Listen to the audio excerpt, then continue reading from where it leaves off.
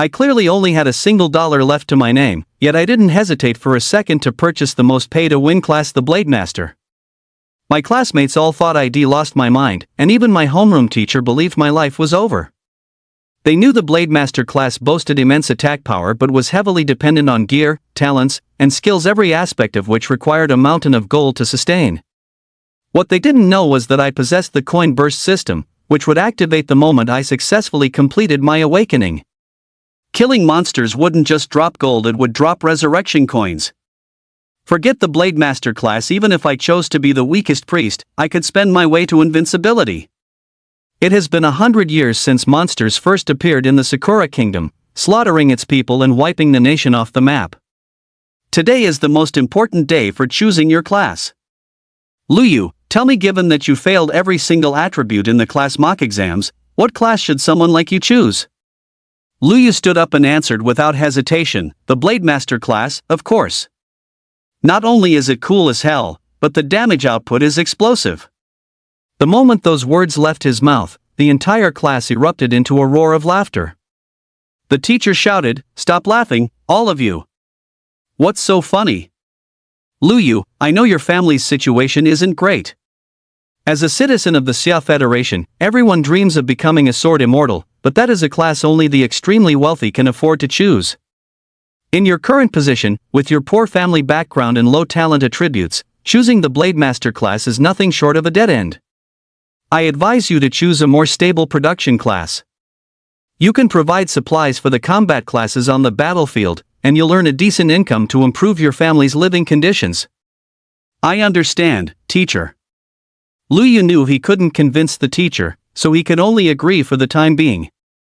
The teacher flashed a gratified smile and gestured for Luyu to sit down. "Students, as you all know, a century ago, when the monsters descended, the human race was nearly wiped out.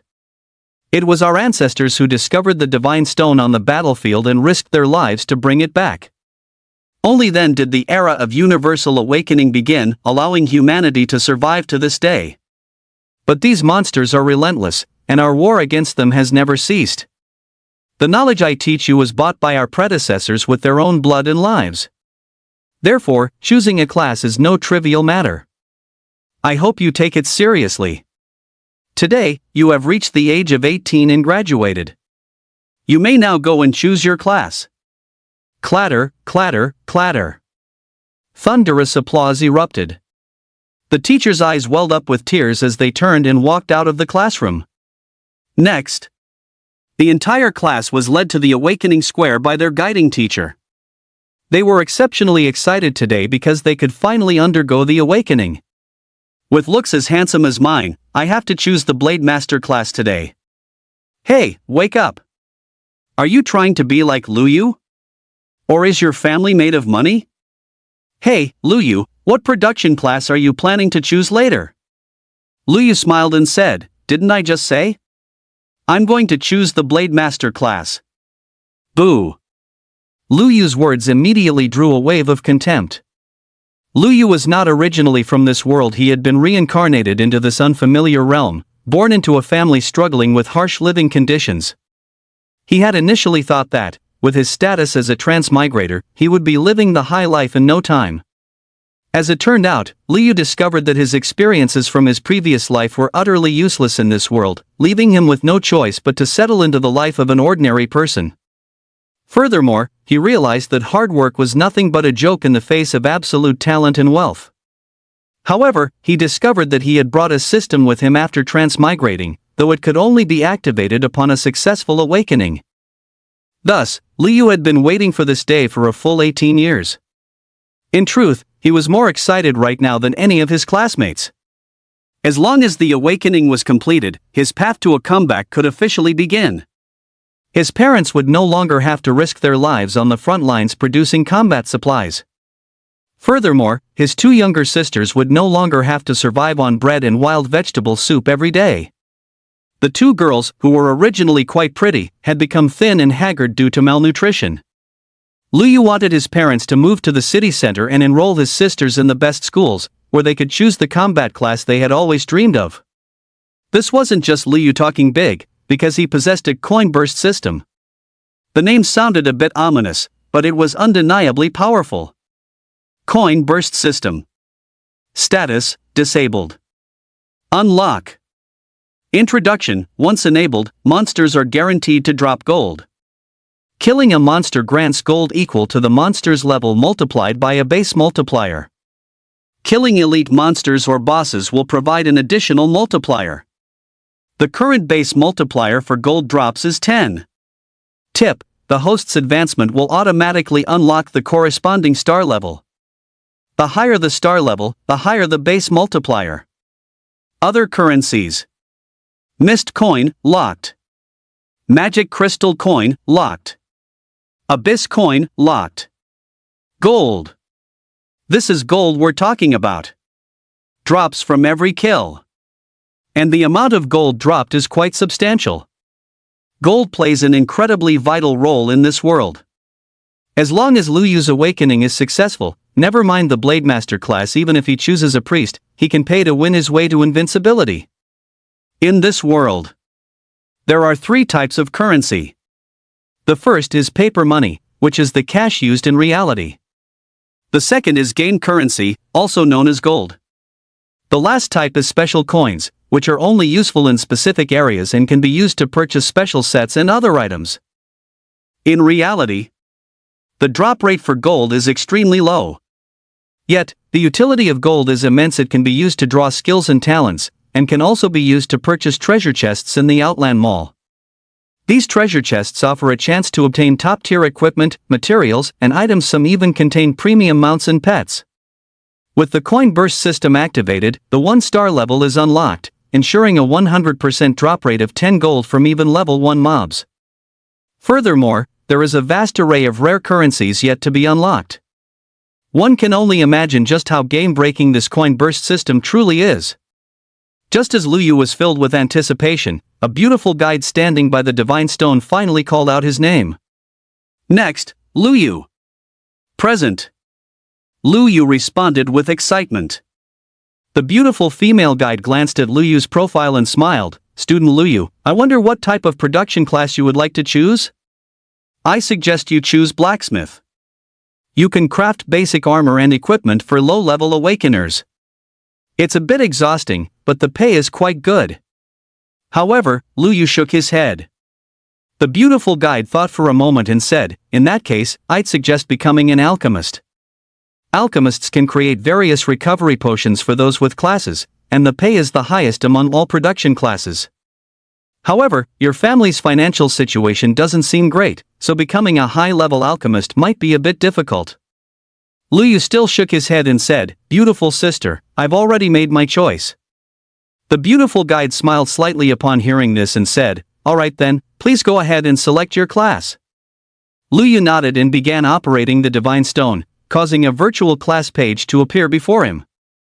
Lu Yu skipped past all the production classes without hesitation, coming to a stop on the combat class, Blademaster. Holy crap, what is Lu Yu doing? He's not actually thinking of choosing the Blademaster class, is he? Has he lost his mind? Is he for real? Even the beautiful female guide standing nearby was startled and hurriedly said, Lu Yu, please don't give up on yourself like this. But Lu Yu only flashed an excited smile and clicked the confirm button without the slightest hesitation. The divine stone immediately displayed Lu Yu's awakening information, accompanied by a notification sound. Ding! Congratulations, your awakening was successful. Class, Blademaster. He's crazy. This guy is out of his mind. Given his family's financial situation, choosing Blademaster is nothing short of ruining his own future. Exactly. The Blademaster class is far too dependent on equipment, talent, and skills. Every single aspect requires a massive amount of gold to sustain. In the general consensus, a Blademaster without top-tier equipment, high-level skills, and high-level talents is considered inferior to a warrior. However, once a Blademaster possesses these conditions, they can reign supreme over all other classes. Some might ask, what if other classes also possess these same conditions? The only answer is that, under equal conditions, a Blademaster can utterly dominate any other class. Seeing this, the beautiful guide could only shake her head and sigh. Lu Yu, however, remained unconcerned. Because his system had finally been activated. Ding! Congratulations to the host on a successful awakening. The coin burst system is now active. Defeating monsters will yield a 100% gold drop rate. It's here. Lu Yu was overjoyed. However, he didn't let it show, instead waiting silently in the corner for the other students to complete their awakening. While everyone was still preoccupied with the awakening, Lu Yu opened his class panel. Name, Lu Yu. Class Blade Master. Level, LV1 Tier 0. HP 50. MP 50. PATK 21. PDEF 15. MDEF 15. Strength, 7 plus 3 PATK per point. Vitality 5 plus 10 HP 3 PDEF. Intelligence, 7 plus 3 MATK per point. Agility, 6 plus 10 movement speed and 0.01% attack speed per point. Spirit, 5 plus 10 MP, plus 3 magic defense per point. Free attribute points, 0 plus 5 per level. Talent, not acquired. Skill, not acquired. Very low attributes. Normal initial attributes range from 5 to 20 points. Lu Yu's stats were lower across the board. However, Lu Yu didn't panic at all. With the system in hand, why worry about not being able to max out his attributes later? 2 hours later, hundreds of students had finally finished choosing their respective classes. The beautiful female guide's voice rang out. Students, please get ready. You are about to enter the battlefield ruins for your trial. I'm sure your homeroom teachers have already gone over the precautions for the battlefield ruins many times, so I won't repeat them here. In the next moment, magical teleportation arrays appeared beneath the feet of the hundreds of students. Immediately after, hundreds of students vanished simultaneously. Battlefield ruins. Reminder: 1. You must reach level 10 in the battlefield ruins before you can teleport out. 2. You can draw 3 class talents and class skills for free before teleporting back. 3. This is a battlefield ruins where humans and invading monsters once fought. Many low-level monsters still exist here, so please act according to your capabilities. Lu Yu looked up. The battlefield stretched beyond the horizon, shrouded in a dense, swirling mist and permeated by a faint scent of decay. Across the battlefield, the skeletal remains of monsters and humans lay scattered everywhere, alongside tattered war flags still standing tall and the broken weapons of both sides. Witnessing this scene, the hundreds of students stood frozen in shock, with some of the more timid ones even trembling uncontrollably. This is the brutal reality of the battlefield. Countless predecessors have sacrificed their lives here. Through the hazy mist, 3 colossal statues gradually emerged before everyone's eyes. Look!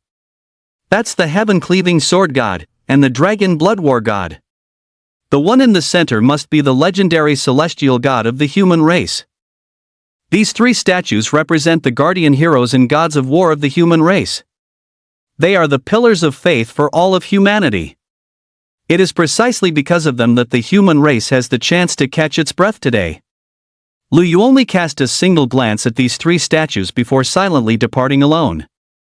Meanwhile, the other students began to form teams with one another. Super healer here. I can fight, I can tank, and most importantly, I've got massive heals. Looking for a powerful team. This is a simulated battlefield dungeon created by a grandmaster of formations, with scenes that replicate the regional environments of a real battlefield. The low-level monsters within are all captured and brought in by high-ranking human awakeners. Every student who has completed their awakening must enter this dungeon to undergo a period of practical training. These students are unaware that this is a simulated dungeon. They all treat it as their final real combat examination before graduation. The emergence of this dungeon. First, it is to let these students witness a real battlefield environment and experience the brutality of war. Second, this is actually a benefit provided to these recent graduates. This dungeon is filled with the lowest tier monsters, allowing these students to easily reach level 10. Most importantly, after reaching level 10 in this dungeon, they can draw skills and talents 3 times for free. If they wish to continue drawing, they will need to spend gold. Therefore, students from wealthy families had already been provided with a large sum of gold by their parents, specifically to pull high-quality skills and talents, allowing them to stay significantly ahead of everyone else. Not only that, but this battlefield also features shops that specifically sell top-tier equipment for beginners. However, the gold required is so exorbitant that even wealthy parents advised their children not to purchase equipment there lightly. After all, the most important things here are the talent and exclusive skill draws. As for leveling up, as long as one isn't too reckless, reaching level 10 is inevitable. It's simply a matter of time. Quality grade common rare mythic red epic artifact gold legendary god tier rainbow mythic. Green tier beginner equipment is available for sale within this battlefield. While these students were still busy forming teams with one another, Lu Yu had already arrived at the shop selling beginner equipment. Name: Azure Shadow Sword. Quality grade: Class Warrior Blade Master. Equip level: under LV10. Selling price: 100 gold. Good grief! This costs 100 gold already? It is equivalent to 100,000 yuan. Gold Alliance credits equals 1:1000. One must realize that most of those wealthy students only brought about 1,000 gold with them to draw for talents and skills. Yet Lu Yu didn't even blink before purchasing this Azure Shadow Sword. Having just slain 10 level 1 mobs, he had dropped 100 gold, exactly enough for the purchase. With this sword in hand, he had more than enough power to sweep through the low-level monsters here. Lu Yu headed straight for the level 5 monster zone. Instantly killed. Another instant kill. Yet another instant kill. Every single one taken down with a single strike. Ding! Congratulations, you have obtained 5 times 10 is equal to 50 gold. Ding! Congratulations, you have received 5 times 10 is equal to 50 gold. Lu Yu was incredibly excited, shouting in exhilaration. This was simply too satisfying. The massive amount of gold dropped by these monsters was automatically sent to Lu Yu's backpack, so he didn't have to worry about anyone stealing it. In this world, there is no such thing as priority for items dropped by monsters. Anyone can pick them up. While those classmates were excitedly reaching level 2, Lu Yu had already hit level 5 and returned once again to the novice equipment shop. This time, he bought all the best equipment pieces in the shop, including clothing, shoes, headwear, necklaces, and 11 other items. Dressed entirely in rare equipment, Lu Yu was literally green from head to toe, though that might not sound particularly flattering. But on this battlefield, Lu Yu was already invincible. Filled with ecstasy, Lu Yu headed straight for the level 10 monster zone. These level 10 monsters had eyes glowing with a sinister red light and were hideously ugly. They possessed the bodies of toads but heads like hippos, emitting a foul stench that was utterly revolting. Name: Vile Habby. Level: LV10. HP: 1000. Lu Yu stood right there in the middle of the level 10 monster mob, yet these creatures couldn't break through his defense at all. And in the next second. Ding! Congratulations, you have obtained 10 times 10 is equal to 100 gold. Ding! Congratulations, you have obtained 10 times 10 is equal to 100 gold. Ding! Congratulations, you have obtained 10 times 10 is equal to 100 gold. The Battlefield Ruins map is large enough, and there are plenty of monsters for everyone to reach level 10. Lu Yu fought his way alone to the deepest part of the map, frantically hunting monsters to accumulate gold. He was determined to pull the most powerful talent. Time flew by. 3 days later. Most of the students had also reached level 10. At this stage, once you reach level 10, you can no longer gain experience points, nor will any items drop. Therefore, everyone returned to the safe zone immediately to begin drawing their talents and exclusive skills. As for why Lu Yu was returning to the safe zone now, it was because he had already slaughtered every killable monster in the depths of the battlefield. At this moment, standing before Lu Yu was a divine stone, similar to others yet bearing distinctly different patterns upon its surface. The students showed no reaction upon seeing Lu Yu arrive. After all, the Blade Master boasts the highest early game damage of all melee classes, reaching level 10 through solo grinding is hardly a challenge. My dad set aside 10,000 gold for me. I didn't even buy any starter gear just so I could roll for a talent. I'm definitely going to pull a purple tier talent or better. The one speaking was Xia Yan, the only son of the Xia family, one of the 10 wealthiest families in Warzone F. Not only does his family own mines, but he also possesses considerable magical talent, with an initial intelligence reaching a staggering 18. Wow! 10,000 gold. The surrounding students were all dumbfounded.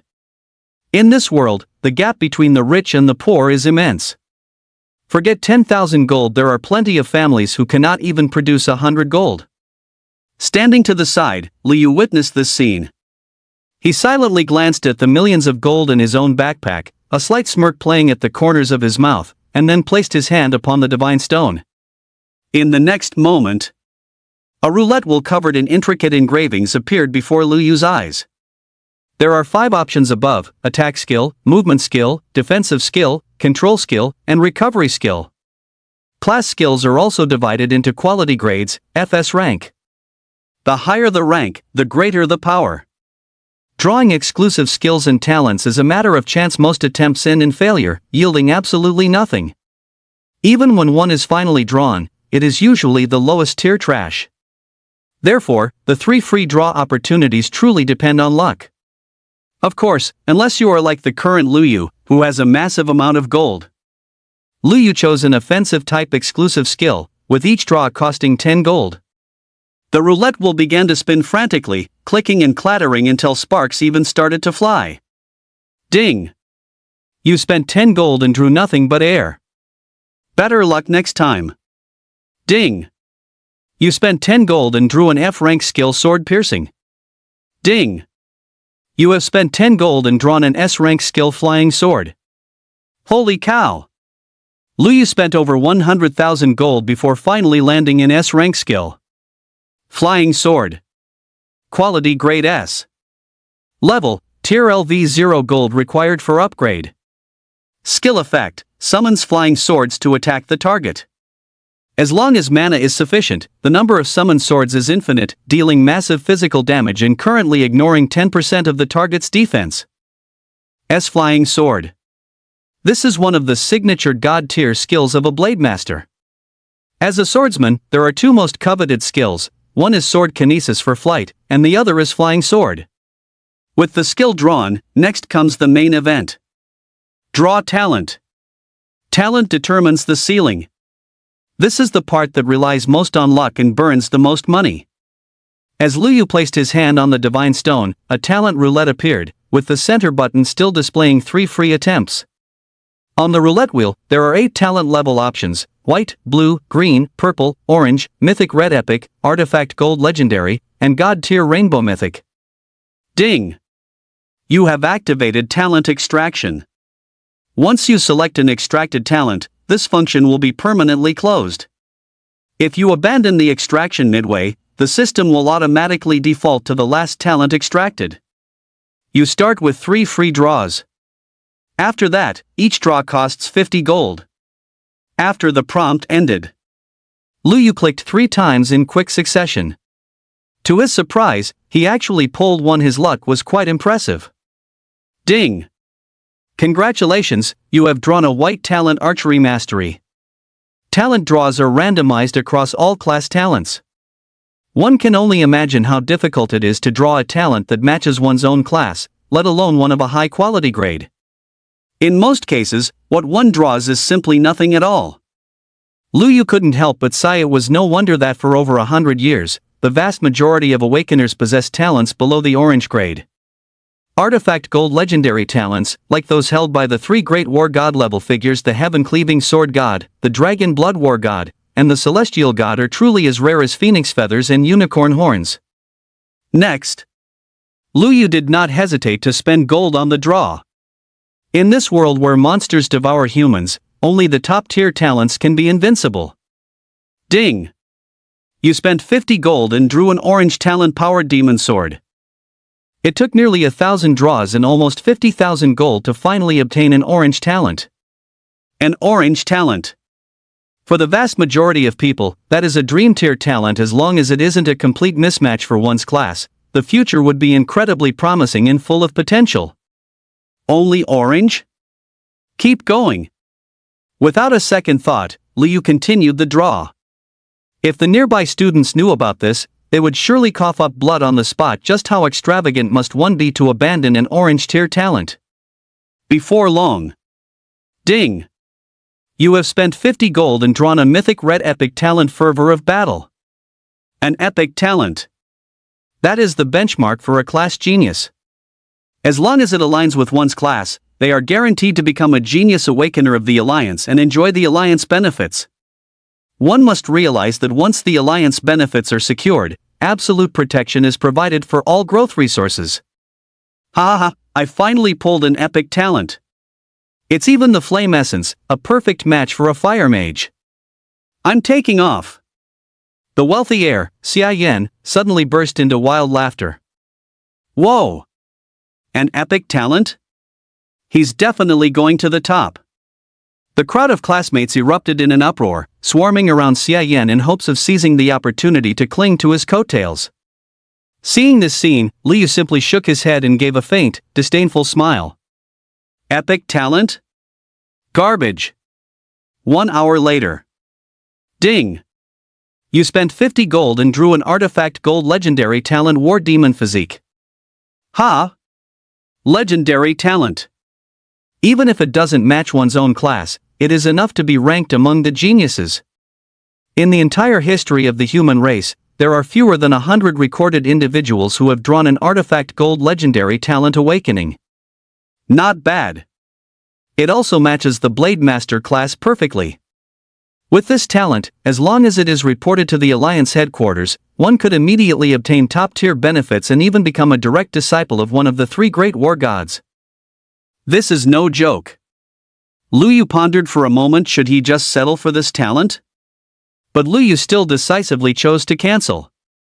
If he didn't pull a mythic grade talent, how could he ever face the favor bestowed by his system daddy? Put. Liu is still pulling for a talent.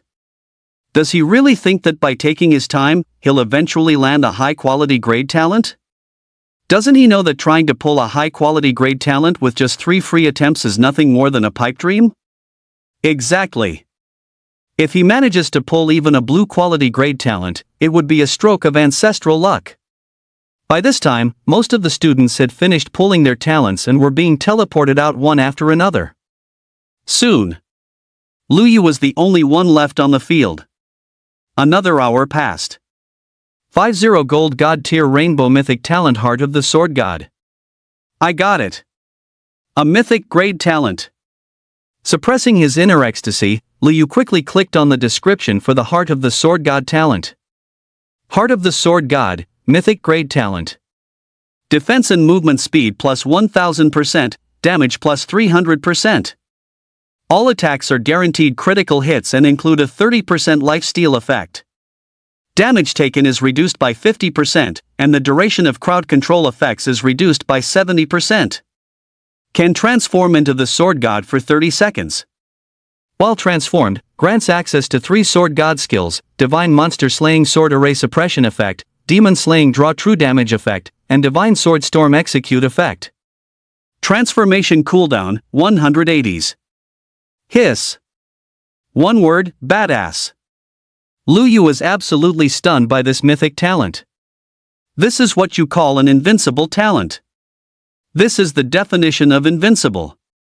Furthermore, this mythic talent is a perfect match for his Blade Master class. It could be said that, with this talent, Liu can directly declare himself invincible among his peers. The future. He might become the first true god in the history of the human race. This is the one. After being teleported out, Liu saw only one familiar figure, his beautiful homeroom teacher, Jean. Everyone else had long since dispersed. Liu, why are you only coming out now? Jin's beautiful eyes narrowed slightly. Teacher, I was leveling up on my own, so I was a bit slow. Liu told a casual lie. However, a blade master's leveling speed wouldn't be too slow even if they were solo. But Jean didn't overthink it and spoke up, Luyu, I know your situation, but don't give up. Go home, rest up, keep a level head, and return to school in 10 days to assemble. Then, follow the escort team to the Dragon City concentration camp in Warzone F. Understood, Jean. Luyu responded. Jean simply shook his head, let out a sigh, and turned to leave. This child, Luyu, had chosen the Blade Master class. He was destined to have no future. He would likely lead a life even more bitter than that of his parents. As for his homeroom teacher's concern, Luyu could genuinely feel it. These past 3 years. Although Jean would often scold him, call him out, or make him stand as punishment, it was only because Jean was frustrated that he wasn't living up to his potential. Normally, Jean treated him quite well, and he vowed to properly repay Jean in the future. It is currently the school awakening break, so Luyu's 2 younger sisters are naturally at home. Now that he has money, Luyu must ensure his 2 sisters get the nutrition they need. Immediately after, Luyu opened the Alliance Mall and anonymously listed 50,000 gold for sale in a single transaction. Holy shit! President, someone just listed 50,000 gold for sale all at once. This was 50,000 gold, no small sum. As soon as it hit the market, the major guilds noticed it immediately. After all, gold had far too many uses. Whether it was the Alliance, the guilds, or other factions, gold was something that would always be in extremely short supply. Snap it up immediately. Do whatever it takes to contact them. We must establish a connection with a high roller like this. Yes, sir. Soon. Ding. All the gold you listed has been sold. After a 10% transaction fee, 45 million Alliance credits have been deposited into your debit card. Gold Alliance credits equals 1:1000. That was quick. Luyu was slightly stunned. It had been less than 2 seconds since he listed it. But on second thought, gold is currently still a scarce currency with immense demand, so it is only natural that people are constantly keeping a close eye on it. With this sum of money, Luyu will be able to purchase a large house in the metropolitan area, ensuring a worry-free life for his parents and 2 younger sisters. Furthermore, the security in the metropolitan area is significantly better than in the smaller towns. He glanced at the time. It was nearing evening. Luyu hailed a taxi and headed to the most prestigious hotel, where he purchased a vast array of high-end gourmet food and packed it into his backpack to keep it fresh at all times. The slums. Sis, didn't Big Brother Dachuan from next door say the school trials would end today? Why isn't Big Brother back yet? Yu toyed with her 2 braids. Although her facial features were delicate, years of malnutrition had left her complexion pale and sickly, and her frame appeared frail and weak. In order to prepare a sumptuous graduation meal for their brother, she and her sister had eaten nothing but steamed buns for 3 days straight, all to save enough money to buy him some meat. Brother must be asking the teacher about things after graduation, otherwise, he wouldn't be back so late. You, if you're hungry, have some steamed buns first. Shue's complexion was similarly dull and sallow, but her large eyes were bright and watery. This year, Shue is 16 and Yu is 14. Both are at the stage of physical development. Before long, a taxi arrived. Shue, Yu, I'm back. Luyu shouted out happily. Big Brother is back. Shue and Yu's eyes lit up, and they immediately busied themselves. Big Brother, don't come in yet, wait outside for a moment. Shue called out with an air of mystery. Luyu had more or less guessed that his 2 younger sisters wanted to give him a graduation surprise, so he obediently waited outside the door as told. A moment later, Shue's voice rang out, Bro, you can come in now. Only then did Luyu open the door and walk in with a broad smile on his face. Seeing his 2 younger sisters, dressed in old clothes patched countless times, looking as thin as matchsticks with pale, sickly complexions, Luyu couldn't help but feel a pang of heartache. Ta-da! Congratulations on your graduation, Big Brother. This is the gift the 2 of us prepared for you. As she spoke, Shue was the first to uncover the dish on the table. This is the minced pork with green peppers over rice I made for you. And me. This is the lean meat and vegetable soup I simmered for you." The youngest sister, Yu, also couldn't wait to uncover the other dish. "Brother, you've been eating nothing but bread for 3 days. Please, eat some meat to replenish your vitality and nutrition," Shui said with a joyful expression. "You guys?" Lu Yu's lips trembled slightly, his nose stung with emotion, and his heart was filled with a complex mix of feelings. He had thought his 2 younger sisters had prepared some small gift for him. Never would he have imagined it would be a meal full of meat. He knew that this meal must have been paid for with the money his 2 younger sisters had scrimped and saved from their own food allowance. They were clearly both emaciated from hunger, yet they had still managed to save up just to prepare this feast for him. Had he known in advance, he would have stopped them without hesitation. He would rather starve himself than have his sisters sacrifice like this for him. "Big brother, hurry up and eat. It won't taste good once it gets cold." Although Shui and Yu were also craving meat, this was a graduation gift prepared for their brother. No matter how much they wanted to eat, they had to pretend they weren't hungry and didn't want any. "You 2 little sillies, from this day forward, I promise you that we will have meat to eat every day, comfortable big beds to sleep in, and beautiful new clothes to wear." Heartbroken, Lu Yu tightly embraced his 2 frail sisters. "Shui, Yu? Big brother, are you angry?" "Exactly, brother, it's broad daylight. What kind of nonsense are you talking about?" The 2 sisters, Shui and Yu, asked somewhat nervously. They thought their brother was blaming them because he saw they had bought meat and was worried they would have even less to eat, leading him to say such nonsensical things out of momentary confusion and frustration. "How could I? Why would I be angry? I'm just worried about you 2. You must be starving. Come and eat with me." Lu Yu stroked his 2 younger sisters' heads and spoke with a pained heart.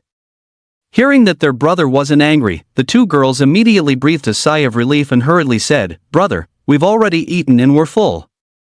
You should eat quickly, and once you're done, tell us all about awakening." How could Lu Yu not know his sisters were lying? Whenever they lied, their faces would flush red and they would try to change the subject. And so, Lu Yu quickly brought out the 5-star delicacies from his backpack.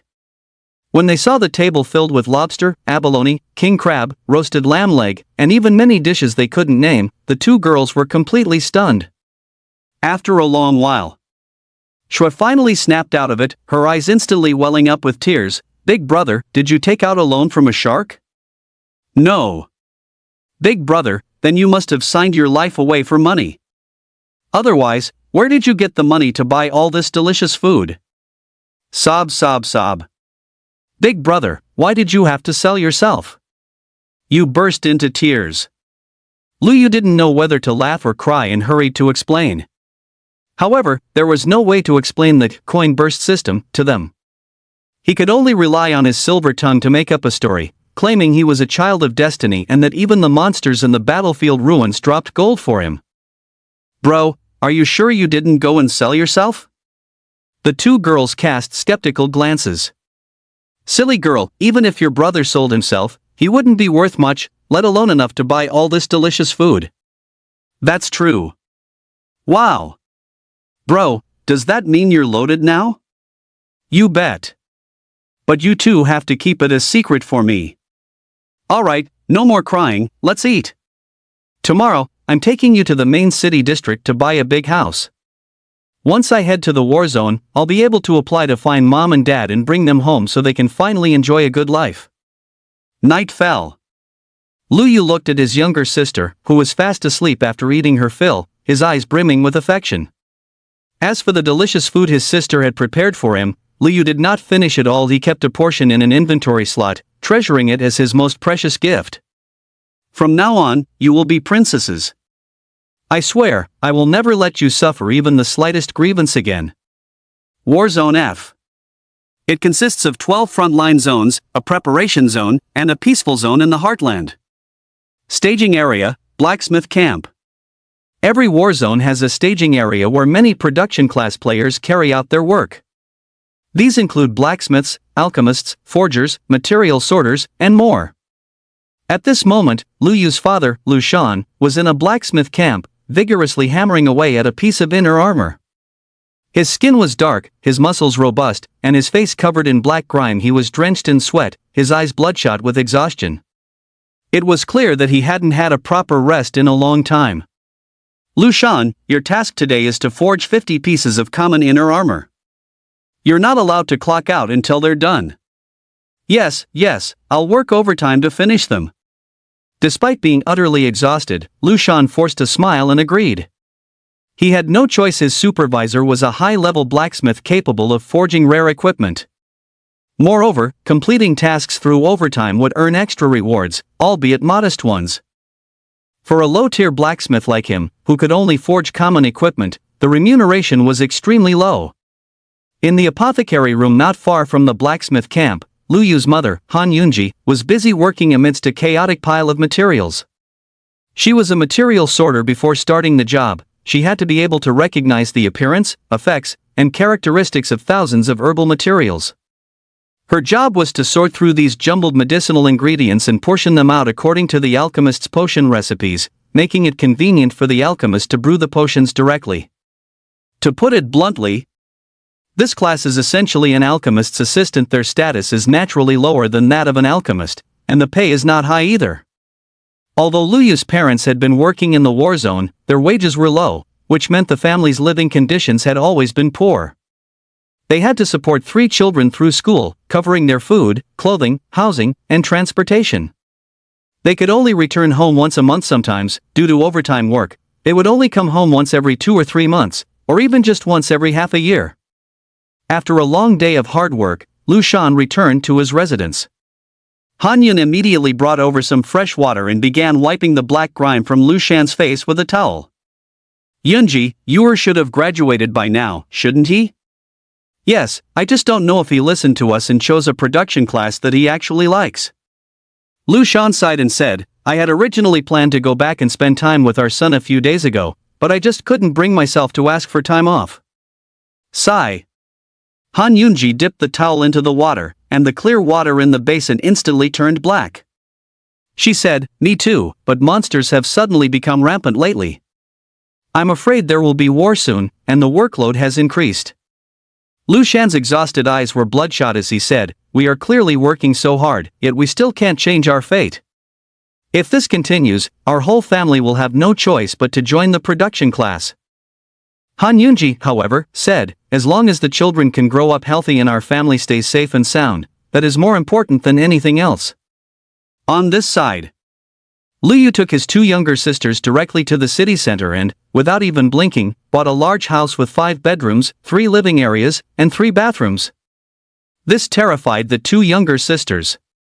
Over the past 10 days, Lu Yu had taken them to buy new furniture and clothes, spending several blissful days playing together in the city center. It made up for the bitterness and hardships they had endured over the last decade or so. Even now, the 2 sisters hadn't quite processed it all. It felt like a dream, far too surreal to be true. Once the 10 days were up, it was time for Lu Yu to head back to school and report for the new term. Before heading to the war zone, Lu Yu left them a sum of money enough to cover their daily expenses and urged them not to hesitate to spend it. When Lu Yu returned to the school, a team of high-tier awakeners, mounted on massive battle pets, was already waiting there. The leader, riding a flying battle pet and clad in golden armor that shimmered brilliantly under the sun, cut an imposing and majestic figure. Flame Spear Warrior, Tier LV 125. Awakeners can only see the class and level displayed above each other's heads. Talents and attributes remain hidden. The sight made Lu Yu's blood boil with excitement.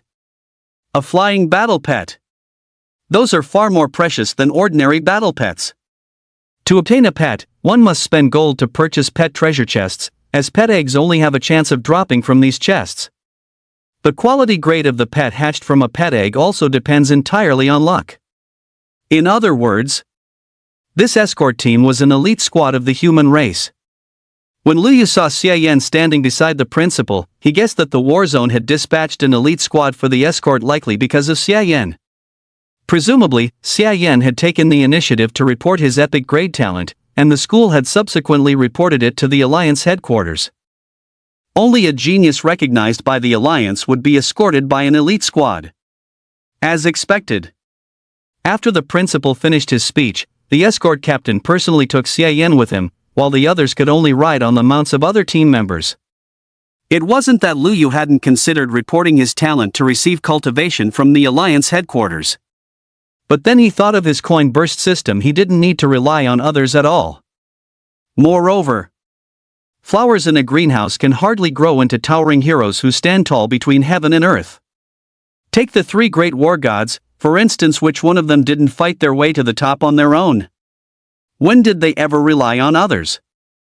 Therefore, Lu Yu decided to temper himself through self-discipline, developing as a lone wolf and living a life of absolute freedom. At this moment, the escort captain, Yang Zhang, spoke up. Listen up. Once we leave the safe zone, a monster attack could happen at any time. Don't assume you're perfectly safe just because we're escorting you. Stay sharp and keep your wits about you at all times. Upon hearing this, the students all sat up straight, their expressions turning solemn. Indeed, they have enjoyed 18 years of peaceful life. Next, it will be a life of living on the edge of a blade. On the battlefield, a momentary lapse in concentration can be a matter of life and death. A sharp glint flashed in Lu Yu's eyes. He could not wait to experience the sheer power of a mythical great talent. One day later, the squad arrived safely at Dragon City. They encountered several waves of monster attacks along the way, but none were above level 100. Under the formidable combat power of the escort team, these monsters were as fragile as paper. However, this also made everyone notice that these high-level monsters were unlike those in the trial dungeons. They possessed intelligence, were organized, had a sense of teamwork, and were utterly fearless of death. You had better not approach this with a gamer's mindset, assuming that monsters exist solely to be farmed by us awakeners. Always remember, the monsters are far more powerful than we are. This was the piece of advice given to everyone by escort captain Yang Zhang. Frontline number 1, Dragon City. This is the hub of Warzone F, overseeing the other 11 front lines. It covers a massive area, large enough to accommodate tens of millions of people. The city walls are covered in battle scars and dried bloodstains. Many guild members, soldiers, and production class players were moving about the city, but every one of them was in a frantic rush, absorbed in their own tasks. In this place, time is life. Only by growing powerful quickly can one gain the leverage needed to survive and establish a foothold. Under the guidance of the escort team, Lu Yu and the others arrived at the rookie camp. Newly awakened individuals from awakening schools across various war zones were gathered here, numbering in the tens of thousands. Meanwhile, awakening geniuses like Xian, who had drawn epic grade talents, were separately arranged to depart. From this day forward, you bid farewell to the comfort of your homes and enter the devil's domain. You have only one mission: uphold your duty, slay monsters to grow stronger, and fight for the future of the human race until your very last breath. Soon after, Lu Yu was assigned to rookie dormitory number 9527. Each dormitory houses 10 people, somewhat resembling a large-scale university dorm, albeit very rudimentary. These are the maps for Dragon City and the newbie leveling zone. Everyone gets a copy. From now on, you will be leveling up in the newbie leveling zone. Once you reach the advancement tier, someone will guide you to join a guild or a legion. Finally, this is a top-level non-disclosure agreement. You must sign it. You are forbidden from leaking any information regarding the monsters in the leveling zone. This is a regulation from the Alliance headquarters, designed to ensure you rookies learn to explore and experience the true horror of the monsters firsthand.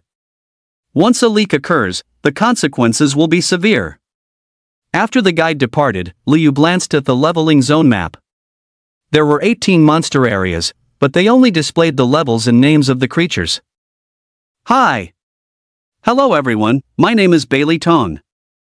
I'm an assassin. I look forward to working with you all. A large, heavy-set man with a round belly and squinting eyes spoke up with an air of instant familiarity.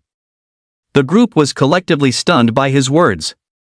A man weighing at least 200 pounds choosing the assassin class? This is even more ridiculous than a broke loser choosing Blade Master. It was hard for anyone to imagine what kind of combat power an assassin who couldn't even run could possibly have. Was he going to get around by rolling like a ball? By the way, I have monster distribution maps for all the leveling zones. Do you want to buy them? I'll give you a 50% discount, only 5 gold each. Put. Didn't they say everyone coming here has signed the highest level non-disclosure agreement? Where did this Bailey Tong get a strategy guide from? And selling it so openly, isn't he afraid of being reported? Yet there was Bailey Tong, clutching his strategy guide with a simple-minded, fearless look on his face. Hey, fatty, is your monster distribution map for real? Someone's interest was piqued. Because the sooner one reaches a higher tier, the better the chance of joining a legion. Even if one couldn't make it into a legion, there was still a great opportunity to join a high-level guild. Heh, it's the real deal, honest prices for all. If it's fake, I'll compensate you tenfold. I'm right here, so you don't have to worry about me running off. What Bailey Tong said was true. If it were fake, he wouldn't be able to show his face in this dormitory ever again. The others believed him. But I don't have any gold right now. No problem. I offer loans here, just sign a loan agreement. 0 interest for the first month, and that's only because of the fate we share as roommates. And just like that, all 8 of them bought a copy. Bailey Tong squinted with a smile, his heart brimming with joy. Making this much on the very first day, what a fantastic start. Seeing that Lu Yu remained unmoved, Bailey Tong approached him with a beaming smile. Hey, buddy, aren't you going to get one? It can speed up your leveling progress, there are so many benefits. Lu Yu pondered for a moment. He had already witnessed the true terror of the monsters on his way to the war zone. However, Lu Yu was not afraid. In fact, he wanted to test the power of his god-level talent on these monsters as soon as possible. The only consideration is that all freshmen from the Alliance are concentrated in Warzone F, yet there are only 18 leveling zones. Without a map guide, it would be difficult to utilize god-level talents without being discovered. With a monster distribution map, one could easily find a secluded spot and farm monsters with peace of mind. Furthermore, Lu Yu intends to monopolize all the bosses in each leveling zone to accumulate more gold. So, Lu Yu decided to buy the monster distribution maps. At 5 gold pieces each, it was pocket change to him. I'll take one of everything. Sure thing, that's 18 in total. Which one do you? Wait, what? You want all of them? Bailey Tong suddenly snapped out of it, his small eyes bulging wide in a look that was nothing short of hilarious.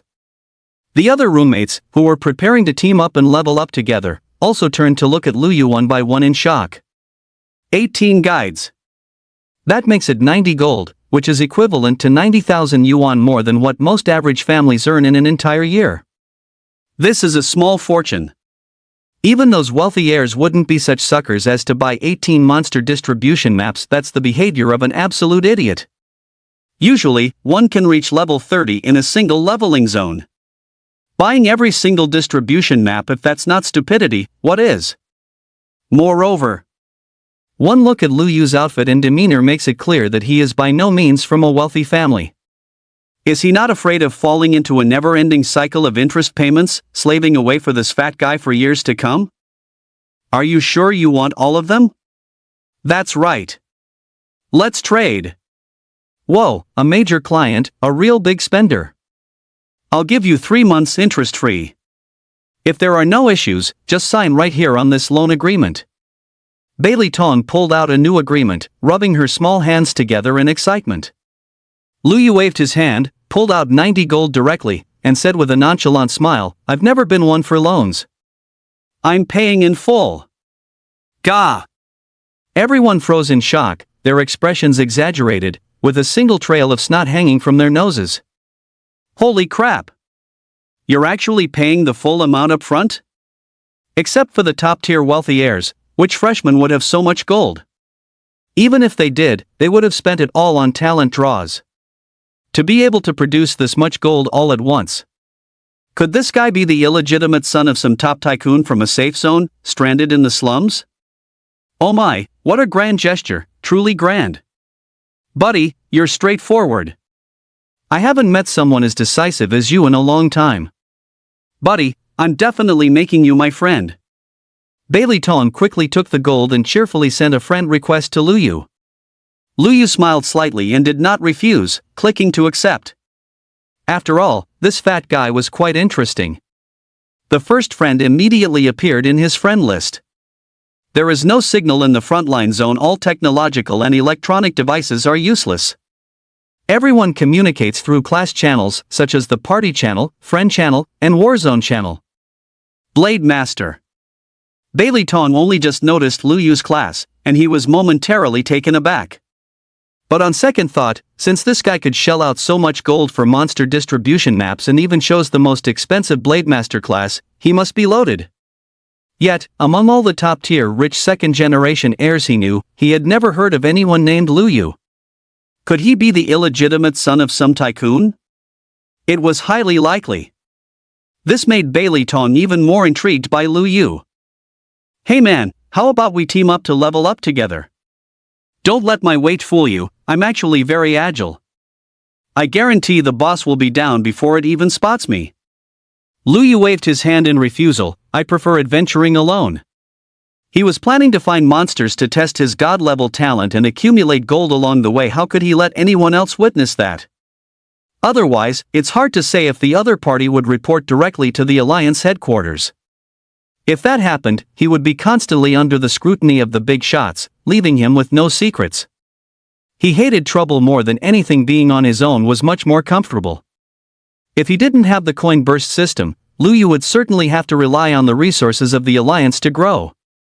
But now, Lu Yu doesn't need to depend on anyone at all.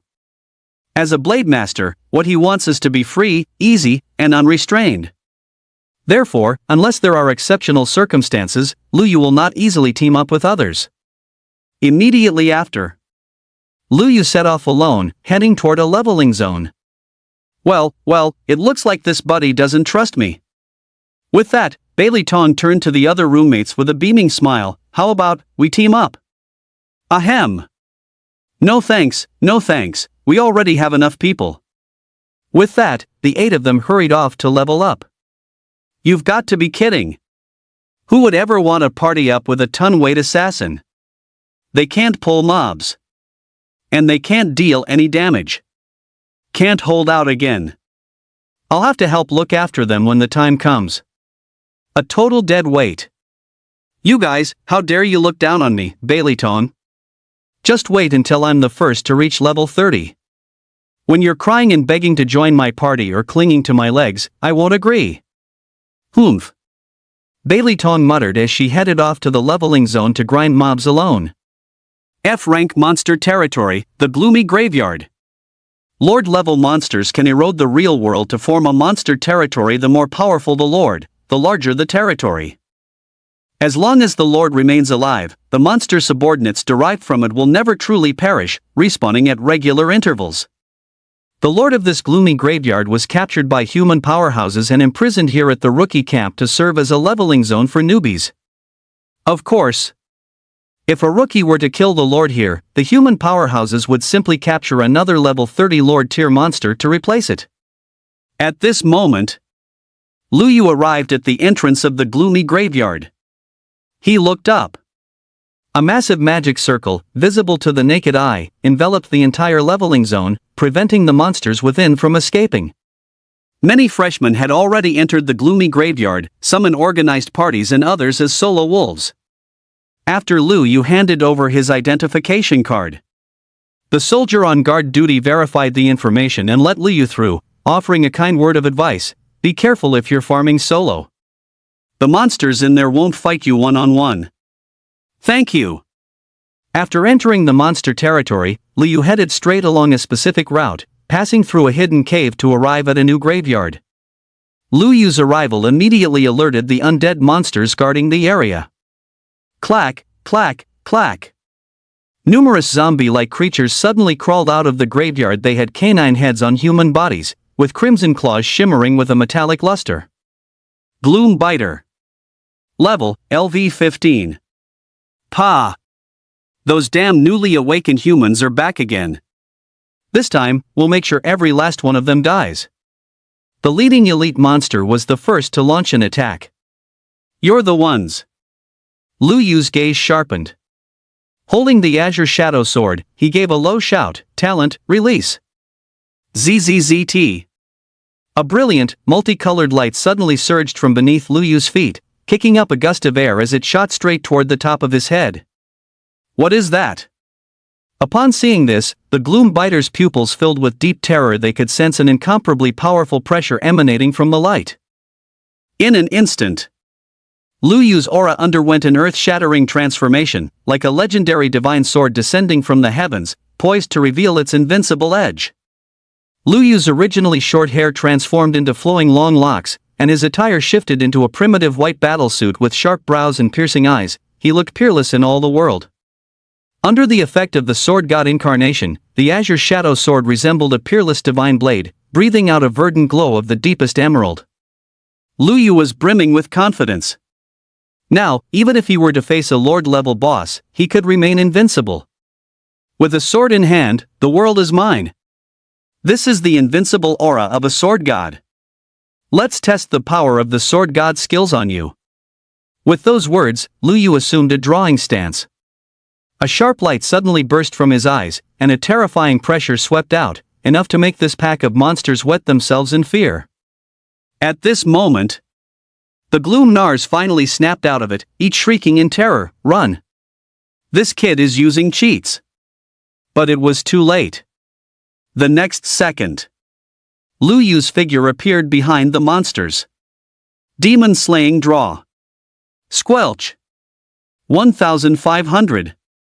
1,500. 2,000. Almost at the same instant, the heads of over 100 Gloom Biters soared into the air as their health bars vanished instantly. Even the elite-level Gloom Biters were taken down in a split second. Is this the Sword God's skill? It truly is powerful. Sword God's skill introduction. The damage of this skill scales with both your strength and agility attributes. The higher your strength and agility, the greater the damage bonus. Furthermore, it deals true damage with 100% armor penetration and possesses a silence effect.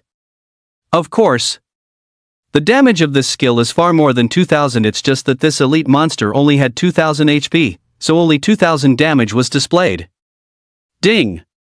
Congratulations, you have received 15 times 10 is equal to 150 gold. Ding! Congratulations, you have received 15 times 10 is equal to 150 gold. Ding! Congratulations, you have received 15 times 10 times 2 is equal to 300 gold. Killing elite monsters doubles the dropped gold again. Not bad at all. Lu Yu was overjoyed. I wonder how many times the rewards will be multiplied for killing the boss. I glanced at my level. I've gone up by 3. Killing higher level mobs provides an extra experience bonus.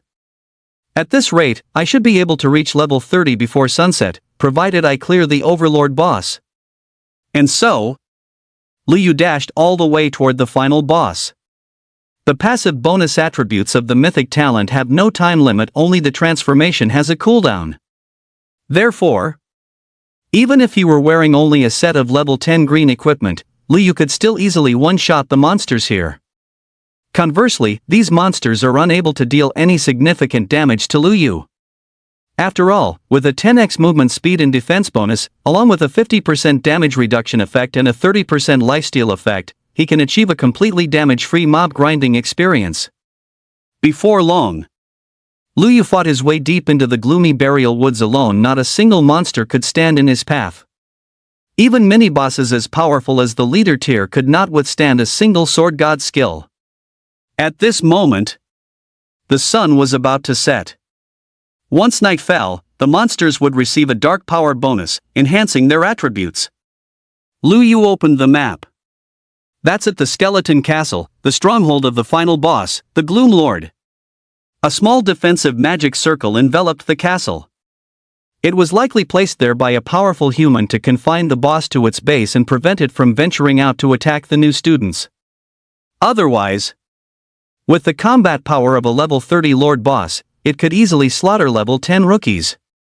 This wouldn't be a novice leveling zone, it would be a novice death trap. It seems the Alliance headquarters has considered everything quite thoroughly, significantly reducing the leveling risks for newcomers. With that thought, Liu transformed into the sword god once more, charging into the skeleton castle alone with his blade. Jia, to dare break in here all by yourself, should I say you have commendable courage, or are you just plain stupid?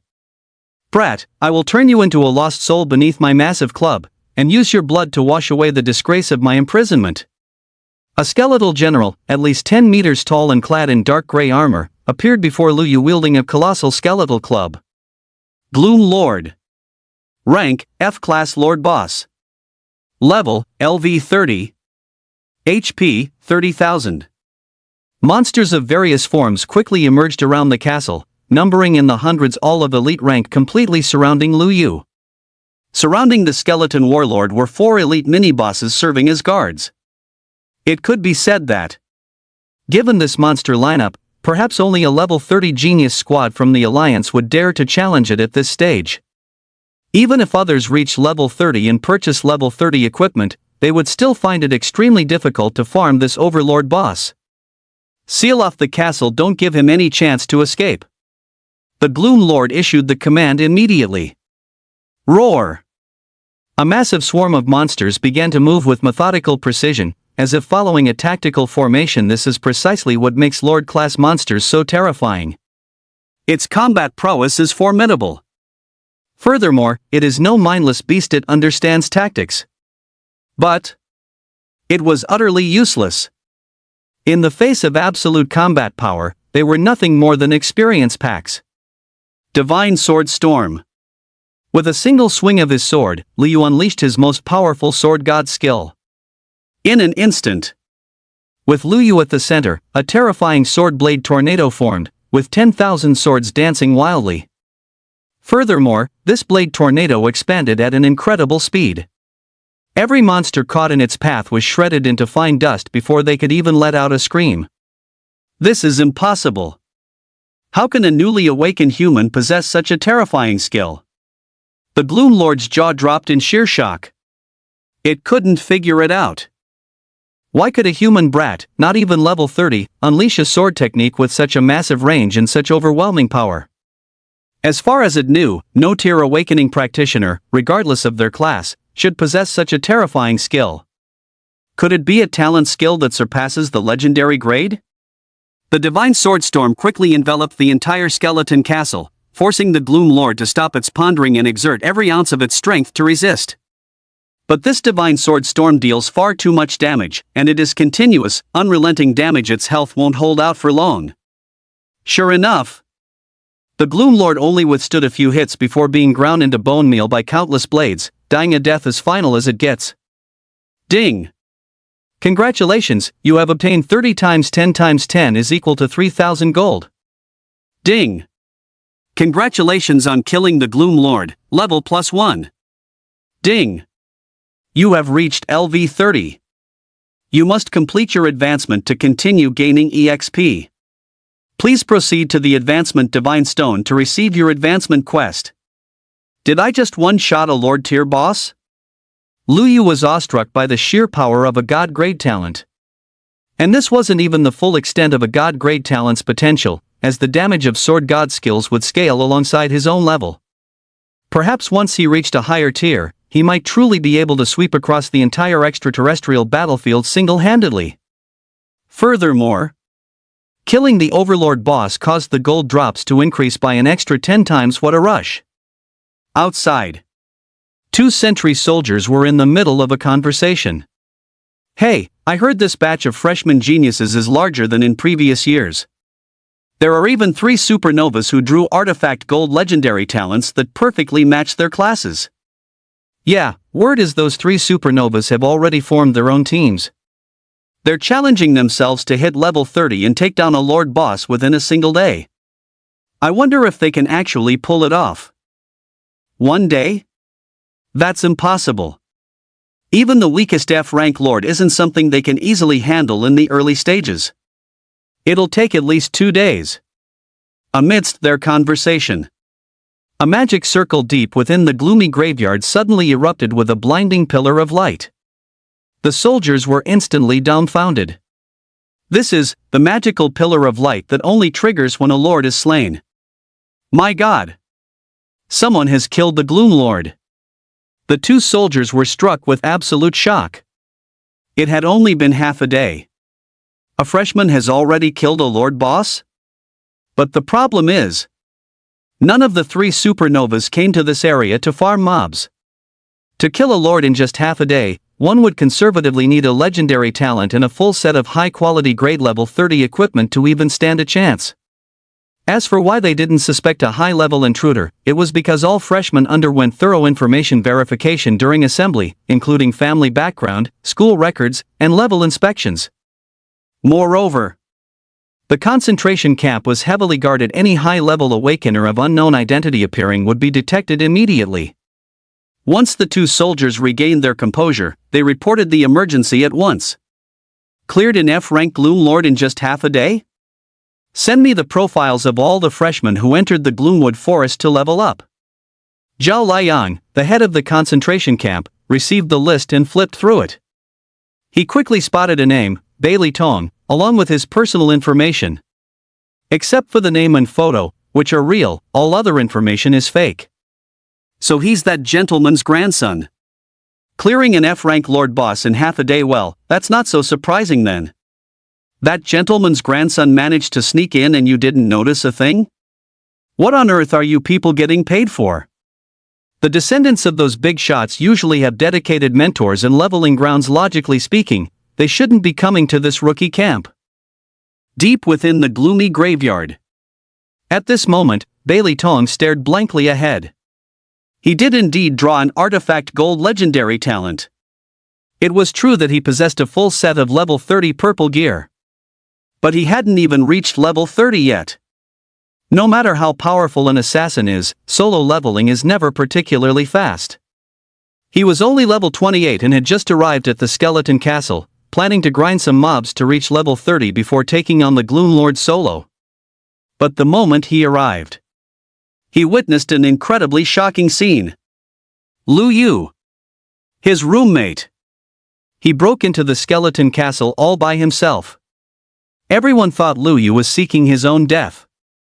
But in the next second, a massive bladed storm erupted across the Skeleton Castle. It lasted for only a few seconds. All the monsters inside the Skeleton Castle were instantly killed. The Gloom Lord was also reduced to ashes. What kind of monster is this?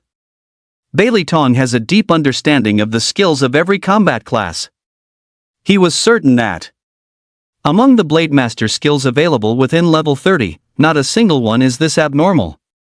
There can only be one explanation. This roommate of his must have awakened an incredibly heaven-defying talent, at the very least, a legend-grade talent. At this thought, Bailey Tong's small eyes narrowed slightly, followed by a sudden burst of sharp brilliance. Someone who dares to choose the Blade Master class and manages to draw such a high-quality talent has a truly limitless future. I must find a way to make friends with them.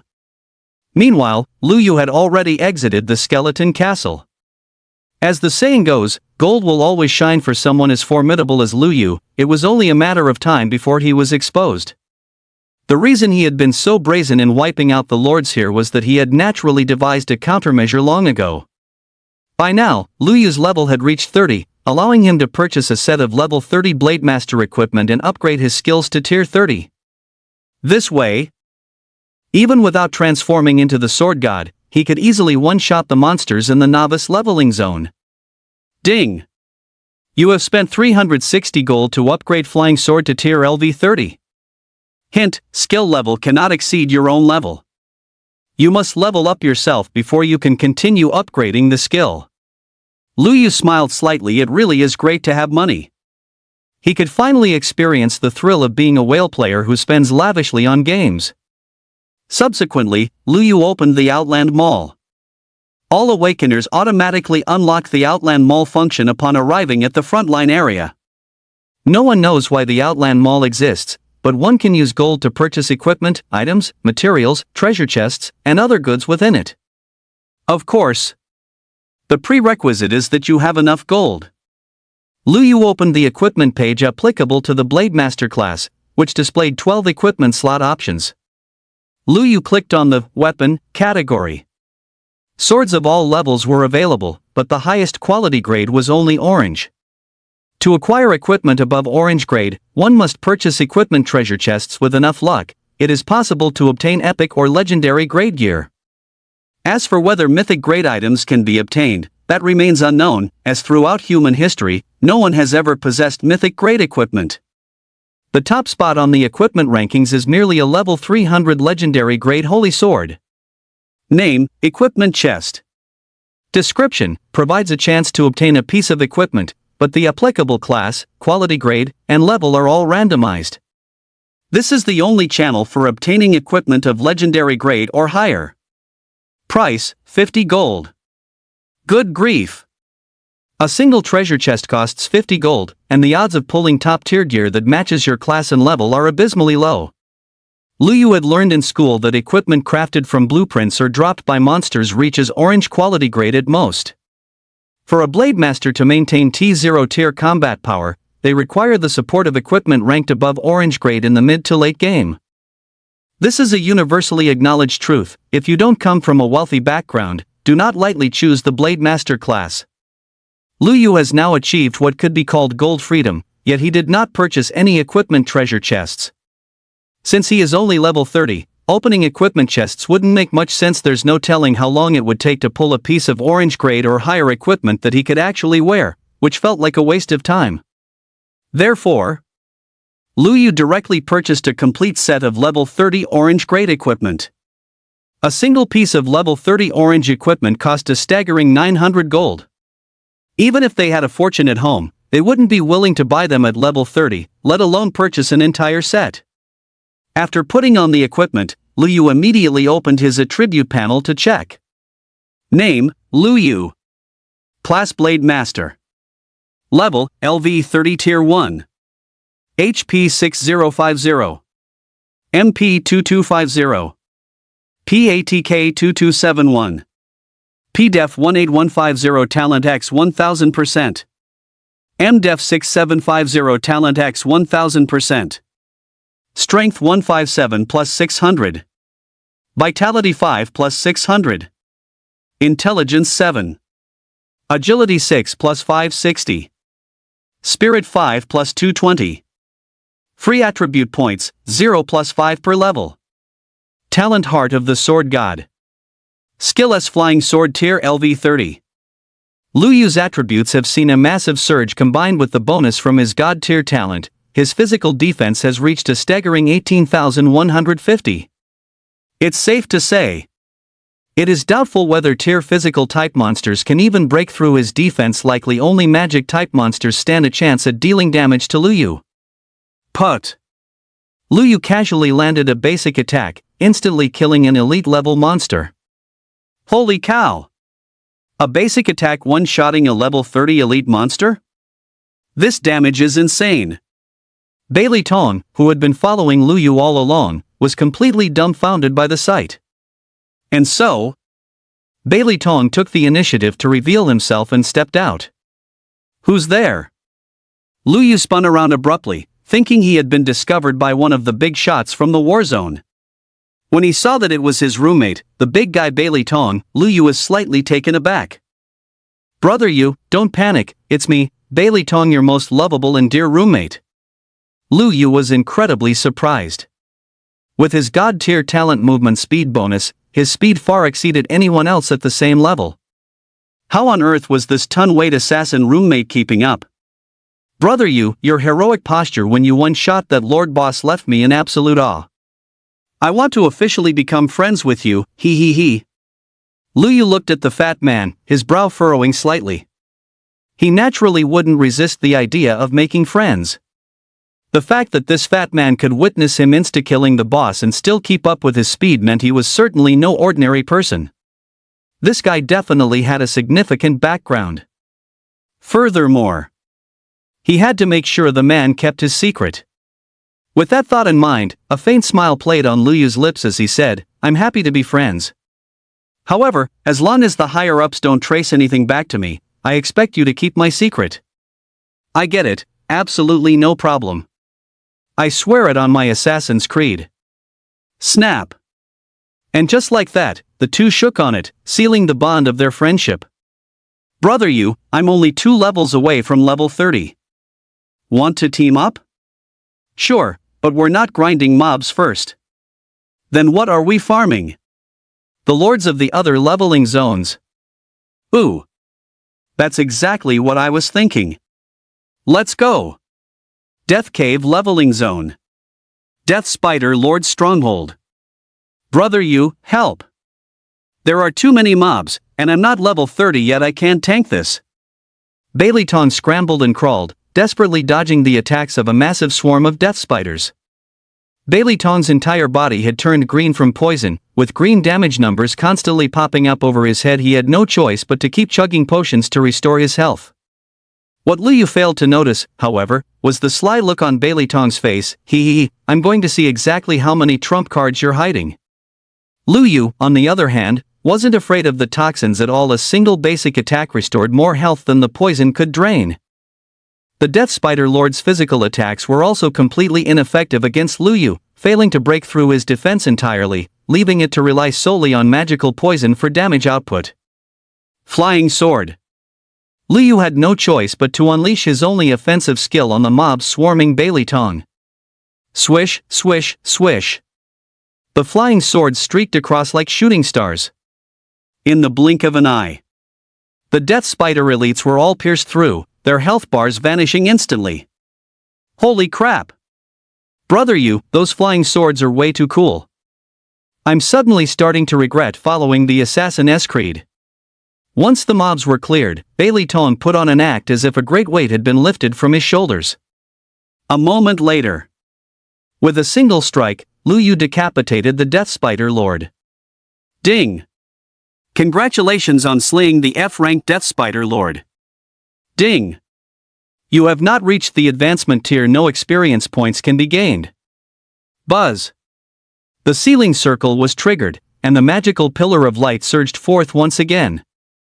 The Death Spider Lord has been cleared by someone too?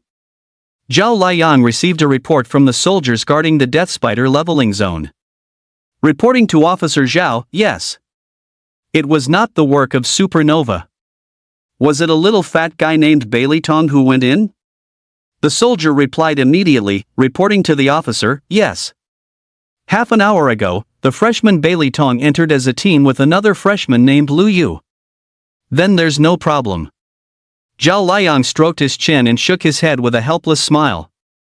It seems that Great Man's grandson is using the Lord Boss to train himself, and he actually only brought one teammate.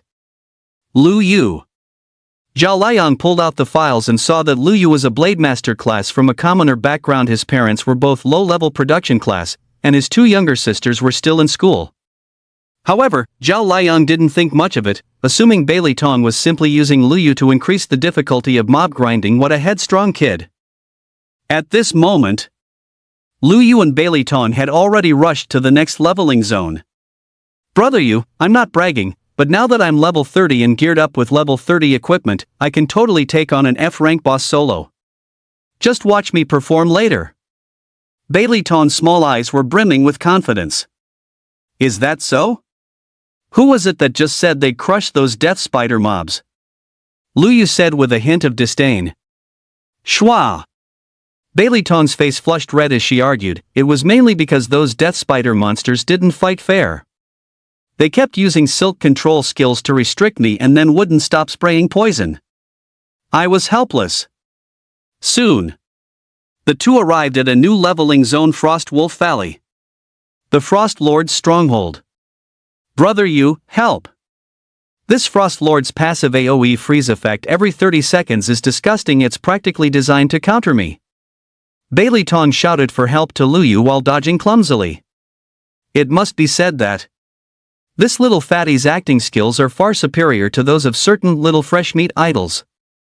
Poochie! In less than 3 minutes, Luyu had cut down the Frost Lord along with all the smaller mobs. Brother you, don't look at me like that. If it were any other F-rank lord, I could definitely defeat it. You know as well as I do, if an assassin can't get close, they're basically useless. By the way, brother you, why was the Frost Lord's freeze duration on you so short? Baileyton's small eyes were filled with curiosity. Because I have crowd control reduction effects.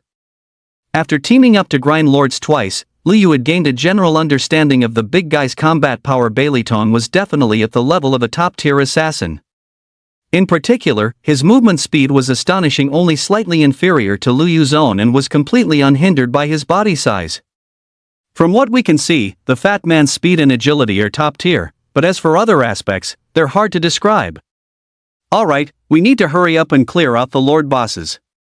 Those who drew high-quality grade talents have likely reached level 30 by now. You got it. Let's head straight for the Lords then. And so, the two of them dashed through various leveling zones, swiftly taking down F-rank lords in seconds. It caused quite a stir for a moment. Holy crap!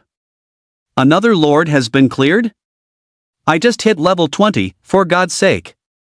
Many freshmen were filled with shock and bitterness. How can the gap between people be this massive? Brother Yu, there's only one demon ape lord left. Are we letting this one go too?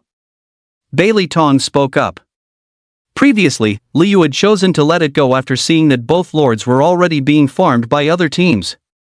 This final magic ape lord was also being tackled by a 6-person squad, which included one of his schoolmates, Xia Yan.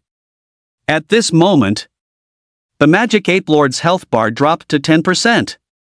Nice work, keep up the damage. Xia Yan, save one skill to finish off the boss.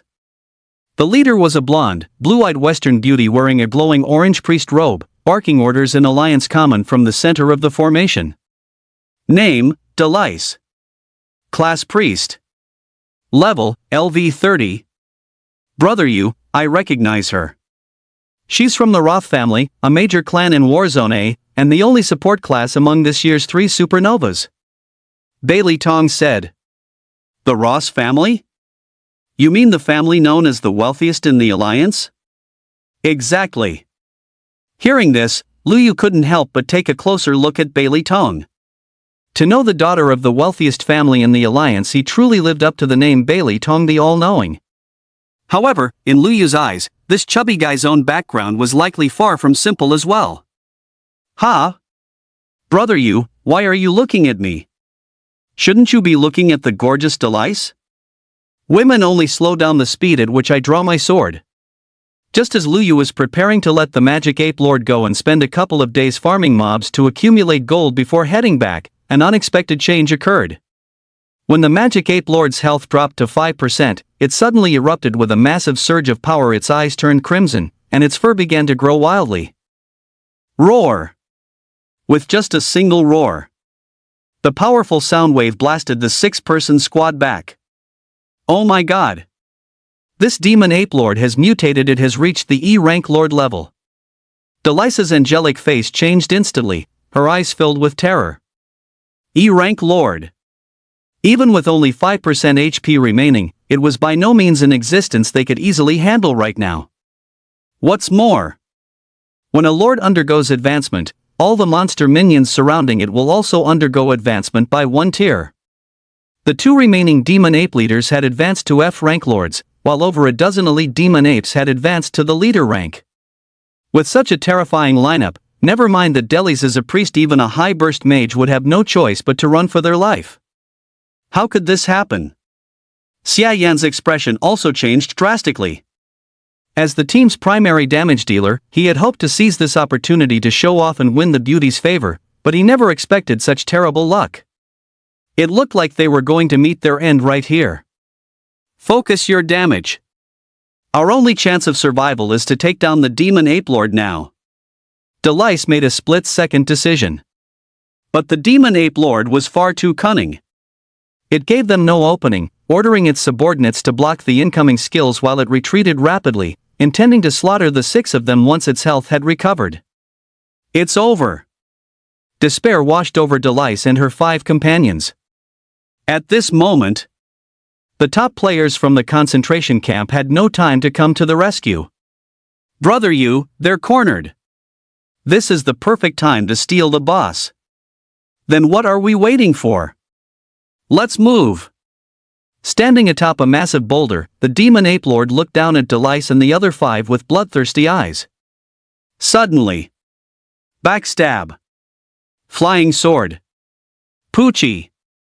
500. 3000.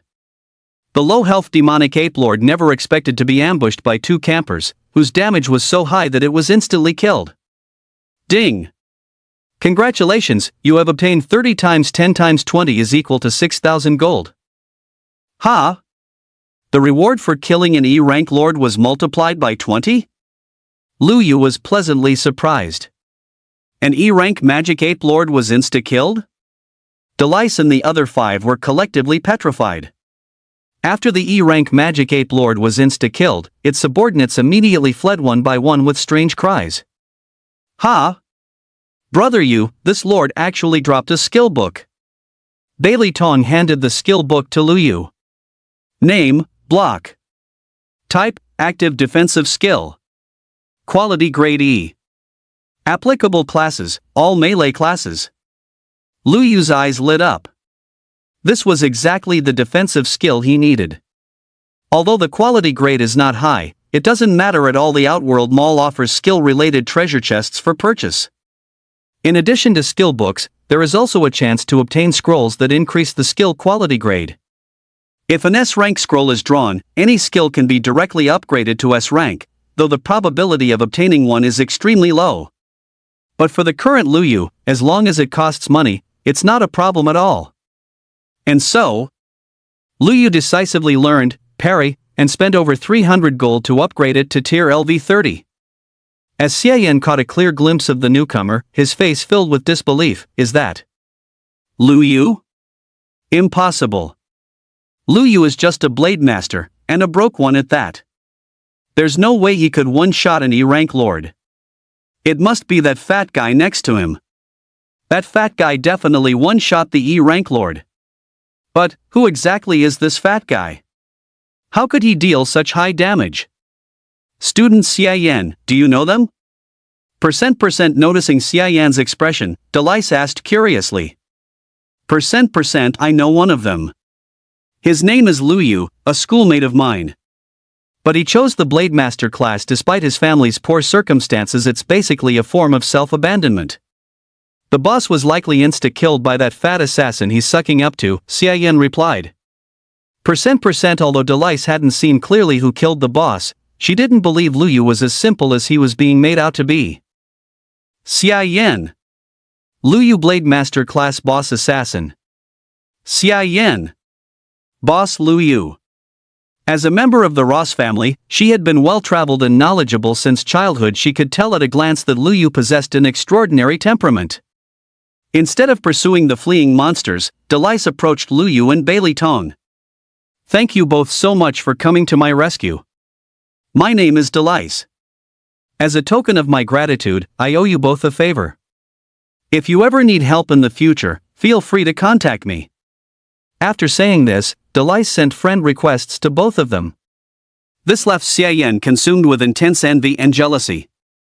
He had been dreaming of getting on Delice's friends list, but she had made it clear he'd only get it after helping her take down the demon ape lord.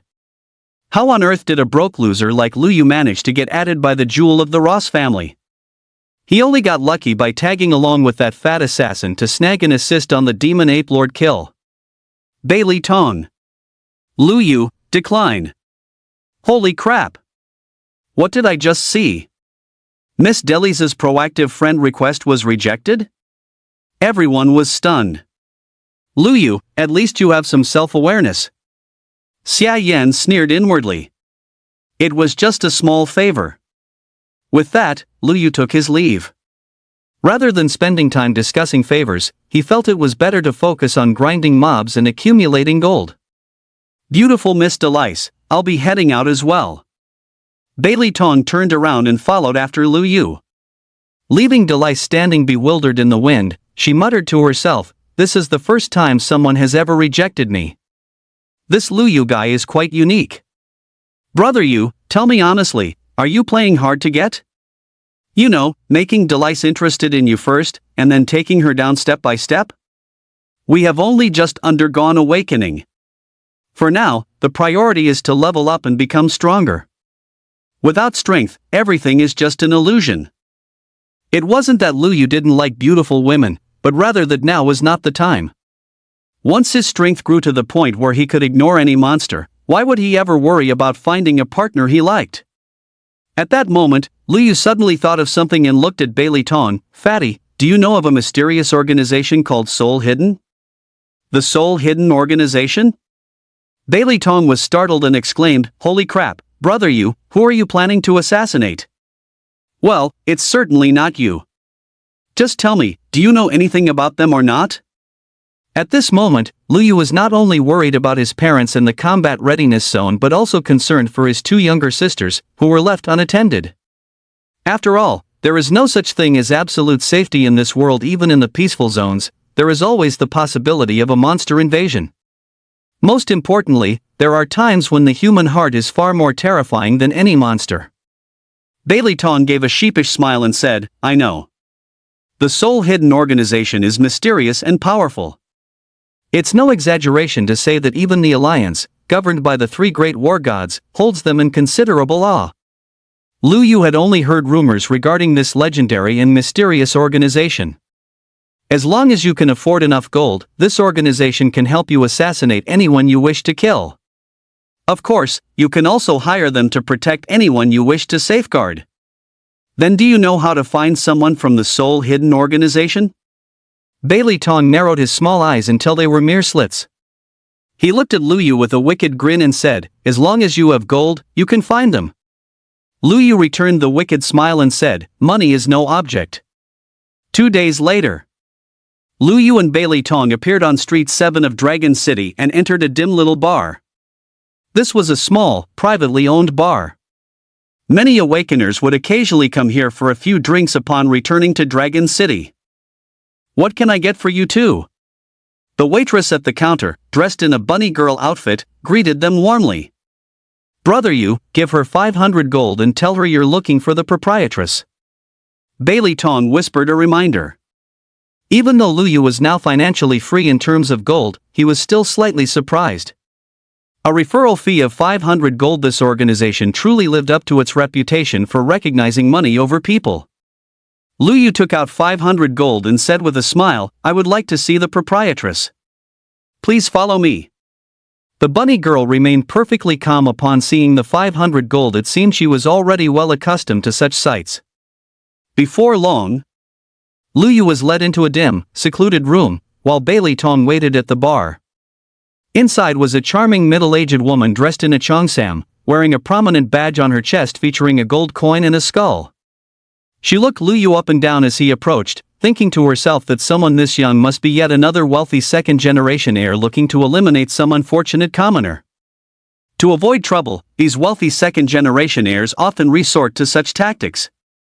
The young woman in the cheongsam rose slowly, revealing her fair, slender legs, and said, "Follow me." Lu Yu nodded and followed her into another small, dark room.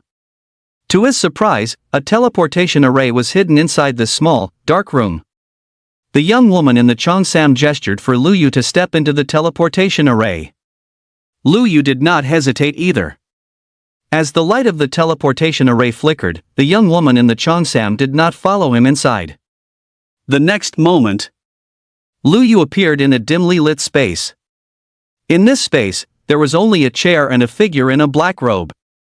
The figure in the black robe sat quietly in the chair, his face and form completely concealed beneath the dark fabric.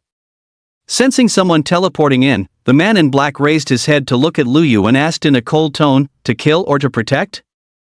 "To protect." With that, Lu Yu handed over the materials he had prepared in advance. A short while later, "You need to protect 4 people, and for a duration of 2 years?" The people Lu Yu intended to protect were, naturally, his parents in the Warzone F combat readiness zone, as well as his 2 younger sisters in the peace zone. Lu Yu nodded toward the figure in the black robe. The figure glanced at the documents in hand once more and said, "A 2-year protection period. The cost might be quite high. How much gold will it require?" Lu Yu asked directly. The man in the black robe began to size Lu Yu up. He felt a sense of doubt. The person before him looked very young, yet possessed a remarkably composed demeanor. "The protection fee is 100 gold per person per day. For 4 people over 2 years, that totals 292,000 gold. If you pay in full upfront, I can give you a discount and call it 290,000 gold. If deal. Lu Yu transferred the 290,000 gold immediately, signed the trade contract, and got up to leave, leaving the man in the black robe standing there in a state of utter confusion. Are kids these days really this loaded? He didn't even need an installment plan. My family is secured now. Next. I can go complete the advancement quest and focus all my efforts on grinding mobs to level up. The concentration camp. Advancement. You can accept tier advancement quests here. At this point, many freshmen had already reached level 30 and were lining up here to take on their advancement quests. Brother Yu, after your advancement, do you plan to take the Alliance Legion assessment, or join another guild faction? Bailey Tong spoke with a smile, her eyes darting around mischievously. The Legion, I suppose. Lu Yu had his own plans. Guild organizations were too restrictive. Furthermore, they didn't offer as many benefits as the Alliance Legions. Within the territories under the Alliance's jurisdiction, the natural priority was to join a Legion. One could earn military merits by grinding mobs or completing Legion quests. With military merits, one could not only earn military ranks and increase their clearance levels but also exchange them for special tickets. For instance, places like the Sky Arena, Star Tower, and Dragon Valley are special rewards harvested by the human war gods during their campaigns in the extraterrestrial battlefields. Furthermore, currencies such as Mist coins, Secret Realm coins, and Abyss coins that appear in the Coin Burst system can only be farmed by entering these specific special zones. Moreover, their drop rates are even lower than that of gold. The Legion allocates a certain number of entry slots for these locations every year. Of course, powerful monsters will also enter, competing alongside the human race for the rewards within. This is a special dungeon belonging to the monster world, containing rewards that even the monsters themselves covet. The Alliance headquarters stipulates that only those who have earned a certain amount of military merit and meet the specific criteria are eligible to obtain a ticket. This is also the primary reason why Lu Yu prioritized joining the Legion. Then I choose to join the Legion as well. Who knows, maybe Brother Yu and I will be assigned to the same war zone and the same squad. Bailey Tong squinted his small eyes and smiled, always carrying the look of a shrewd profiteer. Lu Yu merely offered a faint smile upon seeing this. The Legion's assignments were strictly regulated. It wasn't as if Bailey Tong could simply pair people up on a whim. Even a major general of the Alliance didn't have that kind of authority. After waiting in line for a while, it was finally Lu Yu's turn. This is a Tier 2 advancement stone, which can only be used to accept tier tasks. Place your hand upon it, and you will automatically receive a prompt for your advancement task. You can draw the difficulty level for advancement tasks yourself. The higher the difficulty, the greater the attribute bonuses you will receive upon completion.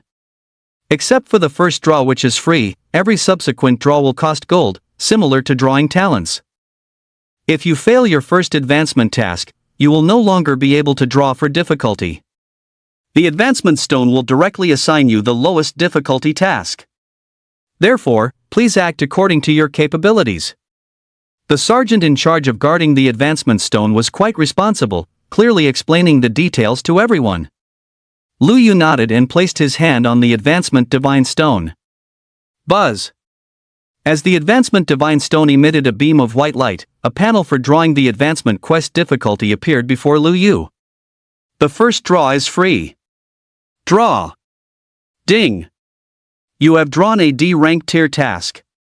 Do you wish to confirm? Lu Yu naturally chose no. With his current combat power, he was more than capable of easily completing S-rank tier tasks, the highest difficulty level. D-rank? It wasn't even worth a second thought. After grinding for gold for 2 consecutive days, Lu Yu's reserves have once again accumulated to over 1 million. At this point, Lu Yu can only be described as filthy rich. And so, Lu Yu spent gold directly on draws, not stopping until he pulled an S-rank difficulty advancement quest. Ding! You have spent 20 gold and drawn an S-rank difficulty tier quest. Do you wish to confirm? Confirmed. Ding! You have confirmed the tier quest. Quest content: you must head to the quest dungeon and solo kill a level 30 S rank lord. Reminder: if the quest dungeon is not manually opened within 3 days, it will open automatically. Once opened, you will be teleported into the dungeon immediately. If you abandon the quest, you will be teleported out instantly. Good grief! It truly lives up to its reputation as an S-rank tier quest. It actually requires a solo kill on an S-rank lord. With this level of difficulty, even a supernova who pulled a legendary talent matching their class and was decked out in full orange gear would have to think twice before accepting such a quest. After all, when going in solo, you either need absolute combat power or the money power to be fully prepared, otherwise, there is a high probability of failure. But Lu Yu didn't panic in the slightest. As long as he transforms into the Sword God, 30 seconds is more than enough to crush any level 30 Lord tier boss. Brother Yu, I've received an A rank mission. How about you? Something like that. Something like that? Don't tell me you took a B rank mission, brother Yu? S rank. What the hell? Bailey Tong stared at Lu Yu with wide eyes. Holy crap! Is brother Yu really this brave? He actually dares to take on an S-rank advancement quest? Even if I were to draw it, I would have to think twice. That mission is simply not meant for humans to complete. Granted, the mission boss will be slightly weaker than its real-world counterpart, and it is a one-on-one duel without interference from minions. However, no matter how much an S-rank Lord tier boss is weakened, it is still not something an ordinary person can handle. The most important thing is, this is only a tier mission. The attribute bonuses gained from completing an S rank versus an A rank mission aren't actually that different, and any gap can be made up later through equipment and other means. Therefore, the safest bet was still to take on a rank advancement missions. A sharp glint suddenly flashed in Bailey Tong's eyes.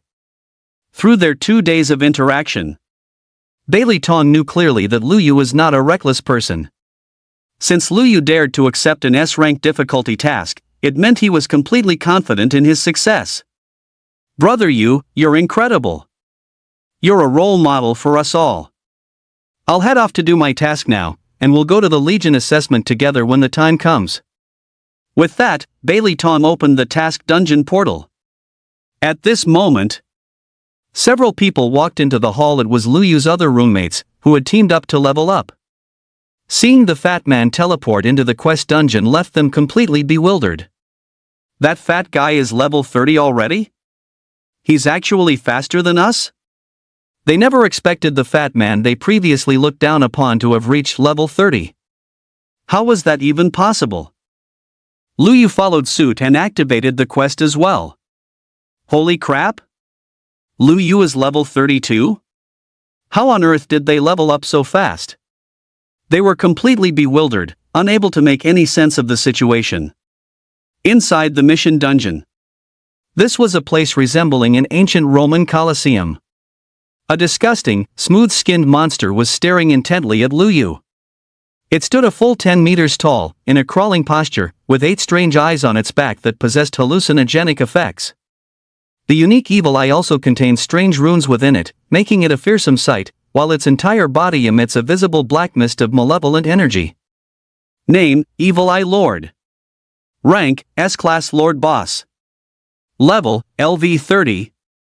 HP: 100,000. Description: a projection of the S-rank Evil Eye Lord from the monster world, possessing the combat techniques and behavioral patterns of the original entity. 100,000 HP. This has to be the absolute limit for a tier monster's health pool. Looking at his own 6,050 HP, Lu Yu thought to himself, I'm still too squishy, I'll need to boost my HP in the future. Clatter! Lu Yu appeared. The Evil Eye Lord began its assault. Roar! I am the Supreme Evil Eye Lord, and where I stand is the purgatory of the swamp. Human brat, your only fate is to wail in the throes of death. Talent: release Sword God form. Within seconds, Lu Yu stood atop the Evil Eye Lord's forehead, sword in hand. By now, the Evil Eye Lord was covered in sword gashes, its wicked eyes completely mangled, and its health bar depleted to a mere 1%. Facing Lu Yu at full combat power, the Evil Eye Lord had no choice but to wait for death. Oh, Supreme Evil Eye Lord, who is the one wailing in death now? Flying Sword. Lu Yu pressed two fingers together, and in an instant, hundreds of flying swords streaked through the Evil Eye Lord. Ding! Congratulations on successfully slaying the Evil Eye Lord. Advancement complete. It was a pity that this quest boss was not a real monster, so it didn't drop any gold. Otherwise, he could have seen how many times the rewards for an S-rank lord would be multiplied. The next moment, an advancement magic circle appeared beneath Lu Yu's feet, and a dazzling brilliance of advancement surged forth. Lu Yu could clearly feel his five-dimensional attributes growing rapidly. The baptism lasted for only about 10 seconds. Open Attribute Panel. Name, Lu Yu. Class Blade Master. Level, LV 30 Tier 1. HP 7250. MP 3450. PATK 2631. PDEF 21750. MDEF 10350. Strength 157 plus 120 plus 600. Vitality 5 plus 120 plus 600. Intelligence 7 plus 120. Agility 6 plus 120 plus 560. Spirit 5 plus 120 plus 220. Free attribute points, 0 plus 5 per level. All attributes plus 120. A very nice attribute bonus. Now that his damage is sufficient, Lu Yu decided to invest all future points into vitality to boost his health first. In case he encounters powerful monsters that ignore percentage-based defense in the future, having low health would be very dangerous. At this moment, a panel for drawing tier-exclusive skills popped up. It was the same as before. The first 3 draws were free. However, the highest grade drawn was only an E-rank tier skill. Skills are still very important. Drawing a good skill can significantly boost your combat power. Ding! You spent 100 gold and drew, better luck next time. Ding! You spent 100 gold and drew B-rank skill Soaring Sky Slash. Ding! You spent 100 gold and drew S-rank skill 7-star Sword Array. After pulling over 1,000 times and spending more than 100,000 gold, Lu Yu successfully drew an S-rank skill. Pay to win feels amazing. Name, 7-star Sword Array. Quality Grade S. Level, Tier LV 0 gold required for upgrade. Skill effect, once the Sword Array is activated, your base health, attack, defense, and movement speed will increase within its range. The casting time for other skills will be reduced, and all damage dealt to targets will inflict a grievous wounds effect. Prompt, leveling up this skill will increase the range and bonuses of the sword formation. What a comprehensive support skill! Lu Yu's eyes filled with delight. He decisively chose this support skill. Such an all-around skill, which not only increases health but also reduces skill casting time, is incredibly practical for the Blade Master class. Imagine how incredible and explosive it would be if you could achieve 0 casting time and instant skill activation. Ding! You have advanced your tier. The equipment, wealth, pet, and level rankings are now open. Note, rankings are refreshed weekly. The top 10 players will receive additional combat power bonuses. There are combat power bonuses too? Lu Yu opened the wealth ranking and found that the top spot was held by Child Roth, the current head of the Roth family, with a staggering gold balance of 2 billion. Equivalent to 2 trillion yuan, he truly deserves the title of the wealthiest person in the alliance. Of course, this wealth ranking is based solely on individual gold holdings, so it is not entirely accurate.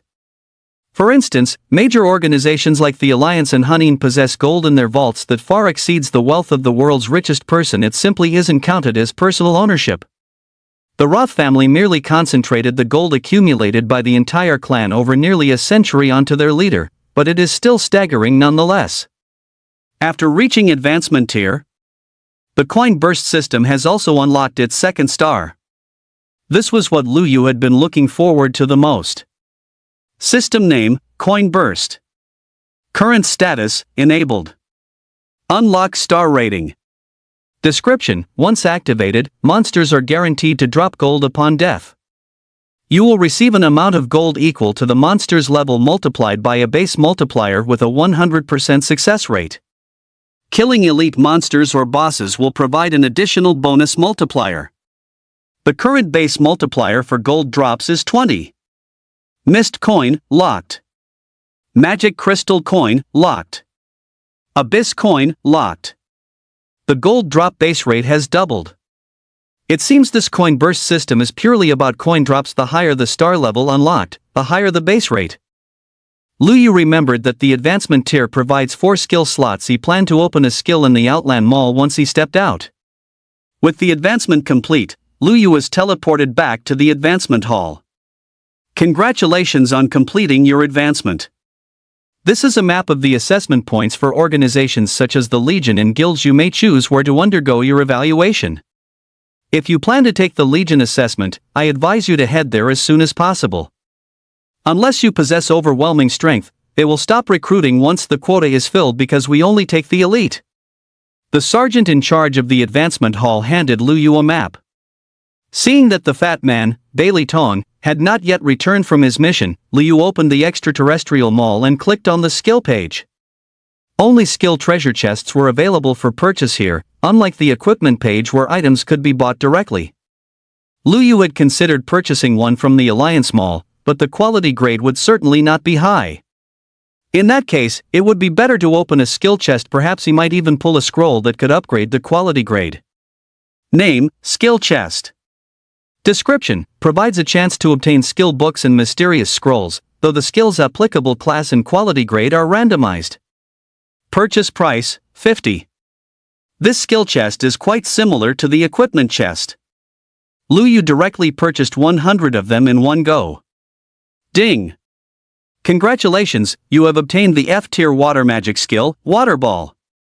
Ha! A skill book on the very first try? Could it be that I was kissed by the goddess of luck today? Ding!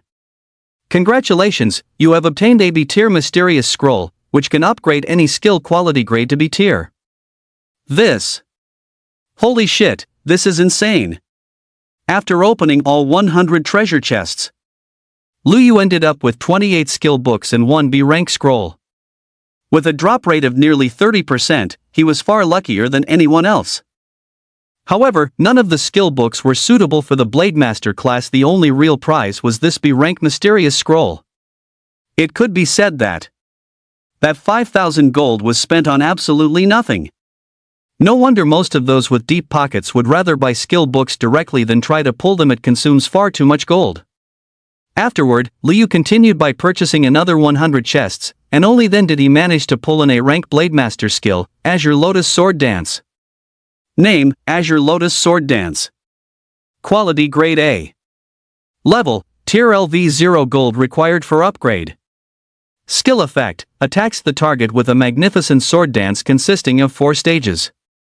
The casting process cannot be interrupted. The 4th stage, a whirling sword dance, returns the user to their original position while inflicting a stagger state on all targets along the path. Note: leveling up the skill will increase its damage. A skill that combines both damage output and crowd control perfect. Immediately after, Luyu upgraded all of his skills to the next tier. Luyu kept the other 58 skill books. Once he joined the Legion, he could hand them over in exchange for military merit. Before long, Bailey Tong returned from completing the advancement quest, looking clean and uninjured. Ha! No way! Brother, you finished your advancement quest before me? Bailey Tong rubbed his small eyes in disbelief. An S-rank mission. Shouldn't that take at least a full day? What's more, Luyu was spotless from head to toe without a single scratch. Anyone would have thought he had just finished a bottom-tier F-rank advancement mission. I've been waiting for you for ages. If I hadn't promised to go to the Legion assessment with you, I would have left already. Brother, I am completely in awe of you. Come on, let's head to the Legion assessment point right now. Bailey Tong let out a hearty laugh. Seeing Luyu and Bailey Tong heading off to participate in the Legion assessment, the other roommates who had just finished their F-rank advancement quests were all skeptical. In their eyes, even though Lu Yu and Bailey Tong were uninjured, they must have completed the same F-rank advancement quests as everyone else. With only a 10-point bonus to all attributes, there was no way they could pass the Legion assessment. They would be better off just finding a guild to join. Fatty, how many attribute points do you get for completing an A-rank advancement quest? Not many, just 100 points. Hearing this, Lu Yu nodded that indeed wasn't much of a gap compared to the attribute bonuses gained from S-rank difficulty. Without absolute confidence, taking on an A-rank advancement quest is the safest bet, as there are many other ways to boost one's attributes. During their conversation, the two arrived at the Legion assessment point, where quite a few people were currently undergoing testing. Of course, elite talents like Xia Yan and Delice don't need to participate. They are assigned directly to the Alliance headquarters in S Sector. The Legion assessment is divided into two categories, Class Legions and Monster Hunters. Class Legions are the regular army strictly disciplined, under unified command, and provided with monthly welfare stipends. Monster Hunters operate in free mode but without a fixed stipend. Which one do you want to test for? The sergeant in charge of registration asked. Monster Hunter. Lu Yu replied without a moment's hesitation. Ha! Bailey Tong stood frozen in place. He had already arranged everything in advance, waiting only for the Class Legion assessment to finish so he could be assigned to the same warzone and squad as Lu Yu. I never expected that Lu Yu was planning to join the Monster Hunters. But come to think of it, it makes sense. Those who choose the Blademaster class naturally yearn for freedom, so being a Monster Hunter is actually a perfect fit. If Grandpa finds out I didn't apply for the regular army and became a Monster Hunter instead, he'll probably be fuming with rage. Whatever.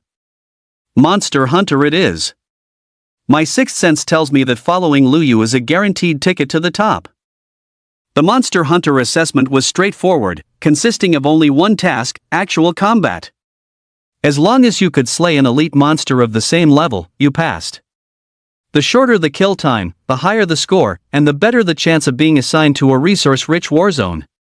In order to stay in Warzone F and apply to see his parents as soon as possible, Lu Yu had unequipped all his gear, using only a low-tier weapon. Stepping onto the assessment platform. An elite werewolf-like monster brandished a spiked iron club, shrieking as it launched the first attack. Parry! Ding! 1. What a perfect parry, such precise timing. The examiner looked at Lu Yu on the platform, feeling utterly astonished. This kid is a goddamn combat genius.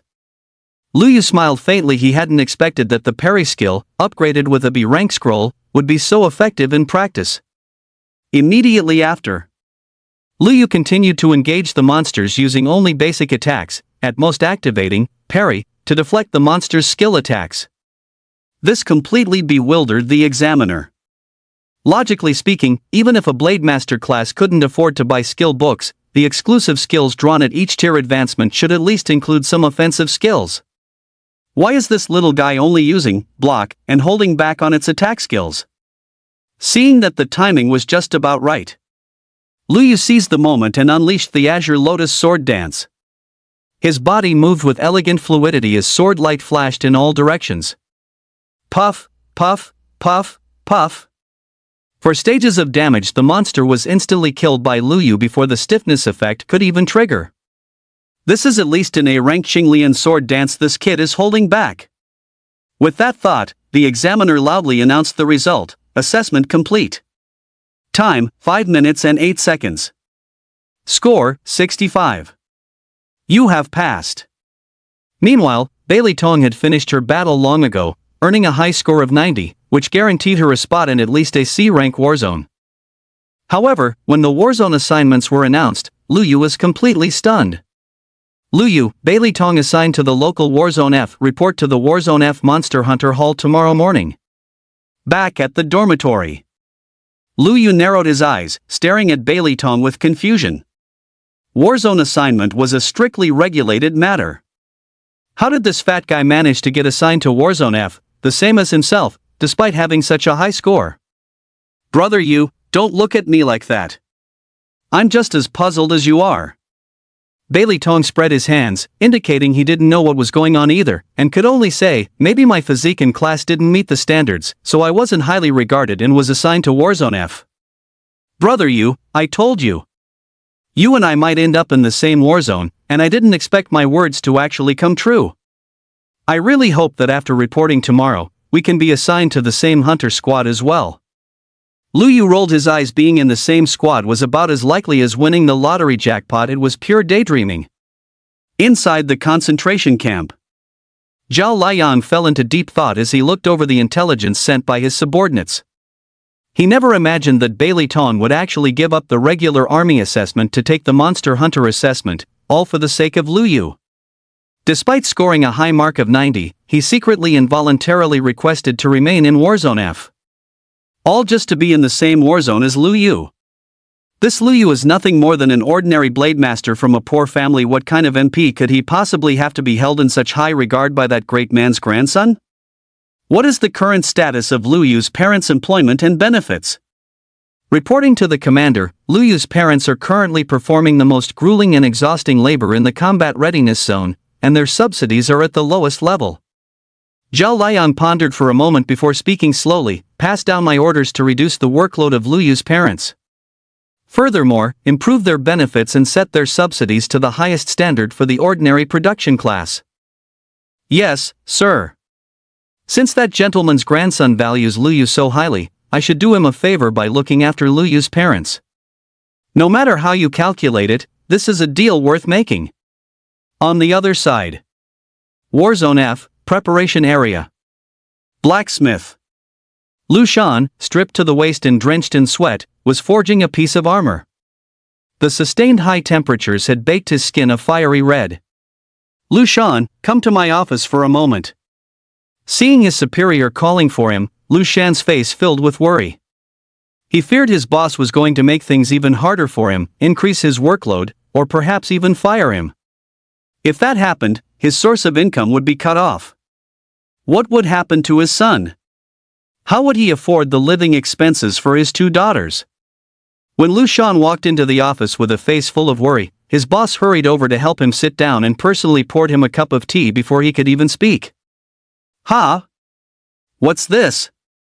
Lu Shan, an honest man by nature, was instantly bewildered. His boss was pouring tea for him? The sun must have risen in the west today. No. Something is definitely wrong. Are they really going to fire me? Terrified, Lu Shan hurriedly said, Sir, please don't, you can't do this. I finished all my previous tasks with overtime, I haven't made any mistakes. Old Lu, look at what you're saying. Am I really that kind of person in your eyes? The supervisor's expression was somewhat fawning. Deep down, he couldn't understand why the higher-ups would suddenly show such favoritism toward Lu Shan. However, having spent so many years in the blacksmith camp, he was shrewd enough to know that since Lu Shan had backing, he needed to stay on his good side. I called you here for a talk primarily because you've been consistently diligent and have performed well. After the higher-ups learned of this, they decided to upgrade your benefits. Starting today, your compensation will be at the highest tier for a standard production class. As for your workload, well, it will be appropriately lightened by a tiny bit. Ha! Lu Shan was stunned, thinking his boss was playing a joke on him. What had he done to deserve such an honor? But when his superior pressed the new Warzone benefit token into his hand, Lu Shan was forced to believe the dreamlike reality before his eyes. Old Lu, I only pushed you so hard before because I had to ensure the commander's tasks were finished on time. Don't take it to heart. Next time we're off, dinner is on me. I'll down 3 glasses as an apology. Lu Shan's head was buzzing all the way until he returned home from work. In the blacksmith camp, everyone worked diligently every day, risking their lives for their jobs. Why did such a stroke of luck fall specifically on him? Regardless, this was wonderful news, monumental news. Now, his family's living conditions could be significantly improved. Yunji, I've been blessed by the goddess of luck. My benefits and compensation have been raised to the highest level. As soon as Han Yunji returned, Lu Shan could not wait to share the news with his wife. What? Your benefits were upgraded too? What do you mean? Don't tell me you also. Yeah. This afternoon, Supervisor Alchemist suddenly told me I'd been promoted. Starting tomorrow, I only need to handle the portioning of potion recipes. The benefits are at the highest tier for a material sorter. This. Lu Shan and Han Yunji realized instantly this wasn't just a reward for their hard work, they clearly had a benefactor helping them behind the scenes. But they didn't know any influential figures in this war zone. The highest ranking officer they could come into contact with was their own direct superior. What on earth was going on? Early the next morning. Monster Hunter Hall. Lu Yu looked at Bailey Tong in utter bewilderment. He hadn't expected that this fat guy would actually be assigned to the same team as him. Brother Yu, it seems our fates are deeply intertwined. From now on, we're brothers in arms. This fat guy, his connections must be extraordinary. At this moment, a high-level awakener who looked like an instructor walked over. It was none other than Yang Zhang, the awakener who had escorted Lu Yu earlier. He's a monster hunter too? My name is Yang Zhang, and I am a 5-star hunter. From today onwards, I am your captain, and you are all 1-star rookie hunters. As soon as Yang Zhang arrived, he released his powerful aura, intimidating the 28 rookies. Within the team, except for Lu Yu and Bailey Tong, everyone else was drenched in sweat and as quiet as cicadas in winter. Monster hunters enjoy a great deal of freedom. Aside from the team missions at the end of each month, you are free to arrange your own time. You can take on missions individually or form teams. As for mission details and military merits, you can find all the information you need in the Hunter's Handbook. Although we operate under a freelance model, we are still part of the Alliance. Should war break out, we must immediately follow the orders and deployments of the Legion's Commander-in-Chief. The Legion holds the Scarlet Trials every year, open only to the new generation. The top 5 finishers receive tickets to a special secret realm. The trials begin in 3 months, so you should work hard to level up during this time and give it your best shot, even if the odds are slim. Now, everyone will receive a set of exclusive hunter combat gear. Aside from bathing, you must wear it at all times and are not permitted to take it off. Anyone caught removing it without permission will be deemed to have forfeited their status as a hunter. Once you've collected your gear, you are free to go. Reassemble here at the end of the month. If you encounter any issues, you can ask me through the squad channel.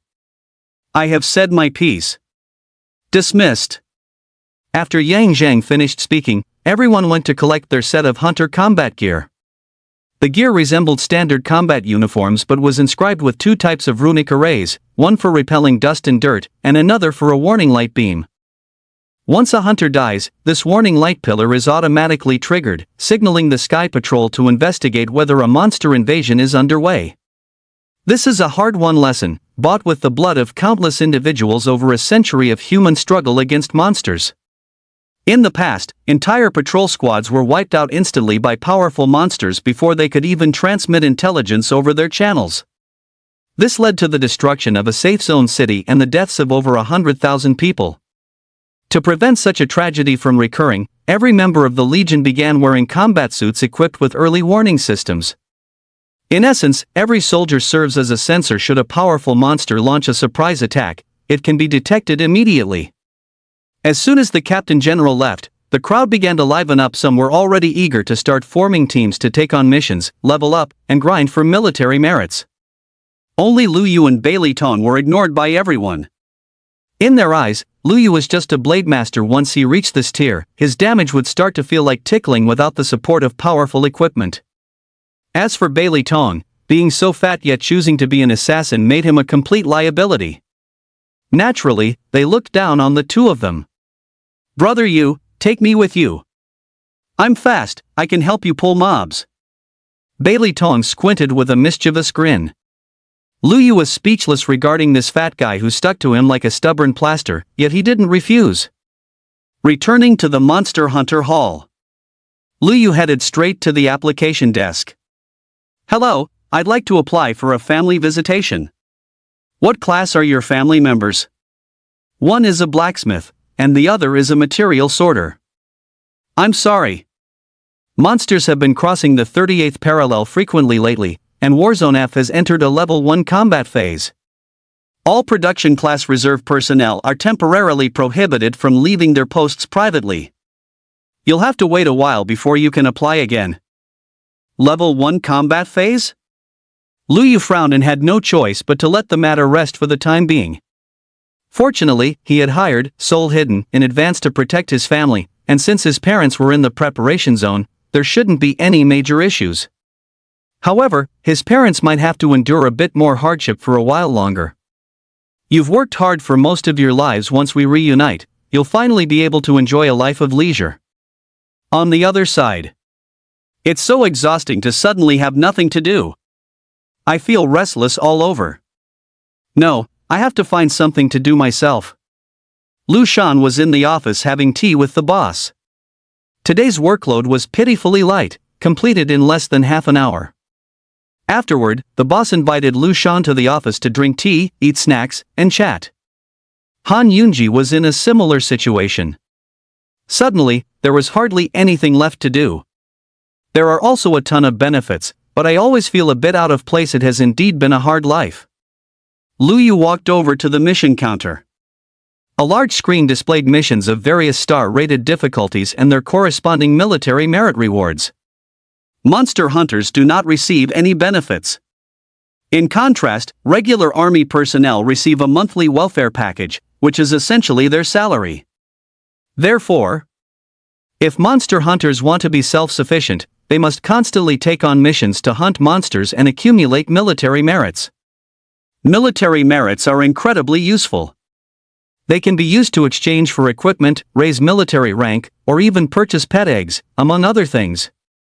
To promote to a 2-star hunter, one must exchange 200 military merits, yet the reward for a 1-star mission is only 10 merits. That means one must complete at least 21 star missions to qualify for promotion. Once qualified, there are 3 opportunities to participate in the 2-star hunter assessment. Passing the assessment grants the promotion to a 2-star hunter. Only after promoting to a 2-star hunter can one accept 2-star missions, and so on.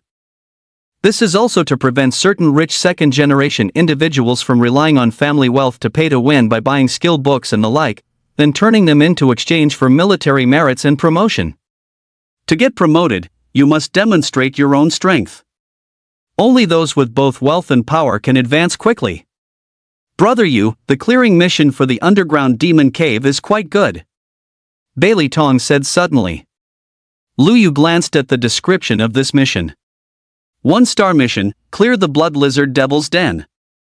Mission description: a new Devil's Den has recently appeared not far outside Dragon City, inhabited by low-tier monsters. Clear these monsters and bring back the head of the Monster Lord. Recommended party size, 6 players. Mission rewards, 10 military merits plus 10 gold. Most 1-star missions only offer military merits as a reward. Missions like this that also include gold are relatively rare, though the difficulty level will be significantly higher. Devil's Dens are common monster territories, usually containing a large number of creatures, which allows for accumulating a significant amount of gold. And so, Lu Yu accepted it decisively. Are there only 2 of you taking on this mission? Yes. As newcomers, I suggest you play it safe and start with some easier tasks. The terrain in the demon caves is complex, and it's very easy for monsters to block your exit. No need, we'll take this one. The 2 of us enjoy a challenge. Seeing that Lu Yu was insistent, the beautiful task receptionist had no choice but to register their information. The time limit for this task is 3 days. If the task is not submitted after 3 days, it will be considered a failure. At this moment, the other members of Lu Yu's squad arrived together. Seeing that Lu Yu and Bailey Tong had taken on a high-difficulty 1-star mission, they all wore expressions of shock. Good grief, these 2 oddballs were practically asking for death. What's wrong with you two? If no one wants to team up with you, couldn't you just take on simple tasks like transporting supplies? If you die, it won't just waste the patrol officer's precious time investigating, it will also reduce our squad's numbers, which affects the quality of our monthly squad missions.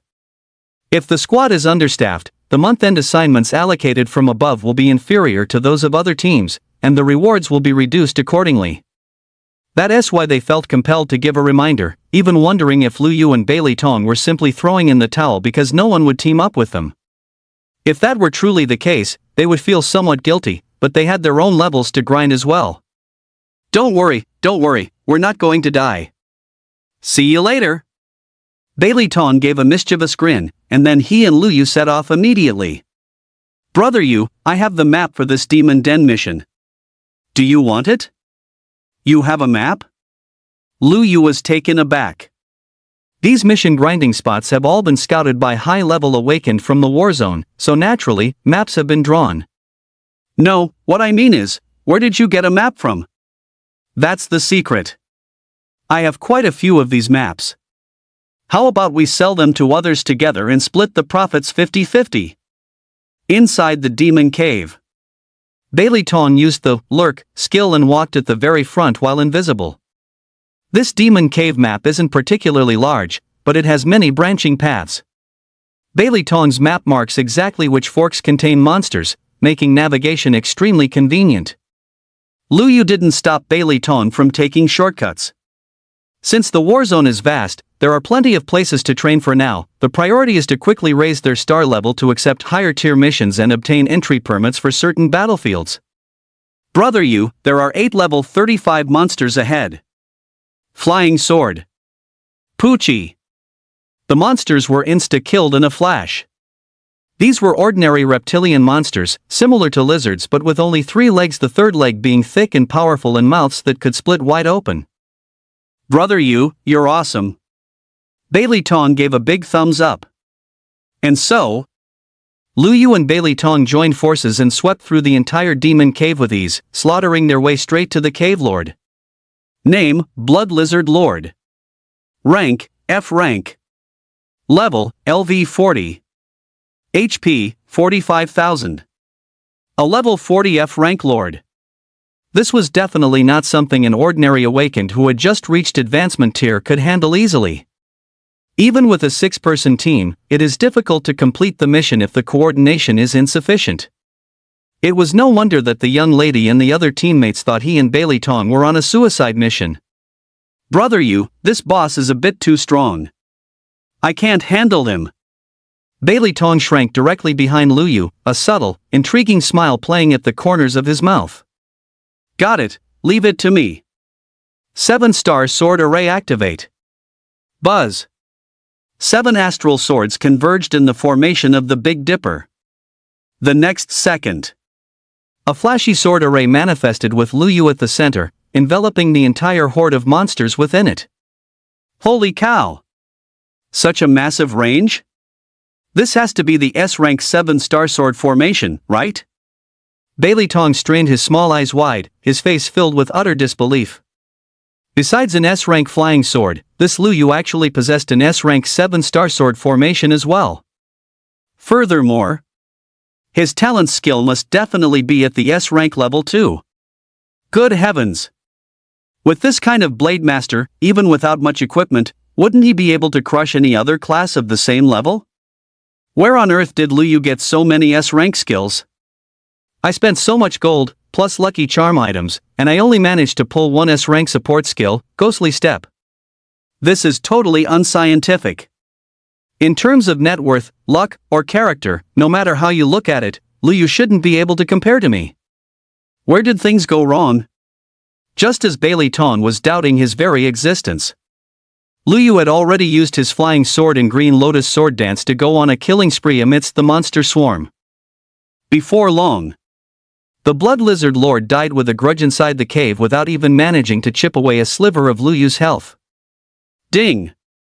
Congratulations, you have obtained 20 times 40 times 10 is equal to 8,000 gold.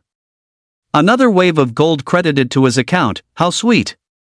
Lu Yu saw that the boss had also dropped quite a few things, several pieces of equipment, a pile of materials, and over a dozen gold coins. Wow! Brother Yu, this is the first time I've seen a monster drop so much gold. Bailey Tong's eyes turned into symbols. But Lu Yu's next move completely stunned Bailey Tong. He watched as Lu Yu took out 3 skill books from his bag and tossed them into the pile of items dropped by the Blood Lizard Lord, staining them with the boss's blood. We're in luck. This boss dropped 3 skill books, though it's a pity there aren't any for the Blade Master or Assassin class. Bailey Tong's fleshy mouth hung wide open. How could he not realize that Lu Yu was planning to use those skill books to exchange for military merit? He had thought Lu Yu was going to take the grinding route to slowly raise his hunter rank, but he never expected him to take the pay-to-win route instead. Since you want to play it this way, then I have no choice but to pay to win along with you. Otherwise, if my military rank can't keep up, I'll have no excuse to party up, and I won't be able to learn more about Brother Yu's true capabilities. Cough, cough, Brother Yu, you must have miscounted. This boss actually dropped 6 skill books. Look, here are 3 more skill books, though unfortunately, none for the Blade Master or Assassin classes either. Bailey Tong also tossed 3 skill books onto the ground. Lu Yu squinted at the fat man, who didn't even blush or skip a beat. Good grief. You're playing the pay-to-win game with me too? Fine. Then I'll just have to see exactly how much gold you've got to burn, fatty. After clearing out the loot, the two of them cut off the monster lord's head and headed back the way they came. As they were leaving, Lu Yu paused for a moment and looked back at the devil's den. He felt as though something was watching him from the shadows, yet he couldn't find anything. Brother Yu, what's wrong? Nothing, let's go. Squelch. A faint, strange noise echoed deep within the devil's den, then silence returned. Monster Hunter Hall. Seeing Lu Yu and Bailey Tong return so quickly, Bai Xinjie shook her head. She assumed the two had realized how powerful the monsters in the den were and had come to abandon the mission. Young man, don't be overly ambitious, you need to keep your feet on the ground. Thud. Bailey Tong pulled out the Blood Lizard Lord's head, placed it on the mission counter, and said, Sister, we're here to turn in the quest. Oh, also, this boss dropped 6 skill books. Please convert them into military merits for us. Suddenly, the surroundings went dead silent. The 1-star rookie hunters, in particular, stared at Lu Yu and his companion with wide eyes, their minds completely blank. After a long while, Bai Xinjie gasped in shock, You finished the quest? Wait. This F-rank lord dropped 6 skill books? If she hadn't seen the Blood Lizard Lord's head right there, Bai Xinjie would have absolutely thought the two of them had lost their minds. Leaving the quest completion aside, how could a boss drop so many skill books at once? Even for a high-tier lord, dropping 2 or 3 skill books at a time would be considered a massive haul. How could it be fake? Here, take them. Lu Yu and Bailey Tong exchanged a knowing look as they handed over the tier skill books. Her head spinning, Bai Xinjie had no choice but to process their quest rewards and convert the skill books into military merit. A tier skill book was worth 20 merit points. Thus, Lu Yu's 1-star hunter medal was credited with 70 military merit points. If he completed 2 more quests, he would likely qualify for the 2-star hunter assessment today. What the hell, how did they do it? And their luck is just too good, isn't it? Bai Xinjie looked at their identity profiles, completely baffled. Lu Yu was a commoner, and Bailey Tong was listed as an orphan. Neither of them looked like rich second-generation kids.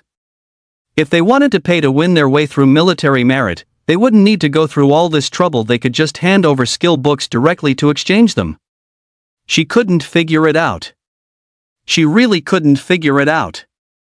How did the two of them kill the Blood Lizard Lord? Was it really just a stroke of incredible luck? Several hours later, Lu Yu and Bailey Tong returned to submit another quest. Sis, our luck was pretty good. The boss dropped 6 skill books again this time. Another 3 hours passed. Sis, 6 more skill books dropped. Put. Are you too sure you're not messing with me? Damn it. How can someone's luck be that good every single time? You think bosses are your personal pets or something? You expect skill books to drop whenever you want. If you're going to mess with me, don't do it like this. Out of professional class attitude, Bai Xinjie could only offer a forced smile while providing service, vigorously rubbing her temples. This whole thing is just too bizarre. Sis, look, our military merits have reached 210. Where do we go for the 2-star assessment? Over there. The 2-star hunter assessment wasn't complicated, it just involved a 1v1 duel against a tier 60 elite monster. Lu Yu and Bailey Tong naturally passed it without any trouble.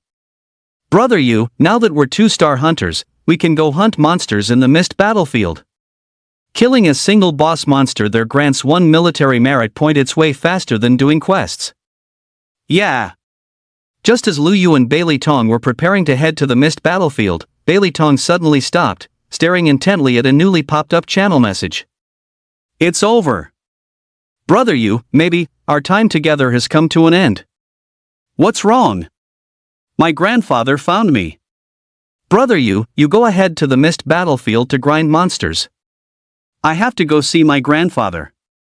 If there's a chance in the future, I'll definitely come find you. With that, Bailey Tong left behind only an afterimage before vanishing on the spot. Warzone F Supreme Command. An elderly man with white hair and a youthful complexion sat there, dressed in simple ancient robes with his long hair tied up. His eyes were bright and piercing, yet his sharp aura was restrained. The Warzone Supreme Commander stood quietly by the old man's side like an obedient child, waiting to be addressed. I have circled all the battlefields of Warzone F with my flying sword and found nothing particularly abnormal. Those S-rank lords felt my presence and all hid away in fear. The monsters in Warzone F should return to normal soon. However, do not let your guard down. Stay vigilant at all times to prevent the monsters from launching a counterattack. If it weren't for the fact that headquarters needs me to preside over things, and I cannot stay for long, I would have cleared out those S-rank tier great lords for you. Yes, yes. Thank you for taking the trouble to make this trip, Elder Jian. At this moment, Supreme Commander Xian Yuan, who felt very fortunate. Ever since Zhao Liang, the head of the concentration camp, reported the matter regarding Elder Jian's grandson, Xian Yuan, who guessed that besides inspecting Warzone F, Elder Jian's primary purpose was to find his grandson. If Bailey Tong wasn't here, a super powerhouse like Elder Jian wouldn't have descended so easily. Just then. Bang! Bailey Tong burst through the doors in a frantic rush. Grandpa! I missed you so much. Veins instantly bulged on Bailey Sanfeng's forehead as his eyes ignited with a raging fire. He snatched the information form off the desk, then put on a beaming smile and spoke with a terrifyingly kind tone. My precious grandson, why don't you tell Grandpa, what's with this orphan status registered on the form? Even though your parents are gone, your grandpa is still right here. How exactly did you become an orphan? Well, about that. Before Bailey Tong could explain, Bailey Sanfeng drew his level 300 legendary greatsword. He hoisted Bailey Tong up by the collar and began mercilessly swatting his grandson's backside with the flat of the blade. You rebellious brat! I asked your grandpa Tutian to take you to the primal chaos forest to temper your sword heart, but look at you, you went and tempered the heart of an assassin instead. Setting that aside for a moment, you didn't say a single word before sneaking off to Warzone F and infiltrating the concentration camp. You even had the damn nerve to list yourself as an orphan. As long as I haven't kicked the bucket, you are not an orphan. Today, I'm going to beat some sense into you, you unfilial brat. Smack! Smack! Smack! Ouch! Grandpa, stop hitting me. I was wrong. Xian Yuan, who gave an awkward smile, then tactfully stepped out of the office and closed the door behind him. At this moment. Meanwhile, Lu Yu had arrived at the Dragon City transport station alone. To reach the mist battlefield, one had to cross the ocean. Since the seas had long been occupied by sea monsters, one had to visit the transport station to board transportation primarily consisting of flying mounts. The so-called transport station was responsible for transporting supplies and combat personnel to various battlefields. Of course, while transportation for regular Alliance troops was free, everyone else had to buy a ticket. It wasn't particularly expensive, 10 gold for a standing ticket and 20 gold for a seat. Lu Yu directly presented his 2-star hunter medal. Hello, I'd like to buy a seated ticket to the mist battlefield. A 2-star hunter? The ticket seller's gaze sharpened slightly. Young man, the situation across all battlefields in Warzone F is currently critical, with frequent monster activity. Heading to the Mist battlefield right now isn't the best choice. Why don't you reconsider? Maybe stay here in Dragon City to do some quests and level up first? No need. Since I chose to become a monster hunter, I've long been prepared to face danger at any moment. Seeing that Lu Yu was so insistent, the ticket agent could only shake his head skeptically and handed him a seat ticket. Prepare for departure. All personnel heading to the Mist battlefield, assemble. At the shout of a burly man, Lu Yu boarded a large flying mount. It resembled a griffin, but its size was significantly larger than an airplane. Modern technology, similar to an aircraft passenger cabin, was installed on the back of this pet. Although electronic technology was unusable in the war zones due to the monster invasion, it did not hinder human ingenuity. By combining technology with mounts, they maximized their utility. Attention all personnel, we may encounter sea monster attacks at any time while crossing the ocean. Fasten your seatbelts to avoid being thrown out by the tremors. The high-level awakener controlling the transport pet finished speaking and commanded the mount to take off. The sight of numerous large flying transport mounts taking off simultaneously was truly breathtaking. Pets were divided into two types. One was the mount pet, which had no combat capabilities and could not level up after the contract. They were used for transportation and possessed high health and defense. The other was the combat pet, which would absorb the master's experience from killing monsters to level up and grow. Mount pets were relatively easier to obtain. Therefore, awakeners who owned large mount pets were generally assigned logistics and transport tasks by the Alliance headquarters. Although these large mounts were slower than smaller ones, they were highly practical. Through the window, Lu Yu saw the ocean below, where many awakeners were teamed up to hunt sea monsters. The ocean. It was a massive battlefield connecting various war zones. Fortunately, sea monsters could not stay on land for long and could only roam the coastlines at most. Otherwise, faced with such a vast number of sea monsters, the human race would have been wiped out long ago. To hunt sea monsters, one needed to be at least tier 4, otherwise, even entering the sea would be difficult. The Mist battlefield that Lu Yu was currently heading toward was the island where Sakura Country was located a century ago. The first wave of the monster invasion appeared in Sakura Country, destroying the entire nation in a very short time. Not a single citizen escaped. All were brutally slaughtered by the monsters. Under the strength of the monster lords, many deceased citizens of Sakura Country were transformed into evil monsters. Lu Yu opened the map of the Mist battlefield, which marked the approximate monster levels for each area, and selected a peripheral region populated by Tier 1 to Tier 3 monsters. Bailey Tong, I gave this to Brother Yu. The journey ahead was long. At the speed of the transport pet, it would take at least half a day to arrive. Lu Yu began drawing Tier 3 skills in advance while missing his two younger sisters far away, wondering if they were listening to him and eating well. Warzone F Safety Zone, City Center. The two sisters, Lu Shuet and Yu, were strolling through a shopping mall, but they seemed to be browsing without buying anything. Sister, brother left us a lot of money. I know, but earning money isn't easy. We can't just spend brother's money recklessly. Perhaps out of a lingering fear of poverty, the two sisters couldn't bring themselves to buy the things they liked. Let's go buy some meat. Brother said we need to supplement our nutrition so we can become beautiful. Mecham, then we'll just buy some meat and go back. By the time brother returns, we will definitely be beautiful. But sister, our shoes are worn out, and... Shui looked at her younger sister, then at herself. After a moment of hesitation, she finally spoke, "All right, we'll go buy a pair of new shoes, but we can't buy anything too expensive." Deal. Yu immediately began to dance with excitement. After all, what girl doesn't love beauty? A short while later.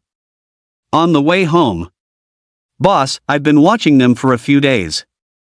Those sisters dressed in commoner clothes are living in the first-class luxury mansion. A mansion like that is worth at least 30 million. Their family probably made a fortune in the frontline zone and bought it, but they haven't come back yet. Boss, as long as we can snatch the money from those sisters' hands, We can live the high life for a long time. They went out and should be back soon. This is the only path they take home, and there are usually no people around. A green-haired punk-looking street thug laughed wickedly.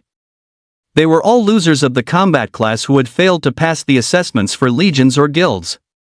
Becoming a lone wolf meant it was easy to perish in the frontline zone, and since they weren't production class members, they had no choice but to idle away their days back in the safety zone.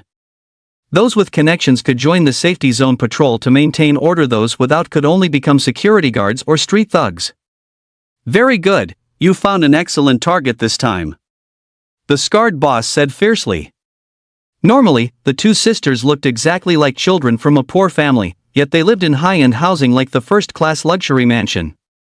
Naturally, they were quickly noticed by those with ill intentions. Before long, Xuan Yu truly did return by this path. The 5 street thugs hiding to the side felt their eyes light up the moment they saw the two sisters. But just as the 5 were about to make their move, a dark shadow flashed past. Without any warning, the 5 thugs only felt a sudden chill at their necks before they all collapsed in unison. Until the moment of death, none of them knew what had happened. Meanwhile, Xuan Yu were completely unaware that they had narrowly avoided a crisis. On this side, although Lu Yu did not pull a Blade Master class skill book, he did obtain a precious S-rank scroll. With this scroll, Lu Yu could upgrade any skill quality grade to S-rank, making its value immeasurable. If it were placed for consignment in the Alliance Mall, it would likely cause countless top-tier powerhouses to fight tooth and nail for it. At higher levels, possessing an S-rank skill is no different from having a life-saving trump card. With the S-rank scroll in hand, once he reaches the 3rd tier advancement, he can simply purchase a suitable skill book directly from the Alliance Mall. He thought about how vast the Mist battlefield was. It used to be the territory of the Sakura Nation. However, a century ago, the first wave of monster invasions appeared in the Sakura Nation, resulting in the entire country being slaughtered by monsters. Not a single soul survived, and the nation was declared extinct. Furthermore, the Mist battlefield is shrouded in mist year-round, and visibility is extremely low. Without a mount and designated coordinates for travel, it is very easy to lose one's way. If one accidentally wanders into the territory of high-level monsters, then even with a god-grade talent, death would be certain. Therefore, a mount is a necessity. Although there are awakeners with mounts in the battlefield supply districts who earn fees by acting as guides, the price is not cheap. Moreover, Lu Yu still has over 1 million gold, which is enough to pull a top-tier mount, or perhaps even a god-grade battle pet. Open the pet rankings. Mount pet rankings possess no attack power or level, only health points and defense. Number 1, S-rank Angel Elena, owner, Hormund. Number 2, a rank Golden Mammoth, owner, Shi Tianqing. Battle pet rankings, upgradable growth depends on potential. Number 1, 10-star Purgatory Blood Dragon, owner, Shi Tianqing. Number 2, 9-star Battle Angel Michael, owner, Hormund. Impressive. The top 2 spots on both pet rankings are dominated by the Dragon Blood War God Shi Tianqing and the Celestial Hormund. As expected of War God level super moguls. On second thought, it makes sense. For super awakening powerhouses standing at the ceiling of the human race, having this kind of setup is only normal. The only thing that puzzled Lu Yu was why the heaven-cleaving sword god, who was also at the war god level, didn't have a single mount or battle pet on the leaderboards. Immediately after, Lu Yu opened the pet section of the extraterritorial mall. Before his eyes appeared various types of pet food, pills to increase pet loyalty, pet exclusive equipment 6-piece sets, up to orange grade, and pet treasure chests. Name, Pet Treasure Chest. Description, has a chance to drop epic or legendary pet equipment fragments, mount eggs, battle pet eggs, pet food, etc. Tip, collect 10 pet equipment fragments of the same type to synthesize pet equipment. Purchase price, 100 gold. Mount ranks are categorized from F to S based on what has been discovered. The higher the rank, the faster the flight speed, and the higher the HP in defense. S-rank mounts also come with an auxiliary talent skill. Meanwhile, battle pet potential is rated from 1 to 10 stars. The higher the potential, the higher the growth attributes and the more powerful the awakened skills. Ding! You have spent 100 gold to purchase one pet treasure chest. Ding! Congratulations, you have obtained intermediate pet food, which can restore pet vitality. Not bad. At least it's a good start. I didn't pull thin air. Keep going. Ding! Congratulations, you have obtained an E rank mount pet egg. Ding! Congratulations, you have obtained low-grade loyalty pill X1, which can increase pet loyalty by 10 points. System notification, pets with loyalty below 60 cannot be summoned. With only 1.4 million gold remaining, Liu decided to spend it all. Since he was going to pull, he might as well aim for the best. Ding! Congratulations, you have obtained a B rank mount pet egg. Another mount. No wonder there are far more mounts than battle pets with this drop rate. It would be strange if there weren't. AB rank mount. Well, it can be exchanged for quite a bit of military merit. Ding! Congratulations, you have obtained an S rank mount pet egg. Oh ho! There it is. Liu thought he might not even get an S rank mount after spending over 1 million gold, but it seems Lady Luck is favoring him once again. There is only one S rank mount in the entire world. Once this S rank mount is born, there's no telling how many powerhouses it will stir up. However, he would have to wait until he reached the Mist battlefield to form the contract. If he formed the contract here, he would likely become famous across the entire alliance in an instant, making it impossible to avoid public attention. Full of joy, Liu continued to open treasure chests, hoping to pull a top-tier battle pet. Ding! Congratulations, you have obtained a 3-star battle pet egg. Ding! Congratulations, you have obtained a 0-star battle pet egg. Ding! Congratulations, you have obtained a 9-star battle pet egg. When only 12 gold remained in his inventory, Liu wore a very bitter expression. He spent so much gold. And the best battle pet egg he got was only 9-star. Lady Luck has abandoned me. After pulling one S rank mount egg, she only gave me a 9-star battle pet egg, and not a single pet equipment fragment. It looks like I'll have to accumulate more gold before trying again. Sigh. If others found out that Liu was sighing after pulling a 9-star battle pet egg, they would likely swarm and attack him instantly. For heaven's sake. The dragon-blooded war god's battle pet is only 10-star. Pulling a 9-star is enough to brag about for a lifetime, and yet you're complaining? Liu had no choice but to start organizing his backpack space, but he suddenly froze, his eyes blinking as he stared intently at a 0-star combat pet egg. 0-star? What the hell? In the 100 years since the monsters descended, the lowest combat pet aptitude ever recorded was 1 star. Yet the combat pet Liu had pulled was 0-star, a first in human history. Liu couldn't even find any information on it when he tried to look it up. Hey, brother, I wanted to ask, have you ever seen a 0-star combat pet? Put. Little brother, are you kidding me? A 0-star combat pet? Does such a useless pet even exist? Without a contract, it was impossible to view the pet's information. Therefore, Liu could only wait until he reached the Mist battlefield to investigate further. A short while later, the transport team successfully arrived above the supply urban area of the Mist battlefield. Looking down from the high altitude, the entire battlefield was shrouded in a dense mist, and visibility was extremely low. Rumor has it, a top-tier Tier 300s rank lord occupies this place, residing on what was once the national mountain of the Sakura Kingdom, now known as Mount Wanshur. The mist on this battlefield was created by that Tier S rank lord. The Dragon Blood War God once led a crusade against this lord, but the lord would respawn shortly after being killed. In fact, it wasn't just this Tier S rank lord. Tier S rank lords in other battlefields were the same, respawning after being slain. The respawn entity wouldn't be the original lord, but their combat power remained roughly the same. However, the respawn time for the strongest lord of the Mist battlefield was exceptionally short. It would reappear within 3 days, and it was the exact same original lord, which was incredibly eerie. This left even the Dragon Blood War God feeling helpless. Furthermore, since this lord seemed content to stay in its corner, remaining on Mount Wanshur without making any moves to invade other areas, the Dragon Blood War god eventually gave up. Thus, the Mist Battlefield became the preferred location for monster hunters from various war zones to accumulate military merit. As long as one didn't provoke the Tier S rank lord on Mount Wanshur, it generally wouldn't leave the mountain or trigger a monster tide. After logging in, Lu Yu headed off alone toward a specific direction in the outer perimeter of the mist.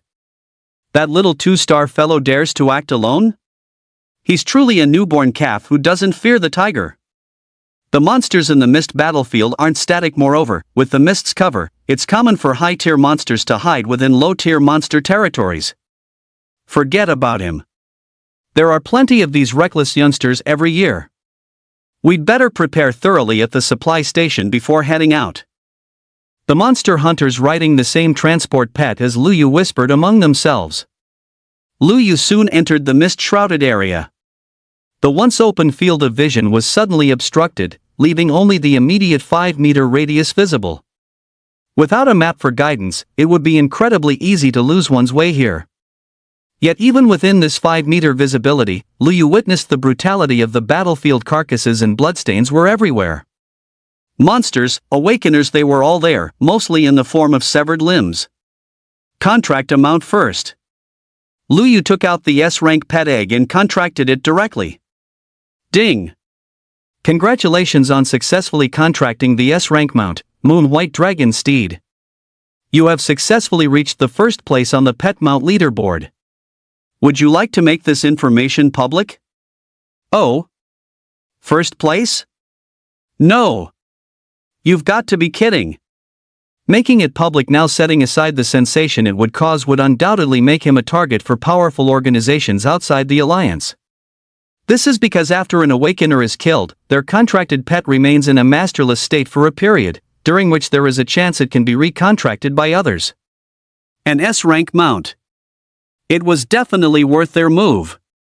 All channel notification, congratulations to for successfully contracting the S-rank mount Moon White Dragon Steed, ranking first on the mount leaderboard and receiving a 100% movement speed bonus. X3. The notification played 3 times consecutively. Every awakener saw the red notification pop up in their channel immediately. What? Someone contracted an S-rank mount? And even surpassed the God's Angel mount? Who is it? Holy crap! I was so shocked I accidentally snapped my pipe. What kind of god-tier person is this aggressive? Is some billionaire spending their entire family fortune opening pet treasure chests? Forget billionaires, even the head of the Ross family wouldn't dare be so extravagant. That's not something money alone can open, it requires heaven-defying luck. I just want to know which big shot opened it.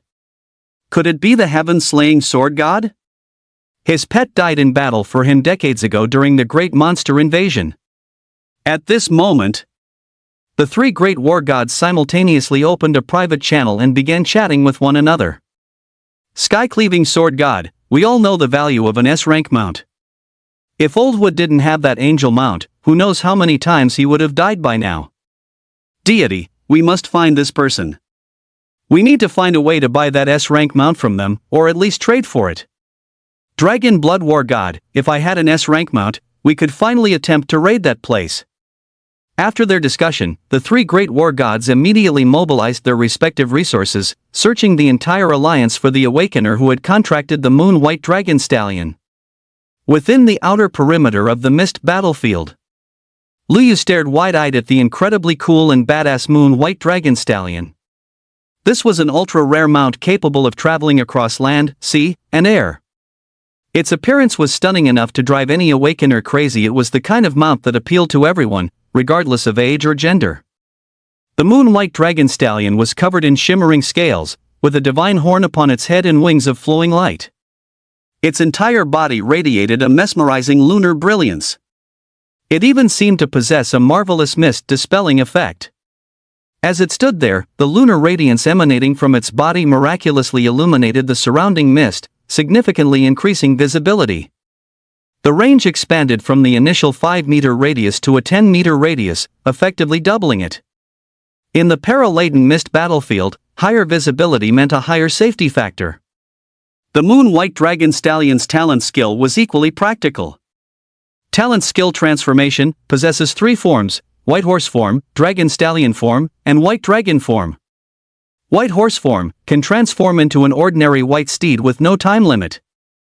Dragon Stallion form can transform into the Moon White Dragon Stallion form, which is also the default form, with no time limit.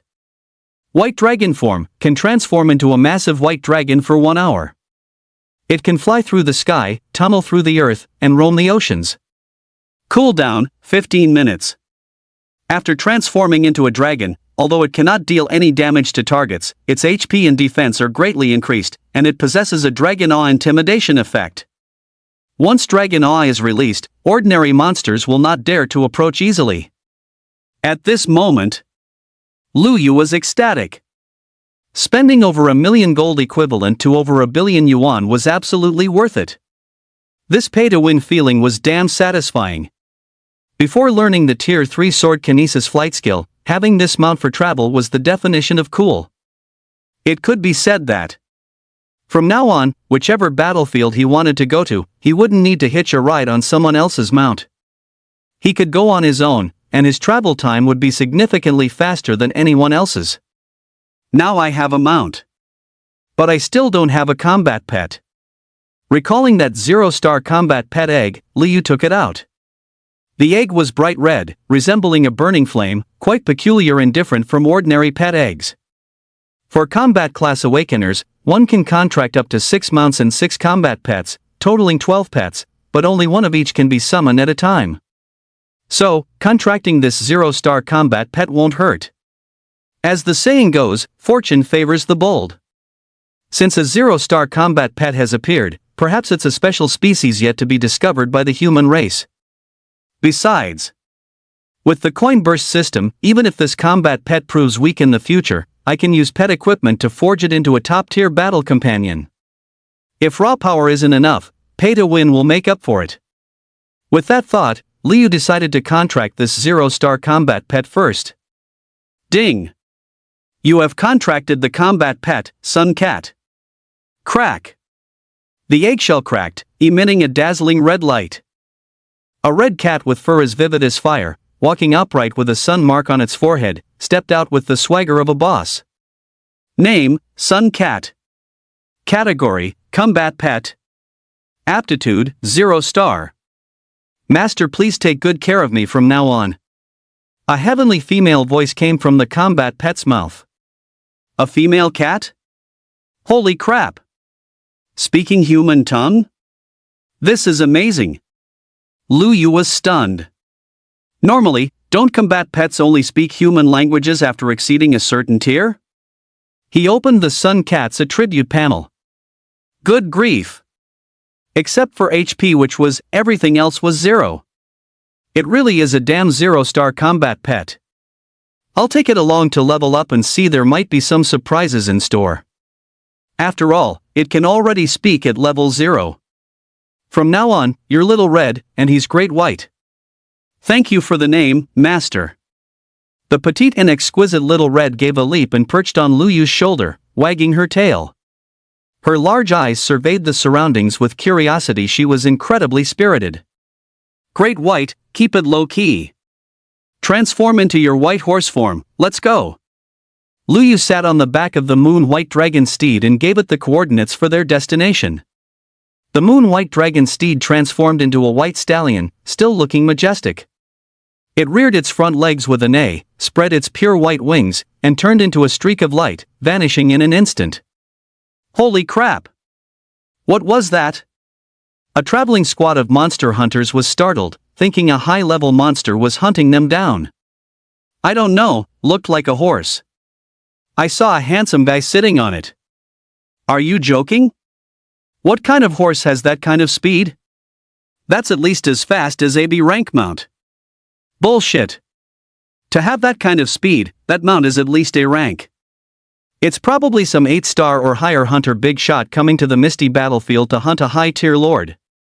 In less than 10 minutes, Lu Yu arrived at his destination.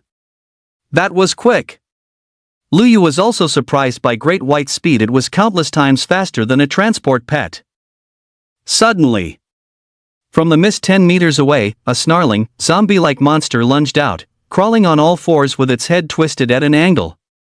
Name, Glutton Saburo Hegu. Rank, Elite. Level, Tier LV 38. Skill, Frenzied Feed, Rending Claws. Description: after the death of a Sakura country citizen, their remains were influenced by the strength of the Lord of Myriad Corrosion, evolving into a glutton monster. It retains some of the perverted instincts it had while alive. Poochie. 1. The ferocious glutton monster slammed its crimson claws hard against the moon white dragon steed, but it couldn't even leave a scratch. Luyu grinned. Although his level was too low to discern the HP and defense of the moon white dragon steed, it had to be top tier. There was no way such minor mobs could scratch it. In that case, he could use the moon white dragon steed to draw monster aggro and pull mobs in the process. With that thought, Luyu insta-killed the elite glutton with a single sword strike, then sent the moon white dragon steed to take a lap around the area. Within a specific range, a master can allow their mount to move freely. The mist did not affect the mount's vision at all. No matter where the master was, it could accurately locate them. A short while later, the moon white dragon steed returned with hundreds of glutton monsters swarming together behind it. Flying sword. Ding. You have obtained 38 times 20 times 2 is equal to 1,520 gold. Ding. Your level has increased to 34. Refreshing. At this mob grinding speed, I should be able to reach level 60 by the end of the month. Using a mount to pull mobs, I'm probably the only one doing this.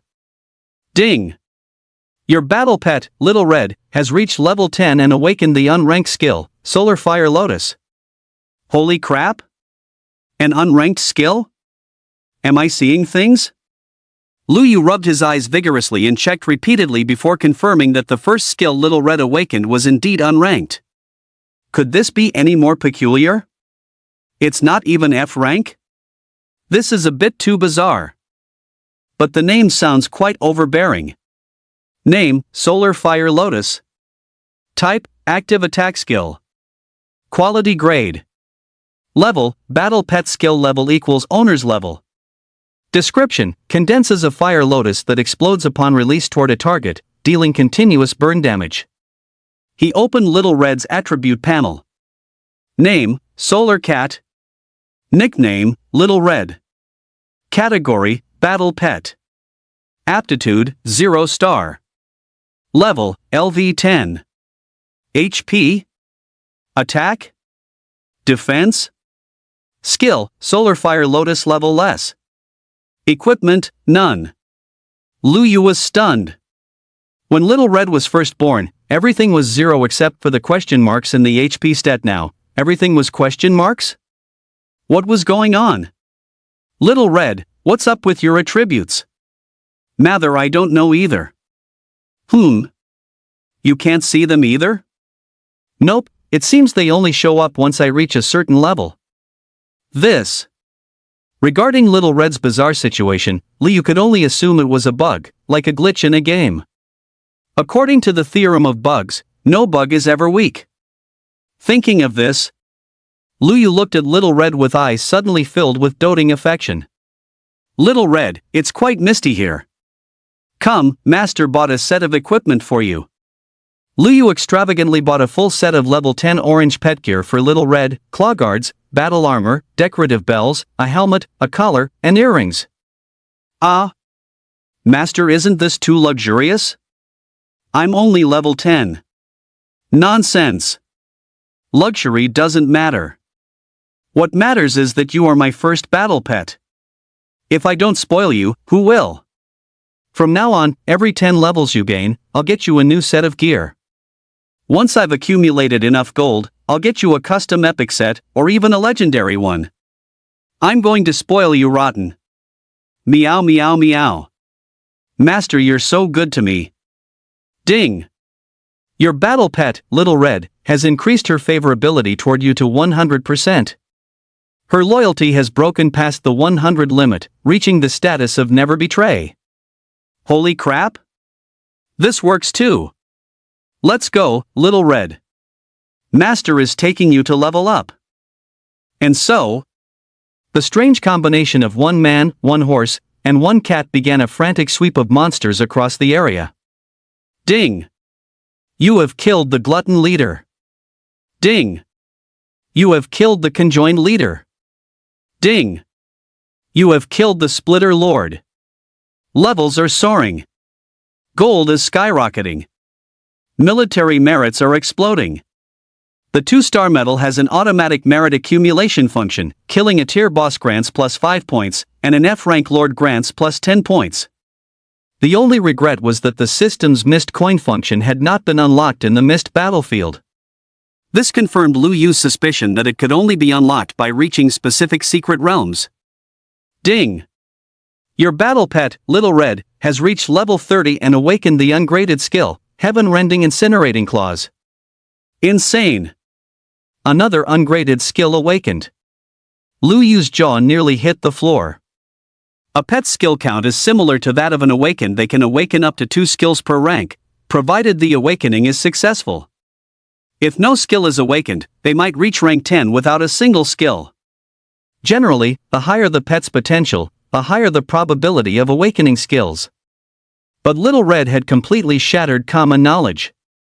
She was 0-star, yet she managed to successfully awaken 2 skills by level 30, and both were unprecedented ungraded skills.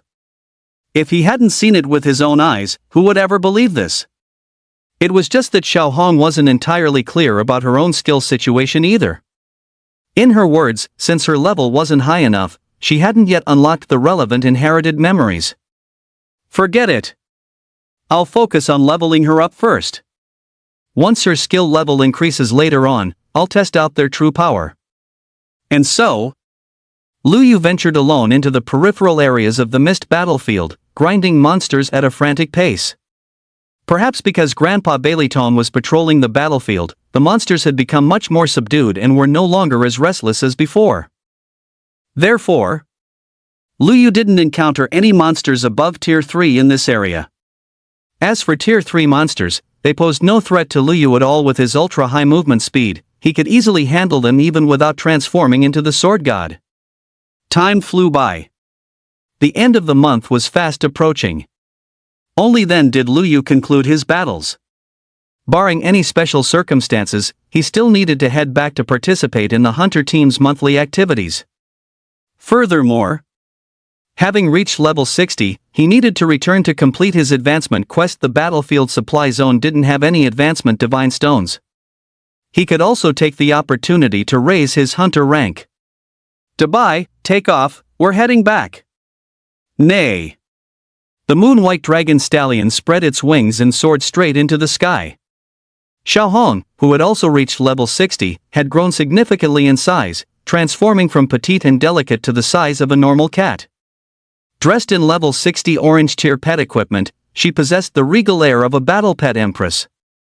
Xiaohong, hide your equipment so bad people don't target you.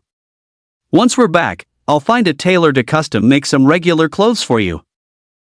Master is so good to me, meow meow carrot. The moon-white dragon stallion's full-speed flight was incredibly fast, like a falling star. Fortunately, the moon-white dragon stallion automatically generated a wind-shielding light barrier to protect Lu Yu. Otherwise, at this speed, Lu Yu would surely have been blown away by the airflow. In less than an hour, he returned to Dragon City. Lu Yu recalled the moon-white dragon stallion and headed to the tailor's shop, where he commissioned several hundred sets of small red outfits in various styles before returning to the Monster Hunter Hall. He glanced at his friends list. Baileyton still hadn't replied to his messages. Over the past few days, Lu Yu had sent several messages to Baileyton, but none had received a response, as if the man had vanished from the face of the earth. After all, no matter how busy one was, it shouldn't be impossible to reply to a single message. At this moment, meanwhile, Baileyton sat upright atop the Sky City, looking down at the world below with a face full of sorrow. He had received Lu Yu's messages long ago. But because they were not in the same world, he could only receive Lu Yu's messages and was unable to reply. Brother Yu, don't worry. Once I fulfill my promise to my grandfather, I'll be able to go back and find you. Back on this side. Hello, I'm here to apply for the 3-star hunter exam. Kid, do you even know the rules? Did you read the hunter's manual carefully? Your military merits are sufficient, but you need to reach Tier 3 before you can apply. How frustrating. Lu Yu had no choice but to go for his advancement first. There was a specialized advancement divine stone for monster hunters here. As long as one paid some military merits, it could be used directly. Ding! You have spent 30 gold and drawn a Tier 3 mission with S-rank difficulty. Do you confirm? Confirmed. Ding! You have confirmed the Tier 3 mission. Mission content: you need to travel to the mission dungeon and assist a village in fending off a monster invasion. It seemed that the higher the level, the more the advancement missions resembled real-world scenarios. Monster invasions. They were the eternal theme of the current world. Teleport. The next second, Lu Yu appeared in a dilapidated village. The villager NPCs here looked similar to humans but with distinct differences. Their skin was entirely green, they were bald, and they had a pair of antennae on their foreheads. Village chief, look! A legendary succor of a hero has arrived to protect us. A legendary succor? Veins throbbed slightly on Lu Yu's forehead. If these weren't the NPCs he needed to protect for his advancement quest, Lu Yu would have absolutely cut them down like monsters. Blessings of the great green god. Just as our Ladini village was on the brink of extinction, a legendary succor hero arrives. Our village is saved. Led by the village chief, they all began to worship toward the heavens. Ferocious dark monsters were about to invade their village again to seize their territory and resources, and they were no longer capable of resisting. Now that a warrior had descended from the heavens, those dark monsters would inevitably shift their gaze toward him. As long as he was killed or captured by the dark monsters, the creatures would surely leave satisfied and cease their attack on the village. After all, the value of a single warrior far exceeded that of their small village. Therefore, that was why they gleefully called Lu Yu the succor warrior and their lifeline. Village chief, the monsters are coming soon. We should prepare early. Seeing that this group of swindlers had no intention of taking action, Lu Yu couldn't help but remind them, his face darkening with frustration. If it were just a matter of hunting the monsters alone, Lu Yu wouldn't be worried at all. However, the mission required him to assist the village in fending off the invasion, and the villager mortality rate could not exceed 50%, or the mission would be considered a failure. No matter how strong Lu Yu was, he couldn't protect every single NPC. Therefore, he had to make them strengthen their defenses to ensure sufficient safety. This was precisely the difficulty of this S-rank advancement quest. Yes, the succor warrior is right. We must prepare early. But in the next second. To Lu Yu's surprise, the village chief led the villagers to chop wood and gather stones only to repair their broken houses. Their so-called defensive measures consisted of nothing more than haphazardly piling a few logs and rocks to block the village entrance. Perfunctory. Utterly perfunctory. What was even more ridiculous was that they claimed they didn't want to interfere with his monster slaying, so they dismantled all the traps they had previously set up. Motherf! Are you guys doing this on purpose? Lu Yu couldn't help but suspect if this quest instance was bugged. Or perhaps this was the true state of the quest instance. Everything is full of possibilities. It's not like a game with a fixed pattern. Since the NPCs can't be relied on, I'll have to count on myself.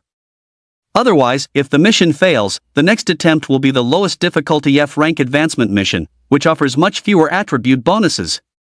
Looking at the mission prompt, the monster invasion arrives in 10 minutes. I must set up the village's defenses within those 10 minutes to prevent the monsters from breaking in and slaughtering these useless villagers as much as possible. Arriving at the village entrance, Lu Yu discovered 2 arrow towers made of wood, but they were already teetering on the brink of collapse. The original villager archers stationed there had already been withdrawn. Good grief! This was clearly a case of giving up and letting him go to his death. I really want to cut down this group of ridiculous NPCs with one strike. Just as Lu Yu was struggling with how to strengthen the village's defenses, he touched an arrow tower and a prompt popped up. The tower had an upgrade function. Name, wooden arrow tower damaged. Level 1. Description, no active attack effect. Requires an archer to stand on it, can slightly increase arrow power. Gold required for next upgrade, 200 gold. This immediately lifted the spirit of Lu Yu, who had previously seen no hope of completing the mission. You can pay to win. Then it's not a big problem. The thing Lu Yu lacks least is gold. As expected. No matter where you are, paying to win is the absolute truth. Lu Yu decisively spent the money to upgrade the levels of the 2 arrow towers. Ding!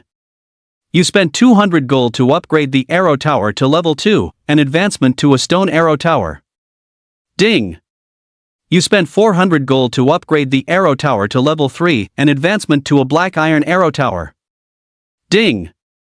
The arrow towers in Ladini village can only be upgraded to a maximum of level 3 and cannot be upgraded further. Name, black iron arrow tower. Level 3. Description, possesses an active attack effect and requires no archer. The black iron crossbow on the sentry tower will automatically attack any approaching hostile targets. Lu Yu checked the damage profile of the black iron crossbow. It was powerful enough to easily one-shot ordinary tier 3 monsters, and even elite monsters wouldn't last more than a few hits.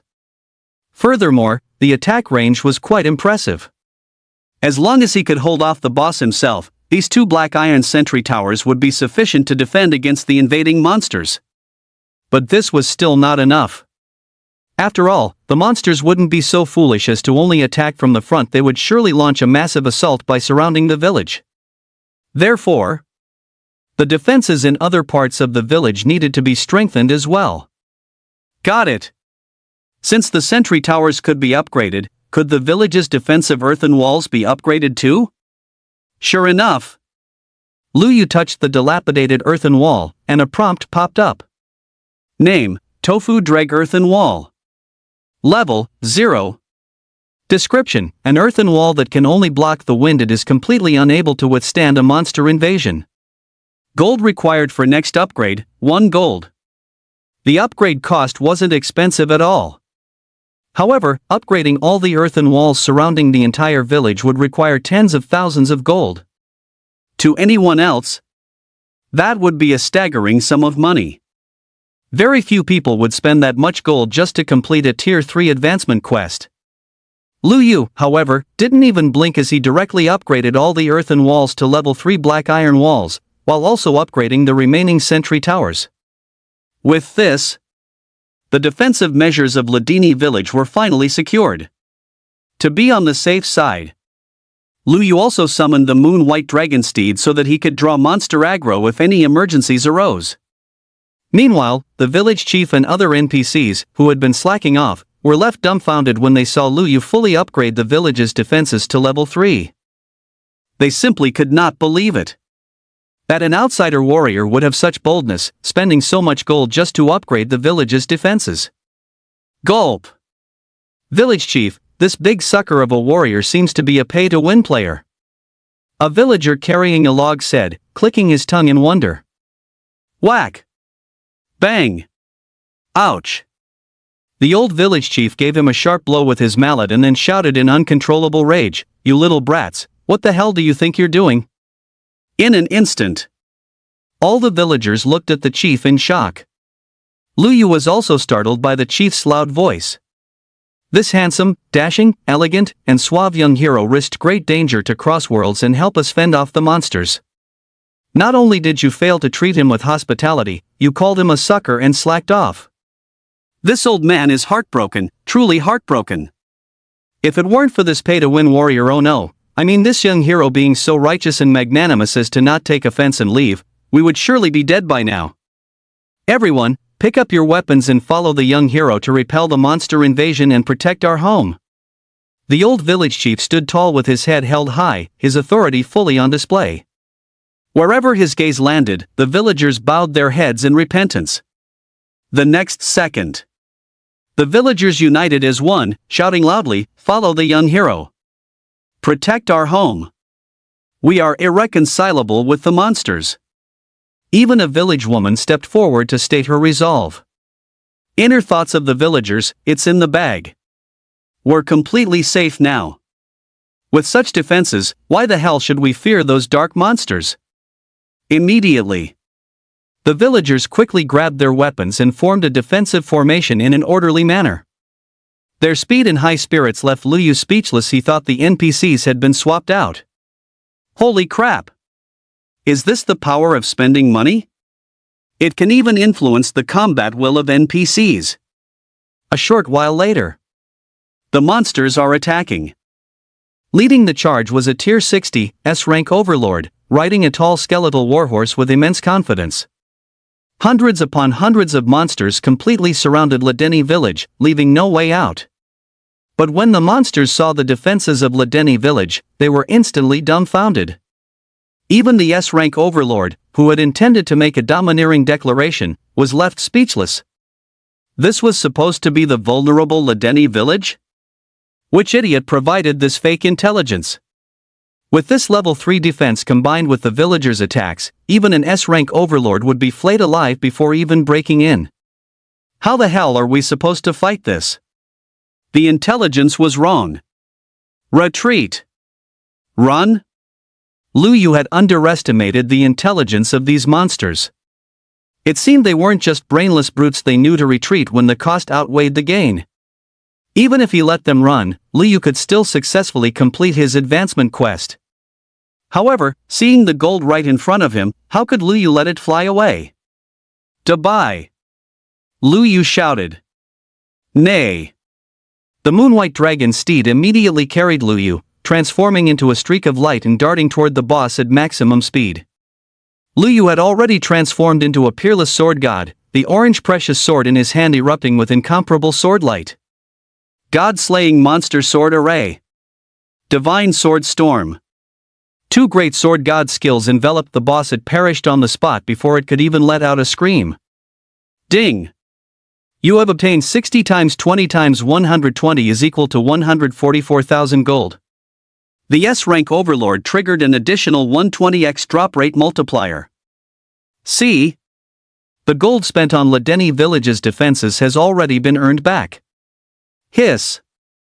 Such a powerful tier S lord was insta-killed? Just who is this pay-to-win warrior? The old village chief and the other NPCs stood frozen like wooden chickens, staring at the scene before them in disbelief. That was the dark overlord of this region, the invincible 8-armed demon ape king, and it was just insta-kill like that? The other monster lackeys, seeing their boss getting obliterated, were scared out of their wits and scrambled to flee in all directions. But in front of the moon-white dragon steed, their speed was like that of a snail. Before long, an entire monster battalion wiped out. The moment Lu Yu returned to the village, the baptismal light of the advancement quest completion descended upon him. This time, all of Lu Yu's 5-dimensional attributes increased by plus 240, exactly double that of the previous advancement tier. It seemed that the further one progressed in advancement, the greater the attribute gap became. Immediately after, Lu Yu immediately purchased a full set of LV60 orange equipment, maxing out his attributes. Opening the panel. Name, Lu Yu. Class Blade Master. Level, LV60 Tier 3. HP 17650. MP 8850. PATK 5301. PDEF 52950. MDEF 26550. Strength 1767 equals 157 plus 120 plus 240 plus 1250. Vitality 1765 equals 155 plus 120 plus 240 plus 1250. Intelligence 547 equals 7 plus 120 plus 240 plus 180.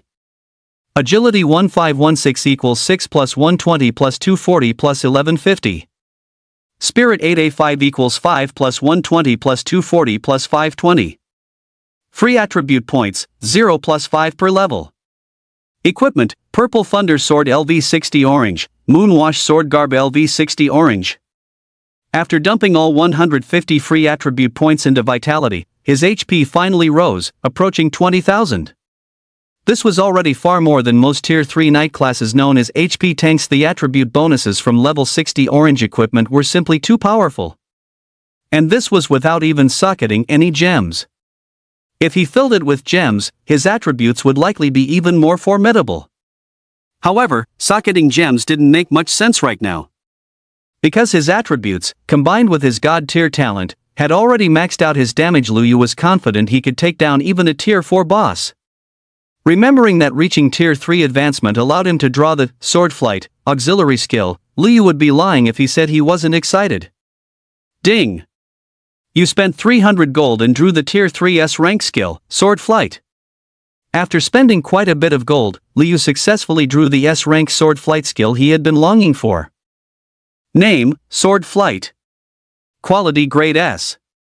Level, Tier 3 LV0 requires gold to upgrade. Skill effect, summons a special flying sword beneath your feet for flight. It is the most stylish flying skill for a Blade Master, with no cooldown, costing 300 MP per cast. Tip, leveling up the skill increases flight speed. Liu Yu immediately activated the skill. A legendary flying sword appeared beneath Liu Yu's feet, shimmering with flowing golden light, an incredibly cool sight. Controlling it as naturally as his own limbs, Liu Yu flew freely around the village for a while, feeling completely exhilarated. This was the true hallmark of a Blade Master. He opened the system interface. Unsurprisingly to Liu Yu, the gold base value had changed again, doubling from 20 to 40, with no other new functions added. Liu Yu confirmed that this coin burst system was purely for exploding coins. Unlocking it would only increase the base multiplier. However, this was already incredibly broken. Oh my, young hero, you are truly a god descended to earth, invincible, unstoppable, and exceptionally brave. The old village chief began showering him with excessive flattery. But Liu Yu simply rolled his eyes at him and said flatly, "A bunch of muggles." Immediately after, Liu Yu was teleported back to the Monster Hunter Hall. What did the young hero mean by muggles? The villagers looked at one another in confusion. I've realized it. Legend has it that the sword god has a close relationship with the green giant god we worship. That young hero must be the reincarnation of the sword god, sent specifically to help us. The term muggle must be a title bestowed upon us by the sword god. From today onwards, we are no longer Luedini village, we shall be called Muggle village, and we shall call ourselves the Muggle tribe. Now that the 8-armed demon ape king is dead, and we possess 8 black iron sentry towers upgraded by the sword god. Pass down my decree, leave 4 black iron sentry towers to guard the village. The rest of you shall carry the other 4 towers with me to conquer this territory. The era of Muggle village has arrived. And so, led by the old village chief, the residents of Muggle village began hauling 4 black iron sentry towers to carve out a vast territory for themselves. After completing his advancement, Liu Yu also easily passed the 3-star hunter assessment, promoting him to a 3-star hunter. This completely stunned the veteran hunter responsible for the examination. Can you believe it? A newcomer who just arrived, jumping 2 ranks in less than a month as if he were on steroids. While such cases did exist, they were reserved for the genius class prodigies in the S Warzone. This is Warzone F, after all those who remain here are the ones with limited potential. What the hell? This Liu Yu has no background and no connections, and he's even a Blade Master class. How is he so fierce? Liu Yu walked over to the application desk. Hello, may I apply to meet with my family now? The level 1 alert has been lifted, so you can apply. After you do, we will notify your family. If they agree to the meeting, we will arrange for you to see them as soon as possible. Alright, thank you for your help. To see his parents as soon as possible, Liu Yu quietly slipped 100 gold to the staff member. Holy crap! 100 gold. The staff member in the white silk miniskirt was stunned.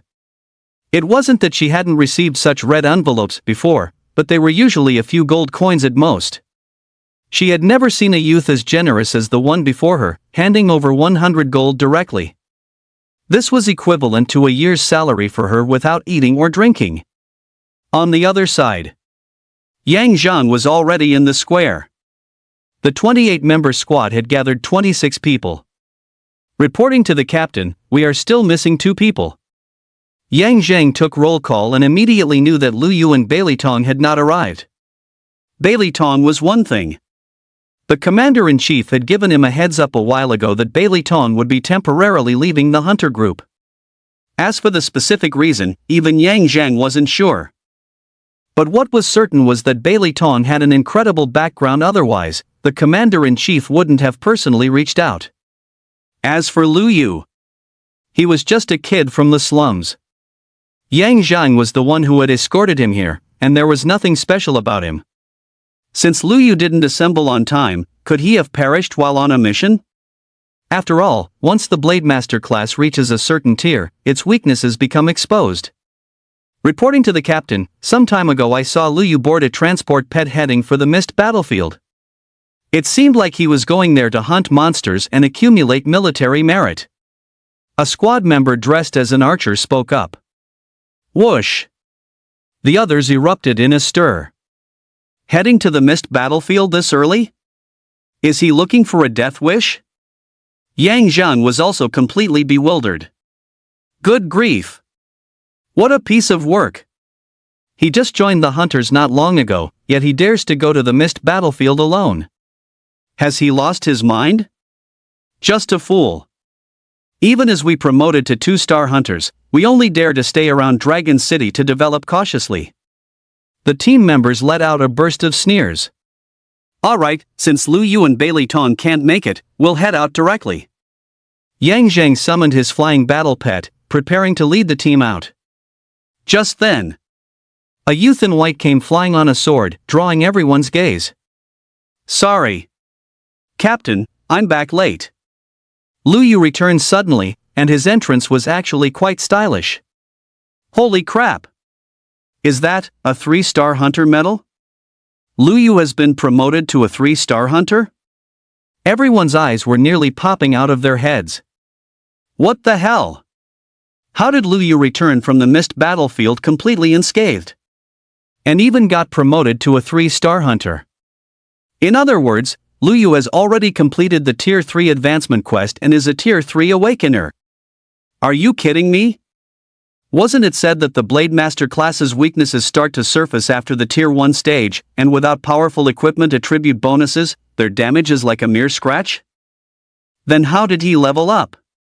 And the key point is he did it alone. Look at them, they teamed up rationally, grinding mobs and doing quests day and night, yet they are only in their 40s, still quite a distance away from level 60 to do the Tier 3 advancement quest. They were hoping to gain a few more levels through the end-of-month team activity to prepare for the upcoming new generation Crimson trial. Now, a commoner Blade Master has far surpassed them, and it's truly demoralizing. To avoid being squeezed in with everyone else on the commander's flying battle pet, Lu Yu summoned the Moon White Dragon Steed. Under Lu Yu's command, the Moon White Dragon Steed appeared in its white horse form, looking completely different from the Dragon Steed form shown on the leaderboards. Furthermore, unlike battle pets, mount information cannot be inspected by others. Therefore, Lu Yu wasn't worried about being recognized. Besides, horse-type mounts were the most common. My god! Lu Yu has a mount too? A team member cried out in shock.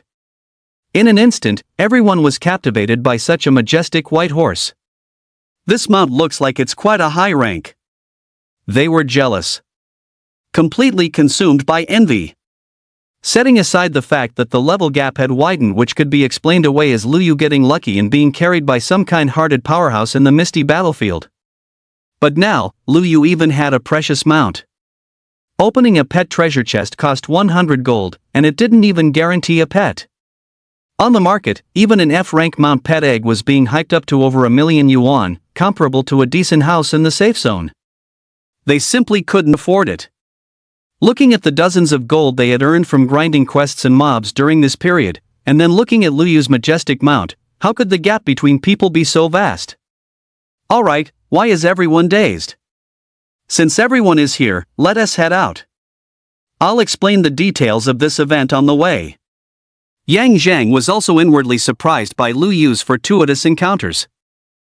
However, as a commander and a qualified military officer, he wouldn't rashly pry into Lu Yu's business. After all, everyone has their own secrets.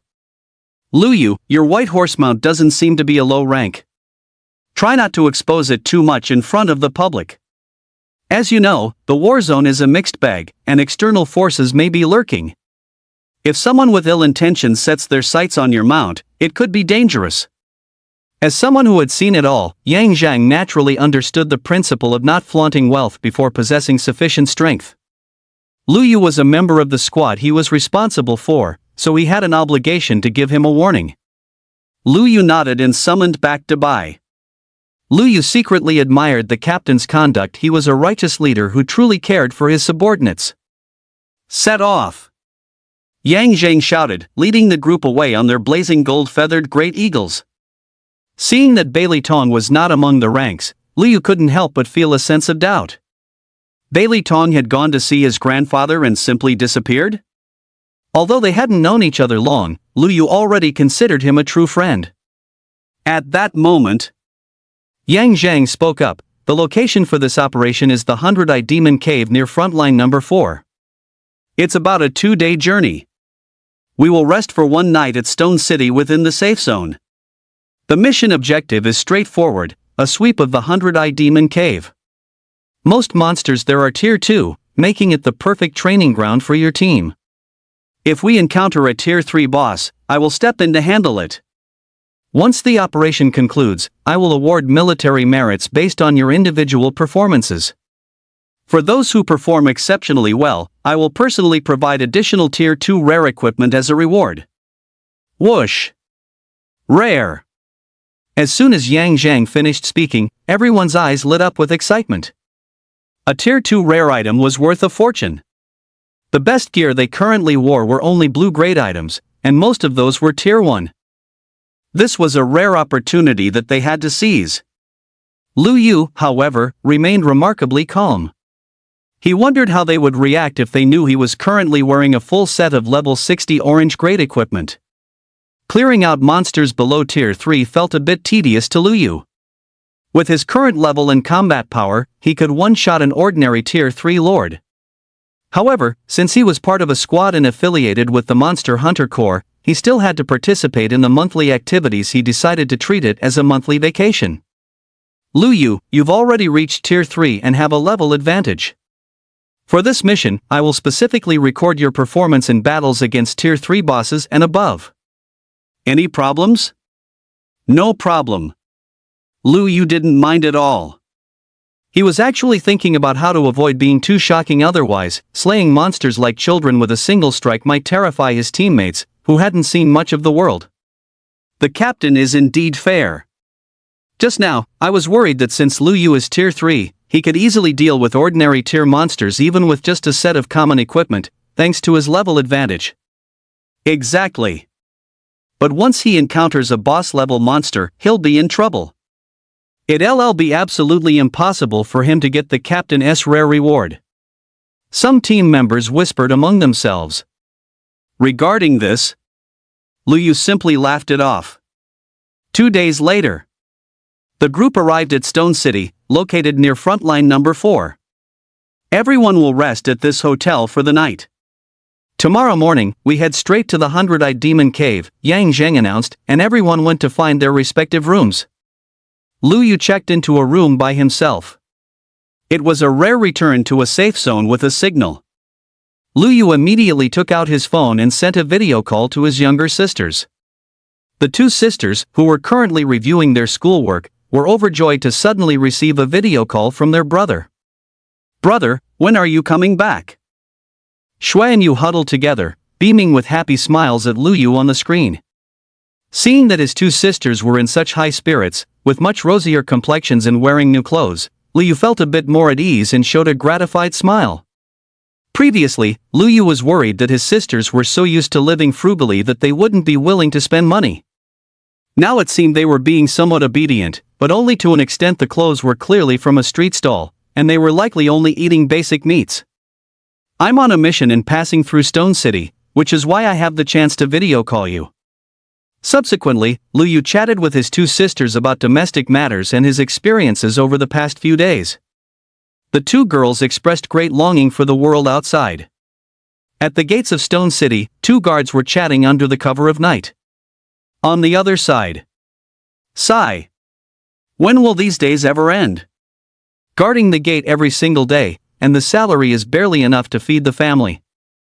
If I had known back then, I would have chosen a production class. I'm in the same boat as you. My family of 6 depends entirely on me. Every cent of my monthly salary goes to the household. There's simply no chance for me to level up. Though our living conditions are a bit tough, we are much luckier than our predecessors who fought monsters all day long. Just as the words left his mouth, suddenly, a cold flash of light flickered past. A sharp ZZZT sound rang out. The heads of the two men vanished simultaneously, and their bodies collapsed heavily to the ground. Inside the city, the lights were bright. Everything was peaceful. Come on, brother. Catch me if you can. A little girl ran ahead clutching a dirty doll, while a little boy chased after her. Suddenly, the little girl came to a halt. The little boy barely managed to stop in time to avoid crashing into her. Little sister, what's wrong? Brother, look. There are so many red stars in the sky. Red stars? The little boy looked up, his eyes instantly widening as terror filled his face. That's Woo woo. The highest level emergency siren of Stone City suddenly echoed throughout the entire district. Everyone was jolted awake from their slumber. Since the establishment of Warzone F, a highest level alarm had not sounded for decades. It was only triggered during moments of absolute life or death. Once this alarm sounded, it meant the city was likely to fall and its people perish. Damn it! How could monsters reach the safe zone without being detected? Are the gate guards all dead? Shur-Chi, the Lord of Stone City, was livid with rage. At this moment, the guards at the Stone City gates had all become headless corpses. Dark monsters covered in blades revealed their forms, licking the blood off their blades before jumping down from the city walls to open the gates. A massive swarm of monsters surged in instantly. Report! City Lord, the city gates have been breached by Monster PATK, and the defensive array cannot be fully activated. Upon hearing this, Shur-Chi stood up abruptly. He knew that Stone City was now in a state of critical survival. He had to deploy forces immediately and strive to hold out until reinforcements arrived. However, the nearest reinforcements from Frontline 4 would take half a day to reach Stone City. Even at a forced march, it would take at least several hours. The flying monsters appearing in the night sky alone are enough to annihilate the entire Stone City, to say nothing of the unknown number of monsters still lurking outside. Quick! Mobilize all available combat forces in the city and follow me to support the city gates at maximum speed. Even if it means death, we must retake the gates and fully activate the defensive arrays. This is our only chance. Yes, sir. The Stone City defense forces struck out rapidly. From city guards down to school teachers, principals, and security personnel, every combat awakener responded to the call, rushing toward the city gates at top speed. Meanwhile, all 12 front lines of Warzone F received the crisis report of the monster attack on Stone City at the same time. What the hell have you been doing? Monsters bypassed the front lines and appeared in the safety zone without being detected? Get to Stone City immediately to support them and save the citizens. If the city falls, we will be remembered as sinners for eternity. Xian Yuanhu, the commander-in-chief of Warzone F, was consumed with rage. He immediately ordered the legions of the 4th front line to save Stone City at all costs, racing against every second. Wah! Mommy! A little girl fell in the chaos, separated from her family, and wailed loudly on the grimy road. People surged through the streets and alleys of Stone City. Most were children and the elderly, as the majority of the youth had gone to the front lines to fight for their homeland. It's over. It's completely over. With so many monsters, Stone City's defense forces won't last long. We are destined to become food in the mouths of these monsters. Many people showed looks of despair, collapsing to the ground, losing even the strength to run. A bunch of cowards. Is despair useful? We're dead either way, so we might as well rise up and resist to stall for as much time as possible, so more children can survive. A retired veteran shouted a rebuke. He decided not to hide anymore. He was going to kill monsters.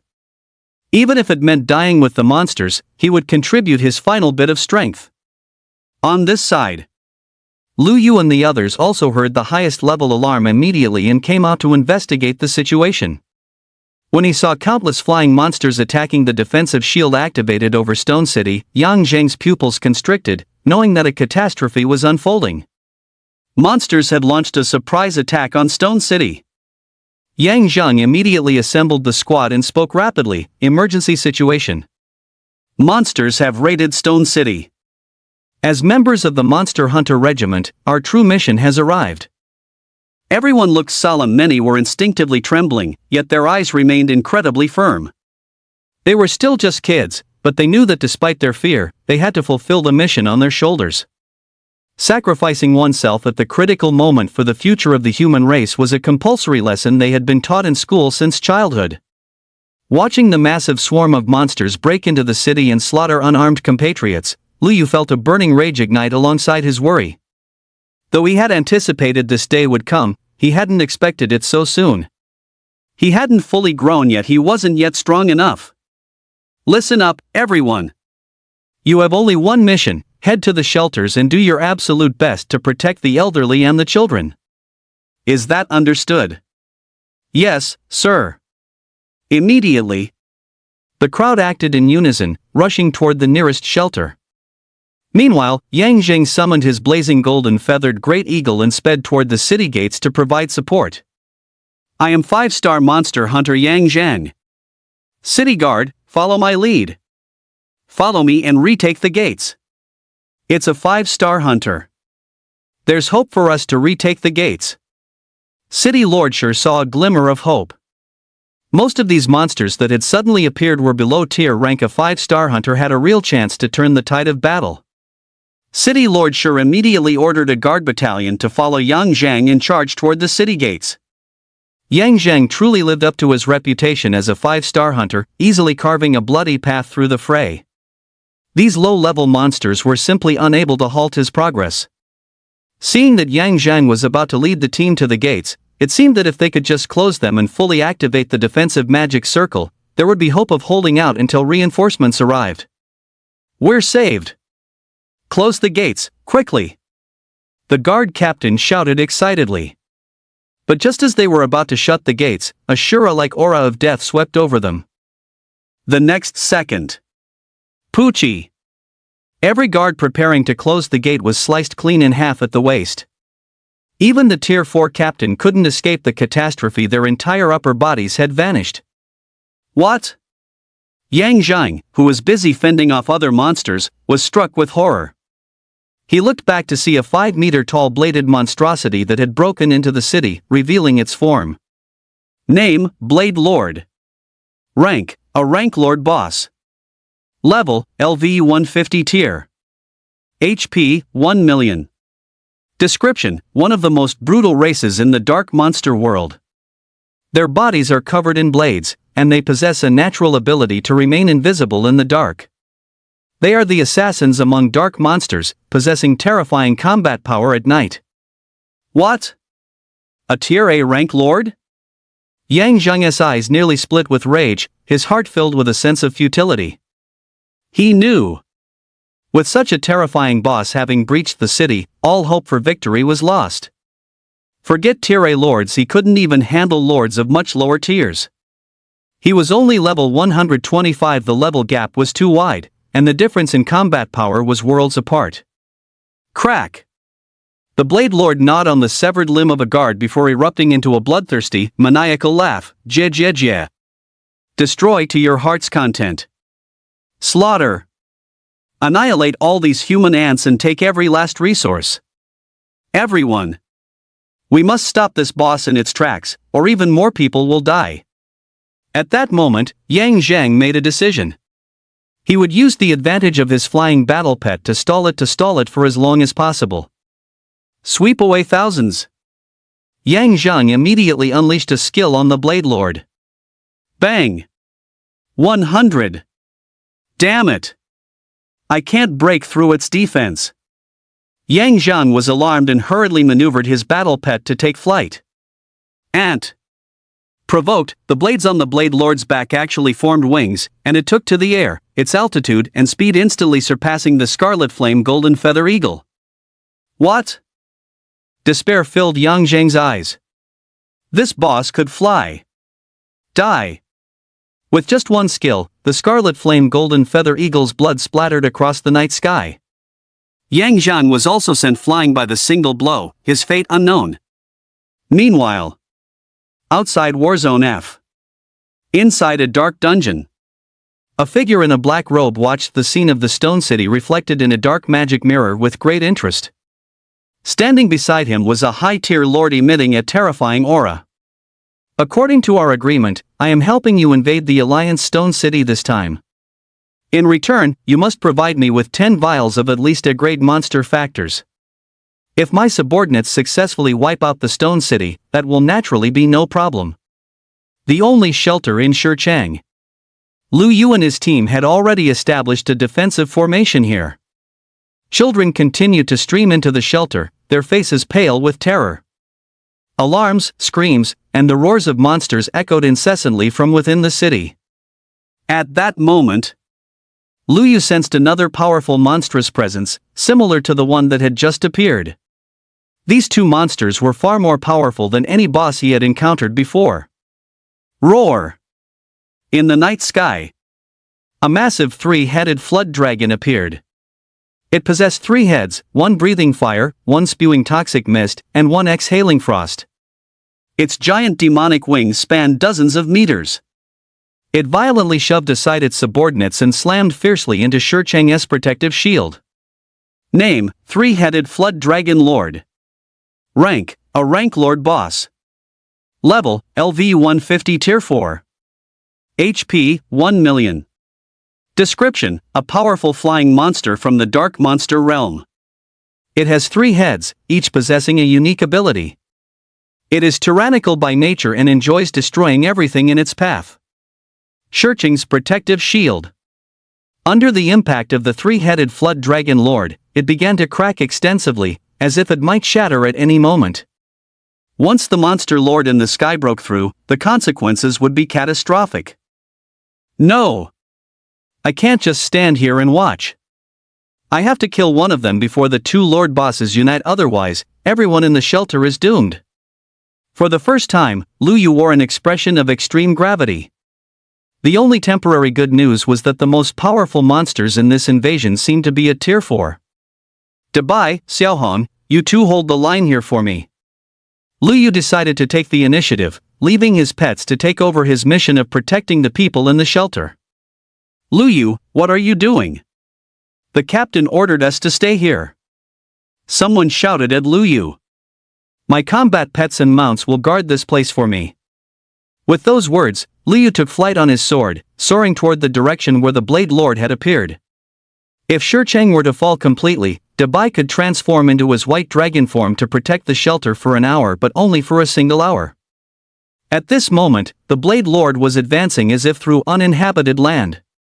Everywhere it passed, buildings collapsed and guards suffered countless casualties. Not a single soul could halt its progress. An atmosphere of despair began to permeate the entire city of Shicheng. Hold the line.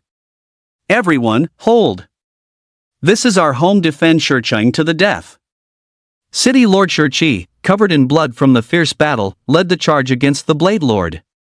However, in just a single encounter, he was sliced in 2 by the Blade Lord and turned into a gourmet meal in its maw.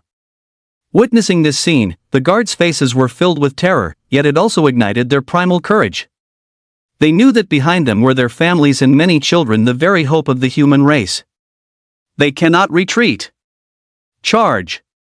Someone let out a roar, and the guards suddenly charged forward, fearless of death.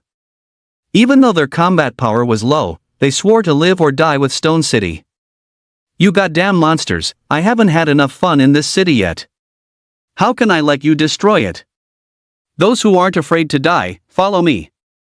Even the street thugs, who usually bullied the weak and feared the strong, were now united in hatred. As the human race fell into crisis, they still chose to fight these monsters to the bitter end.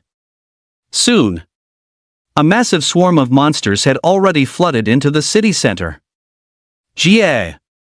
There's a human child here. I heard human children are the most tender and delicious. A monster spotted a child hiding among the collapsed rubble, its foul-smelling saliva dripping incessantly. Seeing such a terrifying monster, the child's face was filled with confusion and horror. But amidst the terror, scenes of his father's teachings echoed in his mind. His father, who had already perished on the front lines of the battlefield. From somewhere unknown, he found the courage to raise his toy sword and point it at the monster. A surge of killing intent actually erupted from the young child's eyes. "Come on, I'm not afraid of you." The monster froze for a moment, then burst into laughter. "Jia jia jia. A little human brat actually thinks he can eliminate me? Just be a good boy and become my food." With that, the monster opened its bloody maw and lunged at the child. The trembling child swung his sword. At this critical moment, suddenly, a flash of sword light. The monster instantly froze mid-motion. The next second, its head slowly slid off, and green blood sprayed out. Death did not come. The brave child slowly opened his tear-filled eyes and witnessed a scene he would never forget for the rest of his life. A brother in white, holding an orange war sword, descended from the sky and slew the powerful monster like a ray of dawn in the darkness, bringing light and hope. "Hurry to the shelter with the others." With those words, Lu Yu rose again on his sword, unleashing his flying sword skill with everything he had. An increasing number of flying swords swirled around him, frantically slaying the monsters that had broken into the area. Incredible! A blade master this powerful has actually come to Shicheng. An elderly veteran exclaimed in awe, then shouted, "Over here, quickly! Escort the children to the shelter first." Suddenly, a massive explosion rocked the sky. Shicheng's defensive shield shattered. A swarm of flying monsters began pouring into the city. Leading them was the three-headed flood dragon lord. Its three heads unleashed wide-range attack skills: fire, poison, and frost. Many people couldn't dodge in time and were killed instantly.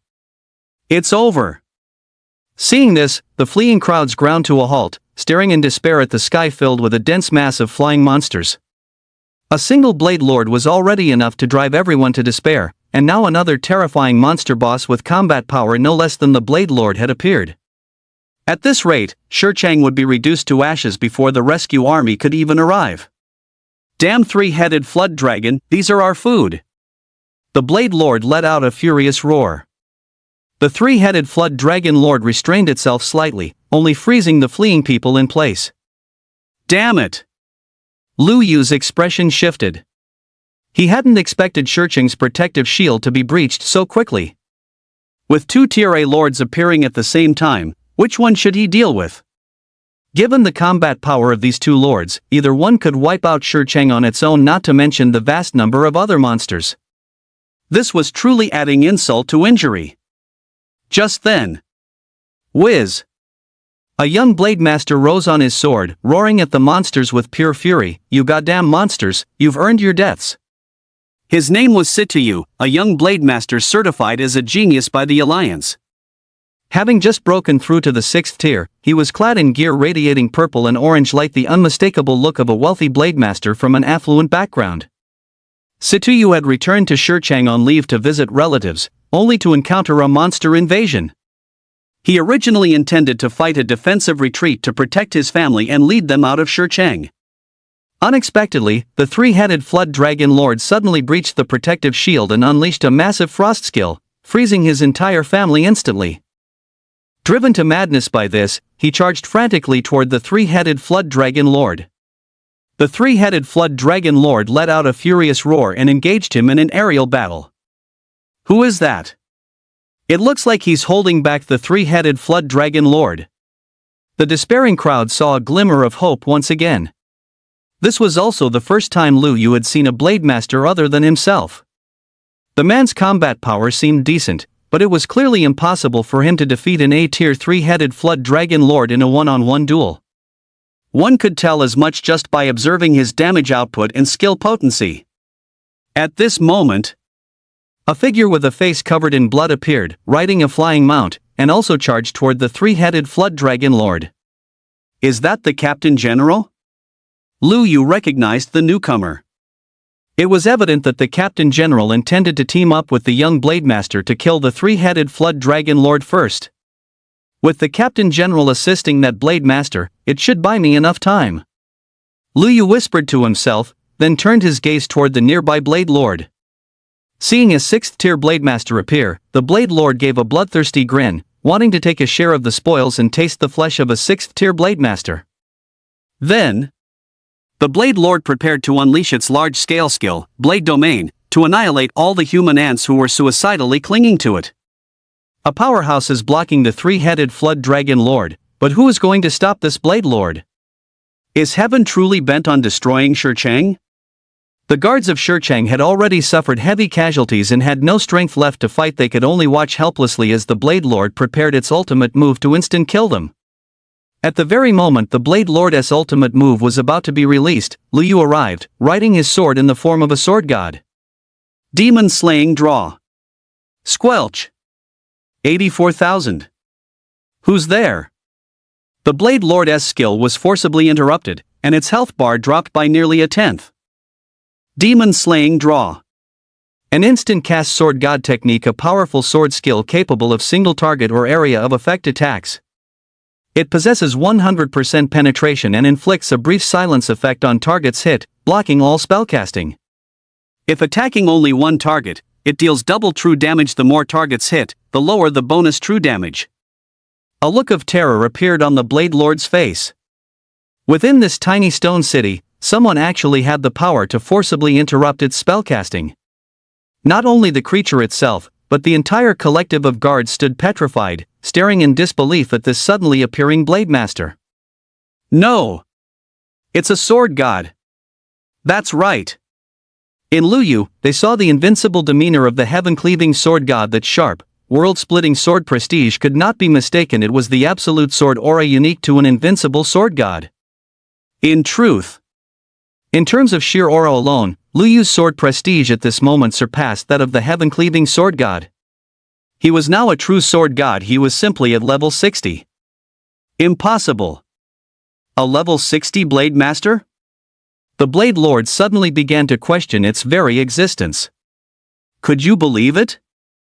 A level 60 weakling had interrupted the ultimate skill of an A-tier lord. This was simply defying the natural order. Within 3 seconds, I shall slay you. Thick killing intent surged in Lu Yu's eyes. As scenes of these monsters slaughtering human children flashed through his mind, he felt an unprecedented level of rage for the first time. Today, not a single one of these monsters invading Stone City shall leave alive. 7-star sword array activate. Divine monster slaying sword array activate. With 2 great sword arrays activated simultaneously, Lu Yu's combat power reached its absolute peak. Flying sword. After transforming into the sword god, all sword skills could be used at will without worrying about mana consumption, as the hidden effect of the sword god was the rapid replenishment of MP. It could be said that, in sword god mode, Lu Yu's MP remained full at all times. Flying swords condensed in ever-increasing numbers, forming a formation of 10,000 swords suspended in the air, continuously weaving through and massacring the monster horde. Monsters below the boss level, whether third rank or tiered, instantly became spirits beneath his blade.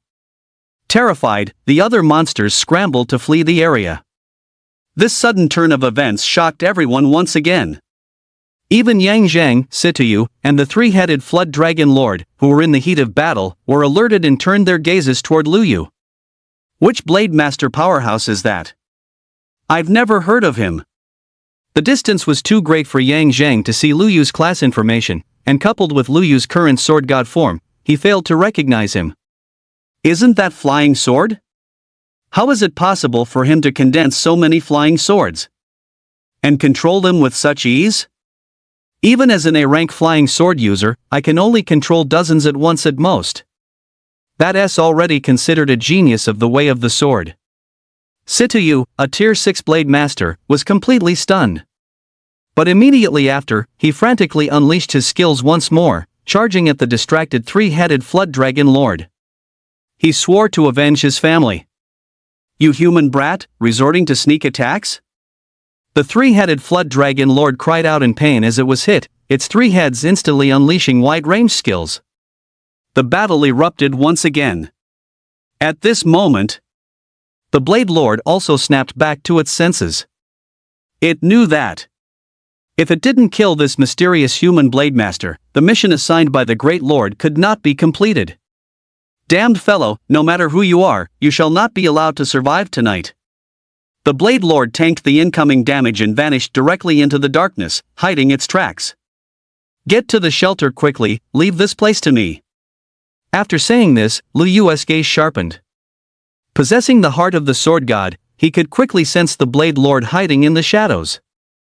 The wounded guards quickly supported each other and hurried away from the battlefield. Die! The Blade Lord used its invisibility to sneak behind Lu Yu, preparing for a surprise attack. But before it could unleash its skill, Lu Yu's already prepared ultimate move Divine Sword Storm was violently unleashed upon it. What the hashtag at $%? The Blade Lord couldn't fathom for the life of it how this Tier 3 Blade Master had discovered its presence. One must know that the night stealth talent of the Blade Monster race is silent and odorless. Even beings with a higher level than it find it difficult to detect. The most ridiculous part was, this bizarre Blade Master was still controlling tens of thousands of flying swords, maintaining 2 sword formations, and was even in a state of sword flight. Motherfucker! It can even unleash super sword arts? Unleashing 5 skills simultaneously? And controlling them with such effortless precision. Even a Tier 8 Blade Master couldn't pull that off, right? It wouldn't be an exaggeration to say you're the reincarnation of a sword god.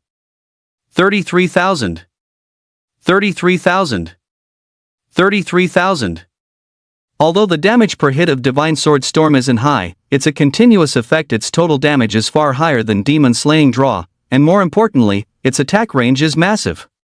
Following this sequence of maneuvers, the Blade Lord's health bar plummeted rapidly. In less than 3 seconds, it had been reduced to a sliver of health. If this continues, it will be slain by this cheater in less than 3 seconds. The Blade Lord activated its berserk state. Lu Yu's damage was all wide range, making it impossible to evade. Furthermore, invisibility was useless against Lu Yu, so the Blade Lord chose to face him head-on. Since the opponent was only a Tier 3 Blade Master, no matter how freakish he was, his HP couldn't be that high, 30,000 at most. It simply didn't believe that with the damage of its Tier 8 skills, it couldn't instant kill a Tier 3 Blade Master. Let's see who dies first. Blade Dance Night Mangle. Enduring the incoming damage, the Blade Lord unleashed a powerful single-target skill directly at Lu Yu. This was a lock-on skill within the skill's range. No matter how fast Lu Yu was, he couldn't dodge it. Oh no! The boy is in danger. The retreating crowd turned around to see this scene and couldn't help but worry. They had also seen Lu Yu's class information at Tier 3 Blade Master. While they didn't understand why Lu Yu's attack power was so ferocious, a Blade Master is still a Blade Master. Low HP is always their fatal weakness. Therefore, seeing the Blade Lord's desperate, life-risking fighting style, everyone worried that Lu Yu wouldn't be able to hold out. But in the next second, ding! 1. Put! The Blade Lord immediately spat out a mouthful of green essence blood. What was it seeing? It had unleashed a tier skill, yet it only dealt a forced 1 point of damage? It couldn't even break through his defense? Just how perverse was the physical defense of this Tier 3 Blade Master? It was a pure physical damage monster with over 10,000 physical attack power. This? Everyone else was also full of question marks. The situation transcended their understanding. Meanwhile, on the other side, in the dark dungeon, the mysterious black-robed figure and the Dark Great Lord, who were constantly monitoring the battle in Stone City, were also short-circuiting mentally, unable to calm their hearts for a long time. A Tier 3 Blade Master's physical defense completely surpassed the physical attack of an A-rank Tier Lord. Could this get any more ridiculous? He must die. He must. We cannot let this guy live, or he will surely become a major threat to us in the future. Seeing that pure physical attacks couldn't break the defense, the Blade Lord instantly changed its strategy. It would rely on true damage to destroy the opponent all the same. But Lu Yu wasn't going to indulge it. Immediately, all his flying swords, sword formation damage, and divine sword attacks converged on its body. In an instant, the Blade Lord was killed. It took exactly 3 seconds. Roar! Seeing the Blade Lord get insta-killed, the three-headed Flood Dragon Lord came up with a desperate, mad idea. It went into a frenzy, releasing a skill that sent Yang Zhang and Situyu flying, then dove straight down toward the shelter. It intended to use the children in the shelter to threaten Lu Yu. In its view, the reason that Tier 3 Blademaster was so perverse must be due to a special talent effect. As soon as the duration expired, it could torture him to death. Not good. The three-headed Flood Dragon Lord is attacking the shelter. Everyone fell into a state of panic. No one expected the three-headed Flood Dragon Lord to be so insidious. Realizing it was no match for the mysterious Blademaster powerhouse, it turned to attack the shelter instead. This would inevitably disrupt the mysterious Blademaster's rhythm of attack. Lu Yu also noticed the three-headed Serpent Lord's actions, but he didn't panic at all. With Dabai there, it wouldn't be able to damage the sanctuary. Swoosh! Lu Yu flew toward the sanctuary at full speed. The other monsters were also surging frantically toward the sanctuary in numbers too great to count. Soon, the three-headed Serpent Lord had already fought its way to the sanctuary's perimeter. The members of the hunter squad guarding the sanctuary turned pale with fear, and the Awakeners stationed there were equally filled with despair. With their strength, there was no way they could stop such a powerful Lord-tier monster. No one noticed. Little Red, who had been napping on Dabai's back, stretched, opened her eyes, and glanced at the three-headed Serpent Lord. Buzz! The Serpent Lord's body instantly froze. An invisible, terrifying pressure made it impossible for even a hint of resistance to rise in its mind. And so, it remained suspended in mid-air, ice filled with sheer terror, not daring to move an inch. The other flying monsters following it plummeted straight down, smashing heavily onto the ground. The crowd was full of questions. What's going on? Why is that three-headed Serpent Lord frozen there? The great lord of the dark monsters was once again bewildered. What the hell? Why did the three-headed serpent suddenly stop? Damned waste, what is it doing? Is this serpent defying my orders? But that was clearly impossible. It wouldn't disobey his command, nor did it have the courage to do so. Then what was happening? Why wasn't it attacking? The figure in the black robe was also completely perplexed. This stone city was far too bizarre. A Tier 3 Blademaster who seemed to be using cheats. And now the three-headed Serpent Lord was strangely immobile, not daring to attack the sanctuary, yet no powerhouse had been seen making a move. Go! Lead the entire reinforcement group to attack Stone City. You must eliminate the Blademaster, destroy Stone City, and seize all the resources. The Dark Overlord commanded a subordinate of a Tier S Lord to take action. Ha! Rest assured, my lord. I will bring back that boy's corpse and all of Stone City's resources before the human reinforcements arrive. On this side, Lu Yu had already arrived at the shelter. Seeing the three-headed Flood Dragon Lord hanging there motionless, he couldn't help but frown, feeling a sense of doubt. Despite his confusion, Lu Yu did not miss the opportunity and directly decapitated all 3 heads of the Flood Dragon. With the 2-tier lords now slain, all that remained was to clear out the small mobs within the city, and the crisis in Stone City would be considered resolved. There were still over 10 seconds of transformation time left. That was enough. The crowd watched as Lu Yu, transformed into the Shura sword god, waded into the fray like a tiger among sheep. With every swing of his blade, monsters were torn to pieces. What kind of speed is that? What kind of talent is this? Just who on earth is he? Seeing Lu Yu's overwhelming power as he slaughtered tens of thousands of monsters single-handedly, everyone felt a deep sense of worship from the bottom of their hearts. Does such a freakish blade master even exist in this world? The hunter squad did not recognize Lu Yu. They were too far away to inspect his class information and could only see a god-like figure. Before long, under the massive damage of Lu Yu's skills, every monster within the city was wiped out. We won! We won! Stone City is saved! Wounded veterans wept with joy, raising their arms in celebration. Cough, cough, cough. Yang Zhang rose from the ruins, coughing up blood incessantly. He was too severely injured, and one of his arms was broken. If it hadn't been for that level 6 Blademaster taking the brunt of the damage, and his mount shielding him from the fatal blow, he would have been dead long ago. Nevertheless, a pale smile appeared on Yang Zhang's face. Because Stone City had finally weathered this crisis. A mysterious high-level Blademaster had appeared and saved everyone. Suddenly, Yang Zhang's expression changed drastically, and his smile came to an abrupt halt. He felt the earth trembling, and the vibrations were becoming increasingly apparent. Soon, a thunderous roar echoed through Stone City, as if a surging torrent was rushing toward it. The cheering crowds fell silent one by one, their expressions turning grim once more. Monsters! A massive swarm of monsters was descending upon Stone City. Given the timing, it couldn't possibly be reinforcements, it could only be monsters. The commotion this time was even greater than before, indicating an even larger number of monsters, otherwise, the earth wouldn't be shaking so violently. Quickly, close the city gates and restart the defensive magic circle. A guard captain who had retreated toward the shelter bellowed. Although the mysterious Blademaster was incredibly powerful, he was only tier 3. He must have activated some kind of talent effect to become so invincible.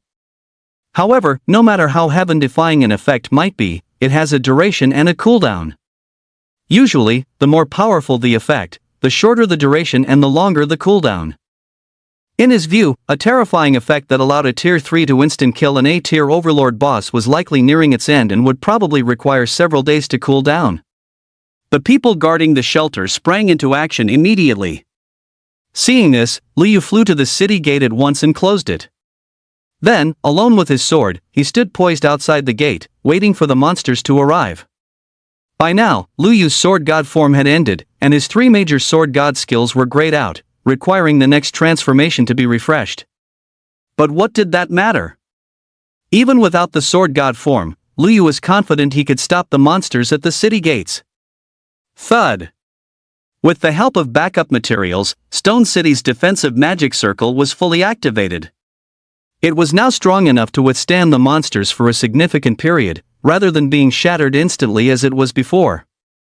Many wounded guards pushed through their injuries to climb back onto the city walls. They saw Liu standing alone outside the city, his back turned toward them. He intends to guard the entire city by himself. An old man said with a trembling voice. They were shocked, and their hearts ached. In the face of such a catastrophe, how could they let a young man with a limitless future stand at the very front? Yet, they no longer had the strength to fight. It could be said that, without this youth, Stone City would have been destroyed and its people slaughtered long ago. Rumble! Countless monsters came charging forth. There were blade monsters, 3-headed flood dragons, and many other unknown creatures, numbering several times more than the previous wave of invaders. With this many, there must be at least nearly 100,000, right? With such a vast number of monsters charging together, the destructive power was unimaginable. Leading them was a terrifying monster they had never seen before. It didn't look as physically robust as the previous Blade Lord. However, it had 4 slender, flexible, and sharp tentacles on its back, and it cradled a demonic blade emanating a crimson glow in its arms. Name, Flesh-Eating Demon Lord. Rank, S-Class Lord Boss. Level, LV 150 S-Tier. HP, 1,600,000.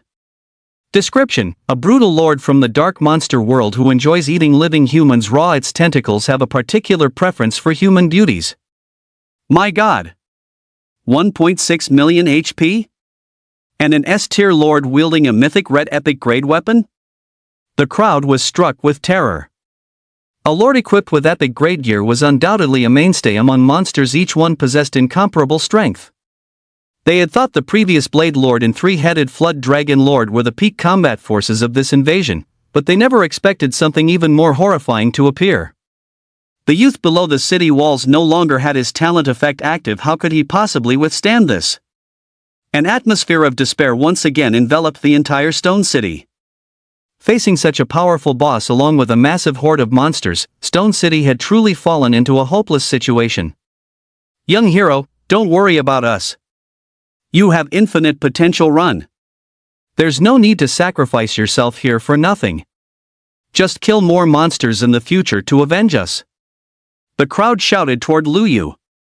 But Lu Yu remained unmoved, his white robes fluttering in the wind.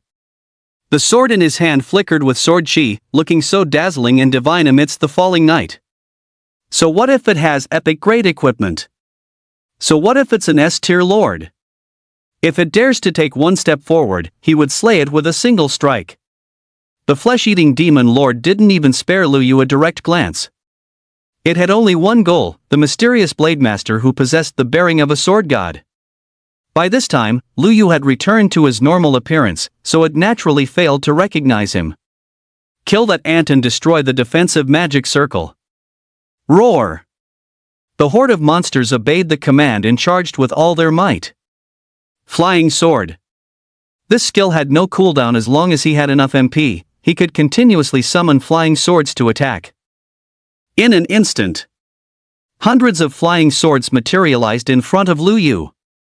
But this was far from enough. Ding! You have consumed an instant mana potion. MP restored to full, 8,850. To deal with emergencies, Lu Yu had already prepared a large quantity of precious instant mana potions, each capable of restoring 10,000 MP. These things were not cheap, costing 100 gold per bottle, and could only be purchased at the Outland Mall.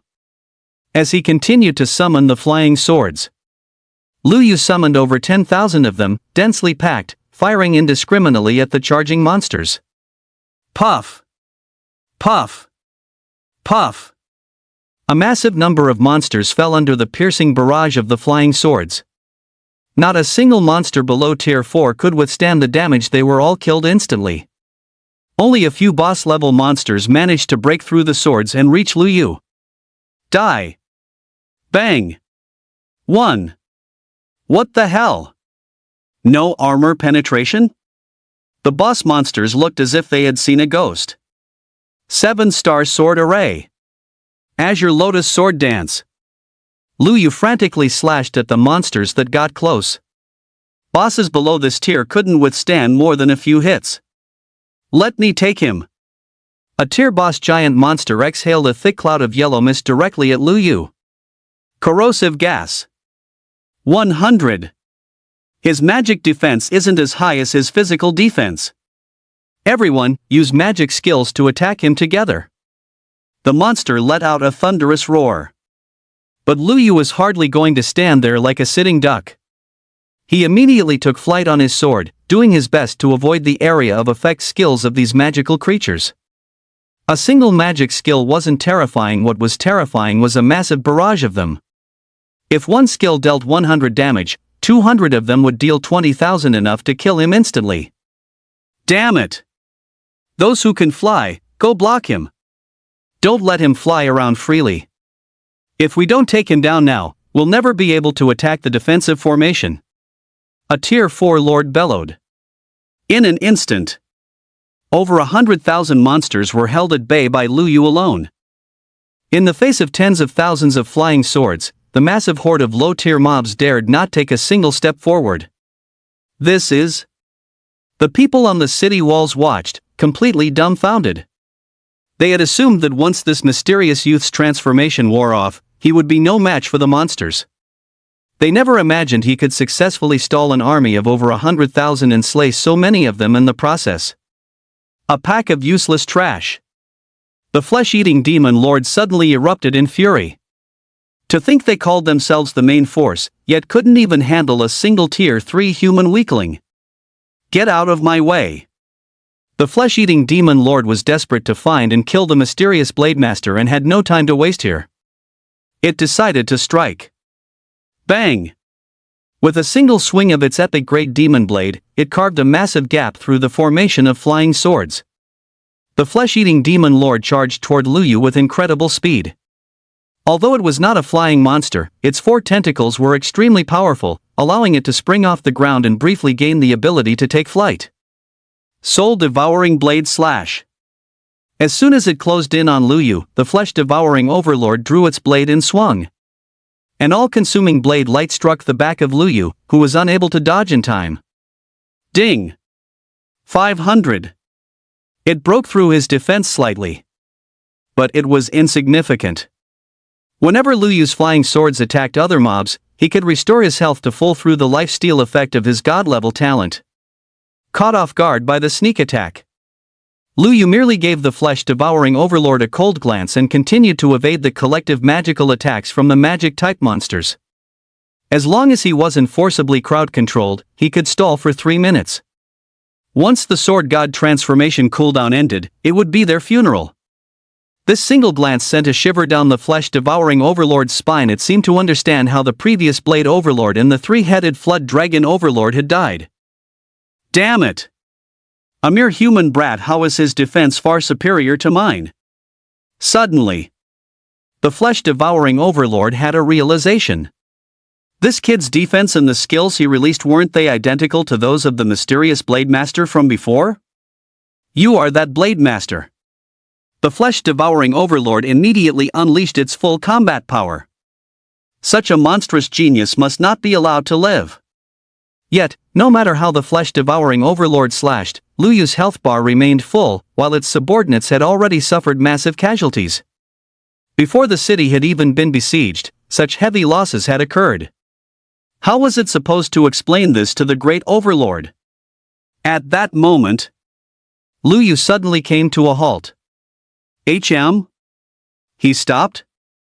Now's my chance. The flesh-devouring overlord took flight again, its 4 tentacles transforming into ropes that tightly bound Luyu. Jia, let's see how you run this time. 3-headed flood dragon clan, what are you waiting for? Release your strongest magic skill together now. The flesh-devouring overlord saw the dawn of victory.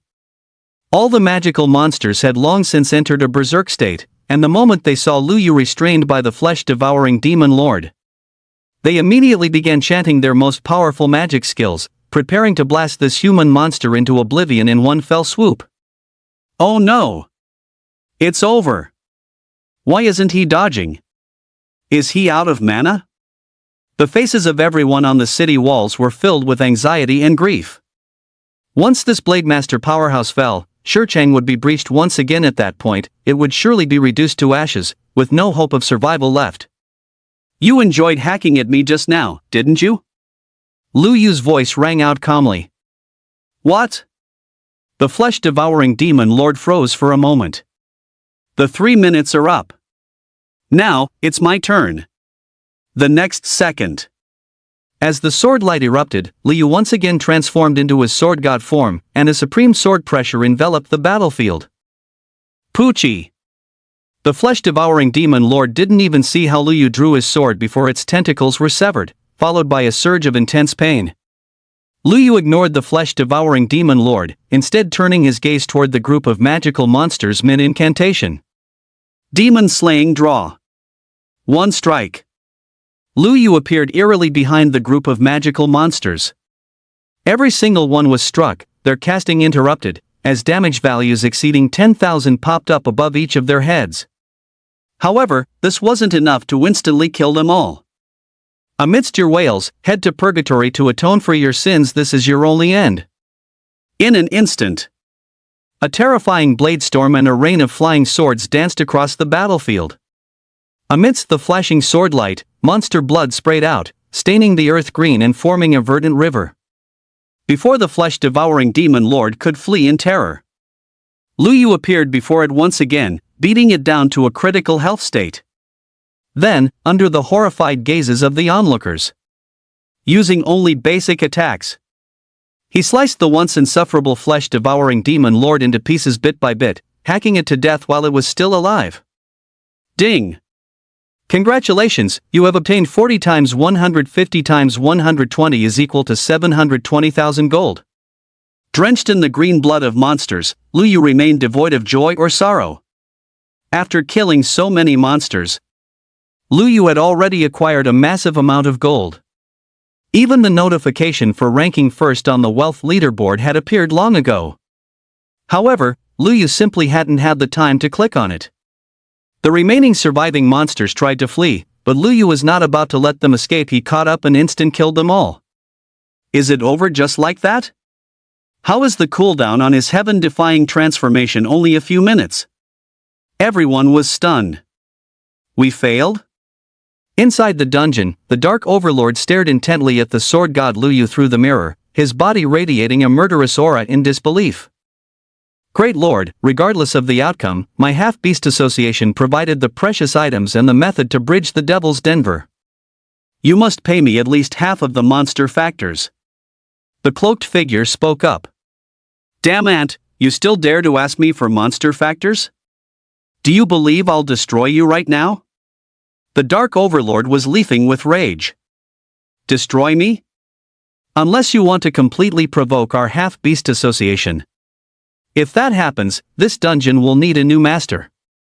If it weren't for the fact that we can only obtain monster factors when you provide them voluntarily, do you really think we would cooperate with you? The figure in the black robe showed no fear at all. You are courting death. Ultimately, however, the Dark Overlord did not strike. Instead, he handed over 10 bottles of a great monster factors to the other party. Go back and tell your president, if he wants S-grade monster factors, we can discuss a new partnership. Is it because of this mysterious Blade Master? Exactly. Lu Yu did not turn back to Stone City. Instead, he continued the pursuit. Firstly, to see if there were any remaining monsters. Secondly, to investigate how the monsters had bypassed the defensive lines to enter the safe zone. Once the master exceeds a certain distance, the mounts will instinctively follow. Thus, Dabai immediately stood up and, leading Xiao Hong, sprinted quickly in Lu Yu's direction. Lu Yu's mounts ran away. Ignore him. It's better if he dies at the hands of monsters. Otherwise, we must definitely tell the captain that Lu Yu left his post without authorization. The hunter team seemed to harbor great resentment toward Lu Yu for leaving the group. Following the monster footprints all the way, Lu Yu arrived at an open expanse where there was a massive deep pit, caused by unknown reasons. However, there were no other discoveries around except for this deep pit. Lu Yu was certain. This must be where the monsters infiltrated, likely using some special method. 2 hours later. Reinforcements from Frontline Number 4 finally arrived at Stone City. Seeing the ground littered with monster corpses and everyone cleaning up the battlefield, the reinforcements were stunned. Wasn't there supposed to be a massive monster invasion? Wasn't Shurcheng supposed to have fallen? How is the battle already over? It looks like Shurcheng won. The monsters are all dead. Did a high-level powerhouse come to provide backup? That's not right. If a high-level powerhouse had appeared, the commander-in-chief wouldn't have kept pushing them to speed up their pace. What on earth is going on? Where is the city lord of Shurcheng? Sir, our city lord died in battle. After some inquiry, they learned that 2 waves of monsters had attacked Shurcheng, and both were instantly wiped out by a mysterious Tier 3 Blade Master. Wait. You're telling me a Tier 3 Blade Master transformed into a sword god, first one-shot 2 A-tier lords and killed tens of thousands of monsters? And then he guarded the gates of Shurcheng alone, fighting nearly 100,000 monsters with just one sword? Including an S-tier lord, a lord equipped with an epic grade weapon at that? The commander of the reinforcements felt like he was hearing a ridiculous joke. If it weren't for 5-star hunter Yang Zhang and Tier 6 Blade Master Situyu standing forward to testify, he would have had reason to doubt whether these surviving awakeners were hallucinating. Reporting to the commander, that is exactly what happened. Where is that mysterious Blade Master now? After annihilating the second wave of invading monsters, he pursued them in the direction they appeared from and hasn't returned yet. Upon hearing this, the commander immediately dispatched a large squad to search for him, then directed the medical team to treat Shurcheng's wounded. At that moment, Lu Yu had just finished washing the monster blood off his body, changed into casual clothes, and returned riding on Dabai.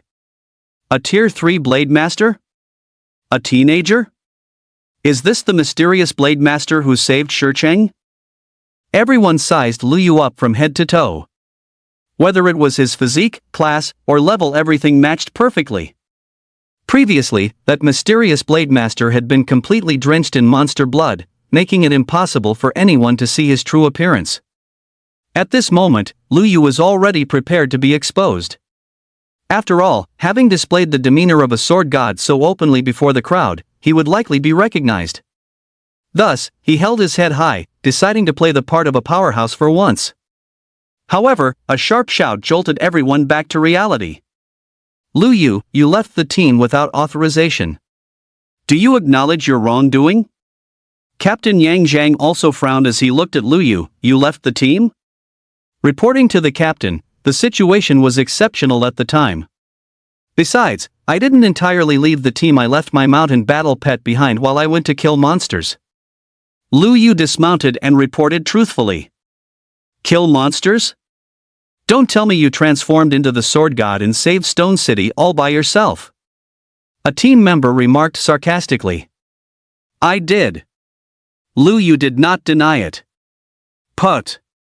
Heh, you certainly have thick skin. The members of the hunter squad all rolled their eyes. You're just a newcomer who recently underwent awakening. Don't we know exactly what you're capable of? You actually want to claim the great achievements of that powerhouse? Have you no shame at all? Looking at how clean you are from head to toe, you probably weren't out killing monsters, but hiding somewhere to escape death, weren't you? After all, the shelter is also considered a danger zone and a primary target for monster attacks. Following this commotion from the hunter squad, the awakeners of Stone City who had originally suspected Lu Yu might be that mysterious Blade Master began to shake their heads. If this guy named Lu Yu was a member of this hunter squad, then it was impossible for him to be that Blade Master powerhouse. A peerless Blade Master of that caliber would either be a super genius from the Alliance headquarters or a solitary, proud swordsman honing his craft alone. He certainly couldn't be a lowly, newly recruited hunter from Warzone F. No. I really was that sword god powerhouse just now. Why don't you believe me? Lu Yu had a look of utter helplessness on his face. Fine then. This saves a lot of trouble. Lu Yu, considering this is your first offense and your first time experiencing a monster PATK on the city, I won't hold your departure from the team against you. Next time, you must stick to your mission. Yang Zhang did not blame Lu Yu. In fact, had that Blade Master powerhouse not appeared, everyone would have died. No one could have held the line. Lu Yu leaving the team without authorization was understandable under the circumstances. Given the unexpected nature of this event, the Alliance headquarters will send personnel here to investigate. Team activities are temporarily cancelled. Except for Lu Yu, everyone else will receive their military merits for this month's activity as usual. Lu Yu, do you have any objections? Yang Zhang spoke strictly as a matter of business. Reporting to the Commander-in-Chief, no objections. Lu Yu didn't care much for this small amount of military merit. Moreover, from the Commander-in-Chief's perspective, failing to follow orders was indeed a mistake. The lack of punishment was already a sign of the Commander-in-Chief looking out for him. Subsequently, Lu Yu followed the team back to Dragon City. Warzone S. The Alliance. The three great war gods convened an emergency meeting. The commanders-in-chief of all war zones connected to headquarters immediately. The preliminary investigation results are out. Through some unknown method, the monsters directly connected to the Warzone F safe zone area and opened a teleportation portal, which led to the surprise attack on Stone City. According to the accounts of the Stone City survivors, the highest level of the invading monsters was level 150. Therefore, preliminary analysis suggests the portal opened by the monsters could only allow monsters up to that tier to pass through. Additionally, a mysterious young Blade Master appeared.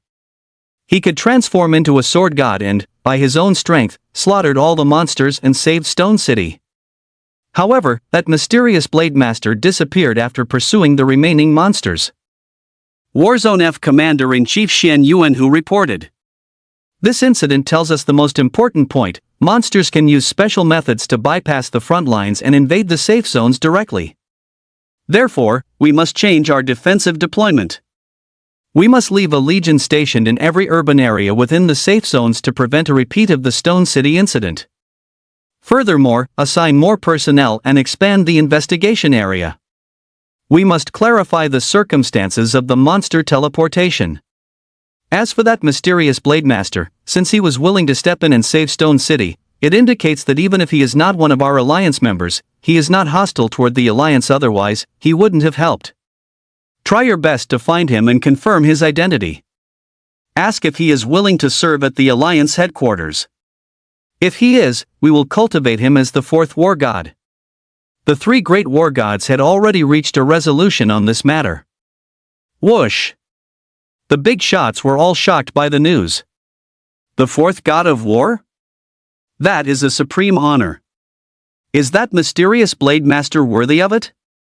But when they thought about how this Blade Master, at only Tier 3, could single-handedly wipe out hundreds of thousands of monsters and insta-kill a Tier S boss, he certainly had the potential to become a god of war. No! In fact, it should be said he has the potential to surpass the gods of war. After all, even a young god of war could not have achieved such a feat. Furthermore, without him, the lives of hundreds of thousands of people in Stone City would have been lost to the maws of monsters. He is now a hero of the human race. On the other side, Bailey Tong also became excited upon receiving the detailed intelligence from Stone City. A Tier 3 Blade Master? An incarnation of the Sword God? There's no mistake, it must be Brother Yu. He is that mysterious young Blade Master. Brother Yu, wait for me. Grandfather promised me that as long as I take first place in the Scarlet Trial 2 months from now, he will stop controlling me. We can meet then. On the road. Lu Yu opened the wealth leaderboard. Ding! Your gold balance is 5.6 billion, ranking you first on the wealth leaderboard. Would you like to appear on the list? No. After the battle in Stone City, Lu Yu realized his weaknesses, specifically, his lack of HP and magic defense. Without transforming into the Sword God, he was also short on mana. And so, Lu Yu opened the Alliance Mall, intending to purchase a Tier 3 Blade Master skill book to fill his 6 skill slots. The Alliance Mall is a consignment marketplace where all Awakeners can list items for sale or even put out by orders. Ha! A clone skill? Lu Yu didn't expect to come across such a precious life-saving skill in the consignment mall. He bought it without hesitation. Ding! You spent 2,000 gold to purchase the Tier F skill book, Sword Shadow Clone. That was quite expensive. As expected of a Blade Master class skill book, the price is higher than those of any other class. Meanwhile, on the other side, the Monster Forest. Big brother, didn't we set the price for that Shadow Clone skill book we just dropped a bit too high? No sucker is actually going to buy that, right? Little sis, you're seriously underestimating the whales who dare to pick the Blade Master class. They spend money like water. There's bound to be a Blade Master who likes this skill. It's a rare clone skill that can save your life at a critical moment. Ding! The Shadow Clone skill book you listed has been sold. 1,800 gold has been credited to your account. Oh my god! Big brother, the skill book sold. It was only up for 3 seconds. We're rich. Quick, check who bought it. Try to add them as a friend. This is a major whale. Big brother, the buyer is anonymous. I've already sent them a friend request. Ding! Pantielian has requested to add you as a friend. Do you accept? On the other side, Lu Yu immediately saw a friend request pop up. Pantielian? Iron Hard Pass. No! After learning the skill, Lu Yu used the S rank scroll he had obtained earlier to directly upgrade the skill to S rank. Name, Shadow Clone. Quality Grade S. Level, Tier 3 LV0 requires gold to upgrade. Skill effect, create clones identical to the user to confuse targets. Clones can be controlled within a certain range. Currently, clones possess 30% of the original's attack and defense and cannot cast skills. Clones disappear when the skill ends. S rank allows for the creation of 7 clones. Cooldown, 15 seconds. Note, upgrading this skill will increase the attack and defense of the clones. This is a controllable clone skill that even carries attack power? Lu Yu was pleasantly surprised. From what he knew, other classes had clone skills too, but most were just illusions that couldn't attack or move. Compared to Shadow Clone, those were pathetic. No one knew exactly how many skills existed across all combat classes. This Shadow Clone skill must have been dropped for the very first time, otherwise, a Blade Master would have already become famous using it. With this skill, at the very least, he had an extra life-saving measure during the Sword God form's cooldown period. Therefore, without a second thought, Lu Yu directly upgraded this skill to LV60. Next, Lu Yu continued to browse the Alliance Mall to see if there were any suitable gems available for purchase. Now that he had enough gold, he could prepare high-tier gems in advance. Once he obtained top-tier equipment in the future, he could socket them immediately to greatly enhance his attributes. However, after scanning through, Lu Yu discovered speechlessly that no one was selling essential gems like vitality gems or attack gems. Most were non-essential ones like resistance gems. It made sense, though. Vitality gems increase HP and P-Def, making them the top choice for all awakening practitioners to socket. Attack power gems and critical rate gems were the second choices, while resistance gems were the last. Generally, awakening practitioners who farmed vitality gems would either use them themselves or trade them privately at high prices. Left with no choice, Lu Yu purchased a large number of gem chests from the out-of-bounds mall. Name, Gem Chest. Description, randomly contains gems of various levels, socketing materials, socketing charms, synthesis charms, etc. Price, 50 gold. Seeing this price, Lu Yu didn't even blink, opening 99 chests all at once. Ding. You have obtained first-tier socketing material. Ding. You got nothing this time, please try again. Ding. You have obtained a level 1 fire resistance gem.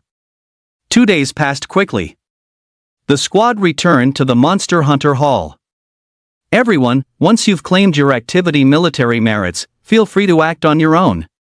Since the higher-ups have issued new strategic deployment orders, activities for the next 2 months are temporarily cancelled. But don't slack off because of this. You should strive for the new generation Scarlet trial 2 months from now. I don't expect you to get tickets to the special secret realms. I only hope you can complete the trial and earn rewards from the Alliance. After speaking, Yang Zhang headed to the infirmary to treat his injuries. To reward Yang Zhang for his merit in defending Stone City, the commander-in-chief of the war zone granted him a new battle pet and mount, a piece of tier purple equipment, and provided free medical treatment. After the dismissal, everyone formed their own teams to take on missions. Not a single person paid any attention to Lu Yu. In their minds, a deserter was not worth associating with. Regarding this, Lu Yu didn't care at all. After opening gem chests for 2 consecutive days, Lu Yu's gold had dwindled to just a few 100 million.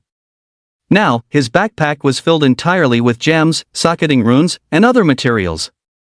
If Lu Yu hadn't purchased over a dozen ultra-large capacity treasure chests available directly from the extraterrestrial mall for 100,000 gold each, his backpack would have long been unable to hold everything. It seems synthesizing gems is also a money-consuming and time-consuming task. Lu Yu muttered to himself. Oh. Brother Lu Yu, you've finally shown up. Your application has been approved, and your parents have agreed to meet. When would it be convenient for you to go to the preparation zone? The beauty in black stockings took the initiative to approach Lu Yu. It's been approved? Lu Yu was filled with joy.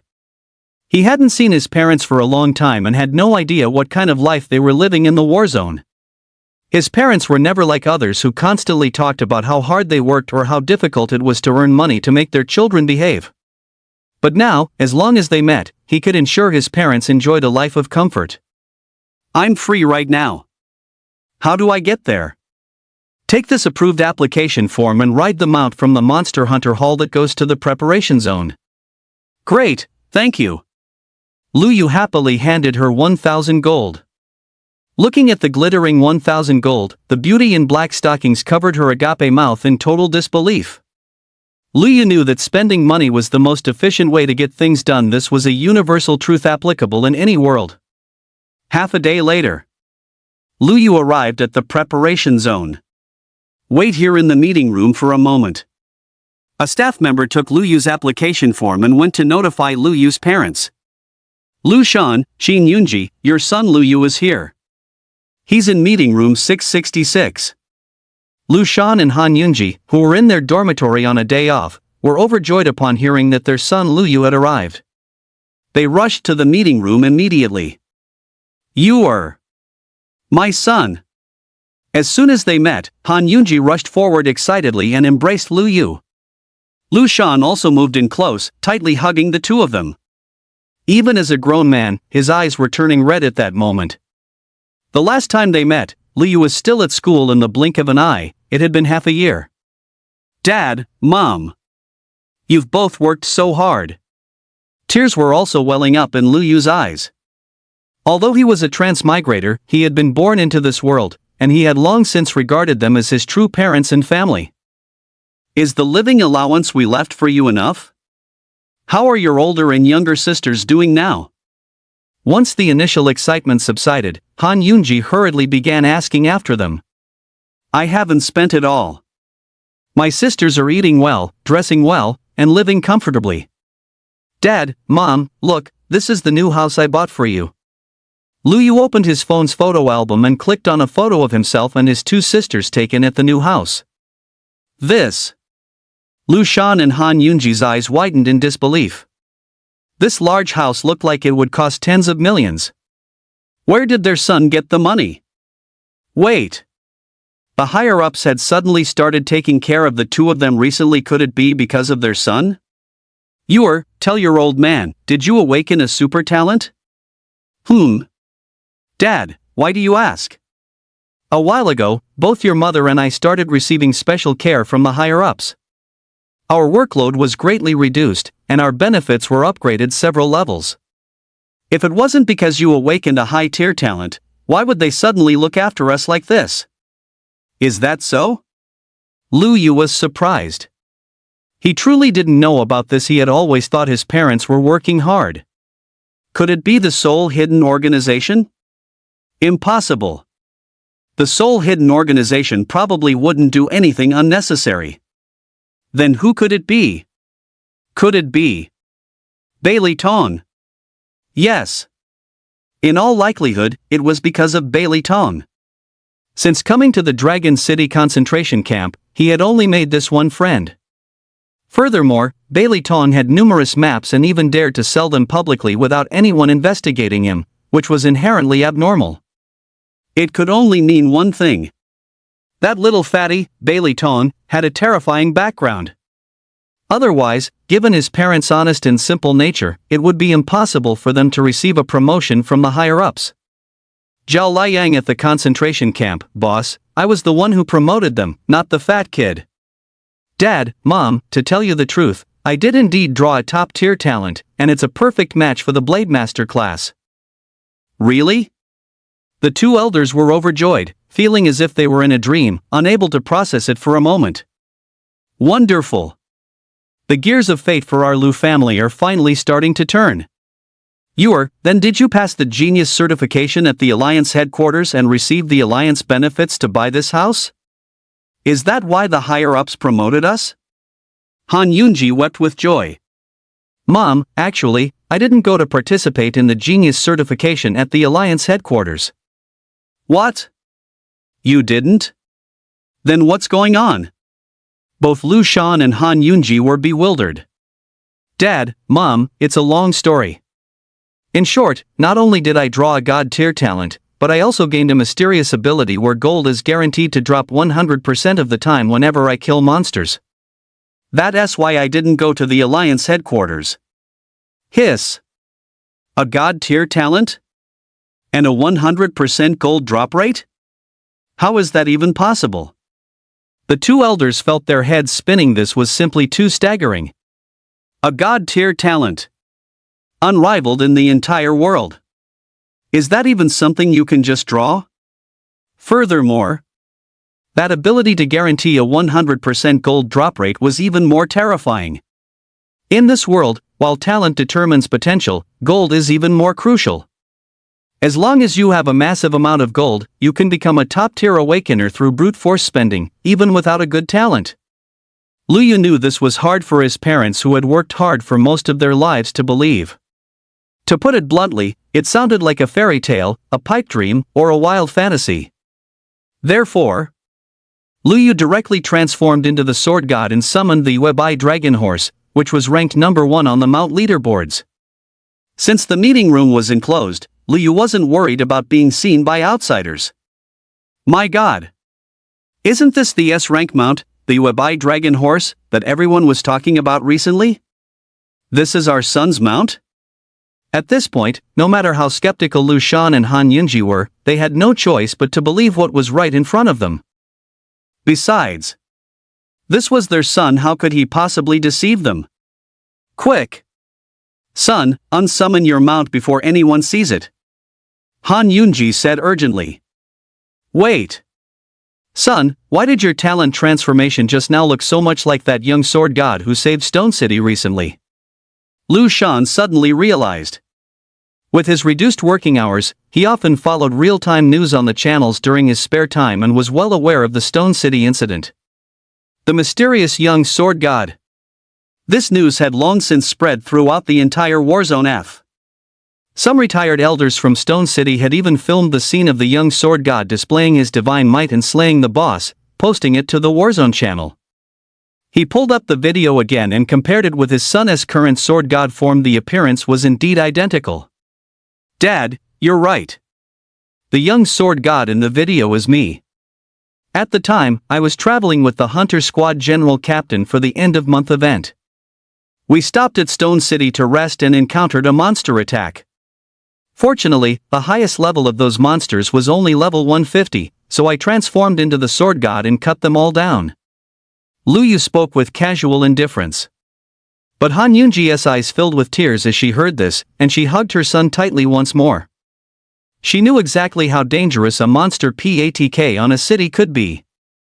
In that situation, her son had fought so many monsters alone as a mother, how could her heart not ache? If anything had happened to him, she wouldn't even dare to imagine it. Son, you mustn't take such risks next time. Mom, don't worry. I won't do anything I'm not confident about. Besides, I haven't taken care of you in your old age yet, I haven't seen my younger sisters get married, and I haven't brought home a daughter-in-law for you. I won't take risks lightly. At that moment, Lu Shan clapped Lu Yu heavily on the shoulder. Good lad. You saved Stone City. You are the pride of the Lu family. Your father is proud of you. At this moment, Lu Shan and Han Yunji still felt as if they were in a dream, but it was a beautiful dream wrapped tightly in happiness. It was too surreal. In just half a year, their son had become the great hero everyone was talking about, the young sword god. Son, the Alliance headquarters has issued a public reward to find you. What do you plan to do? Continue developing on your own, or? After the initial shock, Lu Shan got to the point. Dad, I want to keep accumulating strength for a while longer. As you know, the Human Alliance isn't the only power in this world. There are many mysterious organizations and monsters lurking in the shadows. Besides, I love the feeling of freedom. I don't like being restrained. A Blade Master should be free and unfettered. Lu Yu spoke his mind. Well, that's fine too. But remember this, if you become a true sword god in the future, you must defeat all the monsters and rebuild our once beautiful home. I will, Dad, Mom. That day will come. Lu Yu was full of confidence. Dad, Mom, your son has already achieved financial freedom. You don't have to stay here anymore. Quit your jobs and go home to enjoy life. Your daughters miss you so much they even dream about you. We'll have to give it some serious thought. What? Dad, Mom, do you still want to stay here? Son, the human race is weak and the monsters are brutal. Although your parents are just ordinary production class awakeners, we can still contribute our own modest effort to the future of humanity. Lately, although Lu Shan's workload wasn't heavy, he still completed the standard daily quota for a blacksmith. Son, your father is right. Generation after generation, our ancestors have never stopped fighting for a better tomorrow. Even though it's hard here, we have our own mission. If we actually went home early to enjoy life, we'd probably fall ill from boredom. Han Yunji added earnestly. Son, we understand your intentions.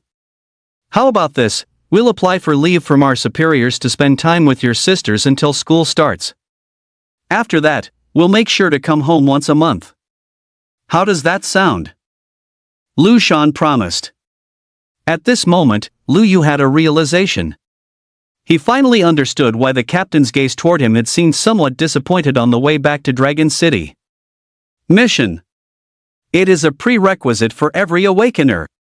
Everyone has their own mission. This is the will and the legacy of faith that allows the human race to contend with the monsters. Dad, Mom, I understand. But if you want to contribute to humanity, you can't let your levels fall behind.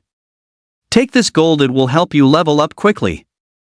Only with a higher level can you make a greater contribution. Son, what about you? Dad, Mom, did you forget? I have the ability to get a 100% gold drop rate. I never have to worry about running out of gold. By the way, Dad, Mom, do you know any gemologists? I have a large number of gems that need to be synthesized. I do. I have an old classmate uncle whom you've met before. He's an awakening gemologist, but his family isn't wealthy, so just like me, he hasn't been able to increase his level. That's perfect. I opened a few gem chests and got quite a lot of gems and synthesis charms. I'll have to trouble Dad to find Uncle who to help me synthesize them. It'll also help Uncle who level up in the process. No problem at all. If it's not too many, it can be done in a day or two. Thud, thud, thud. Lu Yu suddenly pulled out over a dozen super chests and smiled. This is all there is. Over a dozen super chests, completely filled. And they were all gems and synthesis charms. Son. This is what you call a few? Could you be any more exaggerating? The visiting time was almost over. Dad, Mom, these are 2A rank flying mount pet eggs for you to use for travel in the future. Lu Yu remembered that while production classes couldn't contract battle pets, they could contract mounts. He happened to have obtained many mounts from opening pet chests earlier. A rank flying mounts for us? That's too wasteful. You should save them for your sisters. Lu Shan and Han Yunji immediately refused. It was too extravagant. They were just ordinary production class members. Using such high-tier mounts felt like a total waste. Don't worry about my sister's mounts. I'll get S-rank ones for them in the future, and I'll get some for you too then as well. For now, Dad, Mom, just make do with these A-rank ones. Hearing their son say this, the two of them were still in a bit of a daze. This is so surreal. I never thought that I, Lu Shan, would one day own a mount on the same level as the Dragon Blood War god. Honey, quick, pinch me and see if it hurts. Han Yunji, who still retained her charm, gave Lu Shan a playful slap, laughing more happily than she ever had before. After bidding farewell to his parents, Lu Yu headed straight for the mist battlefield. The higher the level, the slower the leveling process. The monsters in the mist battlefield are numerous, allowing for the rapid accumulation of gold and experience. There are still 2 months left before the blood trial begins. Lu Yu must reach level 90 as quickly as possible during this period. The blood trial. That is the only way for the human race to enter the Star Illusion realm and obtain Star Source Stone resources. And Star Source Stones are a very, very important resource for the human race, one that must be fought for at all costs. The charging of Divine Stones and Advancement Stones, as well as teleportation arrays, large-scale theater defense arrays, and magic cannons, all require the use of Star Source Stones. The reason it is called the Blood Trial is that monsters can also enter the Star Illusion realm. They outnumber humans and are all-powerful Lord-level monsters. They also plunder Star Source Stones, which naturally leads to a bloody slaughter. However, the Star Illusion realm has a level restriction. Only humans or monsters whose level does not exceed 90 can enter. In previous years, thousands of the younger generation participated in the blood trial, but at most 100 or so could make it back alive. The Star Source stones they brought back were barely enough to sustain the Alliance's usage for 1 year. According to the trial rewards of previous years, the 5 people who bring back the most Star Source stones can each receive an additional precious ticket to a secret realm. There are many good things inside the secret realm, and the drop rate is higher than that of monsters in other places. Most importantly, it drops rare currencies that can be exchanged for higher tier items. These items cannot be bought in the Outland Mall. Lu Yu possesses the coin burst system. As long as he steps into these special areas, he can unlock the corresponding currencies. Therefore, no matter what, Lu Yu must get a ticket. On the other side, Lu Shan and his wife found their old classmate, Hu Shi. Old Hu, drinking tea again? Lu Shan walked into Old Hu's studio in a carefree manner. Oh, sister-in-law is here too? Please, take a seat. He poured 2 cups of tea. Only then did Hu Shi complain with a face full of bitterness, "Old Lu, you know that the workload for gem-related professions is different from other production classes. I have no connections and no gold. Forget about gem socketing, even gem synthesis tasks rarely come my way. Had I known, I should have listened to the teacher and not chosen these high and mighty production classes. I should have chosen blacksmith like you to support a family. It wouldn't have come to the point where you already have 3 children while I'm still a bachelor. By the way, Xiaoyu has graduated, hasn't he? Didn't you take some leave to go back?" Lu Shan and Han Yunji exchanged a smile. Lu Shan said, "We didn't go back, but the boy applied to come find us himself. He even asked us to find someone to help him synthesize some gems. So, here we are, looking for you." Ha! Xiaoyu actually farmed some gems? Wait. Didn't he just undergo awakening not long ago? As far as I know, it's extremely rare for low-level monsters to drop gems. It couldn't be that you gave him gold to open gem chests, could it? But you too. Seeing Lao Hu scratching his head in confusion, Lu Shan decided to stop beating around the bush. Lao Hu, we grew up together and went to school together. I have complete trust in you and your character. To be honest, Xiaoyu has had some lucky breaks, which you'll find out about later. For now, I'll give you a chest of low-tier gems and low-tier synthesis charms. You start synthesizing them, and you can level up your skills in the process. With that, Lu Shan took a treasure chest out of his backpack. My God! Is that a treasure chest? Those cost 100,000 gold each. Lao Hu's eyes widened. Suddenly, Lao Hu realized something. Old Lu, don't tell me this entire chest is filled with gems and synthesis charms? Yeah, and this is just one of the chests. Once you're done synthesizing these, I'll come back and give you another one. Put. There's another one? Holy crap! Gems were an absolute necessity for combat classes. Between 2 pieces of equipment of the same quality, grade and level, one with gems socketed and one without, were 2 completely different tiers of gear. Aside from the low drop rate from monsters, gems could only be obtained by purchasing gem chests from the Outworld Mall. And even then, the probability of getting a gem from those chests wasn't high. Lao Hu couldn't wait to open the treasure chest. His breathing hitched instantly. Holy SHT! These are all vitality gems? What kind of opportunity did Xiaoyu stumble upon? Even level 1 vitality gems are in such high demand that they're practically impossible to find on the market. Lao Hu felt like his heart couldn't take much more of this. This was absolutely ridiculous. In the decades he had spent in the preparation zone, the number of times he had synthesized vitality gems could be counted on one hand. It just went to show how incredibly scarce these vitality gems were. Many wealthy players have spent tens of thousands of gold without managing to find a single vitality gem. You have an entire treasure chest of them. Isn't that a bit too outrageous? Just what kind of heaven-defying opportunity did Xiaoyu encounter to have such incredible luck? Old Lu, thank you. With a chest of gems like this, my level will surely rise rapidly. I'll synthesize them for Xiaoyu for free. How can we allow that? Synthesizing gems is a task that drains both vitality and energy. Here, take this chest of resistance gems as your payment. Holy crap! Old Hu's expression at this moment was extremely exaggerated, his face severely contorted. Using an entire treasure chest of gems as payment? Even though resistance gems aren't highly valuable, the lowest tier level 1 resistance gem still has a market price of 80 gold. How much would such a massive chest be worth? Old Hu, don't be so quick to refuse. Xiaoyu will definitely need your help with socketing and embedding gems in the future. Plus, my elder and younger sisters will need to trouble you later as well. Consider this an advance deposit. But?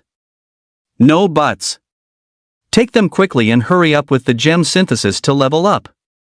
My wife and I are also heading out to purchase materials to raise our own levels. Old Hu knew that if he didn't accept, Old Lu would definitely be very unhappy. Fine, I'll take them. From now on, I, Old Hu, am the exclusive jeweler for the Lu family. Only then did Lu Shan and Han Yunji head back, satisfied. Time flew by. 2 months passed quickly. The mist battlefield. Lu Yu stood atop a mountain of monster corpses, staring coldly at the panting tier 6 B rank lord ahead of him. Name, Poison Scorpion Lord. Rank, B rank. Level, LV 169 tier 6. This area belonged to the middle perimeter of the mist battlefield, a place where mid to high tier monsters roamed. After reaching level 90 in the outer perimeter, Lu Yu came here to accumulate gold and hone his combat experience. And if one wanted to level up quickly, the only way was to engage in one-on-one duels with these powerful monster bosses. Roar! Damn human brat, I'll take you down with me. Blood Venom Curse. The Poison Scorpion Lord struck out in a blind rage. Sword Shadow Clone. Whiz. Whiz. Whiz. 7 clones of Lu Yu appeared instantly. The Poison Scorpion Lord's skills all missed their marks. What followed was a relentless barrage of sword techniques from Lu Yu. The near-death Poison Scorpion Lord was slain without any suspense. Ding! You have obtained 169 times 40 times 4 is equal to 27,040 gold. Without transforming into the Sword God, my current combat power is equivalent to a tier 6 B rank lord. Anything higher would be difficult to kill. He checked the time. 2 months had already passed. At this moment, Dragon City had already opened registration for the new generation's Scarlet Trial. Once registration ended, they would head to the Alliance headquarters to begin the trial. Dubai, let's go. Back to sign up. Dragon City Scarlet Trial Registration Office. Today was the final day for registration, but the crowds were still dense. It seemed that more people were participating in the Scarlet Trial this year than in previous years. After all, as long as one brought back a single Star Source stone, they could receive rare rewards corresponding to its level. Furthermore, this year featured the 3 great supernovas, and the team was being led by the grandson of the God of War. With Dubai covering the distance, Lu Yu was in no rush. Upon returning to the Dragon City area, Lu Yu recalled Dubai and switched to flying on his sword. Hello, I'm here to register for the Scarlet Trial. Show me your ID card. Lu Yu handed over his ID card. Done. Assemble here tomorrow at 8 a.m. sharp. At that time, all participating new generation members from Warzone F will head to the Alliance headquarters in Warzone S together. Early the next morning, nearly 1,000 members of the new generation gathered together. These youths had basically all reached level 90.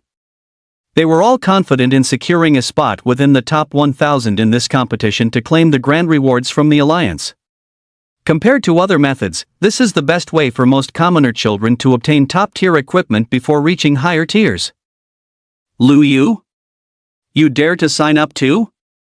Li Wan, who was in the same hunter squad as Lu Yu, saw him and couldn't help but look surprised and suspicious. Exactly. You're just an ordinary blade master. Even if you've reached level 90, without good gear, you'll just be finding a place to hide once you're there. Instead of wasting time, you'd be better off preparing for your tier 4 advancement. At least during next month's end-of-month event, you won't hold us back thanks to your level advantage. Another teammate chimed in with well-intentioned advice. I guess he's mainly going just to see the world.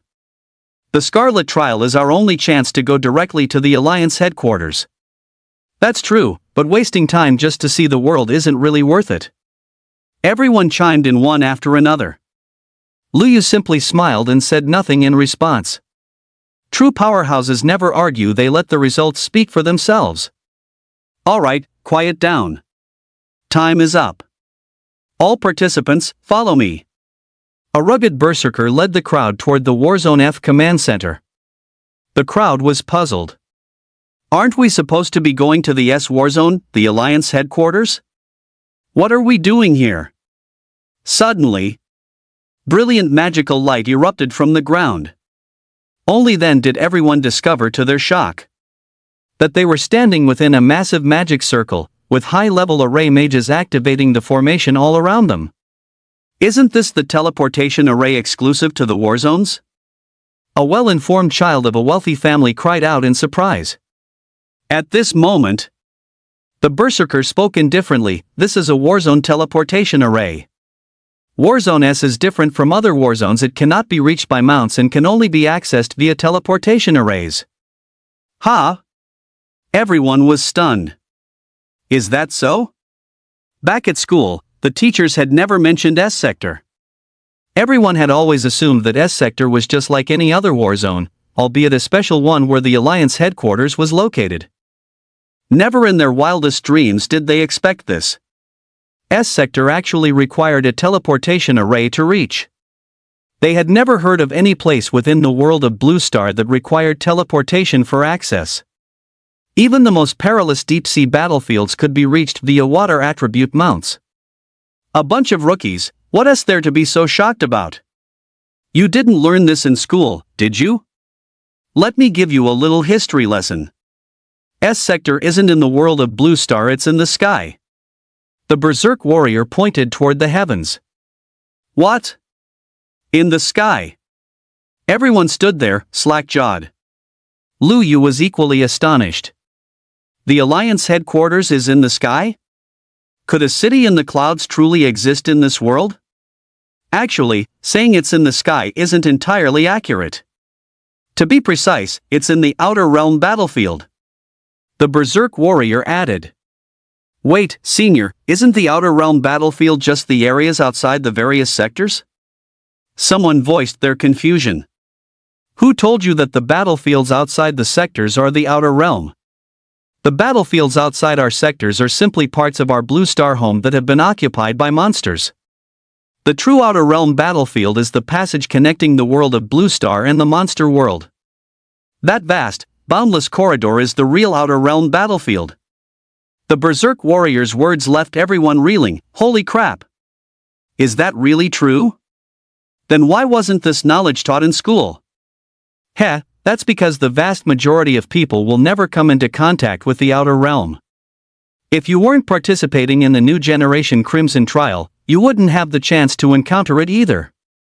The Berserk warrior grinned. Senior, I have a question. Since the extraterrestrial battlefield is not on Planet Blue, why didn't our human ancestors clear out the monsters on Planet Blue first before focusing all their efforts on the monsters in the extraterrestrial battlefield? Lu Yu asked, the doubt weighing on his mind. The Mad Warrior looked at Lu Yu with approval and said, actually, it's not that our ancestors didn't want to clear out the monsters within Planet Blue, it's that they couldn't. Why? The reason is simple, they can never be fully exterminated. What? The group became even more confused. Lu Yu, however, said thoughtfully, Senior, do you mean that the monsters invading Planet Blue are actually derived from a terrifying lord, and since this lord is in the extraterrestrial battlefield, the monsters within Planet Blue can never be truly wiped out? Aha, brilliant. It's been a long time since I've met such a clever junior. Truly, the youth are to be feared. The youth are to be feared indeed. Kid, what is your name? Reporting to Senior, my name is Lu Yu. Kid, I have high hopes for you. I hope you shine brilliantly in the blood trial. The Mad Warrior praised Lu Yu without reservation. This caused a wave of envy among the others. Immediately after, the Mad Warrior gave everyone a detailed explanation. As everyone knows, as long as a Lord-class monster does not die, any monsters derived within that Lord's domain will respawn after a period of time once they are killed. Just as Lu Yu said, the monsters invading Planet Blue are indeed derived from an even more terrifying monster lord. And this monster lord is definitely in existence beyond Tier, otherwise, it wouldn't be able to derive Tier S lords. Whoosh! An existence beyond Tier? Wouldn't that be an existence even more terrifying than the three great war gods? In that case, wouldn't humanity have no hope of ever defeating the monsters? However, no one should despair. Perhaps due to the special restrictions of the extraterrestrial battlefield, that god-level monster lord cannot set foot there. That is why the three great war gods are able to guard S sector and prevent more monsters from invading Planet Blue. You must firmly believe that each generation of humanity will be stronger than the last. One day, a god-level savior beyond Tier will be born to lead humanity across the extraterrestrial battlefield and drive the monsters out forever. The words of the Mad Warrior allowed everyone to regain their confidence and strengthen their convictions the human race would one day restore its beautiful homeland. Lu Yu fell into deep thought, silently glancing at his god-tier talent and his coin burst system. He was still too weak right now. He had never thought about becoming some kind of savior, he only wanted to protect his family and ensure they lived a good life. After all, no one knew for certain whether those over-tier monster lords truly could not enter the extraterrestrial battlefield. What if they could? What if they simply disdained to enter? As for being a so-called savior or the hope of the human race, thinking of this, Lu Yu merely smiled. He hoped he could grow to possess the strength of a savior. As soon as the blood trial ended, he would have to accelerate his leveling process. Being prepared for danger in times of peace was never a mistake. At this moment, the Formation Master finally activated the teleportation array. Everyone, close your eyes. We are about to teleport. Following the Mad Warrior's reminder, everyone closed their eyes. The teleportation light instantly flared up. A pillar of magical light reaching toward the heavens appeared. The next second, the group vanished collectively from within the teleportation array and arrived at S sector. What appeared before everyone's eyes was a steel fortress. This castle was primarily black and red in color. It wasn't that the materials used to construct the castle were black and red, but rather that they had been stained this way by the blood of countless ancestors. The defenses of this castle were the strongest Lu Yu had ever seen, yet countless cracks and traces of repairs were still visible everywhere. From this alone, one could imagine the brutal battles that S sector had endured over time. In this war zone, there were only regular troops, monster hunters, and high-level production class awakeners from the preparation areas. There were no members of any other organizations.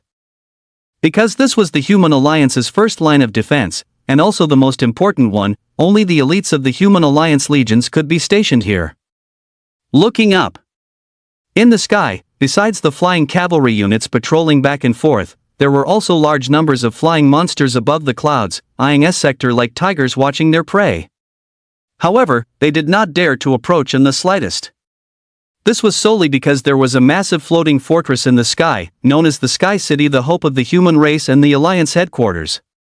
At this moment, several friend notifications popped up. They were sent by Bailey Tong. Good grief! It turned out this fat guy wasn't in Warzone F, but in the S Warzone here on the extraterrestrial battlefield. No wonder there had been no reply to the messages sent to him earlier. Brother Yu, I knew you would definitely come to participate in the Scarlet Trial. I was taken back to the S Warzone by my grandfather before. This isn't the Blue Star world, so I couldn't reply to you until now. Now it's fine. You're here, I can reply to you, and I missed you so much. Brother Yu, you must help me. My grandfather promised me that as long as I take first place in this trial, he won't control me anymore. Then we can play happily together again. Lu Yu was somewhat speechless. However, since Bailey Tong had helped his parents after all, there was no harm in helping him. Lu Yu replied to Bailey Tong, no problem. Anyway, my only goal is a ticket. I knew Brother Yu was the best to me. With Brother You and I joining forces, it's a guaranteed win. Trial participants from all other districts line up in an orderly fashion and prepare to head to the Sky City. At that moment, a flying cavalry squadron arrived, carrying everyone into the air one after another, acting like an elevator. Upon arriving at the Alliance headquarters, Lu Yu was also shocked by the scene before him. This place was massive. So large it was comparable to a small city in a safe zone. The structure of the entire Alliance headquarters consisted of 4 small pentagonal buildings guarding a large pentagonal building. The large pentagon was the supreme power center of the Human Alliance, the place where the 3 great war gods of humanity resided. A group of the new generation was led to a square in one of the small pentagonal buildings. Don't think it was small, it was large enough to accommodate tens of thousands of people. The new generation of the Warzone had already gathered here. Seeing the trial participants from other warzones arrive, they all showed an arrogant posture. Although this made the new generation from other warzones very unhappy, they had the capital to be proud because they were all elites and rising stars among the new generation. Among them were also 3 supernova geniuses certified by the Alliance headquarters. Of course. Furthermore, the new generation descendants of supermobiles would also participate. It was said that the grandson of the Empyrean god had already publicly confirmed his participation in this trial. Tap, tap, tap. All trial participants, assemble. A total of 10,000 people have gathered, completely filling the available slots for the trial grounds.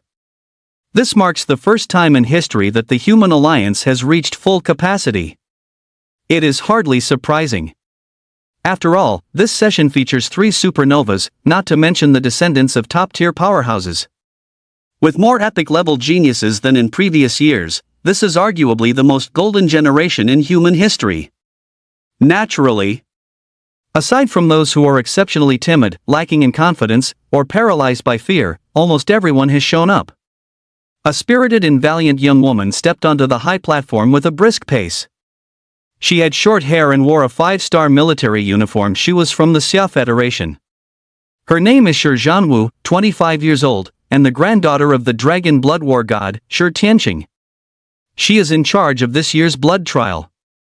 Everyone, look! That looks like the Dragon Blood War god's granddaughter we've seen on TV. We're seeing her in the flesh. Someone couldn't help but exclaim in excitement. As a trial for the new generation, the Alliance naturally wouldn't appoint members of the older generation to host. Generally, a previous champion under the age of 30 is assigned to preside. For this session, Shi Zhanwu was appointed as the person in charge. Speaking in the Alliance language, my name is Shi Zhanwu. I will only say 3 things. First, Star Origin Stones. The trial grounds, the Starry Phantom Realm, will open shortly, and you will all receive a prompt to enter. Inside lies the strategic resource we must fight for, Star Origin Stones. This resource can only be obtained within the Starry Phantom Realm. Once the Starry Phantom Realm opens at this time every year, it remains open for 1 month. We will rank you based on the number of Star Origin Stones you bring back. Even if you bring back just 1, you can earn a Tier 3 rare reward. Second, Star Origin Stones. It is worth reminding you that besides our alliance, factions from other regions of the extraterrestrial battlefield, as well as monsters, will enter to snatch the Star Origin Stones. Additionally, there are special monsters inside called Star Beasts. Although their level will not exceed 90, they are extremely difficult to solo. Third, still Star Origin Stones. You must do your utmost to collect Star Origin Stones while ensuring you stay alive, because only by surviving are you eligible to bring them back. I have finished speaking. You have 1 opportunity to ask questions. After Shi Zhanwu finished speaking, many people began to whisper amongst themselves in low voices. In that case, may I ask how one can obtain Star Source Stones? This is the question most people want to ask. There is a chance for them to drop from Star Beasts, and they can also be found in mountain streams and rivers. Of course, if you're lucky enough to find a legendary Star Source Stone vein, then congratulations, you will become a hero of the human race. At the top of the headquarters building. Hee, old Shi, your granddaughter's work style is exactly like yours, swift and decisive. Hormund, the god of heaven, stroked his white beard and chuckled. Naturally. The offspring of my Shur family ought to be so. Shur Tianqing, the dragon blood war god, spoke with fortitude. Sigh. Your descendants are all paragons among men, while my damn grandson, not only did he fail to inherit my heart of sword Dao, but he also chose to be an assassin. He spends all day sneaking around and getting into trouble. It's a family misfortune. Beili Songfeng, the heaven-cleaving sword god, expressed that he had a headache, a very big headache. Brother Beili, the boy Beili Tong, is very sharp. His future achievements won't fall short of those two kids, Cain and Shi Zhanwu. That's right, he definitely won't lose to them. Being an assassin suits him perfectly. Hormund and Shur Tianqing rarely found an opportunity to tease their old comrade Beili Songfeng, and they certainly weren't going to let it pass. Are you two looking for a sparring session? Beili Songfeng's eyes were spitting fire. No, who would dare to spar with you? But speaking of which, this new generation is known as the Golden Generation. I'm afraid those fellows might target us and cause trouble in the shadows. Hormund expressed his concern. Old friend, we in the Xia Federation have a saying, how can one see a rainbow without weathering the storm? Besides, if anyone dares to make a move against our new generation, they shouldn't blame us for disregarding old ties. Within Beili Songfeng's calm tone, there was a solemn, murderous intent. Not long after. As the star illusory realm manifested above the extraterritorial battlefield, all factions within the battlefield received a notification. Ding! The star illusory realm has opened. Once entered, you can only teleport out after 1 month.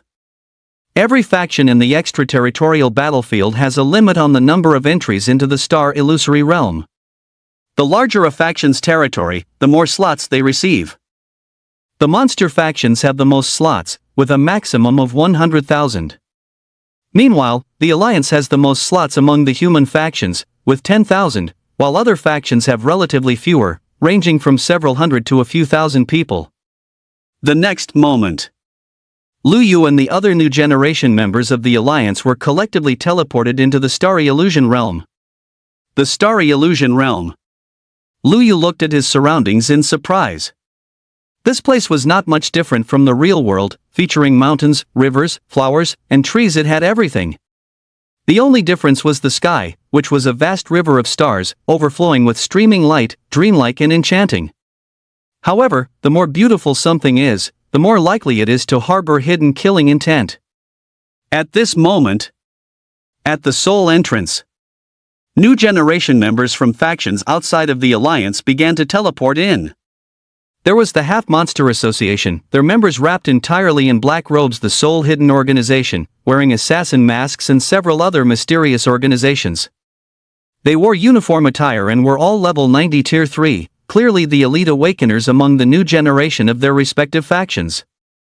They each stood beneath the banners of their own forces. After all, Star Source stones were far too versatile. Constructing a single super magic circle with them would be much more effective than an army of thousands.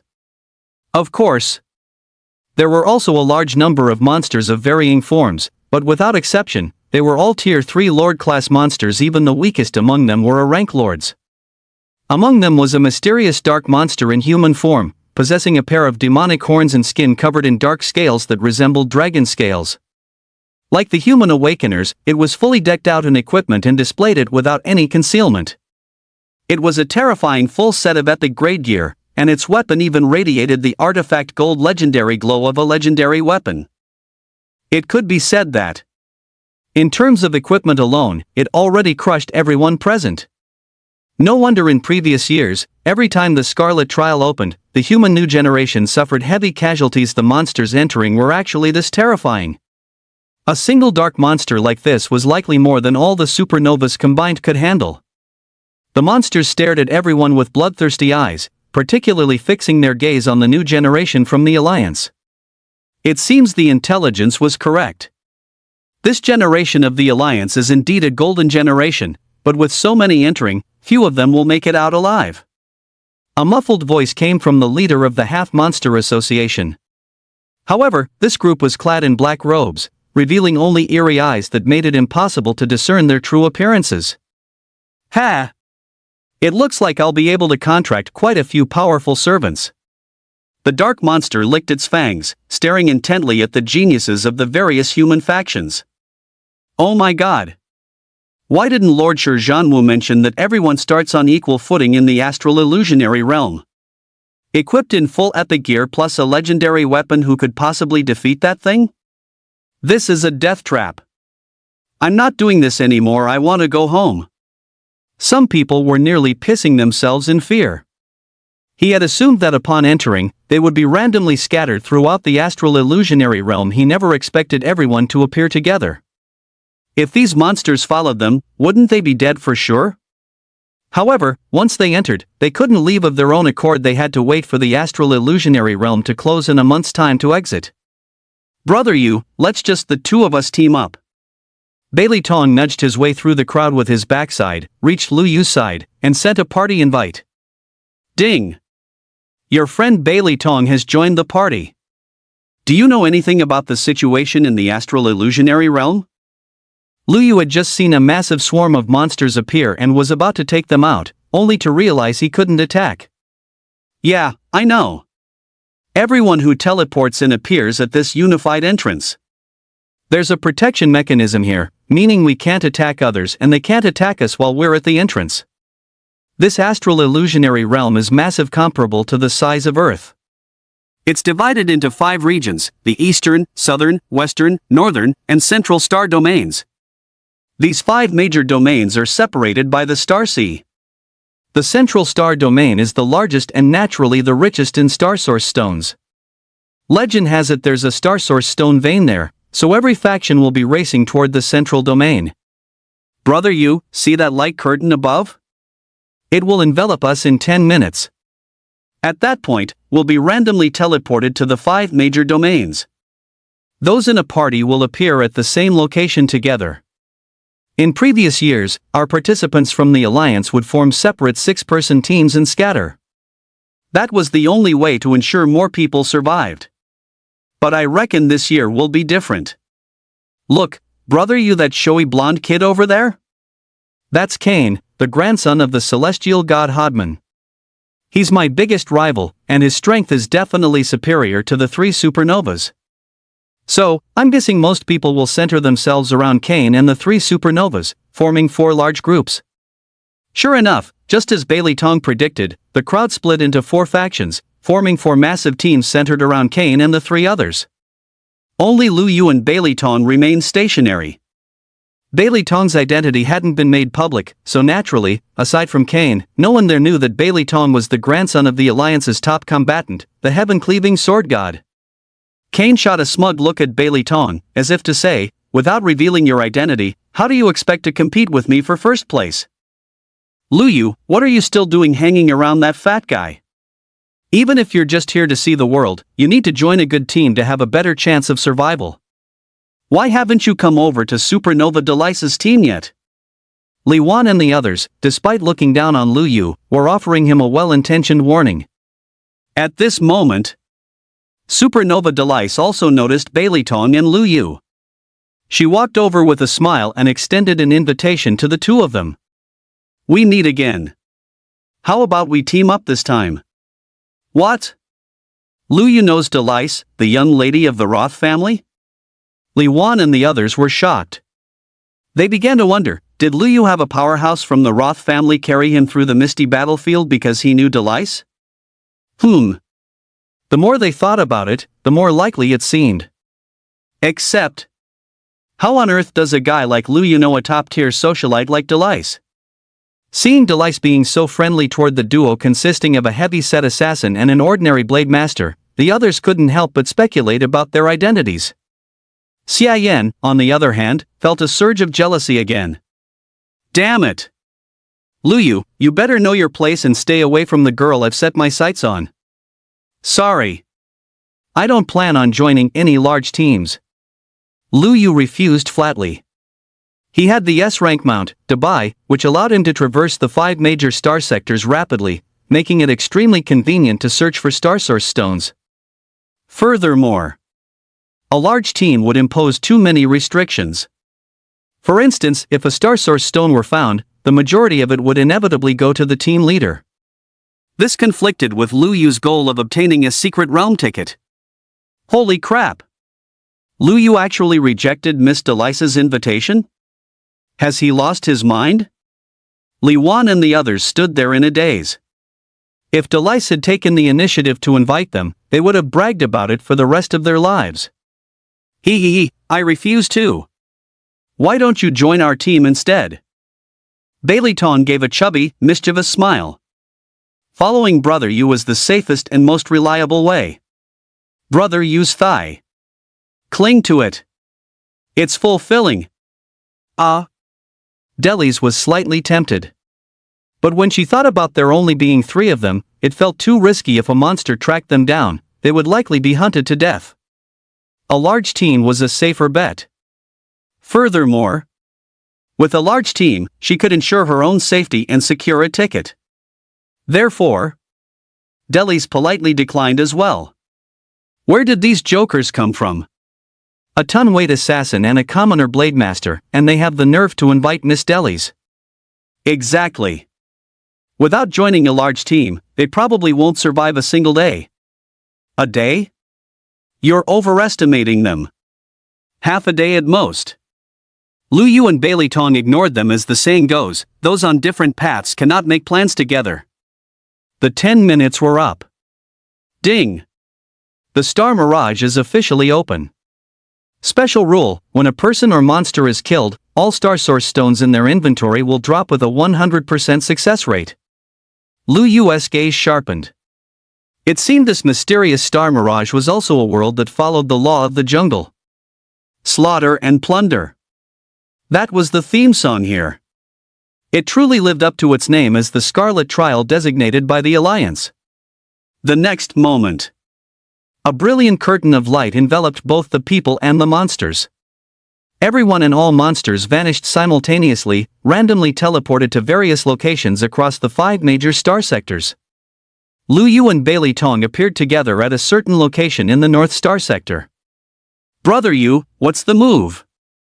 How should we do this? Don't use such crude phrasing when you talk to me from now on.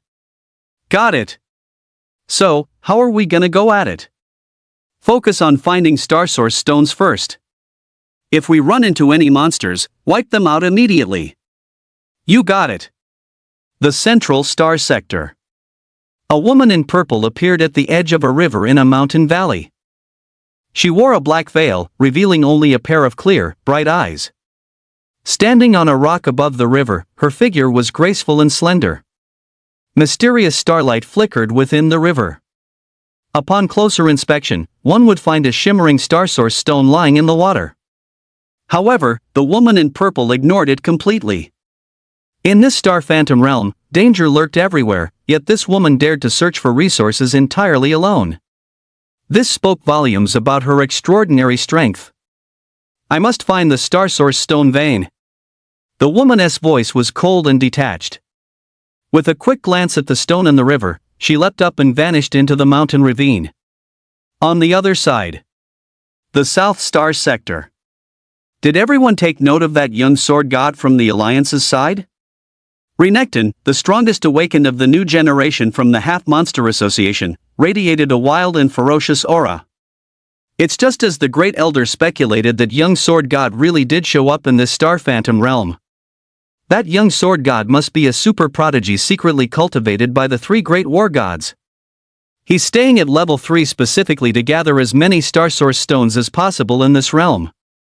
Otherwise, with his combat power, he could have easily reached an extremely high level in a very short amount of time. The only woman in the squad licked her sexy lips, looking utterly enchanting and radiating immense charm. The young sword god is only teamed up with a fat guy. He is likely trying to secretly accumulate Star Source stones while looking for an opportunity to ambush and slaughter the monster forces. Exactly. The young sword god displayed divine might in Stone City, yet there is no information about him from the Alliance. This is definitely a deliberate move by the 3 great war gods. Right now, the young sword god has no idea that his peerless prowess was recorded in its entirety by our great elder, allowing us to recognize him at a glance. The other main combat members also began to speak one after another. Remember, our primary mission in entering the Star Fantasy realm this time isn't just to acquire Star Source stones, that is secondary. The most important objective is to obtain the young sword god's genes. Now, we must first locate the young sword god's specific position, but remember, he must not discover us, and you absolutely must not take his life. Since he has entered the Star Fantasy realm, he will likely head to that secret realm to level up later. We need to keep him alive. After all, the President has already agreed to cooperate with the Dark Overlord. Once the young sword god's tracks are confirmed, we can exchange that information with the Dark Overlord for half a bottle of S-rank monster factor. It's better to leave the young sword god for the Dark Overlord to deal with. If the young sword god is heavily surrounded by monsters, we must go all out to save him. For the sake of his genes and the S-rank monster factor, he cannot die yet. Purple Rose, whether we can obtain the young sword god's genes will depend on you when the time comes. Having said that, Renekton looked toward Purple Rose with an air of authority. Don't worry. I will make his head spin and give him a taste of paradise. Just the thought of claiming the young sword god makes my blood boil. Slurp. Purple Rose licked her fingers, her glamorous face full of seductive charm. Though her eyes were not human, they emitted an eerie, enchanting purple glow. The Northern Star region. Lu Yu and Bailey Tong were riding on Dabai together. With Dabai's abilities, he traversed the mountains and rivers as if they were level ground. His speed was astonishing, and the two of them discovered dozens of Star Source stones along the way, making for a bountiful harvest. However, they hadn't run into any other people along the way, nor had they encountered any star beasts yet, which showed just how massive the Star Fantasy realm map truly was. We need to visit all 5 major star regions. 1 month should be enough. Lu Yu picked up another Star Source stone he found halfway up a mountain. But brother Yu, at Dabai's current speed, it would take a week just to finish exploring this northern star region, wouldn't it? Who told you this was Dabai's top speed? It's just that we don't need to rush to the next star region yet, we're just looking for Star Source stones here in the northern star region for now. Ha? No way? Dabai can go even faster? If he speeds up anymore, wouldn't that make him S-rank? An S-rank white horse. Holy crap! Brother Yu, Dabai couldn't possibly be the Moon White Dragon steed, the #1 mount on the rankings, could he? Bailey Tong's mouth hung wide open as he looked at Lu Yu in utter disbelief. Well, you must keep this a secret too. Lu Yu said with a faint smile. Holy crap! He admitted it. He actually admitted it. Brother Yu, my admiration for you is like a surging river, and like the flooding of the Yellow River utterly unstoppable. After crossing another large mountain, the two arrived at a secluded valley where mist lingered, an incredibly quiet place that carried the charm of white clouds drifting aimlessly for 1,000 years. At this moment, both Lu Yu and Bailey Tong noticed a mysterious, massive figure appearing in the valley ahead. The figure was tall, and its body seemed to radiate light, as starlight flickered across its form from time to time. A pair of eyes, bright as gemstones, peered through the mist, emitting a mysterious glow. This was followed by a strange beastly cry. The cry was low and melodious, as if echoing from the deep reaches of the universe. Contained within its call was a mysterious strength that left one's soul feeling shaken. Brother Yu, it's a star beast. Bailey Tong recognized it at a glance. His grandfather possessed data on star beasts, he had peeked at it before, and this matched the descriptions perfectly. Brother Yu, the appearance of a star beast means there are many Star Source stones nearby. Although its attack power is average, it excels at sound control skills, and its health and defense are incredibly high. It's very difficult to kill at the same level. Therefore, people who came here in the past would find ways to only seize the Star Source stones without getting entangled with the star beast.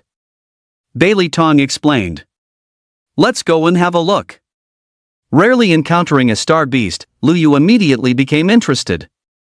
Before long, Lu Yu and his companion had their first encounter with the star beast. Its hide was as deep as the night sky, embedded with countless starlight speckles that twinkled incessantly. Its body was massive, resembling a cosmic behemoth, reaching tens of meters in size with eyes that glowed like sapphires.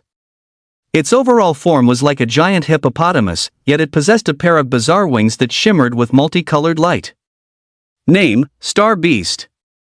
Level: Tier 3, LV90. HP: 3 million.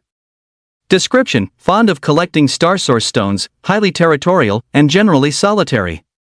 Seeing someone intrude upon its territory, the star beast immediately displayed vigilance and hostility. It opened its mouth and let out a low roar that seemed to make the entire secluded valley tremble. The sound resonated through the skies like thunder and swept past like a gale, making one involuntarily shudder. This roar alone was enough to scare off the faint-hearted. It truly lived up to being a star beast skilled in sound control skills. However, Lu Yu possessed the heart of the sword god and remained completely unaffected. Meow. But the moment the star beast saw Xiao Hong, who was perched on Lu Yu's shoulder, open its eyes, it froze instantly. Its previously powerful aura and imposing majesty vanished in a heartbeat. And then, it suddenly turned and bolted without a shred of hesitation. Huh? Why did it run? Fatty, what's going on? I have no idea. I've never heard of a star beast fleeing without a fight. Bailey Ton's small eyes were also filled with confusion. Let's find the star source stones first. But when Lu Yu and his companion found the place where the star beast hoarded its stones, they discovered that a group of people had beaten them to it. Jia haha. We were just thinking about how to lure that star beast away, but who knew it would run off on its own? This pile of star source stones is ours now. Brother Yu, it looks like those scumbags from the Black Vatican. Bailey Ton's gaze suddenly sharpened, radiating intense killing intent. The Black Vatican. That was a dark secret the Alliance preferred not to mention. Few knew of its origins, but members of the Alliance were taught from a young age, if you encounter someone from the Black Vatican, show no mercy. It was an organization born during the darkest era of the human race. Lu Yu, naturally, was unaware of its history. What kind of organization is that? It's an organization composed entirely of dark fallen. Everyone in there is a dark class user. Dark class? Lu Yu was surprised. This was the first time he had heard of such a class. There are many powerful forces on the extraterritorial battlefield, but the most famous and powerful are only 6, 1 alliance, 2 societies, and 3 organizations. The 1 alliance refers to our human race alliance. The 2 societies refer to the Half Monster Association and the Church of Light. The members of the Half Monster Association are all lunatics and fallen ones. Brother Yu, you'll understand once you encounter them later. The Church of Light is a powerful force composed of 3 types of light classes: light mages, holy light priests, and paladins. They are mages, priests, and knights who only study light attribute skills, and they firmly believe that light restrains all darkness. The 3 organizations are Hunin, composed of assassins; the War Alliance, composed entirely of warriors; and the Black Holy See, established by the Dark Fallen. As he spoke, Bailey Tong asked, Brother Yu, back in school, the teachers must have taught the history of the human race's darkest era, right? Lu Yu nodded. That was the desperate era when monsters began invading the human world and countless people died. If the 3 great war gods hadn't emerged out of nowhere, the humans of Blue Star would likely have long since become livestock kept as food for monsters, no different from farm animals. During that era, there were many cowards who begged for mercy from the dark monsters, not hesitating to sell their souls to become the playthings and servants of dark monsters just to survive. Dark monsters? Are you referring to that special monster at the entrance wearing a full set of epic grade gear? As a commoner, Lu Yu had no way of knowing these secrets. Since Bailey Tong was knowledgeable on the subject, Lu Yu naturally wanted to take this opportunity to understand it better. Exactly. Aside from the vast majority of derivative monsters, the monsters invading our world also include the natives of the monster world, the dark monsters. They are the truly terrifying ones. Unlike derivative monsters, they are independent individuals who act freely. Just like us, they can wear 12 pieces of equipment and possess bloodline talents. They call themselves monster royalty, and their combat power is horrifying. You could put it this way: a dark monster of the same level would completely crush a derivative monster. The 3 great war gods are strong enough, right? They're hailed as the ceiling of combat power, but if they faced an S-rank dark monster of the same level, the odds would be 4 to 6 at best. The dark monster would have a 60% chance of winning. What Bailey Tong didn't mention, however, was that this 40% chance of winning was only because his grandfather, the Heaven Sunderer Sword God, was among them. Otherwise, even a 3 to 7 split would be difficult to achieve. This was also why the three great war gods could only hold their ground in the S-rank war zone and dared not easily launch a counter-offensive. They simply couldn't win. Being able to protect themselves was already a feat.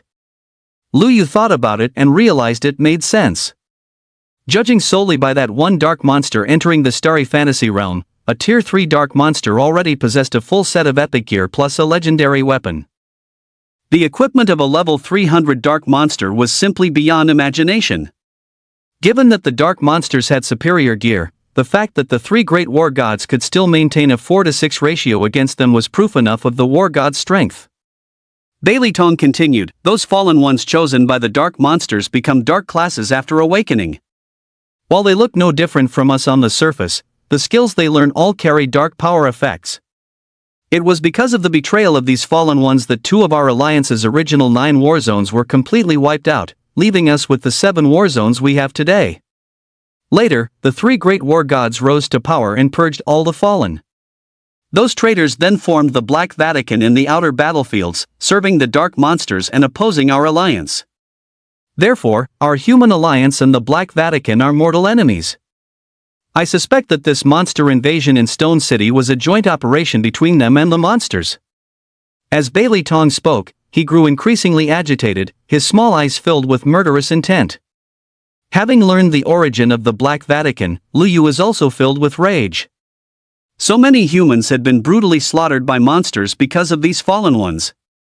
Traitors who clung to a miserable existence by betraying humanity out of cowardice. Such people did not deserve to remain in this world. Brother Yu, it looks like they've found all the Star Source stones. They're about to retreat. Bailey Tong gripped his daggers tightly. The opposition was a 7-man squad. Bailey Tong was confident that with both him and Brother Yu acting together, these fallen scumbags wouldn't be able to escape. Since we've run into them, let's send them to the underworld to atone for their sins. With those words, Lu Yu commanded Dabai to catch up to them at full speed. Nay! Dabai reared his front legs high and then slammed them forward, transforming into a streak of light. With incredible speed, he appeared before the Dark Vatican squad in the blink of an eye. Who goes there? The squad leader abruptly drew a black long sword. Name, Dark Fallen Inoue Chiekuan. Class Blade Master. Level, LV 90 Tier 3. A Sakura Kingdom name? Lu Yu realized the situation after a quick second thought. Although the Sakura Kingdom was the first nation to be wiped out by monsters, a portion of its people were scattered across the globe at that time. No wonder he hadn't seen any Sakura Kingdom people within the alliance. It turns out they had betrayed the human race. As expected, people of this wretched nation are a plague as long as they draw breath. A fallen wretch like you thinks he's worthy of a sword? Lu Yu leaped into the air. Holding his LV-90 legendary Purple Thunder Sword, he immediately unleashed the Azure Lotus Sword Dance. Baka! It's someone from the Alliance. Before it could even finish its sentence, Lu Yu killed it instantly with a single strike. Only the first of the 4 stages of the Azure Lotus Sword Dance had been performed. Captain! The other 6 Dark Fallen cried out in shock. Although their captain was an awakening Blademaster class, he possessed the power of darkness, giving him far more HP than an ordinary Blademaster. How could he be one-shot by this person before them, who was also a Blademaster? Lu Yu didn't bother wasting words. With a backhand flick, he used Flying Sword, insta-killing all 6 of these bastards. Poochie! 12,130. These ants only had a little over 10,000 HP. They couldn't withstand a single blow from Lu Yu. At this moment, Bailey Tong finally revealed himself from behind the group of fallen. All of them wiped out in seconds? He was planning to use his invisibility for a sneak attack to give those bastards a taste of being backstabbed. He hadn't expected Brother Yu to be so fierce, taking them down with a single strike each, leaving him without a single chance to act.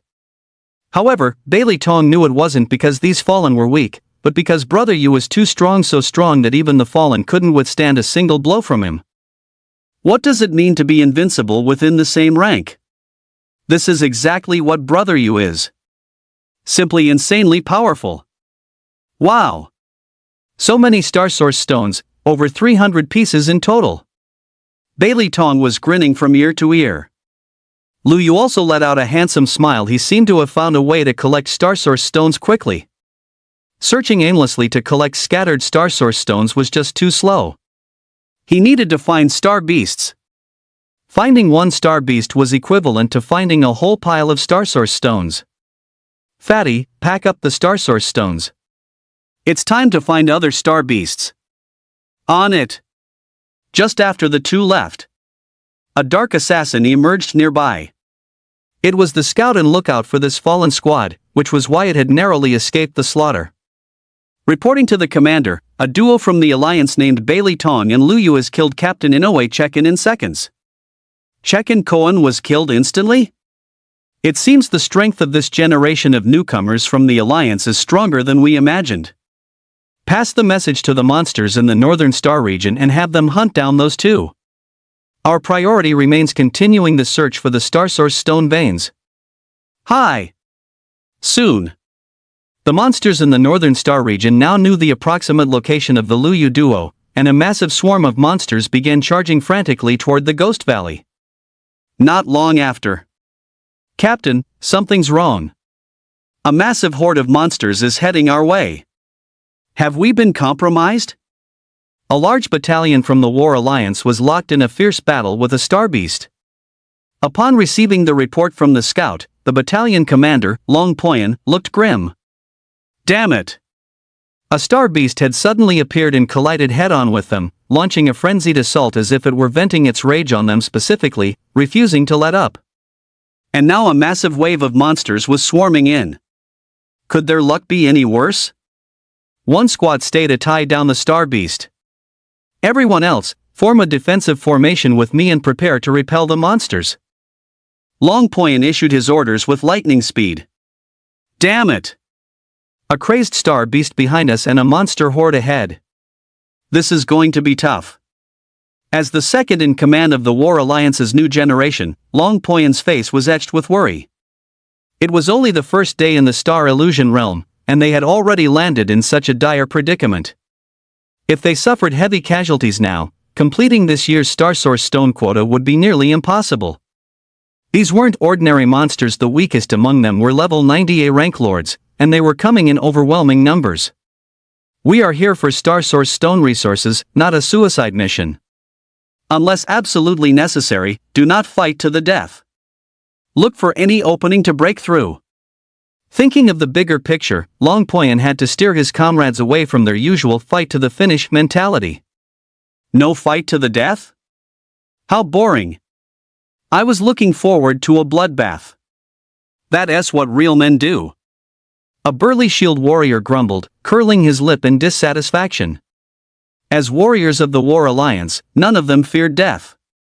Their creed was simple: no fear, no retreat, charge with courage.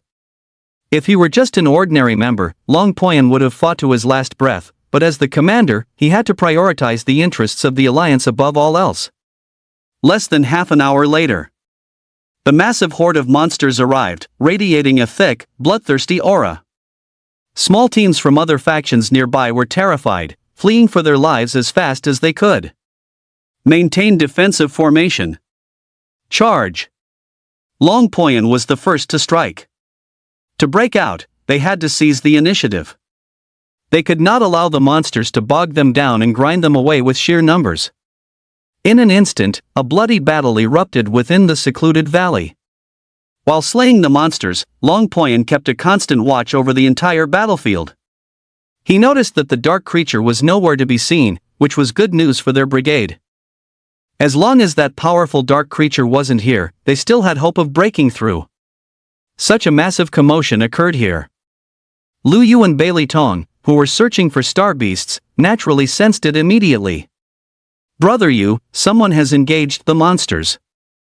There's no distress signal on the channel, so it's likely people from another faction who ran into them, Bailey Tong said after glancing at the channel interface. With such a huge disturbance, there must be quite a lot of monsters. Let's go take a look. Whether it was exterminating monsters or seizing Star Source stones, these were opportunities Lu Yu could not afford to miss.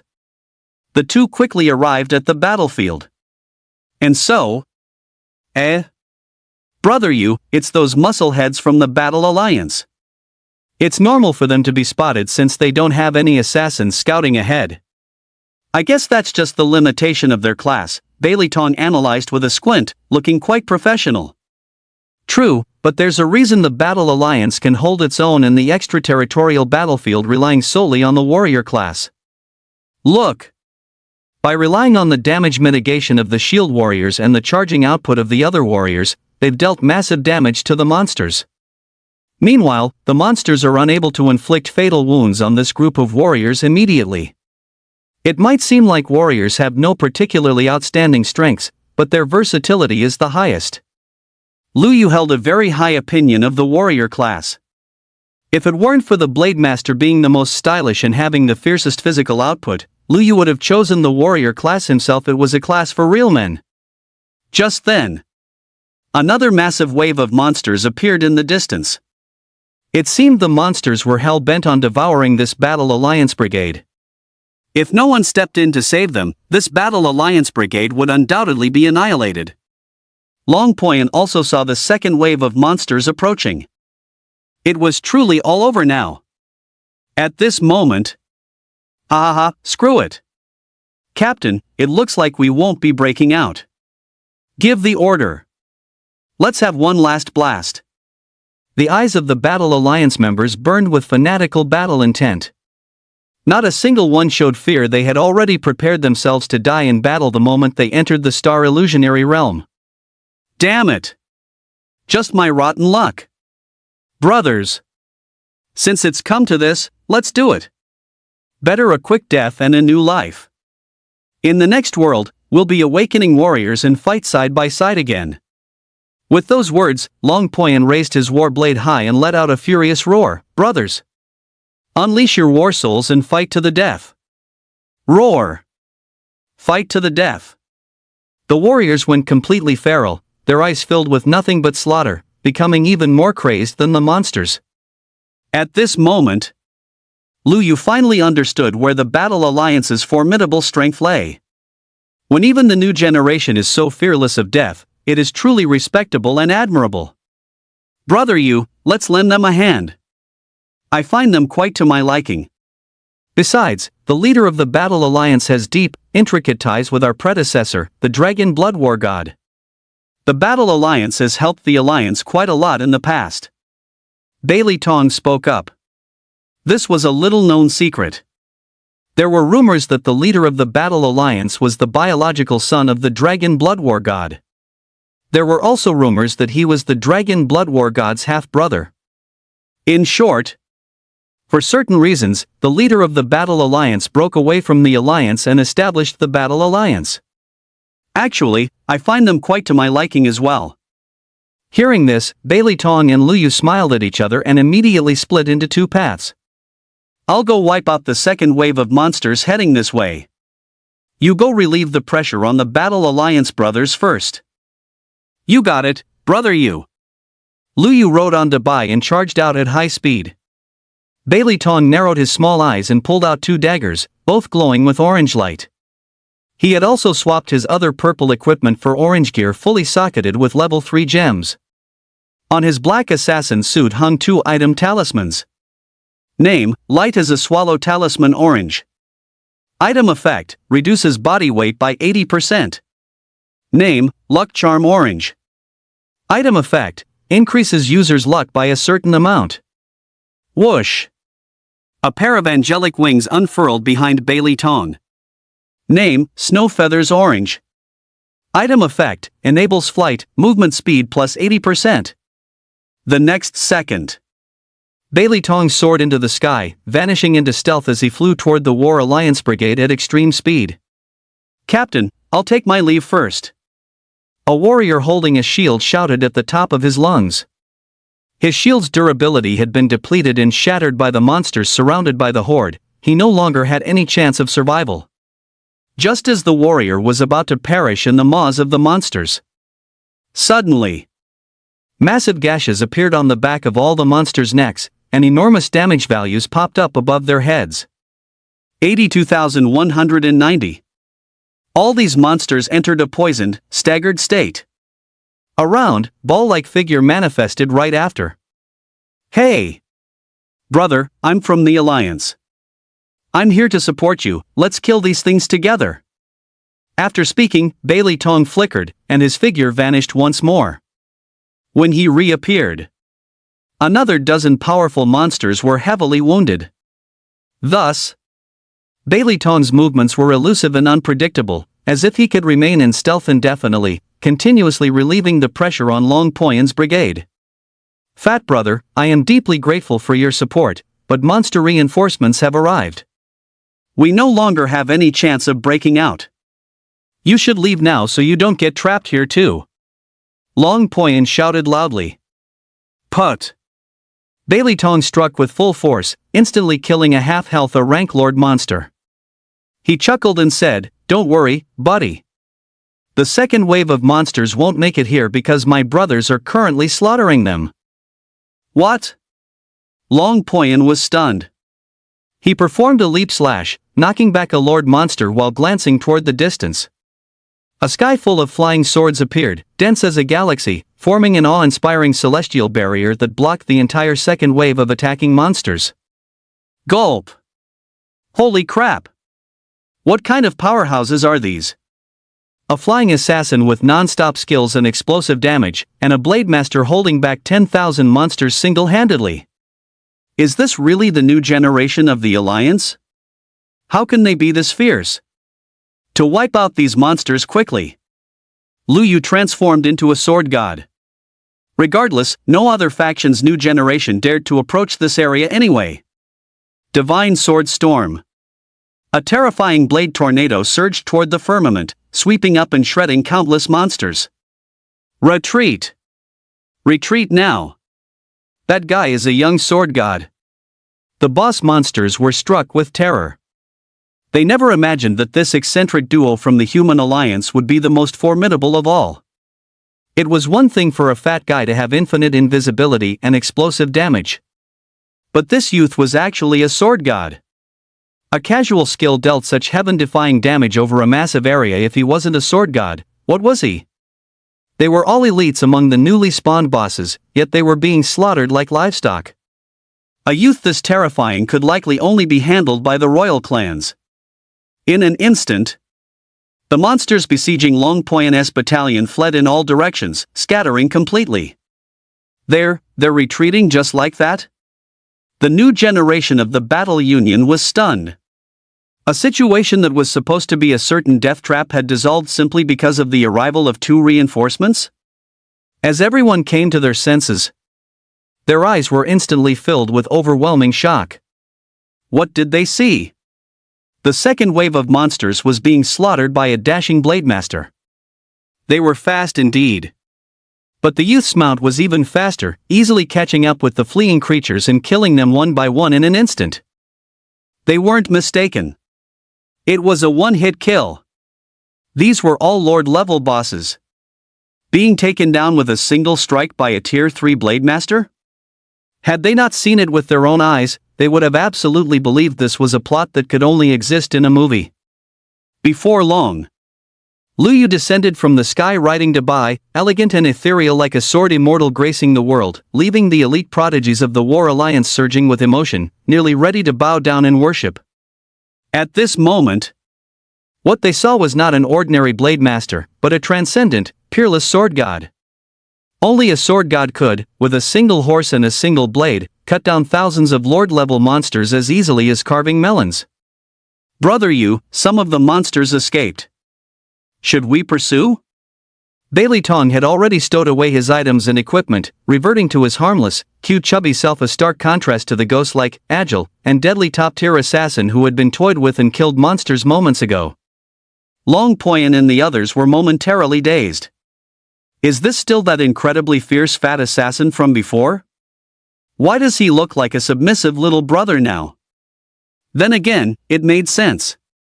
The young Blade Master before them was a young sword god level genius. It was only natural that he could make a top tier assassin willingly serve as his subordinate. They've already fled far and likely gone into hiding. We won't kill many even if we chase them now. Finding Star Origin stones is the priority, Lu Yu said with a light chuckle. There was plenty of time anyway, and ample opportunities to wipe them all out. Besides, these Lord-level monsters dropped too much gold. Lu Yu naturally had no intention of letting this group of monsters off the hook easily. In that case, Brother Yu, there's still a star beast here. Bailey Tong pointed at a star beast not far away, which was currently being entangled by a squad from the Combat Alliance. The star beast caught sight of Lu Yu and Little Red perched on his shoulder, and instantly, beads of cold sweat began to pour down its face again. Holy crap? Them again?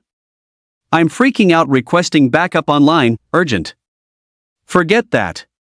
Just run. The star beast spun around and bolted, moving even faster than the last time.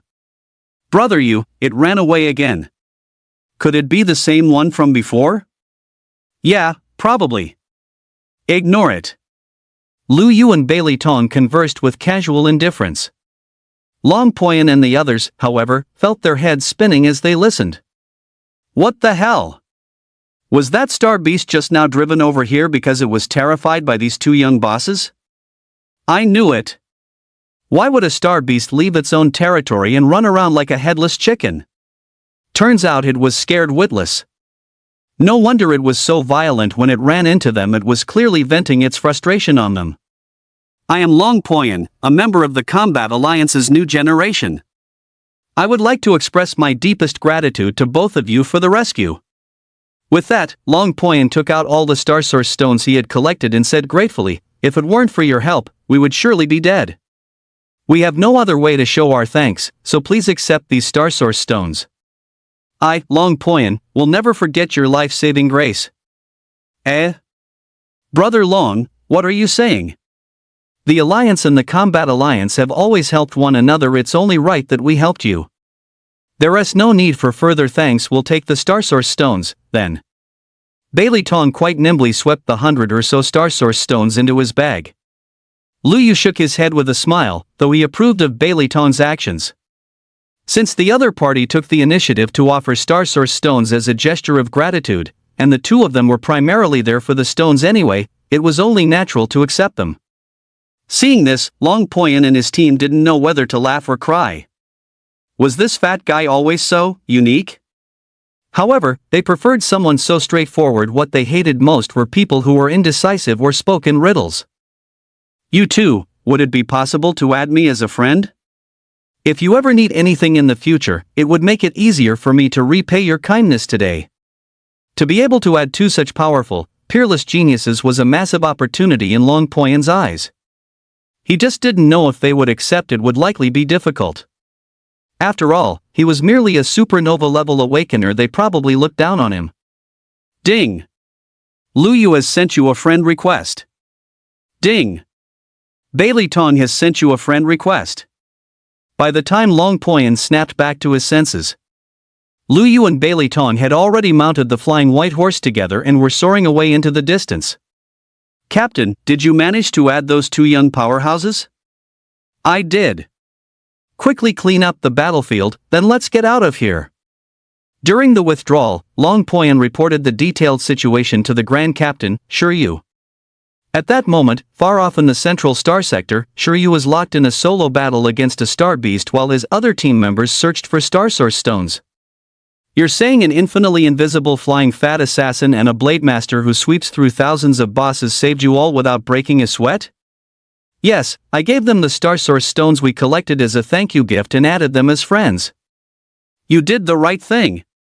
No wonder those two are lone wolves and didn't join the large teams of supernovas like Kane. It turns out they are the true super races of the Alliance. Since they are in the northern star sector, it will be hard for you to collect more Star Source stones there. Besides, you've been targeted by monsters. Head to the central star sector immediately. Understood. instantly killing thousands of bosses. That power is beyond imagination. I really want to see it for myself. After saying this, Shiryu's eyes burned with a fervent battle intent. With a sudden upward thrust of his epic grade dark gold dragon pattern staff, he sent the massive star beast flying. On the other side.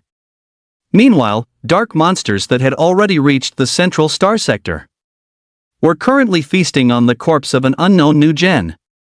Upon learning that their subordinates in the northern star sector had encountered the Battle Alliance squad while attempting to ambush the two Alliance members in the Ghost Valley, they had initially thought it a lucky bonus. They planned to wipe out the Battle Alliance squad first before continuing their hunt for the duo. Unexpectedly, the duo took the initiative to charge out, unleashing such terrifying combat power that the monsters were left utterly defenseless, suffering catastrophic casualties. Sibilance. A wisp of crimson breath escaped the dark monster's maw, terrifying the surrounding Lord-tier monsters so much that they trembled and dared not even breathe. But then, the dark monster grinned and barked an order to its subordinates: summon the dogs of the Black Vatican. Capture the other humans from the Alliance first to force those two to come to me. I shall conquer them myself. The monster's objective shifted. The cowards of the Black Vatican, those dark fallen ones who feared death above all, were even less inclined to provoke trouble after learning of Lu Yu and Bailey Tong's invincible prowess. Furthermore, since their master, the Dark Monster, had spoken and intended to personally conquer Lu Yu and Bailey Tong, they naturally dared not act against the duo on their own.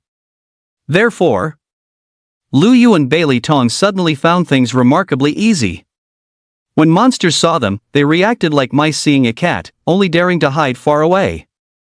Strangely, the star beasts behaved just like the monsters the moment they spotted Lu Yu. Their four legs spun so fast they practically smoked. They would have used a fifth leg to flee if they had one. This allowed Lu Yu and Bailey Tong to effortlessly harvest a massive quantity of Star Source stones. It could be said that their current haul of Star Source stones alone was enough to rival the total harvest of any previous session. Brother Yu, with this many Star Source stones, were guaranteed a spot in the top 10. What's the point of the top 10? We want first and second place to be safe. We've nearly swept this North Star region clean. Tomorrow morning, we head to the next star region. Over the past few days, Lu Yu rode atop Dubai like a tourist in the star illusionary realm. Wherever they went, peace followed. Members of other factions did not attack the duo when they encountered them. For no other reason than this. Simply seeing star beasts turn and bolt at the sight of this bizarre duo was enough to know they were anything but ordinary. Since even their own team leaders didn't possess such terrifying deterrent power, they naturally assumed this duo was 100% a secret trump card of the Alliance. In this star illusionary realm, the duo's reputation had already begun to circulate among various factions, yet the four main teams of the Alliance itself remained unaware. And at this moment, these four major teams were all being targeted by the monsters. Xia Yan, your fire magic damage is getting higher and higher, and it's extremely effective against star beasts. This makes gathering Star Source stones very convenient for us. When it's time to distribute them, I'll give you a larger share. Delice wore a golden silk pastoral robe and held a golden wand. With her blonde hair, she looked like a princess from a western fairy tale, stunningly beautiful. Xia Yan was ecstatic in his heart.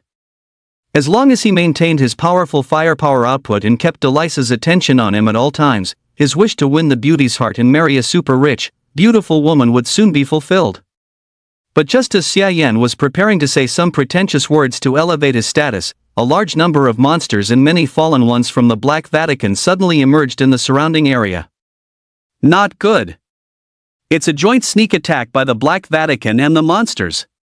Everyone's expressions changed drastically. How could so many monsters approach silently without anyone noticing? Where were the assassins on lookout? What were they doing?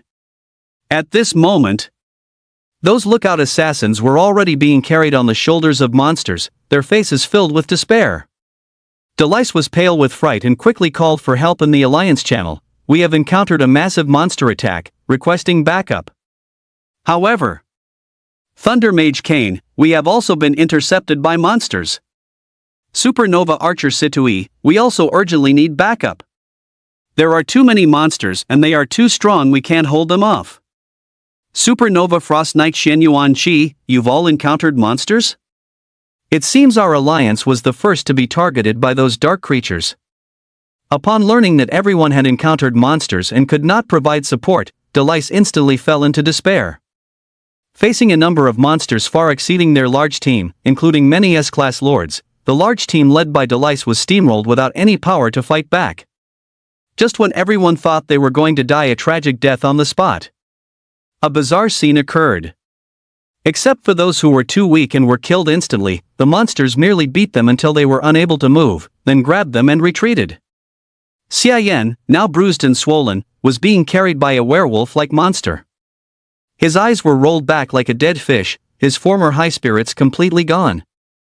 The other two supernovas didn't resist for long before being swallowed up by the monsters and the powerful new generation of the Black Vatican.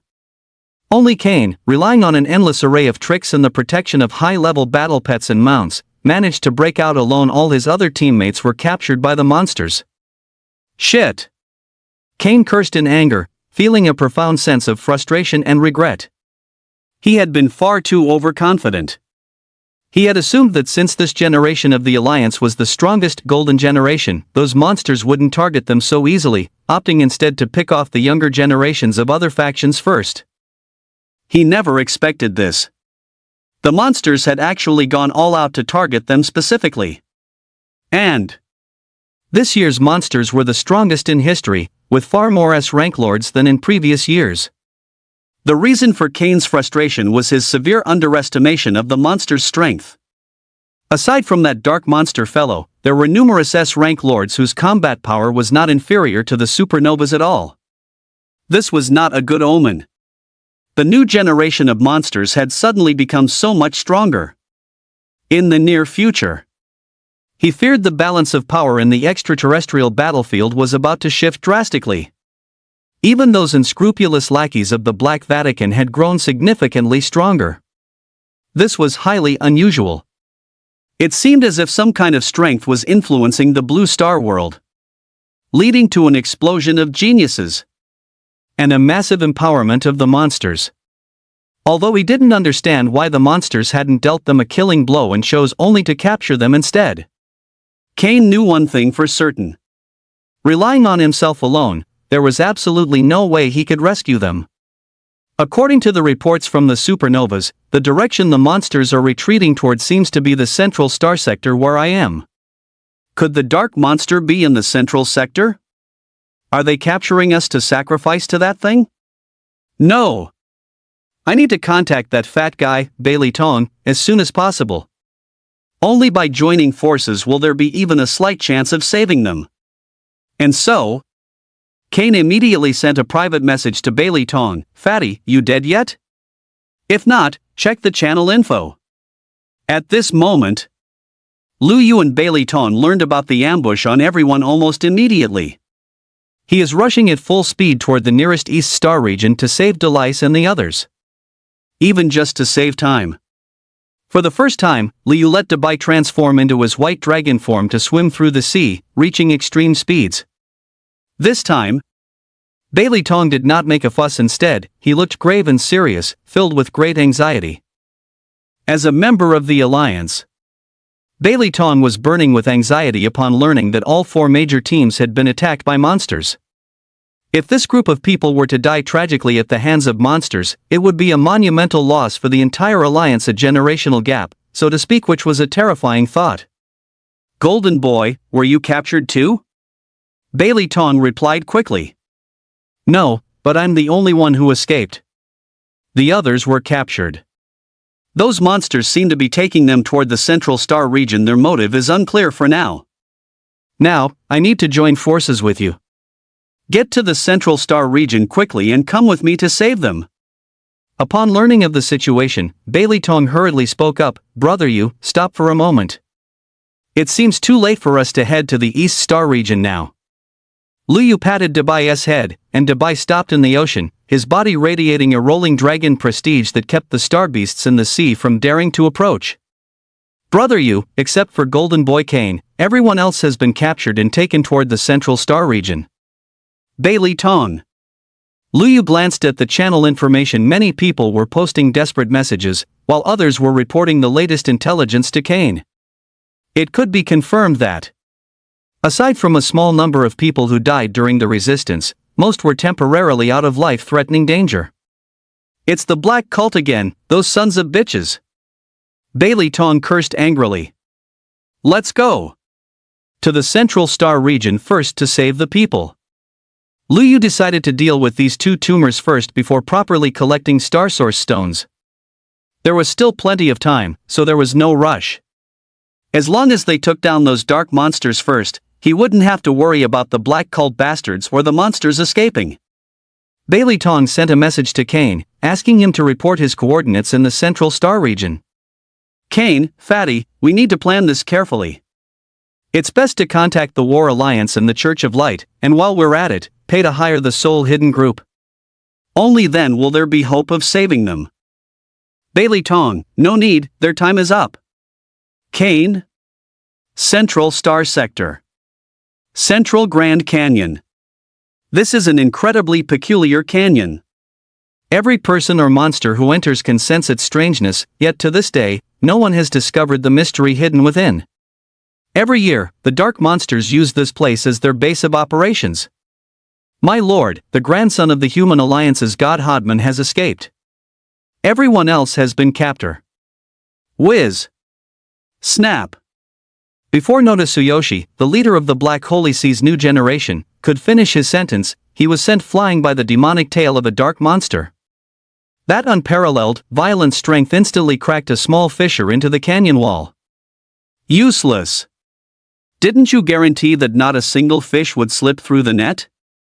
Noda Tsuyoshi hurriedly crawled back like a dog to the feet of the dark monster, incessantly licking the monster's demonic boots.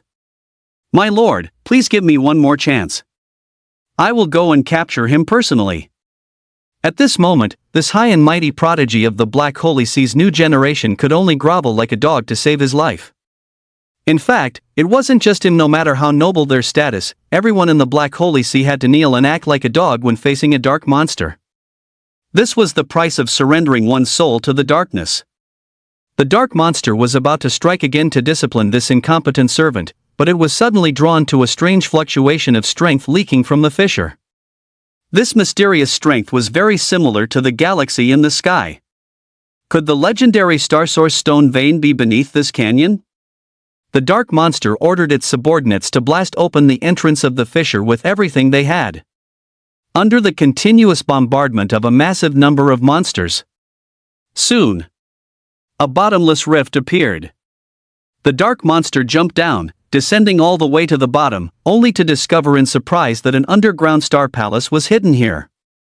Noda Tsuyoshi and several others, along with the dark monster's powerful S-rank guards, jumped down one after another.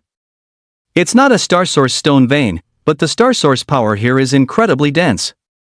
The dark monster grinned, intending to enter the palace to investigate. Perhaps there would be an unexpected and massive harvest. Ding! You have triggered the Hall of Stars. A payment of 10 million gold is required to enter the first floor. It requires gold to enter? The dark monster's gaze sharpened. As a member of the monster royalty, it didn't carry much gold on its person because it had no use for it. Bring me all the gold you have. In this manner, the dark monster managed to scrape together over 100 million gold. It then commanded, that strike just now was intended to instant kill you, yet you managed to withstand it. Your strength is decent. This king shall enter the palace first to seek treasure. I leave you in charge of the situation out here. If that duo from the Human Alliance arrives, trap them first. Everything else can wait until this king returns. The reason this young dark monster king didn't kill the members of the Alliance was that it wanted to contract some powerful slaves, especially that duo. Once contracted, they would be a massive windfall for it. In the future, it could certainly strive to become a divine attendant. This was something every dark monster aspired to do. Those who submit are kept as dogs, those who refuse are shredded for food. Yes. My lord. Immediately after, the dark monster paid the 10 million gold and entered the Hall of Stars. Once Noda Tsuyoshi and the others returned to the top of the Grand Canyon, they covered the rift to prevent others from discovering it and sneaking in to disturb their lord's treasure hunt. But what they didn't know was, a dark, graceful figure had already noticed the movement from the highlands. Seeing the dark monster enter the canyon rift, she assumed the monster had found a star source stone vein. And so, this dark figure took an alternative path to reach the bottom of the canyon and successfully discovered the mysterious palace as well. Ding! You have triggered the Hall of Stars. A payment of 10 million gold is required to enter the first floor. The figure narrowed her eyes. The one thing she lacked least was gold. After paying the gold, the figure entered the first floor of the Hall of Stars under stealth. On the other side, Cain thought Bailey Tong had lost his mind. Otherwise, how could he think the two of them alone could rescue everyone from the monsters? No, this fat guy is unreliable. I need to find allies. And so, Cain immediately contacted the strongest members of the new generation from the Battle Alliance and the Church of Light. As the grandson of the celestial god Hodman, Cain possessed extensive connections and intelligence. Even before entering the Starry Illusion realm, he was already well aware of the top prodigies from various factions. Naturally, he had already added the top talents of the Battle Alliance and the Church of Light, both of which had cooperative ties with the Alliance, to his friends list. This was to ensure they could assist one another should they be targeted by monsters within the Starry Illusion realm. After all, no single party possessed the strength to face an army of monster bosses alone, not even the human races, the Alliance, which was hailed as the Golden Generation. Thus, Cain took the initiative to contact the commanders-in-chief of the Battle Alliance and the Church of Light.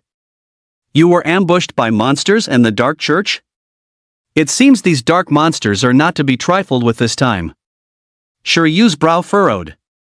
In previous years, the unique dark monsters that entered the realm looked down on the Dark Church and disdained their involvement.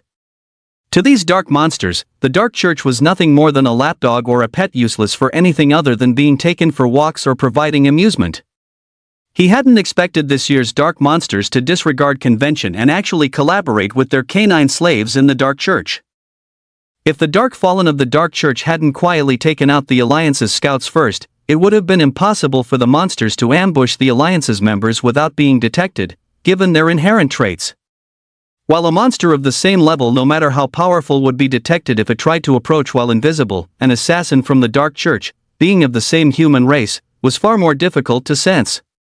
Fine. My Battle Alliance will come to your aid unconditionally. Shiryu immediately ordered the main force to head toward Cain's position.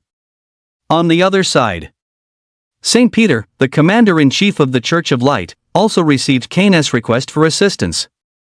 We can provide full support, but once the task is complete, we demand 10,000 Star Source stones as payment.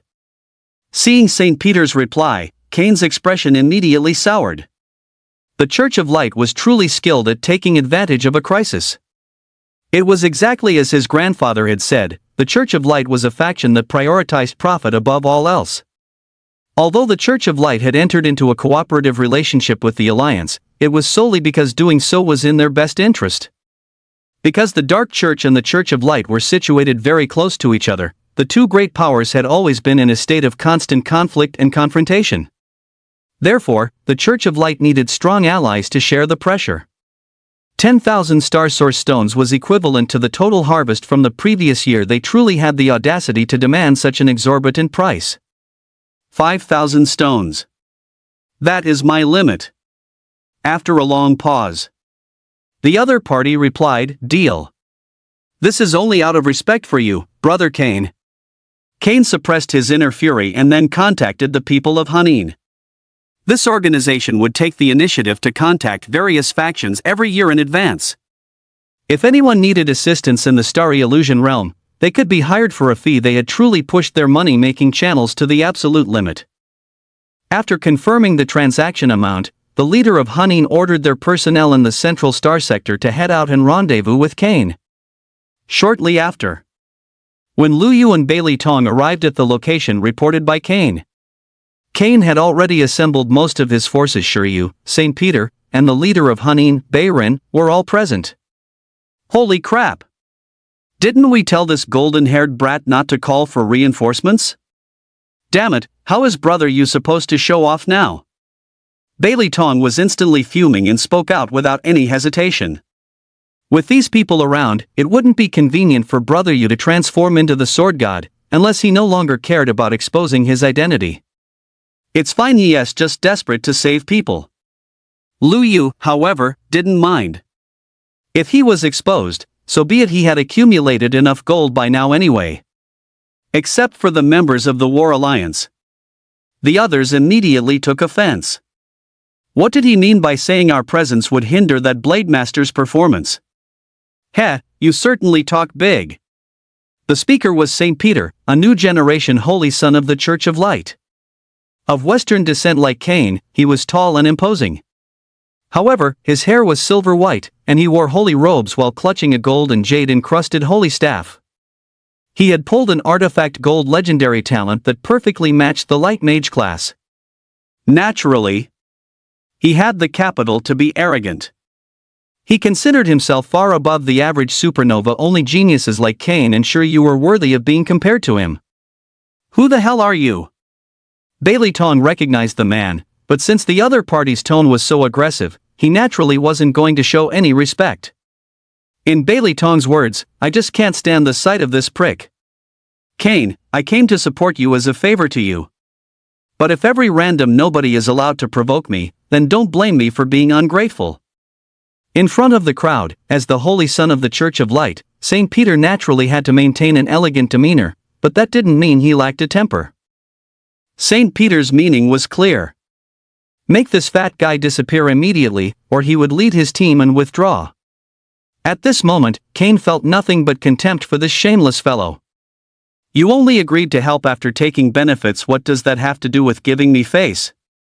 Still, pleasantries had to be exchanged.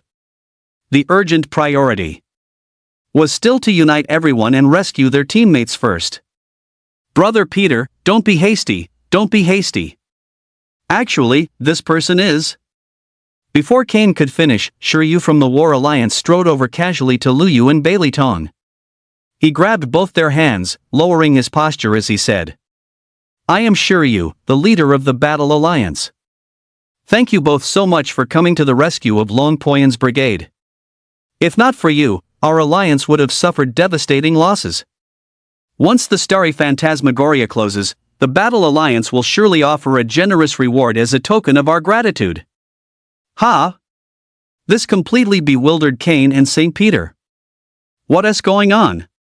Even Bayren, the silent leader of Soul Hidden, felt a spark of life return to his dead fish eyes as he sized Lu Yu and Bailey Tong up and down. But no matter how he looked at them, these two seemed like total jokes. One was a fat guy as round as a ball. Why on earth would he choose to be an assassin? Wouldn't a shield warrior be a better fit? The other was a blade master dressed in commoner's clothes, lacking any aura of a super second-generation professional, and he had even contracted a cat battle pet that looked incredibly weak. How could two weirdos like this possibly save an entire brigade of the Battle Alliance? Even he didn't have that kind of ability. Brother Long has already thanked us. There's no need for a heavy gift, it's the thought that counts. Since the other party was a brother in arms from the Alliance, Lu Yu naturally had to treat him with friendliness. Just as everyone was still trying to process this, Shiryu uttered another shocking sentence. Brother Lu Yu, since you are capable of slaying thousands of boss-level monsters with your sword, would you allow me to witness your invincible style? Holy crap, plus 99. Is that for real? A single blade master, slaying thousands of bosses of the same rank? Are you sure you're not just bragging to protect the reputation of the Alliance? Based on their knowledge of the Battle Alliance, its members were all fearless and brave warriors who disdained lying. Furthermore, the one saying this was Shiryu, the strongest of the Battle Alliance's new generation. That meant it was actually possible that this unremarkable blade master, who had nothing going for him but his good looks, truly possessed the invincible combat power of a sword god among his peers. Looking at Cain's expression, he was also in a state of confusion, meaning Cain wasn't aware of this either. If the young blade master before them was a trump card secretly cultivated by the Alliance, then logically, Cain, the grandson of a celestial god, shouldn't be wearing such a gormless expression. But how is this even possible? How can such a bug like Blade Master exist in this world? It's so contradictory. Brother Shiryu, saving people is the priority now. Won't you see for yourself when we kill the monsters later? Lu Yu smiled calmly, not taking it to heart. A natural-born warrior like Shiryu admired nothing more than peers stronger than himself meeting one. It was inevitable he would want to test his skills. Right, my apologies for being so abrupt. Saving people is indeed the priority now. Shiryu felt deeply apologetic. At this moment, hearing about the rescue, Kane also snapped back to his senses. Regardless of whether Shiryu's words were true or false, it would be revealed soon enough. For now, they needed to deploy the rescue plan as quickly as possible and take action. Brother Peter, Brother Shiryu, everyone, let me reintroduce him. This brother, Bailey Tong, is actually the only of the Alliance's heaven-splitting sword god. Bailey Tong quickly interrupted Kane, hurriedly saying, "That's right. I am the only son of the orphan adopted by the heaven-splitting sword god. Yes. In other words, I am the god-grandson of the heaven-splitting sword god." Bailey Tong exhaled inwardly at the close call, nearly letting Brother Yu discover his true identity. Otherwise, if Brother Yu thought he had approached him with an ulterior motive, the ship of friendship would surely capsize. No. He had to find the right time to tell Brother Yu who he really was. Thus, Bailey Tong sent a private message to Kane, threatening him not to leak his identity, or there would be hell to pay. Whoosh! Everyone was shocked once again. The god-grandson of the heaven-splitting sword god? They had never heard of this. It was likely a personal act by the heaven-splitting sword god's son. Before his death, the sword god himself probably wouldn't acknowledge such a fat assassin grandson. But how could this shifty-eyed big fatty have been adopted by the sword god's only son? What right did he have? Upon learning that Bailey Tong was the god-grandson of the heaven-splitting sword god, any grievances St. Peter had against him had to be dismissed. He immediately replaced his expression with a warm smile to show friendliness. "Fatty, your godfather was the son of the heaven-splitting sword god?" Lu Yu guessed that Bailey Tong's background wasn't simple, but he never expected it to be this extraordinary. He had assumed Bailey Tong was the junior of some big shot in Warzone F, but he never imagined he was adopted by the son of the heaven-cleaving sword god. No wonder the officers of Warzone F had taken such good care of his parents. No wonder Bailey Tong possessed so many battlefield maps and could sell them openly without anyone stopping him. With such a legendary godfather. If it were anyone else, they would likely have broadcasted it to the whole world long ago, strutting like Doflamingo, wearing Kizaru's expression, and saying to everyone, "Be my son." Yeah, I planned to tell Brother Yu after the Starry Illusion realm closed, but I didn't expect this big-mouthed blondie to spill it early. As he spoke, Bailey Tong shot a glare at Kane. Bei Run, who had been a mere bystander, stepped forward proactively upon learning that Bailey Tong was the god-grandson of the heaven-cleaving sword god. "Respected Excellency Bailey Tong, may I add you as a friend? If there is an opportunity in the future, perhaps we could collaborate." "No thanks, I have no money." Bailey Tong refused immediately.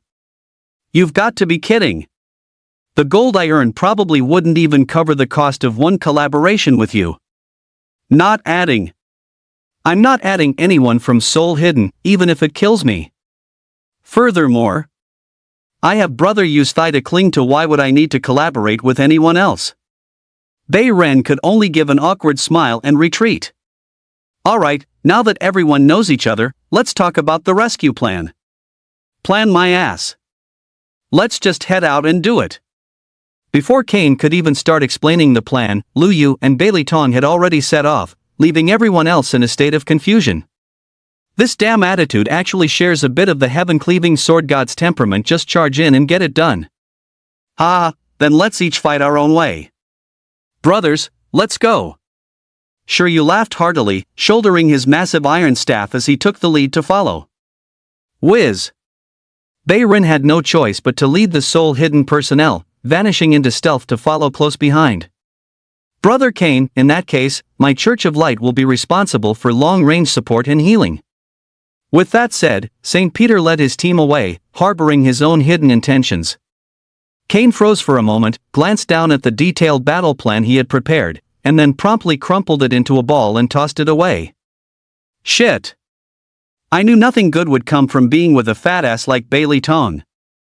No wonder grandfather always said, no matter who you team up with, never team up with those lunatics from the Bailey family, they're just a bunch of reckless barbarians. Kane summoned his mount and quickly followed, hoping this rescue mission wouldn't end in failure. The central region of the Middle Star Sector. The Valley of Wonders. Poochie. Yoshi, Mukai-kun, I have already taken 105 heads. What about you? Noda-kun, I have exactly one more 106. It seems these lambs have finally quieted down. Sip. Two devils of the Black Vatican, Tsuyoshi Noda and Toshiaki Mukai, were actually using the captured new generation of the Alliance to play a decapitation game. As soon as someone was defeated in a duel, their head would be brutally severed by them. The Alliance members, already wounded, were no match for these two devils.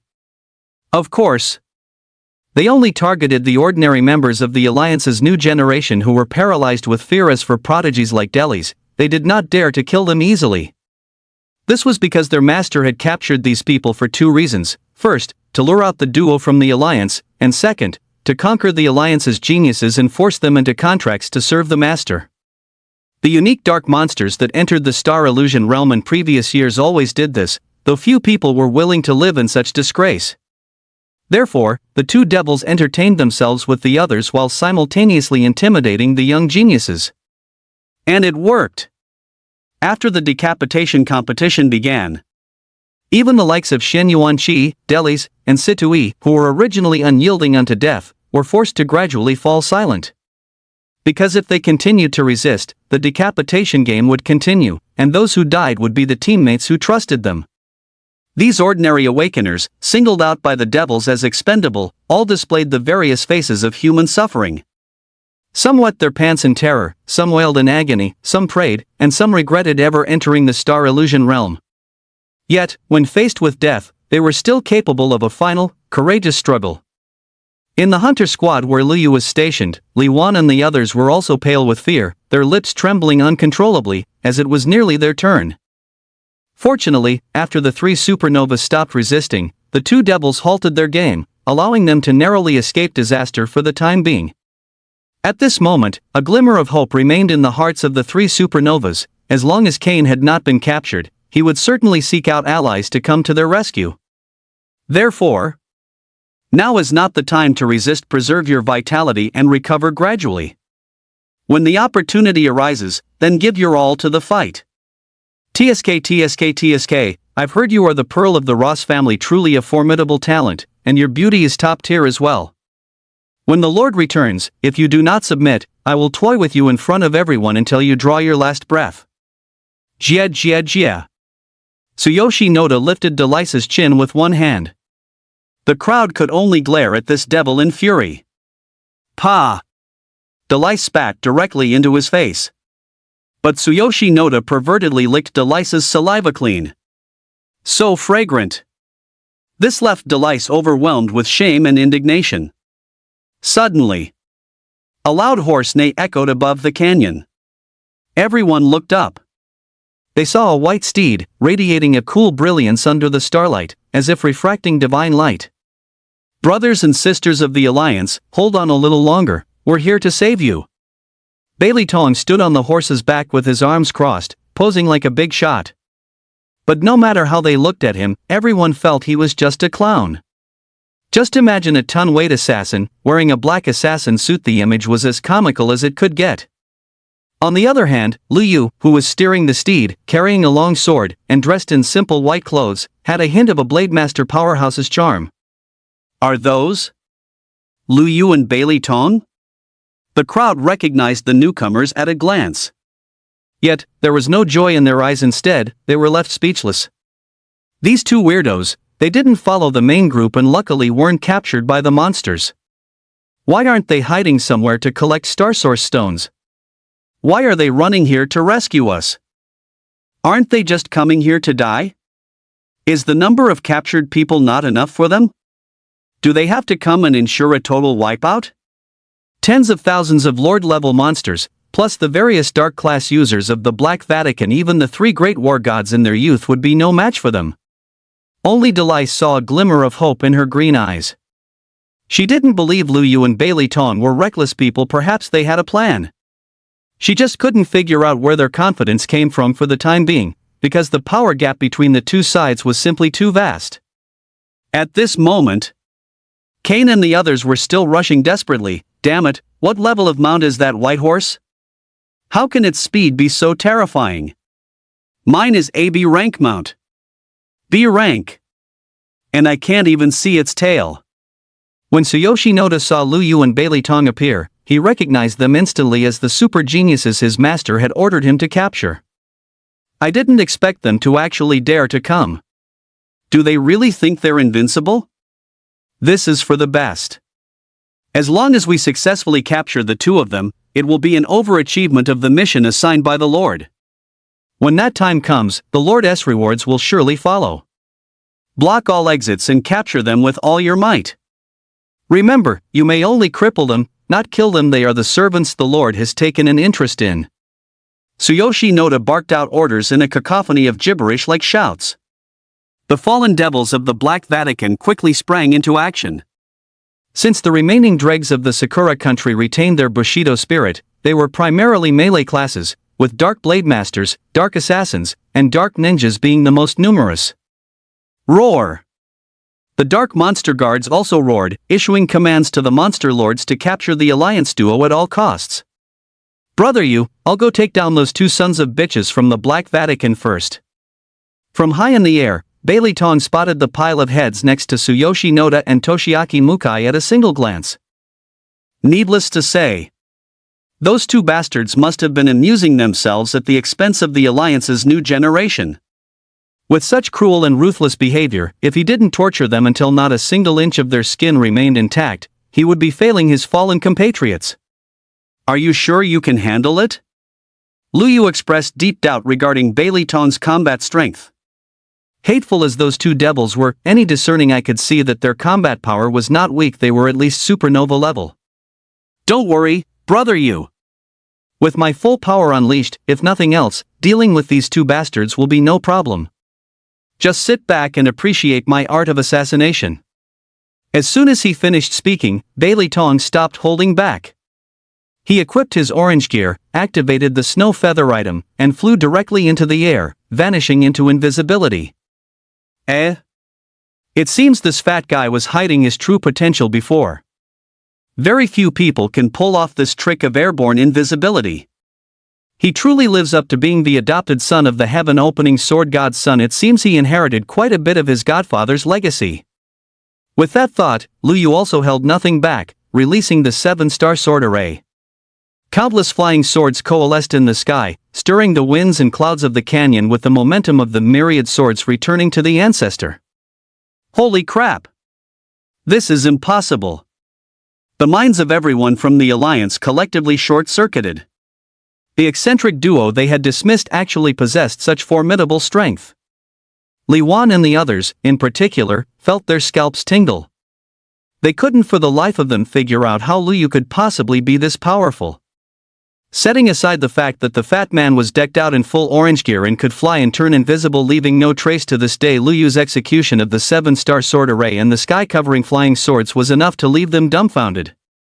Most of them naturally recognized that Lu Yu was using the Blademaster skill's 7-star sword array and flying sword, which are considered relatively common sword techniques. But wasn't the range of Lu Yu's 7-star sword array a bit too massive?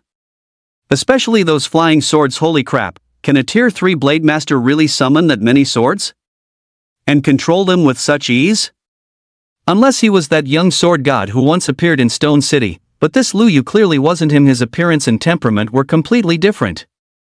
How is this possible?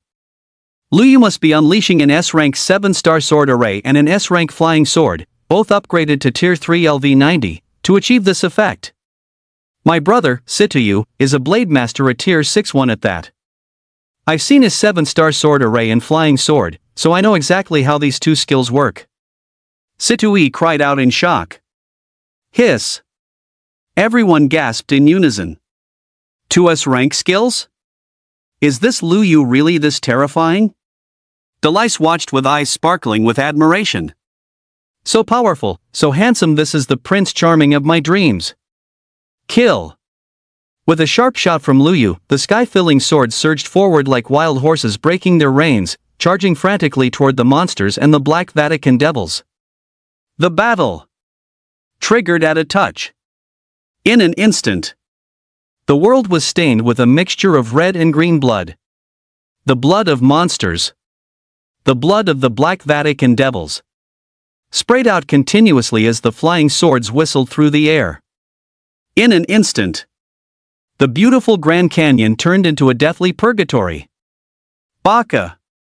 Magic monsters launched long-range attacks at him now. Even in his terror, Noda Tsuyoshi did not forget to issue new orders. He had guessed the opponent might be strong, but he never expected him to be this powerful, moving through nearly 1,000,000 bosses as if they didn't even exist. This is the real world, not a virtual game. As long as the distance exceeds the casting range of a skill, even a lock-on skill will fail to hit the target. With Lu Yu possessing an S-rank mount, the collective magic skills of the magical monsters no longer posed much of a threat to him. As long as he remained vigilant against the monsters' crowd control or lock-on skills, he could farm the mobs without taking any damage. Bakayaro. His mount is too fast, we have to CC him first. Let's go!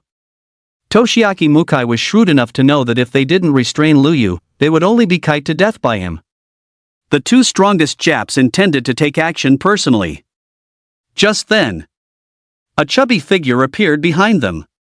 You sons of bitches, your opponent is Lord Fatty. Backstab. Poochie. 10,200. Ack. My 1 centimeter giant cock has been sliced off. Toshiaki Mukai, of the Dark Blade Master class, let out a ghostly wail of agony. If it weren't for Bailey Tong wanting to make these two bastards feel true despair, that single strike could have instant killed one of them. S rank, ghostly step. A rank, stealth. Strike successful. Bailey Tong retreated rapidly, concealing his tracks once more and vanishing from sight. Baka. Catch this fat pig first. Tsuyoshi Noda, of the Dark Assassin class, also activated his invisibility. 1 versus 2. Bailey Tong engaged in a life and death struggle against the two Japs. The aerial battlefield. Leveraging Debai's superiority, Lu Yu was toying with the horde of monsters, leaving them roaring in fury but utterly helpless. The 8 personal guards of the Dark Monster, seeing that the slave dog Tsuyoshi Noda, who was supposed to control the situation, was being pinned down by a fat assassin, had no choice but to act on their own. They launched a joint assault, aiming directly at Lu Yu. In their eyes, Lu Yu posed the greatest threat. My goodness! I'm floored. With just 2 people, they've pinned down an entire army of monsters and the entire new generation of the Dark Church. How can Lu Yu and Bailey Tong be such absolute monsters? In that instant, they all lowered their heads in shame. Recalling a few days ago when they first entered, they had all ridiculed the two for overestimating themselves, claiming they wouldn't survive half a day. Now, their faces were swollen from their own metaphorical slaps. Don't just stand there in shock. While the monsters have loosened their guard on us, hurry up and recover from your injuries. Find an opportunity later to break through the cage in one go and cooperate with Lu Yu and Bailey Tong to kill the monsters and those bastards. Xian Yuanqi said hurriedly. Hearing this, everyone nodded and immediately used potions or priest healing to recover quickly. The battle soon fell into a stalemate. Lu Yu knew that no matter how strong he was, without transforming into the sword god, he could never win a head-on battle against hundreds of S-rank lords and a massive number of other bosses. For now, he could only rely on Dabai to pin them down while using his flying sword to insta-kill as many low-level monster bosses as possible. He had to wait until Kane and the others arrived. It would be much easier to fight then. In a brief opening, Lu Yu glanced over at Bailey Tong and found that he could truly handle 2 supernova-level fallen bastards by himself, firmly holding the upper hand. To be honest, given this strength and combat record, he was the most badass peer Lu Yu had ever seen. There was clearly a reason why this fat guy caught the eye of the son of the heaven-cleaving sword god. Before long, Kane and the others finally reached the battlefield. When they saw Luyu single-handedly fighting nearly 1,000,000 monsters and a crowd of dark church bastards, while Baileytong stood his ground against 2 dark church leaders, they were all left speechless with shock. Ha ha ha, strong. So strong. It's like he's using cheats. This is the true style of being invincible among peers. Luyu, I've seen enough. You are the first peer I, Shiryu, have ever admitted to being far inferior to. From this day forward, you are my only goal. Brothers, the battle has begun. As the words fell, Shiryu laughed maniacally as he charged into the monster horde, unleashing ferocious combat skills. The goal of Han-In and the other assassins was also crystal clear: the magical monsters. As for the Church of Light, St. Peter's eyes were currently filled with disbelief and deep-seated jealousy. A blade master, relying solely on a single mount, played tens of thousands of lord-level monsters like puppets in the palm of his hand. This terrifying level of battlefield control was likely far superior to that of many from the older generation. Furthermore, the opponent was merely a Tier 3 newcomer, just like him. If this individual grows to his full potential, an invincible figure surpassing even the God of War will emerge in the alliance. At that point, the human forces on the extraterrestrial battlefield will bow completely to his authority. This was not what the Church of Light wished to see. Only the Pope of the Church of Light could become the leader of the human race. Provide long-range healing support only. St. Peter issued the command to everyone via the church channel. As for Kane, though he was also shocked by Luyu's god-defying performance, now was not the time for overthinking. He would worry about it after saving everyone. He had already plunged into the fray, cutting a path toward his imprisoned teammates. It's Kane. He really brought allies to save us. Fantastic. With an invincible blade master, a powerful fat assassin, and so many allies, we will definitely be saved. We might even make history by annihilating a monster boss army for the first time. The captives cheered in jubilation. Brothers and sisters, the time has come. Let these bastards and monsters get a real taste of what it's like to be ganged up on. Xian Yuanqi was the first to launch an attack, blasting the special monster cages. Others rose to their feet one after another, attacking with their strongest skills. The guarding monsters roared as they struck back. However, being few in number, they no longer posed much of a threat to the group. At this moment, Takeshi Noda had completely panicked. With Kane and the others joining the fray, a large portion of the monsters' attention would inevitably be diverted. Consequently, that terrifying Blade Master would be able to slaughter them with even greater impunity. Damn it! Quick! Stop chasing that Blade Master! Get back here and take control of the captives. Use them to threaten that Blade Master. Takeshi Noda barked orders through the channel.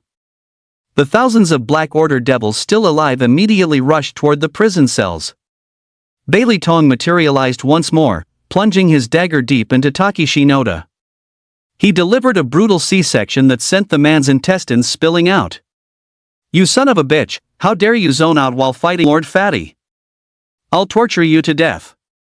In the sky, Luyu noticed the movements of the Black Order devils. Trying to use hostages to blackmail us? Seeing that the magical monsters were being targeted by the soul-shrouded assassins and had fallen into disarray, Luyu no longer had any reservations. Dabai, transform into the white dragon and protect the captives. Nay. Dabai broke away from Luyu and transformed into a colossal dragon, descending from the heavens to shield the crowd. Roar! A roar of dragon might erupted. The monsters guarding the captives were instantly paralyzed with fear, unable to move. For a moment, both friend and foe alike were turned to stone by the sight. My God! Luyu's mount is a dragon? It took a good while. Only then did the crowd snap out of it and resume the battle against the monsters, their fighting spirit reaching an unprecedented peak. Seeing this, Takeshi Noda knew that the plan to threaten Luyu with hostages had failed. At this rate, forget about capturing the duo. It was uncertain if they could even keep their own lives.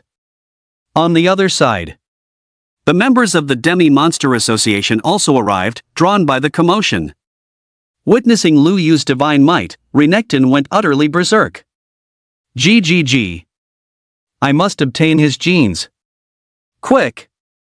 Help him while he hasn't exterminated all the monsters yet. Renekton had two objectives for doing this. First, to leave a good impression by getting close to Lu Yu. Second, to collect the corpses of the Lord Monsters and return to extract incomplete monster factors using special secret methods. That's the Half-Monster Association. Why are those lunatics here too? Kane's brow furrowed. However, seeing that these madmen were attacking the monsters, Kane felt slightly relieved, assuming they were seizing the opportunity to collect monster corpses. Only they would be so insane. Because they were no longer considered normal humans, but rather half-monsters. The already chaotic monsters and the Black Order, now facing the intervention of these madmen from the Half-Monster Association who were siding with the Alliance, descended into complete disarray. Boom! The prison was shattered. Shen Yuanqi, Delice, Situi, and the others were freed. Leading the crowd, they launched a fierce counterattack, determined to return double the despair to these Japanese bastards. Thousands of Japanese soldiers were instantly slaughtered, howling in pain. They had perfectly inherited the cowardly genes of their ancestors now. Faced with a life or death crisis, their true nature was exposed. Betraying teammates, kneeling to beg for mercy, and fleeing in all directions, the inherent vileness of these little devils was fully revealed. The crowd showed no mercy to these bastards. These seeds of calamity would only spawn more evil if left in the world. They should have been exterminated long ago. Kill them. I don't accept their surrender. Shen Yuanqi's frost spear pierced through a Japanese soldier, hoisting him high like a god of slaughter. Ah! Baka! If not for those two, how could you trash ever be a match for us? Noda Takeshi's hair was disheveled, his expression as hideous as a vengeful ghost. At this moment, he already knew the outcome. If the Lord does not return and the Monster Lord does not rescue him, he is doomed to die. Come and cover my retreat, now! Noda Tsuyoshi roared at the Lord's elite guards. But the Dark Monster guards didn't give him the time of day. Instead, they reported the situation to the king.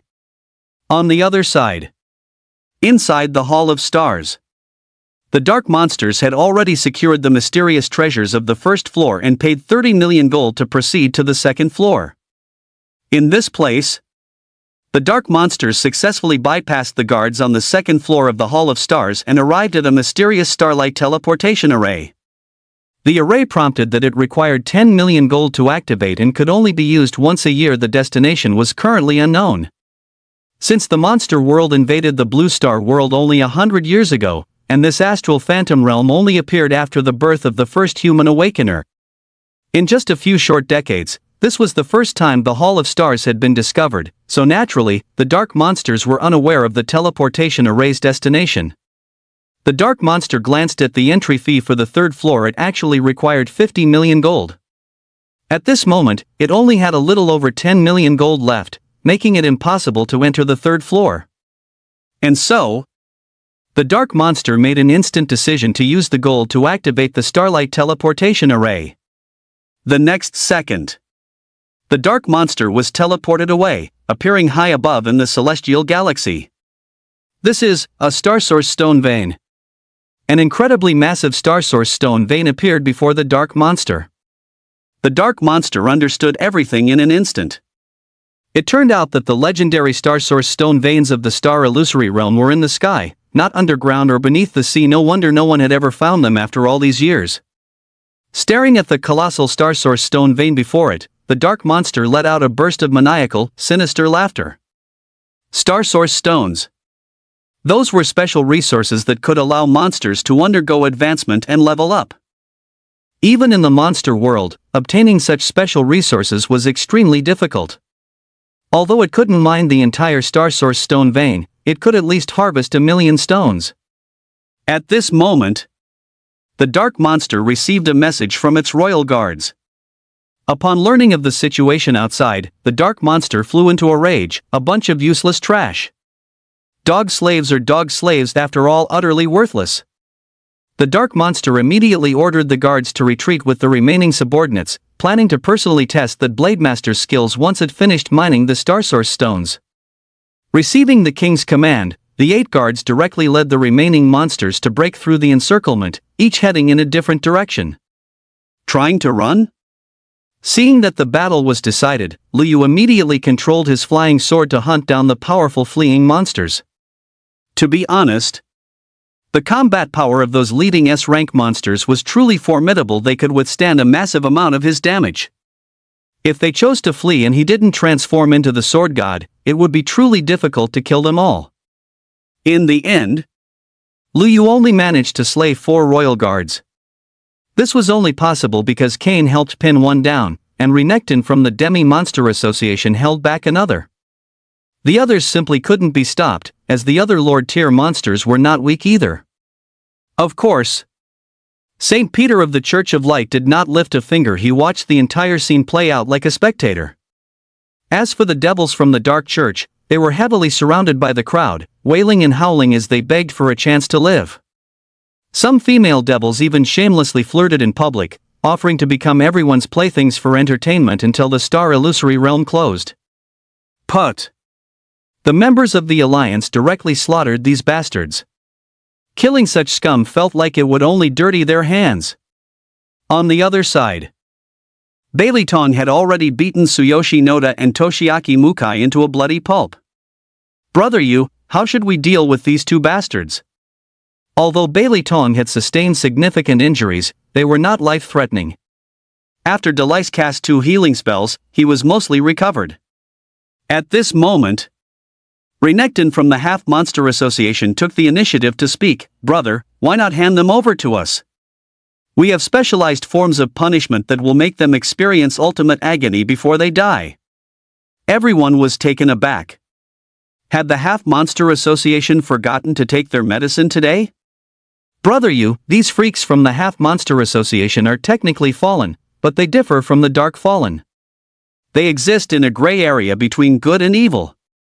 I once heard a big shot say that their philosophy is to save the world through a curve using the strength of monsters to empower themselves and eventually surpass the monsters. But it seems they failed. Only a small number of people can suppress the side effects of the monster factors. Most find it difficult to maintain control once they reach a certain level. Once they lose control, they turn into mutated monsters, extremely powerful, but completely irrational, knowing only slaughter and destruction. Bailey Tong introduced the situation to Lu Yu via the friend channel. Lu Yu carefully observed these half-human, half-monster hybrids, sighing inwardly at the cruelty of the Blue Star human race's darkest era. To save the world, ancestors had actually taken such a path of no return. This caused Lu Yu to feel a sense of respect for the predecessors of the Half Monster Association. Even though they failed, their intentions were noble. It was no wonder the Human Alliance allowed this faction to exist and develop into one of the 6 major powers of the extraterritorial battlefield. They were likely showing leniency out of sentiment for the past. As long as they didn't do anything too extreme, the Human Alliance wouldn't suppress them. Lu Yu gestured for Fatty to hand the 2 Japanese men over to them, then addressed the crowd. Everyone, let's not get ahead of ourselves with the celebrations. Haven't we forgotten something? That dark monster hasn't appeared from start to finish.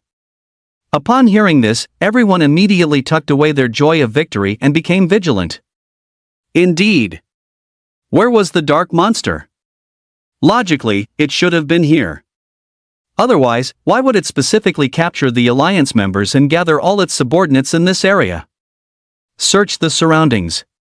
It might have encountered an emergency and left temporarily, Lu Yu mused. Had they not witnessed Lu Yu's terrifying combat power, the crowd would have ignored him completely. But now, Lu Yu's words carried the weight of a god of war. If Lu Yu hadn't single-handedly held off most of the Lord-tier monsters, even if their major factions had joined forces, they would have been no match for the creatures. Not to mention the group of fallen Japanese from the Dark Church. Thus, the crowd quickly dispersed to search for traces of the dark monster. Arg! The members of the Half Monster Association began to inflict scalp-numbing torture upon the 2 Japs. It looked brutal. But hearing the screams of these two Japs felt incredibly satisfying and refreshing. It seemed only these weirdos from the Half Monster Association could truly make the Japs feel what real fucking pain is. Their screams did not stop until someone discovered a crevice in the canyon filled with monsters. The Half Monster Association members decapitated them and split their heads in two. They were truly flayed alive and died in agony. The crowd quickly cleared the crevice and reached the depths of the Great Canyon floor, where they saw a mysterious, starlit star temple. Truth be told, had the Star Temple not just released a surge of energy, and had the dark monsters not split a crack in the ground allowing a sliver of energy to overflow, it really would have remained undiscovered. That dark monster must have gone inside. Everyone was ecstatic, speculating that there must be unimaginable opportunities within. Ding! You have triggered the Star Temple. You must pay 10 million gold to enter the first floor. A palace that requires gold to enter? The crowd was stunned. 10 million gold was no small sum. Fortunately, the big shots of the major factions had prepared some for them, specifically to prevent situations in the Star Illusion realm where gold might be needed. After all, in this world, whether it is a rare dungeon or a mysterious secret realm, currency is always a necessity. However, what lay inside the Star Temple remained an unknown. If they spent the gold and found nothing inside, wouldn't they regret it for the rest of their lives? Buzz. While the others were still considering whether it was worth it, Lu Yu had already directly paid 10 million gold and entered. Lu Yu didn't care about this bit of money at all in his words, it was just pocket change. Holy crap! Lu Yu went in? He has that much gold? Li Wan and the others were once again dumbfounded. Ha, fortune favors the bold, everyone. Bailey Tong chose not to enter the Star Temple because Brother Yu had already gone in. If there were truly good things inside, Brother Yu would let him know, and it wouldn't be too late to enter then. Thus, Bailey Tong continued to provoke the treasure-hunting nerves of the crowd. Cain pondered for a moment and chose to go in and investigate. As the grandson of a celestial god, he still had 10 million gold. St. Peter gritted his teeth and also chose to enter. Renekton from the Half Monster Association ordered everyone to trade all their gold to Purple Rose. This is a golden opportunity. Once inside, you must obtain the young sword god's genetic material. Don't worry, I'll make sure he enjoys himself to death. Purple Rose immediately entered the Temple of Stars. Meanwhile, Baron from Soul Hidden and Shiryu from the War Alliance remained unmoved. One refused to engage in a losing business deal, while the other knew exactly where he stood in terms of strength. With a super blade master like Lu Yu already inside. Even if there were truly good items in there, it wouldn't be their turn to claim them. As for the other extraterrestrial forces, they could only watch helplessly, for they truly hadn't brought that much gold with them. At this moment, Lu Yu had already easily bypassed the first layer of guards and reached the entrance to the second layer, only to find that someone had already beaten him to it and snatched the treasures there. It's likely that dark monster. Without blinking an eye, Lu Yu spent 30 million gold and directly entered the second layer. Ha! Cain and the others who had just entered were completely bewildered. The first layer was empty. Aside from the guards at the entrance, there were no treasures to be found. No! Or rather, there were treasures, but they had already been looted. Therefore, the 10 million gold they had spent was essentially flushed down the drain. Purple Rose didn't care whether there were treasures here or not. Capturing Lu Yu's genes was the top priority. Fortunately, the captain and the others had provided plenty of gold, enough to enter the second layer. And so, without hesitation, Purple Rose chose to spend more gold to break into the second layer. Cain hesitated for a moment but decided to let it go. Fuck. It's all that damn fat guy's fault. Fortune favors the bold. My ass, you've cost me 10 million gold for nothing. St. Peter's face turned a shade of purplish red like pig liver. He, too, had been played for a fool. Spending 10 million gold just for a quick tour of the first floor of the Hall of Stars. Inside the second floor, Lu Yu broke past the guards and quickly reached the innermost depths, where he saw a starlight teleportation array that had already been activated. It can only be activated once a year? Where does this teleportation array lead? However, the array only displayed an activation prompt and nothing else, leaving Lu Yu in the dark.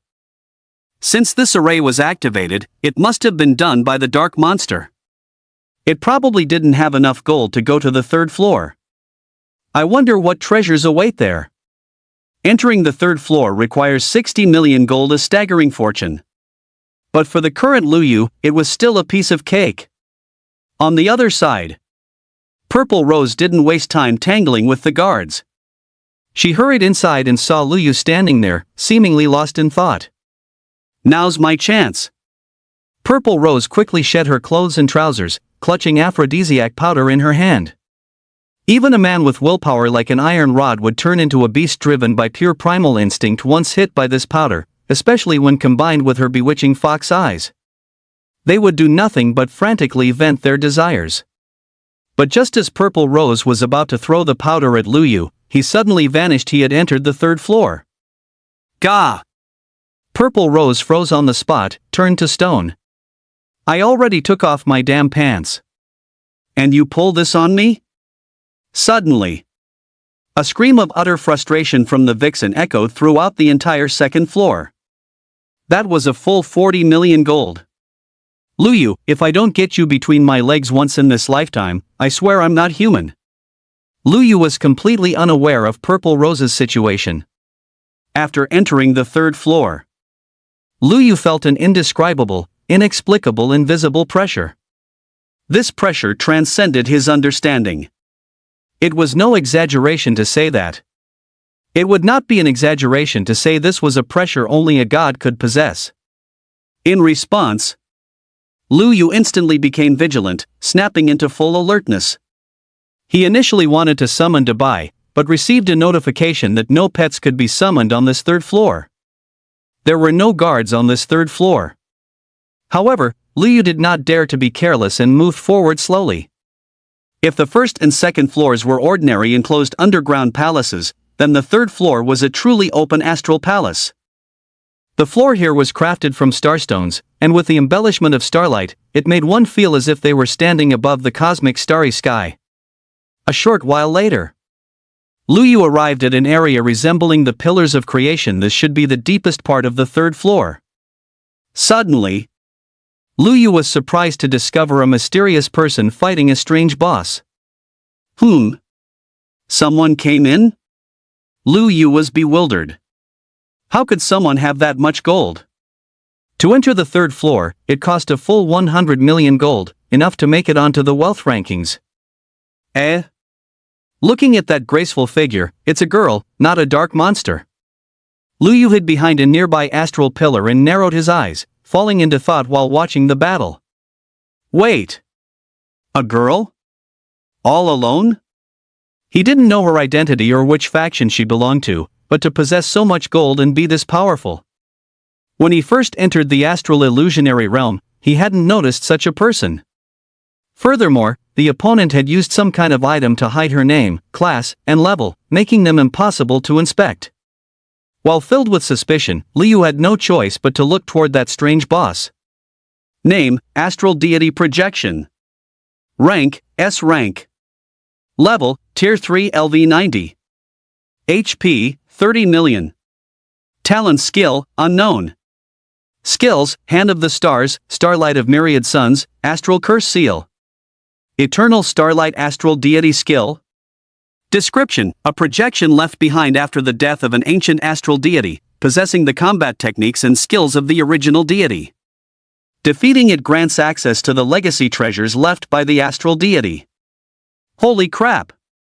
Astral deity projection? The treasure of this third floor is the legacy of an astral deity? A god's legacy. Even Lu Yu couldn't help but feel his heart race with excitement. At this moment, the veiled woman truly couldn't withstand the boss's attacks any longer and was forced to flee to the side. It was no exaggeration to say, this girl's strength was second only to Lu Yu. But in a one-on-one fight, she was no match for this flawless astral deity boss. However, once you enter the third floor, there is no way out. There are only two possible outcomes. Either kill the boss, obtain the astral deity's legacy, and leave. Or be killed by the boss and sleep here forever. Otherwise, even if the astral phantom realm closed, there would be no escape. Believing she was about to die at the hands of the boss, the girl's face was filled with despair.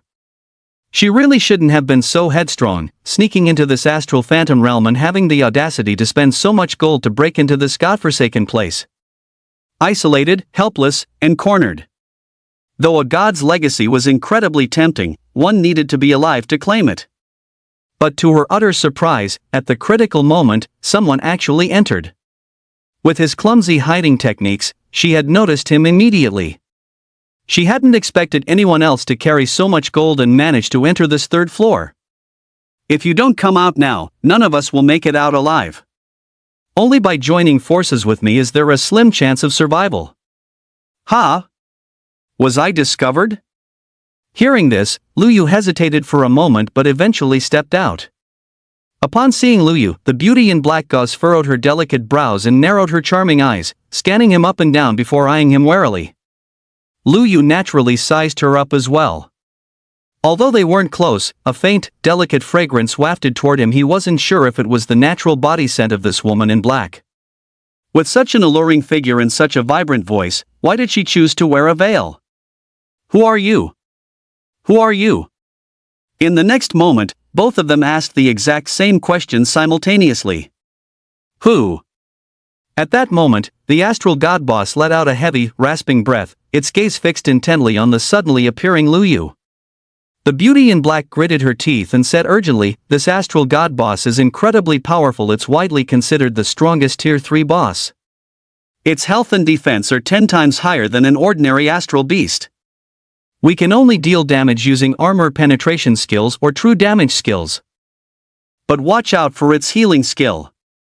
My grievous wounds skill has almost no effect on it. It's best if we can interrupt it. That's our only chance." After listening, Lu Yu looked toward the astral god boss. For some reason, a surging fighting spirit rose within his heart. This wasn't the angry fighting spirit he felt back in Stone City, but rather the blood-pumping excitement of encountering a true opponent of the same caliber. The astral god boss's behavior turned strange. It didn't immediately launch an attack on the two of them. Instead, it stood there, its starry eyes locked onto Lu Yu. It could sense the emergence of a strength no weaker than its own. Ancient divine language, this brat has the same divine strength inside him as I do. Sensing the eerie atmosphere, the beauty in black looked at the motionless Lu Yu and then at the motionless boss with doubt and suspicion. What's going on? Mutual respect between heroes? Or do they know each other? That's impossible. This Hall of Stars must have just been discovered, and this person is definitely entering the star illusion realm for the first time. There is no way they could know the star god. Ancient divine tongue, something is wrong. The power of the monster world has only been assimilating the blue star world for a century. It's impossible for a human to have acquired a god tier talent so quickly. That isn't something you can just pull with gold. Lu Yu frowned. The star god boss was muttering to itself in what seemed to be the divine tongue. Strangely, Lu Yu could hear it clearly and understood every word. I can understand the divine tongue? Lu Yu was shocked to his core. Amidst his bewilderment, he suspected that this must be due to the heart of the sword god talent. Was it impossible for a human to obtain a god tier talent so quickly? Then how did he manage to pull the heart of the sword god? Could the coin burst system have a hidden function that allowed him to draw a god tier talent ahead of time? That must be it. The era of awakening had been going on for so many years now. If god tier talents could be obtained simply by spending gold, the major factions would have long ago pooled their resources to let a single person pull until they got one. Yet, to this day, no one besides himself had pulled one. Hardly anyone had even pulled a legendary talent. It was highly likely that his built-in system allowed him to ignore the rules of the monster world. Ancient divine tongue, you must be a vessel of the dark demon god merged with a human body to possess divine power within you. To think the demon god would stoop to such despicable methods to seize my divine inheritance. You shall be executed. Immediately following this, the star god boss erupted completely, and a terrifying starlight radiated from its body. The originally human-sized star god boss transformed into a colossal beast. Its appearance wasn't much different from a star beast, but its size and strength were worlds apart. This star god boss thinks I'm a demon god? Watching the frenzied star god boss unleash its full killing intent, Lu Yu also began to take things seriously. It's huge. This is going to be difficult. The woman in the black veil was also stunned by the star god boss's sudden berserk state. Its size had increased. That meant the range of its attack skills would increase accordingly. This was one of the reasons why monsters in the monster world were so powerful. Furthermore, it seemed the star god boss was now tapping into divine power. Eternal Starlight, Star God Skill, Auxiliary Skill. Envelopes the body in starlight condensed from Star God power. All skills are imbued with Star God power, increasing their potency. Hand of Stars. A colossal hand, covered in stars and blotting out the sun, swatted down toward Lu Yu and the lady in black gauze. Without a doubt. If hit by the hand of stars infused with Star God power, given their current HP, both would surely be killed instantly. Fortunately, the space here was large enough. Both utilized their respective movement techniques to dodge the attack. Boom! The entire earth shuddered, erupting with a powerful shockwave of airflow. Put! Just by being shaken by the skill's aftershock, Lu Yu's HP dropped by more than half, and the black-gauzed lady's health bar was instantly emptied. Terrifying. This is simply an invincible boss. Although it was impossible for this boss to utilize Star God power indefinitely, it was more than enough to insta-kill them both during its duration. The lady in black gauze fell into despair once again. She had only just seen a glimmer of hope, only to be shrouded by death once more so quickly. This guy is a total trap. She thought this young Blade Master was powerful, but who knew he just came here to die with her? Furthermore, why did this boss become so berserk upon seeing this Blade Master? Right at that moment, incomparable sword light erupted from Lu Yu's entire body. His originally ordinary temperament underwent a massive transformation instantly, like a sword immortal descending to the world. Just by standing there, he was like a divine sword capable of slashing the heavens, splitting the earth, and slaughtering gods. His sharpness was peerless. The lady in black gauze's beautiful eyes widened, as if she were witnessing the most incredible sight imaginable. A Blade Master had suddenly transformed into a sword god, possessing a strength identical to that of the Star God boss. Hiss! Is he the reincarnation of a sword god? The mind of the lady in black gauze suddenly went completely blank. Kill! The Star God boss has completely gone berserk, losing all rationality. It will not rest until it slays the demon god it perceives before its eyes. Meanwhile, Lu Yu launched a dashing assault. A monster-slaying divine sword array heavily suppressed the Star God boss. With sword light piercing through the monster, the dual effects of suppression and severe wounding were enough to hinder the Star God boss's mobility. Whiz! The Star God boss's speed slowed down. However, Lu Yu's speed reached the peak of Tier 3. As a result, Lu Yu could easily dodge the Star God boss's non-locking skills. Divine Sword Storm. 33,000. The Divine Sword Storm, possessing an execution effect, was guaranteed to deal massive damage. All divine swords came with an innate penetration effect, blanketing the Star God boss and continuously slashing out damage. Plus 9,900. The talent's 30% lifesteal effect instantly refilled Lu Yu's HP to full. But the Star God boss was no pushover.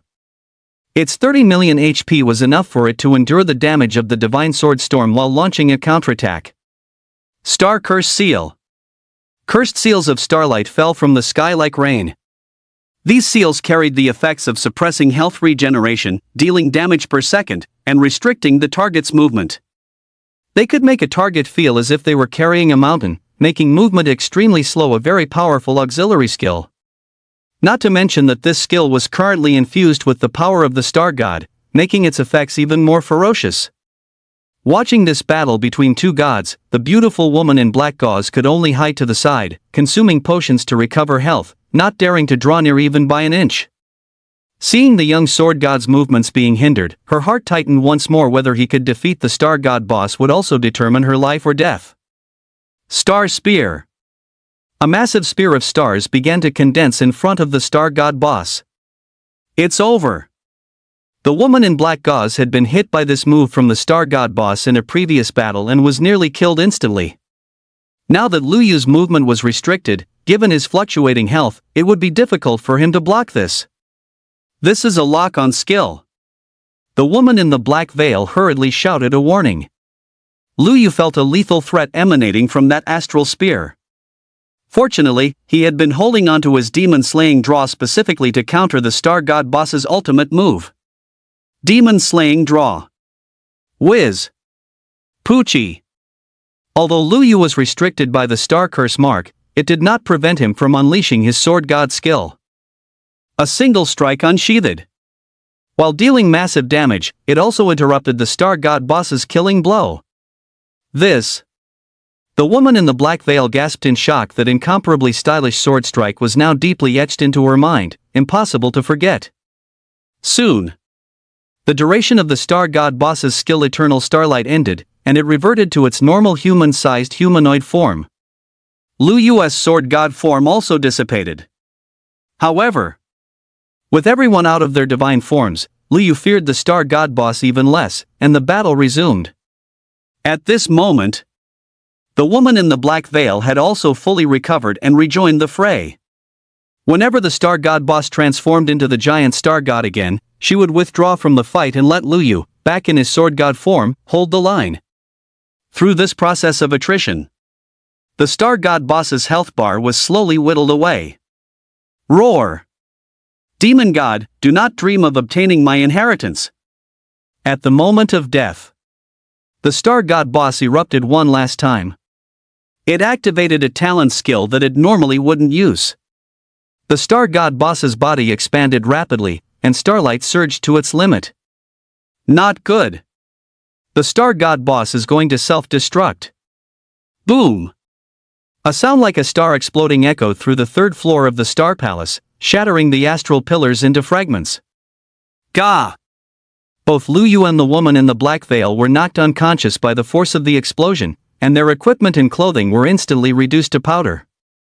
By all logic, with such a terrifying explosive force, it should have been impossible for the two of them to survive. Yet, they were merely lying on the ground unconscious and naked, pressed together in an embarrassing posture, having escaped death. Inside Lu Yu's pet space, Xiaohong was munching on delicious cat food when the sun mark on her forehead began to burn at some unknown moment. That was a close one. Master was almost blown to bits. She murmured. Xiaohong squinted her eyes and continued enjoying her treat. On the other side, the dark monster had already filled its backpack with star source stones. A tier 3 backpack wasn't particularly large. However, if it only held star source stones, it was enough to fit several million pieces. In previous years, the monster faction's harvest of star source stones amounted to a little over 100,000 at most. It would simply hand over 150,000 pieces when the time came, and the rest would all be its own. Staring at the star source stone vein, a frantic idea took hold in the dark monster's heart. It wanted to monopolize this massive resource. As for how to extract the resources here, there was no rush. Once it promoted to a higher tier and became the new king of the Dark Royal City, it could arrange for Death Squad level personal guards to come and mine here once a year. With these resources to sustain it, becoming a divine attendant was within reach, and later there would be a chance to become an immortal demon god and establish its own divine kingdom. At this thought, the dark monster spread its arms and let out a burst of ultimate, evil laughter. The era of Qi Kuei has arrived, jia jia jia.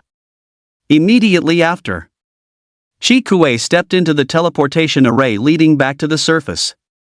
The next second, Qi Kuei appeared above the Grand Canyon. Boom! With one stomp, Qi Kuei shattered a valley, causing a massive commotion. Everyone. At that same moment, everyone felt an extremely evil aura. The dark monster has appeared. Down in the depths of the Grand Canyon, all the young geniuses felt a jolt in their hearts. They immediately returned to the surface, preparing to face the dark monster. Rumble! The remaining monster lords, upon receiving their king's summons, came charging back one after another. Though their numbers were few, their combat power remained formidable. Go block that horde of monsters. Don't let them reinforce the dark monster. Cain issued orders to the new generation members who were not supernovas. You go too. Shiryu and the other team leaders issued the same command. As geniuses at the peak of the new generation's pyramid, they each possessed their own pride and wanted to test the dark monster's combat strength for themselves. Of course, they were well aware that in a one-on-one fight, it would be no match for the dark monster. After all, it was equipped with full epic grade gear and possessed a legendary demon blade. And so, Cain Thunder Mage, St. Peter Light Mage, Shiryu Berserker, Bayron Assassin, Delice Priest, Xianyuan Chifrost Knight, Situi Archer, and Renekton Brawler, these 8 supernovas formed a temporary party, intending to challenge the dark monster together. The benefit of forming a party was that it prevented their skills from harming their allies. Where is that fat guy? Cain noticed then that Bailey Tong had vanished. Suddenly, a portly shadow appeared in the air above the dark monster. You damn black-furred freak, take a hit from Lord Fatty. Bailey Tong had actually been the first to launch a solo attack on the dark monster, unleashing a lethal skill right from the start. Lethal Sting. The dagger, which originally glowed with an orange light, seemed to be coated in a green venom, releasing a dense, emerald toxic radiance. But, unbeknownst to them, what skill the dark monster had activated. A powerful rebounding force instantly struck Bailey Tong. Bang! 5050. Bailey Tong was sent flying, coughing up mouthfuls of blood. Whiz! The instant he was knocked back, Bailey Tong swapped the dagger in his left hand for a hand crossbow available to the assassin class and fired a lethal bolt. Heart-piercing Wrath Arrow, Tier 3 active skill. Requires a crossbow weapon to cast. Deals massive single target damage with a piercing effect. Chi Kuei was momentarily stunned. It hadn't expected this eccentric fat man to have actually learned a hand crossbow skill. Caught off guard, Chi Kuei was struck in the back. Although the damage was high, it was little more than an itch. This was solely because its defense and HP were exceptionally high. However, the fact that this fat man could wound it at all was proof enough that his talent was formidable. Jia, not bad. I'll spare your life. With your talent, you can stay by my side as a dog guard. Chi Kuei turned around and pointed at the flung-back Bailey Tong, speaking with utter arrogance. Be your grandpa. You black-furred freak, I wouldn't even use you as toilet paper, you'd prick my damn ass. Bailey Tong steadied his stance, wiped the blood from the corner of his mouth, and shot back without hesitation. The reason Bailey Tong was so furious was that his parents had met a tragic end at the hands of a powerful dark monster.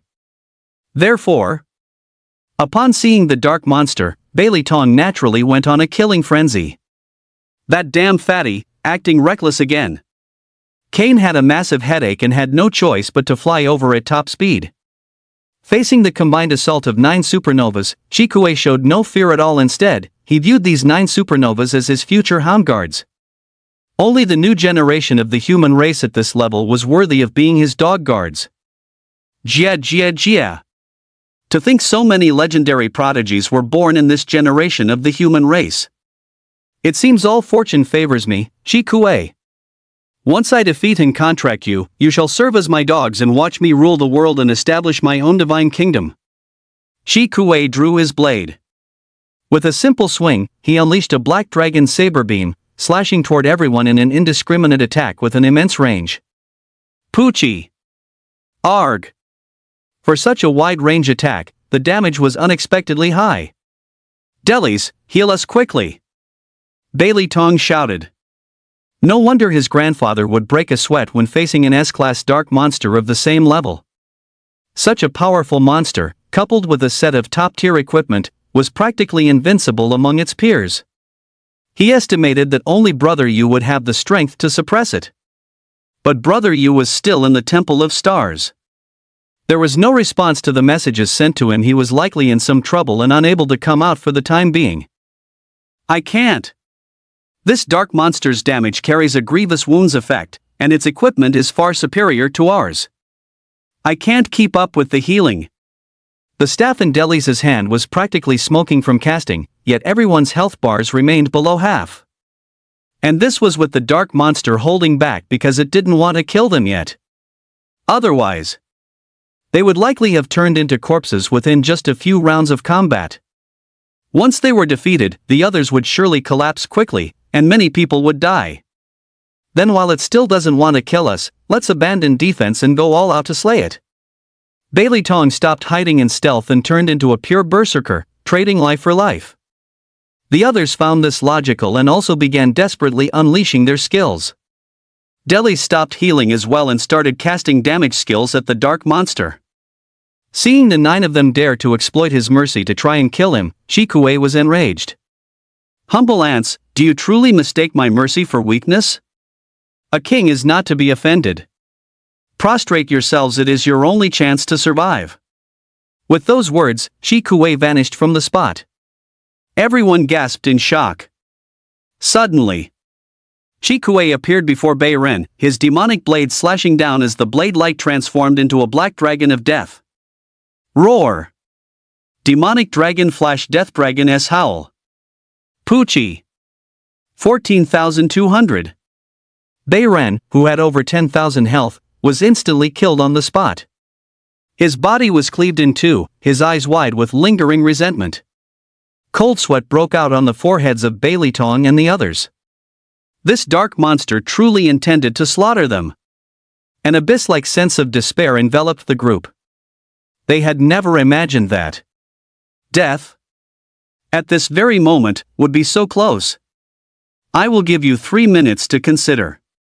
Once the 3 minutes are up, regardless of whether you submit or not, you shall all be executed. Shikue sat perched upon a throne condensed from lightning, looking down at the 8 supernovas. His tone was indifferent, yet it sent a chilling shiver through their hearts. Curse it! If I had a set of epic grade equipment, I could definitely go toe-to-toe with him. Kane gripped his staff tightly, his eyes filled with nothing but unwilling indignation. Blondie, are you planning to give up? When our grandfathers faced powerful dark monsters back in the day, did they ever retreat using inferior equipment as an excuse? Bailey Tong spoke with a firm, resolute gaze. Fatty, then what do you plan to do? Kane nodded, fully acknowledging the truth in the fatty's words. As things stand, there is only one way left. Hearing this, everyone turned their expectant gazes toward Bailey Tong, guessing in their hearts that this fatty must have some life-saving trump card left behind by the Heaven Sunderer Sword God's deceased son. This is perfect. There's hope. But to everyone's surprise, Bailey Tong shamelessly cried out for help at the top of his lungs. Brother, you! Help me! I need you! Put! The crowd felt like vomiting blood in frustration. Holy crap! I thought you had some impressive trick up your sleeve, you fat bastard, but it turns out you're just crying for help. Lu Yu is indeed very powerful. His combat power is stronger than all of theirs. But the opponent is a dark monster wielding a legendary demon blade. No matter how badass Lu Yu is, given the massive gap in equipment, he's probably no match for that dark monster, right? Besides, Lu Yu is still inside the Temple of Stars. There's no way in hell he can hear your cry for help from there. Meanwhile, on the other side, inside the 3rd floor of the Temple of Stars, Lu Yu slowly woke up, feeling his mouth filled with a moist, sweet, and smooth sensation. He couldn't help but take a sip. MMH. The beauty in black also reacted, her brows furrowed slightly as she slowly regained consciousness. When the two of them opened their eyes at the same time, they were instantly stunned. Both were completely naked, with the man on the bottom and the woman on top, pressed tightly together, their lips perfectly locked. Their minds went blank for only a brief moment before they snapped back to reality. They knew clearly that they weren't dead.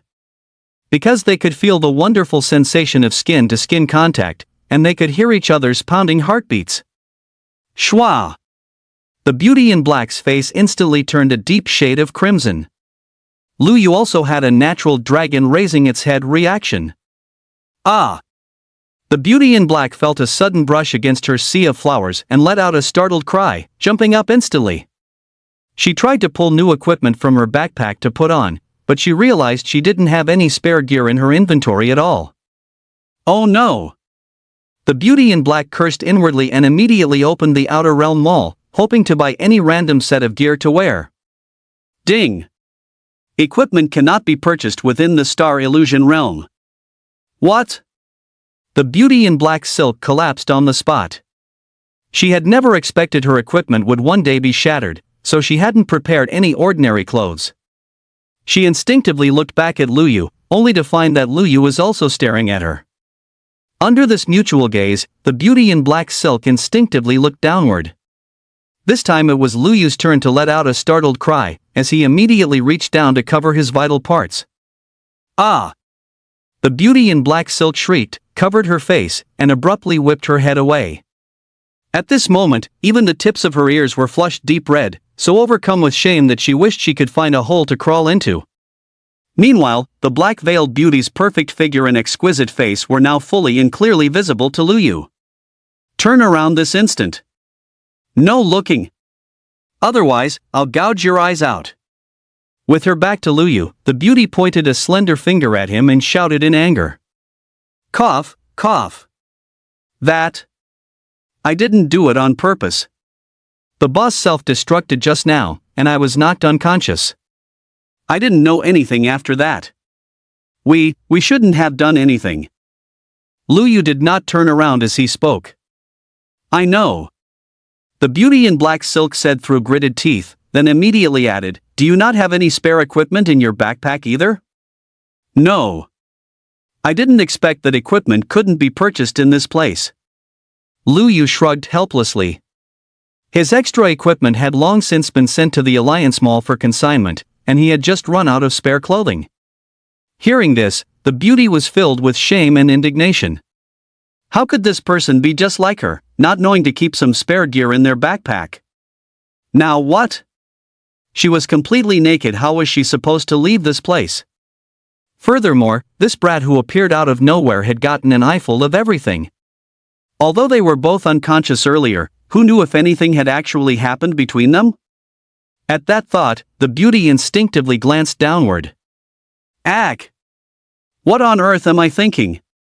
The beauty stamped her foot in frustration. Meanwhile, Luyu enjoyed the alluring view of the beauty's back while scanning the surroundings. Regardless of the situation, he had to find something to cover up with. But this was, after all, the Starry Lands. There wasn't so much as a blade of grass to be found. Wait a minute! Luyu suddenly noticed numerous fragments of materials scattered across the ground. They looked neither quite like fur nor quite like leather. They seemed to be the materials left behind after the previous boss self-destructed. Whatever! Luyu immediately gathered these materials and, using his masterful craftsmanship, directly wove a skirt. Wearing it around his hips, he had the distinct aura of a primitive man. Well, this scene. What are you doing? The black-veiled beauty, not daring to turn around, couldn't help but ask. I'm looking for something to cover myself. I'm done now.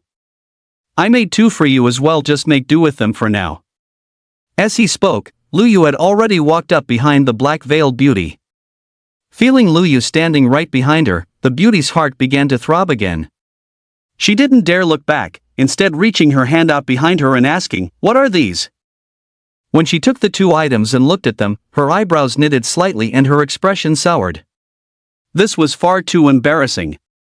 After a moment of hesitation, she had no choice but to put them on. There they were, two savages.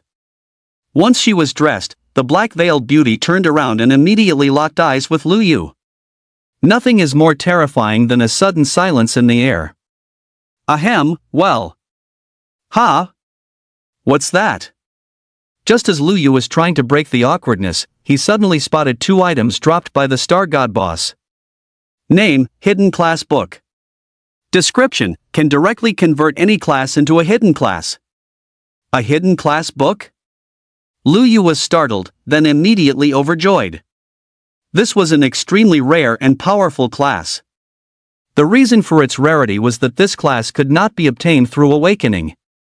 It could only be triggered with an extremely low probability during S-rank advancement missions as a hidden quest. Upon completion, one would receive a mysterious treasure chest reward. There was a chance that this mysterious treasure chest would contain a hidden class book. However, within the human alliance to this day, there has only been one hidden class, the heaven-cleaving sword god. As for whether other factions have hidden classes, they likely don't, otherwise, the human alliance wouldn't have remained the sole dominant power for so long.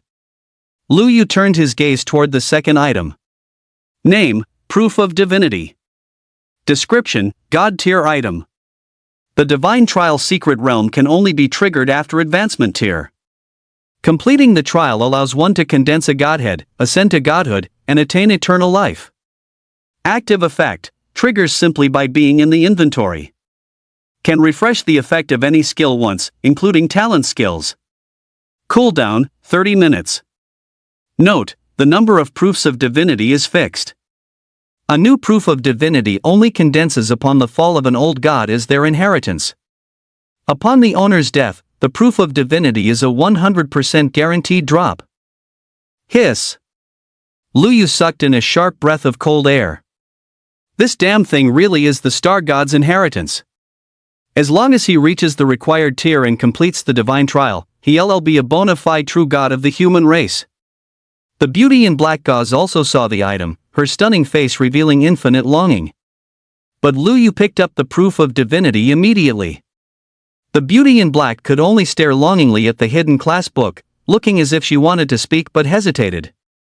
Lu Yu wanted to pocket the hidden class book as well, but received a prompt stating that each person could only obtain one inheritance treasure from the star god.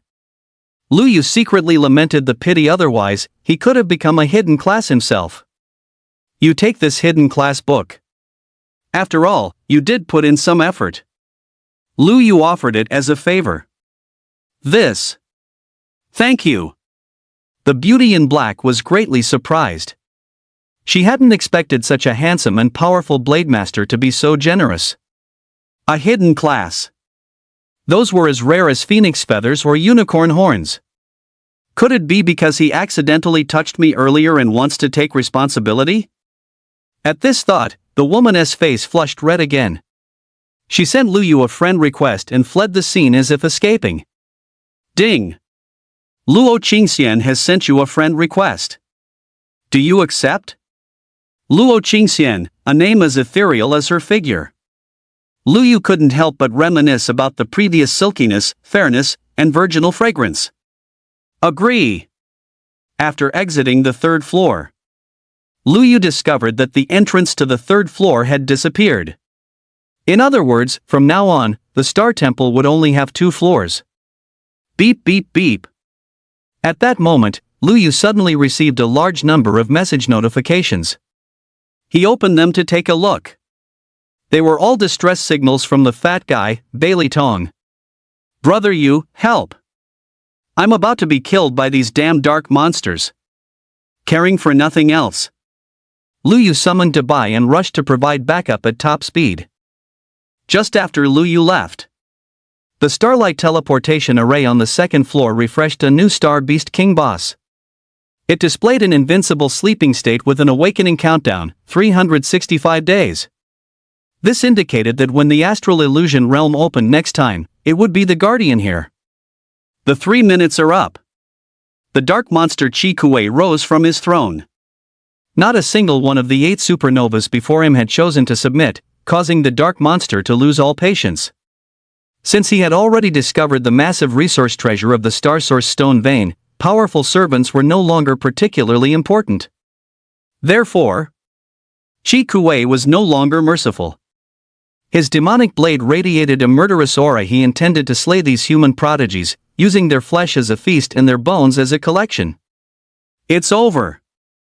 Everyone's hearts skipped a beat. It wasn't that they hadn't thought about escaping, but within the dark monster's territory, there was simply no chance to flee. To prevent anyone from escaping, Chi Kuei had activated the Scarlet Demon Dragon domain, temporarily turning the surrounding 100 miles into his territory, where a large number of powerful monsters were spawning. Of course, Chi Kuei's domain did not only have the effect of spawning monsters, it also possessed the power to suppress targets while buffing himself. It could be said that within its domain, Chi Kuei holds absolute sovereignty. Unless someone can ignore its domain or possesses an even more powerful magic circle or domain to offset its strength. Chi Kuei had already raised its blade and begun chanting its skill. The crowd suddenly felt as if the gates of hell were slowly creaking open before them. Give it everything you've got. Even if we die, we're taking a piece of him with us. Cain roared at the top of his lungs. At this life or death juncture, they had to go all out. Demon Dragon / Dance of Death. Whiz! Holding the demon blade, Chi Kuei was like the descent of the Grim Reaper, cold-blooded, ruthless, and pronouncing death upon everyone. In an instant, Chi Kuei charged right in front of them. Amidst the flashing blade light, everyone exhausted every means to resist, even bringing out their ultimate trump cards just to withstand Chi Kuei's dance of death. Clang! Clang! Clang! Fast! So fast it left a trail of afterimages, making it impossible to parry. Poochie! Poochie! Poochie! Even with powerful defensive items and special shields, they could only withstand a few strikes at most, yet Chi Kuei's dance of death continued unabated. Once their defensive measures were depleted, the group was instantly hacked to pieces. Not a single person could withstand Chi Kuei's terrifying damage. Even someone as strong as Bailey Tong, with his speed suppressed, was quickly sent flying by a single slash, leaving a massive, bloody gash across his backside. In just a few breaths, the collective of supernovas were all at critical health, stripped of any remaining will to fight. Chi Kuei, whose talent was already on par with theirs, combined with a significant lead in equipment tier, was invincible and unmatched. A dark monster royal. Formidable beyond measure. Tap. Chi Kuei pressed the demonic blade against the tip of Bailey Tong's nose, his expression cold. You fatty, your killing intent toward me was the strongest. I will hack you into 1,000 pieces. I'll hack your ancestors. Even in the face of death, Bailey Tong chose to die with grit, refusing to be a coward. Still stubborn. Infuriated, Chi Kuei prepared to perform a physical dissection on the fat man right then and there. The others coughed up blood in despair, utterly powerless to intervene. As the dark monster swung its blade down. Though Bailey Tong acted tough, he was panicking internally, his eyes squeezed shut in terror. Just at the very instant before his body was about to be cleaved, a streak of light shot out from the bottom of the canyon, rapidly arriving at Bailey Tong's side. Clang! The sound of clashing blades instantly rang out across the area. Everyone looked over, their faces filled with shock. A savage-looking man appeared shirtless, face covered in grime, hair disheveled, and wearing an unrecognizable apron. With the sword in his hand, he blocked the dark monster's demonic blade. Not far behind Lu Yu, the woman in black gauze had also just reached the battlefield. Having learned that the dark monster was crushing all the prodigies, she had rushed to provide support, arriving just a step behind Lu Yu. Though she had changed into new equipment, her face was equally filthy and her hair was a mess, mirroring Lu Yu's disheveled appearance. Hearing the commotion, Bailey Tong opened his small eyes. When he saw Lu Yu's imposing, savage-like figure, Bailey Tong froze for a moment before bursting into tears of joy. Brother Yu, you're finally back. If you were one step later, you wouldn't have seen me again. This damn black-furred monster is such a bully, he even sliced my butt open. Wait. Brother Yu, impressive. You went into the Star Temple and brought back a sister-in-law with such a stunning figure? Bailey Tong glanced at the woman in black gauze, his small eyes blinking meaningfully. Dabai, drag him away. Lu Yu had no time to pay attention to Bailey Tong. He stared fixedly at the powerful enemy before him, the dark monster. This was the most powerful opponent of the same level Lu Yu had ever encountered, far stronger than the S-rank monster lord he met in Stone City. Name, Draconian Chi Kuei. Identity, Dark Monster Royalty. Rank, S rank. Level, LV 90 Tier 3. HP, 400,000. Legendary talent, Crimson Magic Dragon Domain. Skills: Magic Dragon / Dance of Death, Dragon Transformation.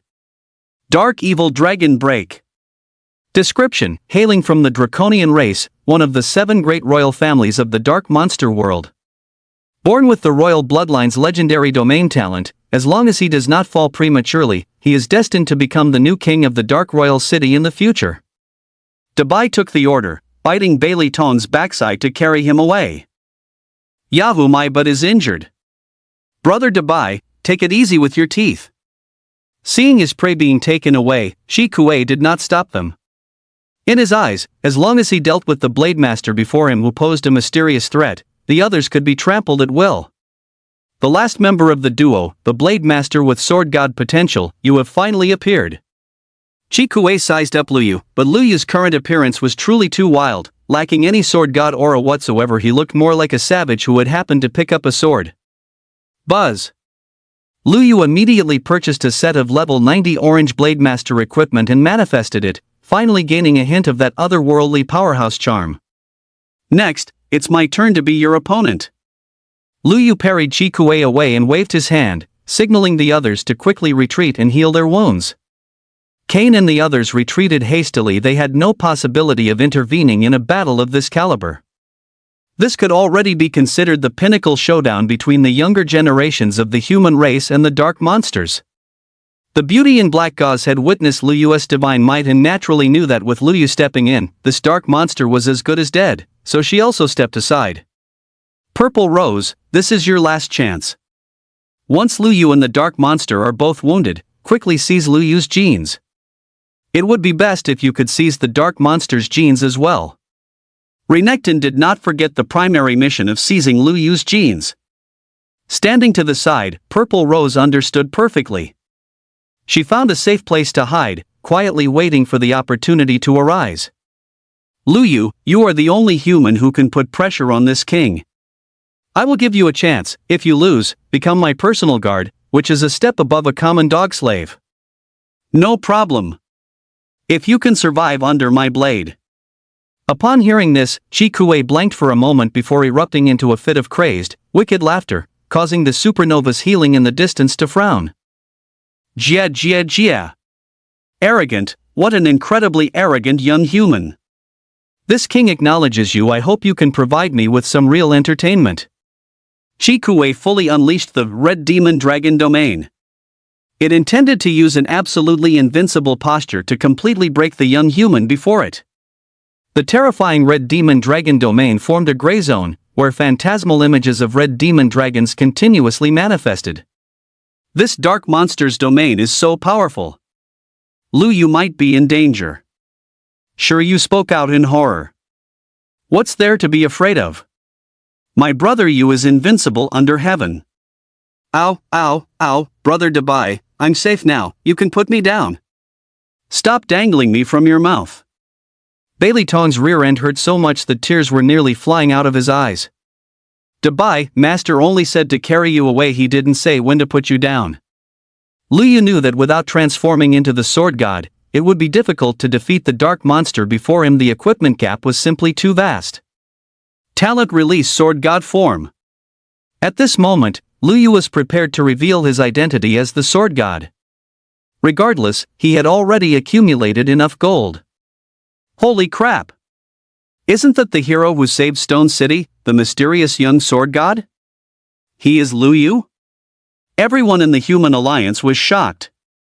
Xia Yan was frozen on the spot in shock, while Delisa's beautiful eyes shimmered with a peculiar, longing glow. Luyu is truly that young sword god? Li Wan and the others were dumbfounded. Back in Stone City, Luyu had admitted he was the young sword god, but they had mocked him for a long time. They never expected him to truly be the mysterious young sword god that the Alliance headquarters had issued a massive reward to find. At this moment, they lowered their heads in shame and regret. The big shot had been right beside them all along, yet they had failed to seize the opportunity. If the heavens could give them a second chance, they would definitely cling tightly to Luyu's leg and never let go, even if it killed them. Sword, rise! Luyu swung his sword. The monster-slaying divine sword formation was released instantly. The gray zone was covered by sword light, and Chi Kuei's powerful domain was suppressed in an instant. How is this possible? Chi Kuei was struck with immense shock. What kind of terrifying skill is this? Is that the effect of his talent? No. His talent effect is transformation. It's impossible for it to have other active effects. It must be a special skill that comes with his transformed state. As a member of the Dark Monster royalty, Chi Kuei was highly knowledgeable and well experienced. But even so, it still found it utterly unbelievable. Because logically, a skill derived from a transformation should never be able to suppress its legendary domain effect. Unless the opponent's skill transcended tier. But that made even less sense. Just what kind of powerful talent would come with such a terrifying skill? Mythic grade. These two words flashed through Chi Kuei's mind. Only a mythic grade talent could possess such potential to defy common logic. This guy drew a mythic grade talent? You've got to be kidding me. A mythic grade talent, shouldn't that be a talent possessed only by gods? How long has it been since the Blue Star world entered the Awakening era? No matter how one thought about it, it should be impossible for someone to have drawn a mythic grade talent. Wait. Could he be the reincarnation of that sword god from the ancient era of the monster world? The Dark Royalty had always harbored an ancient legend of a peerless sword god whose single blades light-chilled the dark world for hundreds of millions of miles. If the great dark demon god had not awakened and struck him down, the race of dark monsters might have long ceased to exist. The great dark demon god once left a prophecy: though the sword goddess body perished, his soul escaped. And this human youth before him, in an era where drawing a god-grade talent was supposed to be impossible, had actually drawn one, and a sword god-related talent at that. Therefore, Chi Kuei couldn't help but suspect that the opponent might be the reincarnation of that ancient sword god. If so, the sword formation released after the transformation must be a sword god technique, otherwise, it would be absolutely impossible to completely suppress its domain. Kill him. This boy cannot be allowed to live. Chi Kuei was both shocked and panicked. If this guy were allowed to grow to tier, with his god-grade talent, he would 100% sweep through the Dark Royal City. And so, Chi Kuei struck out with all his might. Although the domain was suppressed, its output remained unaffected. It believed that with a set of epic gear and a legendary demon blade, it should be able to overpower this young sword god. Demonic Dragon Transformation. ZZZT. Roar. Chi Kuei transformed into a massive, hideous dark demonic dragon tens of meters long. Its body billowed with black mist, and its dark scales reflected a deathly glint under the starlight. It bore a resemblance to a western lizard dragon, but appeared far more ferocious. Under the influence of the legendary demon blade, its claws became even sharper and carried the blade's unique bleeding effect. As it lunged with a swipe, visible dark gray claw marks tore through the air, making it seem as though the very sky was being shredded. This dark monster is so powerful. The supernovas were all secretly alarmed. Even if they had the same equipment as their opponent, they estimated it would still be difficult to defeat. Dark monsters are known as the nightmares of the human race, and that is truly no joke. Only the black-veiled beauty felt differently. Though her beautiful eyes showed surprise at the dark monster's strength, it was merely a fleeting moment of astonishment.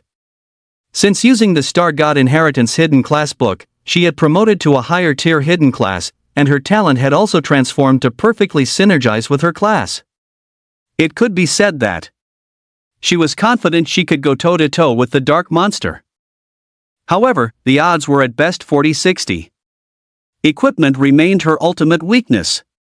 Demon Slaying Draw. With just one strike, Lu Yu severed the demonic dragon's wings. The demon sealing effect attached to this sword god skill forced Chi Kuei's dragon transformation to end prematurely. Impossible. How can he have two such powerful sword god skills? Purple-black blood flowed from Chi Kuei's back, completely different from the green blood of derivative monsters. Although its health had dropped significantly, it still had the strength to fight on.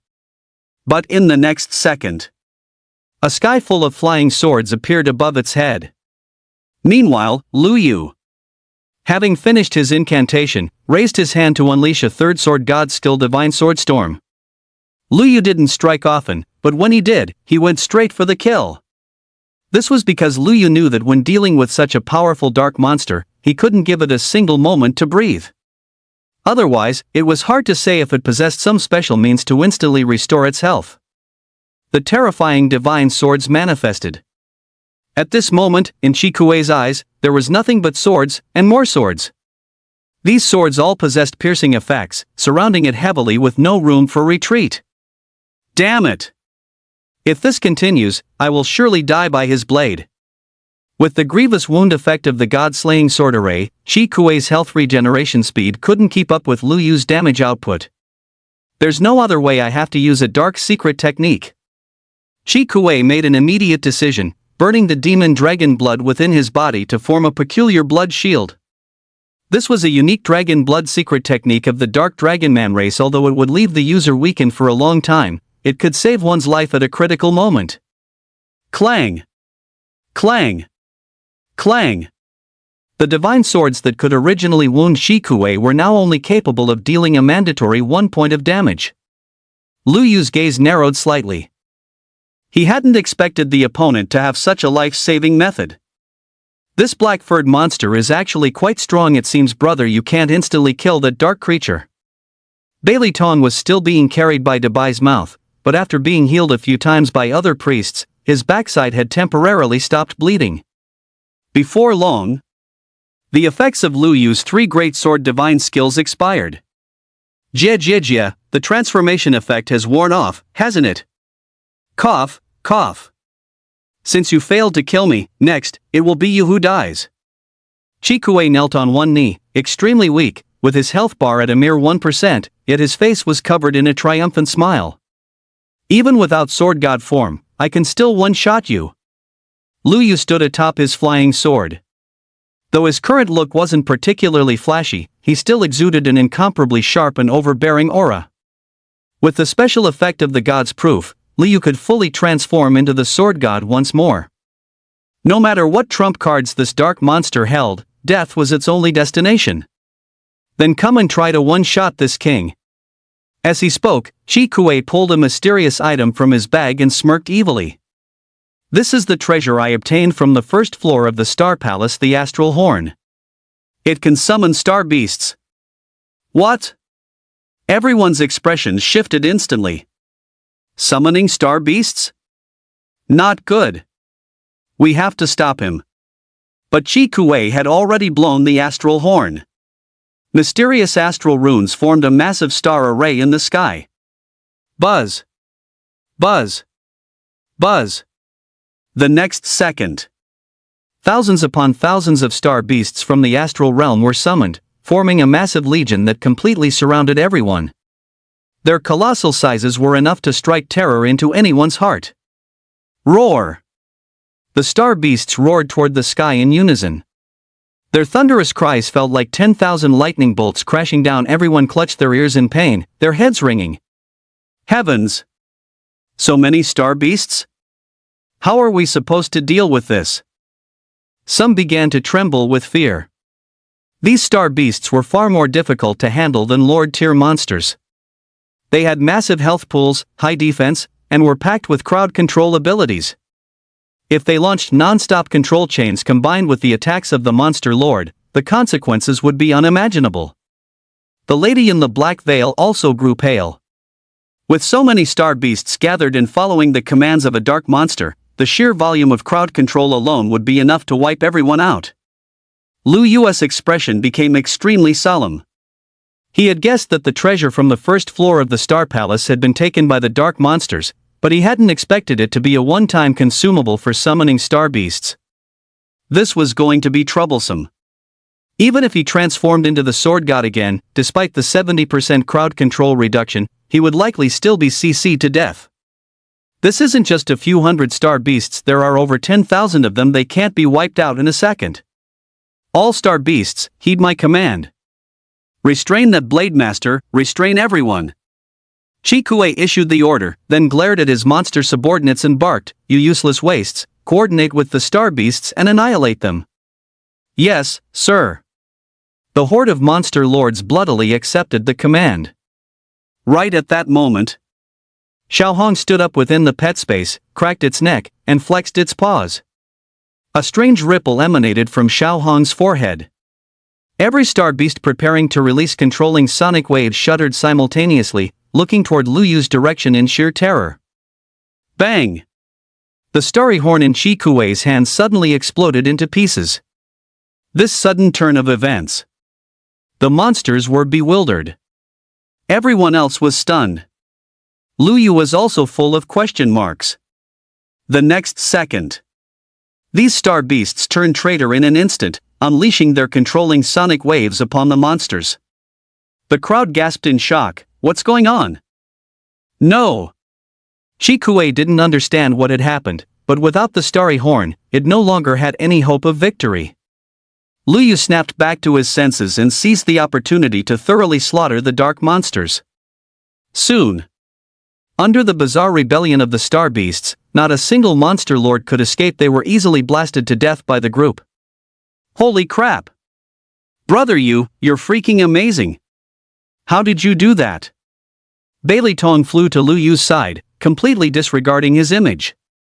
Believe it or not, I didn't do a thing. Lu Yu said earnestly. I get it.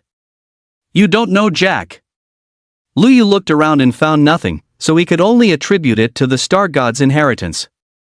It is possible that when the star horn encounters a successor of the star god, a backlash effect occurs, which can be considered the star god's protection.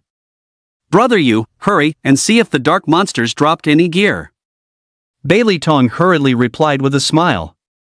Lu Yu approached the corpse of the dark monster, where an item emitting a crimson glow was shimmering beside it.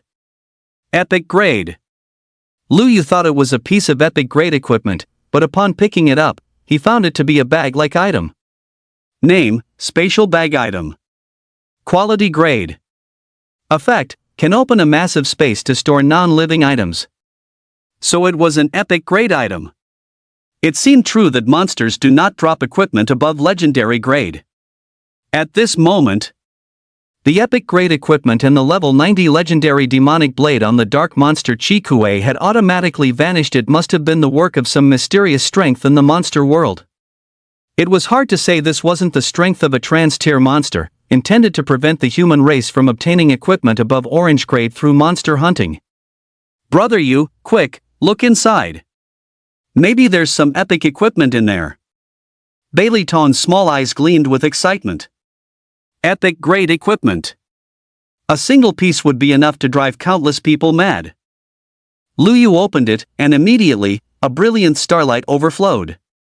This is so many star source stones. A whole bag full of star source stones. There were at least 1 million of them. Both Lu Yu and Bailey Tong stared wide-eyed. Just now, Lu Yu was wondering why the dark monster hadn't dropped a single star source stone after being killed. As it turned out, they were all in this spatial bag. Brother Yu, we're set, completely set. Just taking out a small portion would be enough for us to sweep the top 2 spots. Bailey Tong's face lit up with a grin like a blooming chrysanthemum. Lu Yu nodded. At the same time, Lu Yu became even more certain that the starlight teleportation array on the second floor of the Star Palace was a portal to the Star Source Stone Vein. Otherwise, it would have been impossible for this dark monster to obtain so many Star Source stones in just a few days. Based on this piece of intelligence alone, it was enough for the Alliance to give themselves a massive pat on the back. In Shi Zhanwu's words, it was enough to be hailed as a hero of the human race. After tucking the spatial bag into his backpack, Lu Yu finally approached the group. The monsters have been eliminated. You can all go search for Star Source stones with peace of mind now. Many thanks for saving our lives, Big Boss. Shi Yu and the others expressed their sincere gratitude before taking their leave one by one. St. Peter, though somewhat reluctant, still offered his thanks before leading his team away to search for Star Source stones. Now that the monster threat was gone, they could search without worry. Only the black-veiled beauty did not leave. Instead, she walked up to Lu Yu and expressed her wish to join his squad. Lu Yu didn't refuse and directly pulled her into the team. He still needed to find a way to ensure she wouldn't reveal the fact that he had obtained the proof of God. Bailey Tong stood there with a silly grin, glancing back and forth between the black-veiled beauty and Brother Yu, wearing a look that said, "I totally get it." "How should I address you, sister-in-law?" "Schwa." At Bailey Tong's words, the black-veiled beauty's face instantly turned bright red. Fortunately, it was hidden by her veil, so it went unnoticed. "Don't use such titles recklessly." The black-veiled beauty gave a playful scold, then removed her mask, a hidden item, finally revealing her name, class, and level. Name, Luo Qingxian. Hidden class, Star Warrior. Level, LV 90 Tier 3. Holy crap! A hidden class? Bailey Tong's small eyes looked like they were about to pop out of his head. The mysterious beauty Brother Yu brought back was a hidden class user just like his grandfather? My goodness! Which faction secretly cultivated this super prodigy? I've never even heard of her. A hidden class. So far, aside from his grandfather, this was only the second hidden class user he had ever seen. A Star Warrior? Lu Yu pondered for a moment. Luo Qingxian's original class was Martial Artist, a specialized class characterized by its signature multi-hit combos. It has very few equipment restrictions. Unlike mages who are limited to staves or blade masters who can only use swords, this class utilizes a wide variety of weapons. Whether it is gauntlets, blades, or staves, anything goes depending on which skills you choose to specialize in. Furthermore, it doesn't require top-tier gear to deal massive damage, making it one of the most popular classes among F2P players. However, the prerequisite is that you must possess exceptional martial talent. Much like Luo Qingxian, who is capable of executing a perfect 12-hit combo, the highest possible for a Tier 3 rank. Otherwise, one can never truly unleash the explosive power of a martial artist. Now that Luo Qingxian has transitioned into a hidden class, her skills will also ascend to hidden skills. Her overall combat power will undoubtedly be second only to his, surpassing even the fatty by a significant margin. It's nothing much. On the third floor of the Starry Hall, we teamed up to defeat the Guardian boss and each received a Star God inheritance. She obtained a hidden class book. Lu Yu explained nonchalantly. What? Bailey Tong's expression was exaggerated. Brother Yu, why didn't you tell me about such a good thing? Whoa, if I had known, I would have followed you all the way. Bailey Tong regretted it. He regretted it so much that his intestines turned green. If he had followed them inside, he might have also received some Aeon inheritance and obtained a hidden class book. Unfortunately, there is no medicine for regret in this world. No. In the future, whenever we explore any secret realms or special places, I must stick to Brother Yu like glue. I'm going to be his exclusive tag along. Brother Yu, so what did you get?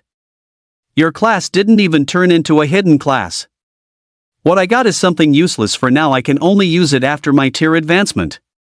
Oh, so it's useless? What exactly is it? Just a certification. You'll find out later. Luo Qingxian rolled her beautiful eyes. The proof of God is useless? If word got out, it would trigger an immediate civil war within the human race, and every top-tier powerhouse would fight to the death for it. And so, everyone headed off to find Star Source stones. Lu Yu's trio, meanwhile, rode atop Dubai and dove into the Star Sea to search for them. After all, few dared to look for Star Source stones on the seabed because that was where the star beasts were most numerous. Consequently, there were still quite a lot of Star Source stones down there. Delis hesitated, looking as if she wanted to say something. She was also filled with deep regret. Bailey Tong had previously invited her to join the squad, but she declined. With this rejection, the opportunity to ride Lu Yu's coattails has been completely lost. On the other side, Purple Rose returned to Lecton's side and shook her head helplessly. I thought it would be a desperate fight between equals, but it turns out we still underestimated Lu Yu's combat strength. Even the dark monsters were crushed by him. I couldn't find an opening. Renekton did not blame Purple Rose. He had witnessed the entire battle from start to finish. It seems we can only focus on collecting Star Source stones for now and request instructions from the Guildmaster once we return. As he spoke, Renekton tossed the corpse of the dark monster, Chikue, to Purple Rose. Although we couldn't get Lu Yu's genes, obtaining the corpse of a dark monster is still a significant harvest. Purple Rose, while it's still fresh, perhaps we might have a chance to obtain the dark monster's genes. This. Understood. And so, taking Chikue's corpse with her, Purple Rose found a secluded spot and began the frenzied process of blood extraction. Brother Lu Yu, this mount of yours must be the Moonwhite Dragon Steed, the S-rank mount ranked first on the leaderboards. It's so beautiful. Luo Qingxian's beautiful eyes sparkled with admiration. Exactly.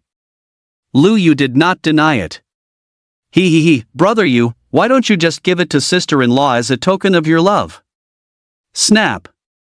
Lu Yu, annoyed by the comment, gave the fat man a sharp smack on the back of the head. You talk too much. Ouch. Sister-in-law, save me. Bailey Tong cried out, looking aggrieved. Luo Qingxian pursed her lips and smiled. That smile was as beautiful as a celestial goddess. Even Lu Yu couldn't help but steal a few glances. However, there was a hint of disappointment in Luo Qingxian's eyes. She didn't quite understand what was wrong with herself. The atmosphere suddenly became a bit awkward. Fortunately, a star beast appeared ahead on the seabed at that moment. Lu Yu and the other two began fighting the beast to obtain Star Source stones. Time flew by.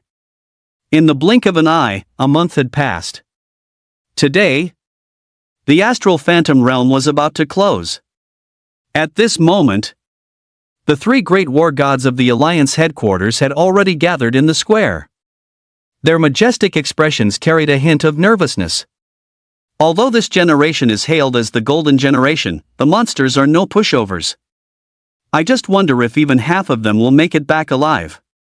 Before long, infinite starlight erupted from the star illusion realm in the sky as the entrance began to close. Immediately after, one by one, starlight teleportation arrays appeared on the previously empty square. They're back. In previous years, the survival rate was less than 10%, and only about 10,000 Star Source stones were brought back. We've been facing a shortage for a long time. I hope they can break the record this time. The celestial god, Hodman, said expectantly. Indeed. As time passes, the monsters are growing stronger. Once a new king is born in the Dark Royal City, our human race will enter a dark age once again. I hope they can bring back 40,000 Star Source stones this time. That way, we can spare an extra 10,000 to construct magic array cannons and launch another assault on that place.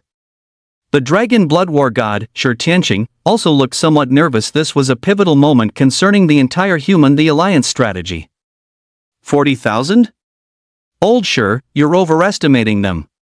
Even if they are the Golden Generation, bringing back 20,000 would be the absolute limit.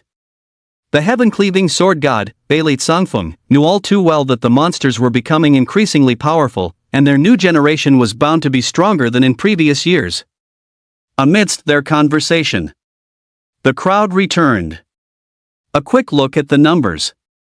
There were over 6,000 people. What's going on?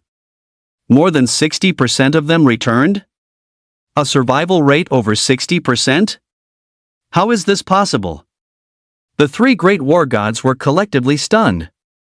The other high-ranking officials at headquarters were also left speechless.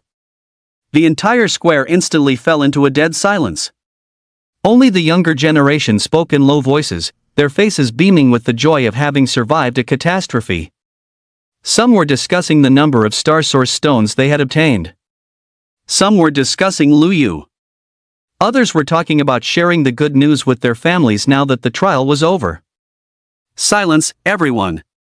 Line up and place your Star Source stones on the ground one by one to facilitate registration and confirm the trial rankings. After a good while, Shi Zhanwu stepped forward to take charge. Only then did everyone begin taking the Star Source stones out of their backpacks one by one. In an instant, the vast square was shimmering with starlight. My God! This many? The heavyweights were once again dumbfounded. With just a quick glance, they noticed that even those with the least had about a dozen Star Source stones. Didn't that mean there were nearly 100,000 Star Source stones in this guaranteed haul? Holy crap! Is this new generation really that fierce? Could it be that they all perfectly avoided the monster attacks? Or did the dark monsters simply not go to the starry illusionary realm this time? Staff members responsible for registration were working quickly, and before long, the process was complete. Kane, Xian Yuanqi, Situi, Dillies, Luyu, Bailey Tong, what about the 6 of you? Why haven't you brought yours out yet? Shi Zhanwu walked over. Luyu and Bailey Tong looked at each other and smiled. They were in no rush, they wanted to present theirs last. They only needed to have slightly more than the other 4 when the time came. Only then did Kane and the others step forward, bringing out their harvests one by one. They knew that first and second place undoubtedly belonged to Luyu and Bailey Tong. The 4 of them could only fight for the remaining 3 spots. This meant that one supernova would be eliminated and fail to obtain a ticket to the secret realm. Hiss! So many?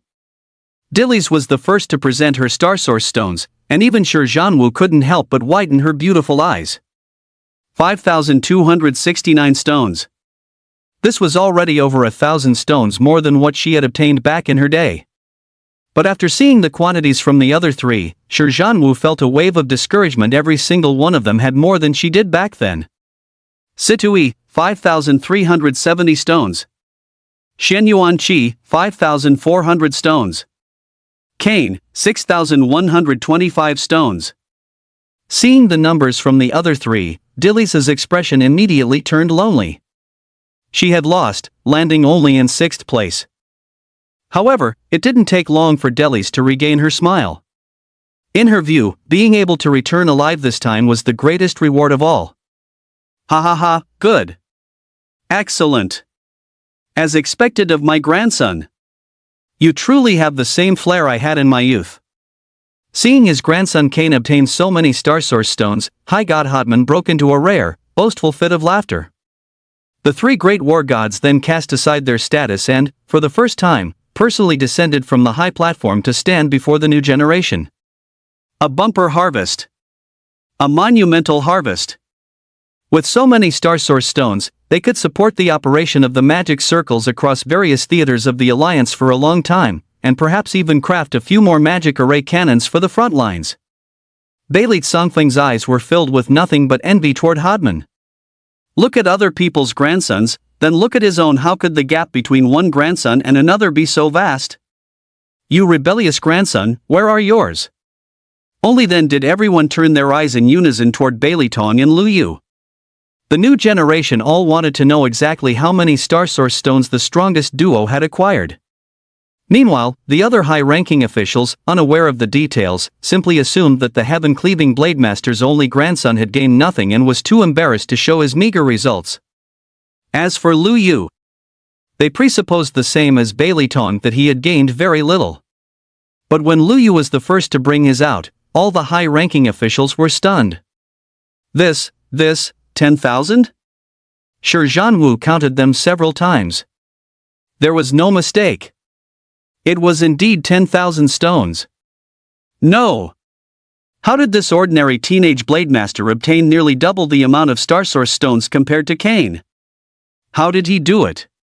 Not just her, even the 3 great war gods were full of questions. Grandpa, you better keep your word. Bailey Tong originally intended to take out 20,000 stones, but after a second thought, he brought out 10,001. He would find an opportunity to trade the rest with his grandfather for good stuff later. Perfect. Bailey Songfeng froze for a moment when he saw his grandson take out 10,001 Star Source stones, then suspected he was hallucinating.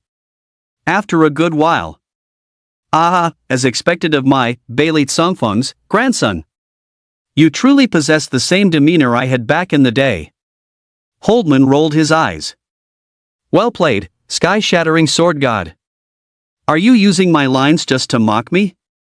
And so, Bailey Tong secured first place in this blood trial, and his name was engraved on the blood trial monument as a commemoration. Additionally, he would receive an annual reward benefit from the Alliance. Luyu also successfully obtained a ticket to the Mist Secret Realm, though it would not open for another 6 months. As for the other rewards from the alliance, Lu Yu didn't think much of them. They were nothing more than pets or equipment rewards, all of which he already possessed. Soon, everyone received substantial rewards from the alliance. Even Li Wan and the others each received a set of at least rare Tier 3 equipment, significantly boosting their strength. Dilasai, who originally hadn't qualified for a ticket, was granted one as an exceptional reward by the three great war gods, much to her delight. New generation members who obtained secret realm tickets stay behind. Everyone else, return to your respective war zones. The three great war gods then led Lu Yu and the other 5 to the Supreme Conference Room at headquarters. Shi Zhanwu and a group of high-ranking officials from the alliance followed along as well. They were all incredibly curious.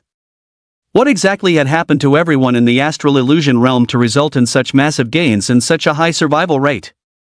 In this blood trial, they had brought back over 100,000 star source stones, more than 10 times the amount of previous years. This was highly illogical. The golden generation shouldn't be this powerful. Cain, as the commander-in-chief of this blood trial, tell us what happened inside that led to such an enormous harvest? Holdman looked toward his grandson. But Cain stood up and shook his head, saying, "Grandfather, I am not qualified to speak on it. It's better to let Bailey Tong or Boss Lu Yu explain." The high-ranking officials were dumbfounded. What happened? Cain said he wasn't qualified? And what on earth was this Boss Lu Yu title? Bailey Tong chuckled sheepishly, feeling for the first time how refreshing it was to be flattered by the blondie. "My good grandson, stop smiling and tell us what happened." Bailey Zhangfeng was also extremely curious. Having received a nod from Brother Yu, Bailey Tong slowly stood up, coughed twice, took a sip of his 82 Coke, and finally blurted out, "Actually, there's not much to say. It's just that my big brother, this heroic, invincible, dashing, and handsome young supreme, Lu Yu, slayed the dark monsters and wiped out the Lord tier monsters. The big shots. Oh, right, I forgot to mention. My brother Yu is the young sword god who saved Stone City, and he's also the owner of the Moon White Dragon Steed, which is ranked first on the Mount leaderboard." "I'm done." Bailey Tong sat down, feeling on top of the world. The big shots were instantly petrified on the spot. P.S. I hope all you bosses can click the remind to update button and give a 5-star review, thank you. There is a free Power of Love option in the gift section. For every 1,000 Power of Love gifts, I will add an extra chapter. Lu Yu slayed the dark monsters? Wiped out the other Lord tier monsters? Those were S-ranked dark monsters. The royalty among monsters. The three great war gods knew all too well how difficult such monsters were to kill. It could be said that in a one-on-one fight, or even a group attack, it was extremely difficult to kill an S-rank dark monster. Being able to protect oneself was already considered a success. In the history of the human races, the Alliance Awakening, there had never been a great achievement of successfully slaying an S-rank dark monster until now. Never did they expect that this blank record could finally be filled today. Shi Zhanwu looked at Lu Yu with an even more fanatical gaze. How could such a heaven-defying youth not make her blood boil as a warrior? Her expression at this moment was exactly the same as Shi Yu's when he first met Lu Yu. Both wanted to witness Lu Yu's strength for themselves. However, since this was the Supreme Conference Room, she managed to restrain herself. Is what Bailey Tong said true? The Dragon Blood War God, Shi Tianqing, looked toward the other supernovas. The supernovas all nodded. It was the truth. The three great war gods stood up abruptly, their faces still filled with disbelief and immense pleasant surprise. Upon learning of the events in the astral illusion realm, the three war gods immediately dismissed the others from the meeting room, though the three younger generation members Bailey Tong, Cain, and Shi Zhanwu remained behind. "Little brother, would you be willing to transform into the sword god so this old man can take a look?" Bailey Zhangfeng spoke with immense anticipation. "Senior sword god, please look." Since it was already common knowledge, Lu Yu displayed it openly. The greater his potential, the more importance these heavyweights would place on him. Buzz! As soon as the sword god form emerged, sword chi crisscrossed around Lu Yu's body. Standing there, he exuded an overwhelming sword pressure. This was especially true for Beileit Sangfeng as a hidden Blademaster class himself. He could clearly feel just how pure the sword intent on Lu Yu was. It was more than 10 times purer than his own. This was the true potential of a sword god. It was far stronger than his own self-proclaimed title of sword god. It really is the young sword god who appeared in Rock City. The Empyrean god Hodman exclaimed in wonder. The owner of the S-rank mount, the Moon White Dragon Steed, whom they had mobilized the Human Race Alliance's resources to find, and the Rock City sword god, for whom they had issued a massive bounty, turned out to be an obscure member of the new generation. Beileit Sangfeng had some prior knowledge of this youth. During his last visit to Warzone F to find his grandson, he learned that his grandson was very close to a commoner Blademaster named Lu Yu. However, he never imagined that this commoner Blademaster possessed the potential of a true sword god. Such a talent must surely be a god-level talent. With the birth of an unprecedented god-level talent awakener in human history, the hope of the human race to expel the monsters and reclaim their homeland might finally be realized. Suddenly, Beileit Sangfeng looked at his grandson, Beiliton, and glared with bristling whiskers. "Did you know about this all along?" "Yeah. But when I told you back then that I had acknowledged a super awesome big brother in Warzone F, you just gave me a direct beating. I remember you saying that one becomes strong by associating with the strong and weak by associating with the weak. You told me to learn more from Kane and Sister Zhanwu." Beilitong's earnest gaze made Beileit Sangfeng's old face flush with embarrassment. Cough, cough, cough. Nonsense. When did I ever say that associating with the strong makes you strong and the weak makes you weak? Besides, I didn't know the big brother you followed was this young sword god, Lu Yu. Beileit Sangfeng glared at his troublesome grandson and then looked at Lu Yu with a beaming smile. Having confirmed Lu Yu's identity as the young sword god and knowing the whereabouts of the S-rank Mount Moon White Dragon Steed, certain major strategies of the Human Race Alliance could now be adjusted. As long as Lu Yu's level was raised, why should humanity worry about not reclaiming its home? Perhaps one day, the human race could even counterattack the monster world and forge a brand new future. Lu Yu had to be cultivated with every resource available. Lu Yu, we three old fellows won't beat around the bush. You have a god-level talent and are the future of our human race. We plan to dedicate all our resources to training you. Once you reach the tier promotion, you will directly become the fourth war god of our Human Race Alliance. What do you think? Feel free to mention any conditions you have. The three war gods immediately made their intentions clear, their expressions slightly tense, fearing that Lu Yu might refuse. Sure, Zhanwu and Kane were speechless. It was their first time seeing the three great war gods so anxious, and all for a member of the new generation.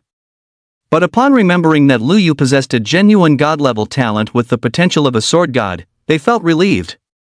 As long as Lu Yu was willing to fight for the human race, even if he didn't belong to the Human Alliance, the three great war gods would likely make an exception and appoint him as the fourth war god. It wouldn't even be an exaggeration to say that if Lu Yu wanted to unify the Alliance in the future and stand above the war gods, the three of them would agree without hesitation. Because, in their hearts, the future of humanity outweighed everything else. Seniors, before the astral illusion realm closed, I had already made a decision. The things I pursue are simple, nothing more than two: the safety and happiness of my family, and becoming the first carefree sword immortal of the Blue Star world. So, I can become the fourth war god of the Human Alliance, but on one condition: I must have absolute freedom. I will participate in major battles, much like the duties of a monster hunter. Lu Yu spoke quite bluntly. No problem, absolutely no problem. Unless we encounter a war concerning the life and death of the human race, we will never ask you to take action before you reach a higher tier. Furthermore, in our personal names, we will grant you special privileges. You can enter any war zone or battlefield without applying. We will arrange your skill books, equipment, battle pets, gems, and all the gold you need, as well as personnel to help you level up. The three great war gods were happier than ever before. With a future sword god joining them, the future of the human race was infinitely bright, and its destiny would reach its historical peak. There's no need for you to arrange equipment, battle pets, gems, or gold, seniors. Skill books, however, would be fine. As for leveling personnel, there's no need for that either. Beilitong is enough. As he spoke, Lu Yu disabled his equipment's hidden status, and a full set of level 90 orange equipment emitted a mesmerizing orange glow. This. The three great war gods were completely dumbfounded. A full set of Tier 3 Blade Master orange equipment? How did you farm this? Even if you can slay dark monsters and insta-kill other Tier 3 bosses, this drop rate is simply too exaggerated. Was this bought from the Outworld Mall? But that doesn't make sense either. A full set of Tier 3 orange equipment would cost at least hundreds of thousands of gold. Lu Yu shouldn't have that much money. But then he thought, since Lu Yu had already drawn a god-grade talent and even obtained an S-grade mount like the Moon White Dragon Steed, his luck value must be incredibly high. It was entirely possible for him to have dropped a full set of orange-grade Blademaster gear. We won't arrange a leveling team for you, but your leveling speed is bound to be fast, and your gear will naturally need frequent updates. From now on, every time you advance a tier, we will prepare a set of orange-grade gear pre-socketed with gems for you in advance. This is the least we can do. Seeing that the three great war gods insisted on giving, Lu Yu found it difficult to refuse any longer. However, Lu Yu didn't take them for nothing. He immediately brought out 100,000 Star Origin Stones as a return gift. Oh my god! You still have this many Star Origin Stones? Hodman cried out in shock, completely disregarding his image. To be honest, I found a Star Origin Stone vein in the Starry Phantom realm. It's on the second floor of the Temple of Stars at the bottom of the Grand Canyon in the Middle Star region. There's a starlight teleportation array there that should lead directly to the vein. Lu Yu once again delivered a heavy shock to the three great war gods. What? You even found a Star Origin Stone vein? The breathing of the three great war gods changed instantly. It became very, very rapid. There were just too many surprises. For a moment, their old hearts could hardly take it. Good. Fantastic. You are truly the great hero of our human alliance, Lu Yu. Mankind will remember your achievements for eternity. After catching their breath, the three great war gods were ecstatic.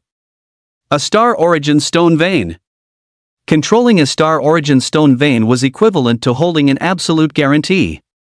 It was secure. Now, the future of the human race was completely secure. And all of this was brought about by the young hero standing before them. After everything was settled, the Dragon Blood War God, Shi Tianqing, couldn't help but ask thick-skinned, "Little brother Lu, could I discuss something with you? Would you be willing to sell your mount to me?" "I'm sorry, Senior War God, but Dabai is more than just my mount. She is my partner. I will not sell her." Lu Yu refused immediately. Although Dabai and Xiao Hong had no combat power against monsters, Lu Yu liked them very much.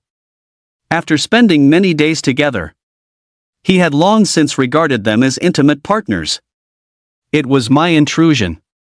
Hearing this, the resolute Dragon Blood War God, Shi Tianqing, immediately expressed his deep apologies. Indeed. For most Awakeners, pets are merely replaceable tools that provide assistance. They are swapped out as soon as a better pet becomes available. But for some Awakeners, pets are partners, or even comrades in arms and family. Shi Tianqing himself, for example, treated his battle pets and mounts as comrades. The reason Shi Tianqing was so eager to obtain the Moon White Dragon Stallion was to successfully conquer that specific location. This had long been the shared wish of the three great war gods. Yet, they had been unable to succeed for a long time. If the Dragon Blood War God had the Moon White Dragon Stallion to cooperate with, it would compensate for his shortcoming in speed, providing a great chance to seize that perilous land. At this moment, the sky-rending sword god stepped in to smooth things over, saying, "Young friend Lu, actually, Old Shi didn't intend to just seize your mount. He is thinking of the human race. In the extraterrestrial battlefield, there is a natural perilous zone not far from us. If we can take it, we can turn it into the Alliance headquarters, creating a pincer formation with Sector S. By attacking the monsters between the two locations from both sides and cutting off reinforcements from other monsters, that area could become our first natural line of defense, while this place becomes the second. In this way, the security of Sector S would be greatly enhanced, giving us more spare capacity to accomplish more things. But taking that perilous land is difficult. It requires at least the three of us to act together, And there is a time limit. Because once we strike, Tier S dark monsters will inevitably attack Sector S. If we cannot retreat in time, then even if we take that perilous land, it will be meaningless. Old Hua's angel mount is quite special and only allows Old Hua to ride it.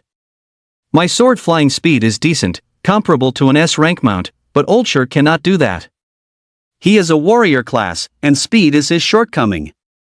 If even one of the three of us returns late, we won't be able to hold Sector S. We've tried various methods before, but none of them worked. We need at least one more S rank mount to be certain of success. Upon hearing this, Lu Yu finally had a sudden realization. I knew it. Why on earth would the dragon-blooded war god want to buy my Yubai? So that's how it is. However, selling Yubai to the dragon-blooded war god is out of the question. I can only see if I can pull an S rank mount pet egg from the boxes. As for lending it, better not. In case something goes wrong and Yubai can't come back. It's just a matter of spending a bit of cash. And spending a bit of time. Seniors, please wait a moment. Saying that, Liu went to the side and began frantically purchasing pet treasure boxes. Everyone thought Liu was considering whether or not to sell the Moon White Dragon steed after all. It was an S rank mount, so it required careful thought. Ding! You have spent 1 billion gold to purchase 10 million pet treasure boxes. Plus 99 open. Ding! Congratulations, you have obtained a D rank mount pet egg. Ding! Congratulations, you have obtained epic pet equipment fragment, Howling Moon Scale Armor Fragment X1. Ding! Congratulations, you have obtained an 8-star combat pet egg. Ding! Congratulations, you have obtained epic pet equipment fragment, Gilded Fire Helmet Fragment X1. Half an hour later. Ding! Congratulations, you have obtained an S rank mount pet egg. There we go. Lu Yu revealed a smile. It cost 1 billion gold to finally hatch an S-grade mount pet egg. Luck certainly wasn't as good as the first time. But it was hardly surprising. The probability of obtaining a top-tier pet from opening treasure chests was far too low.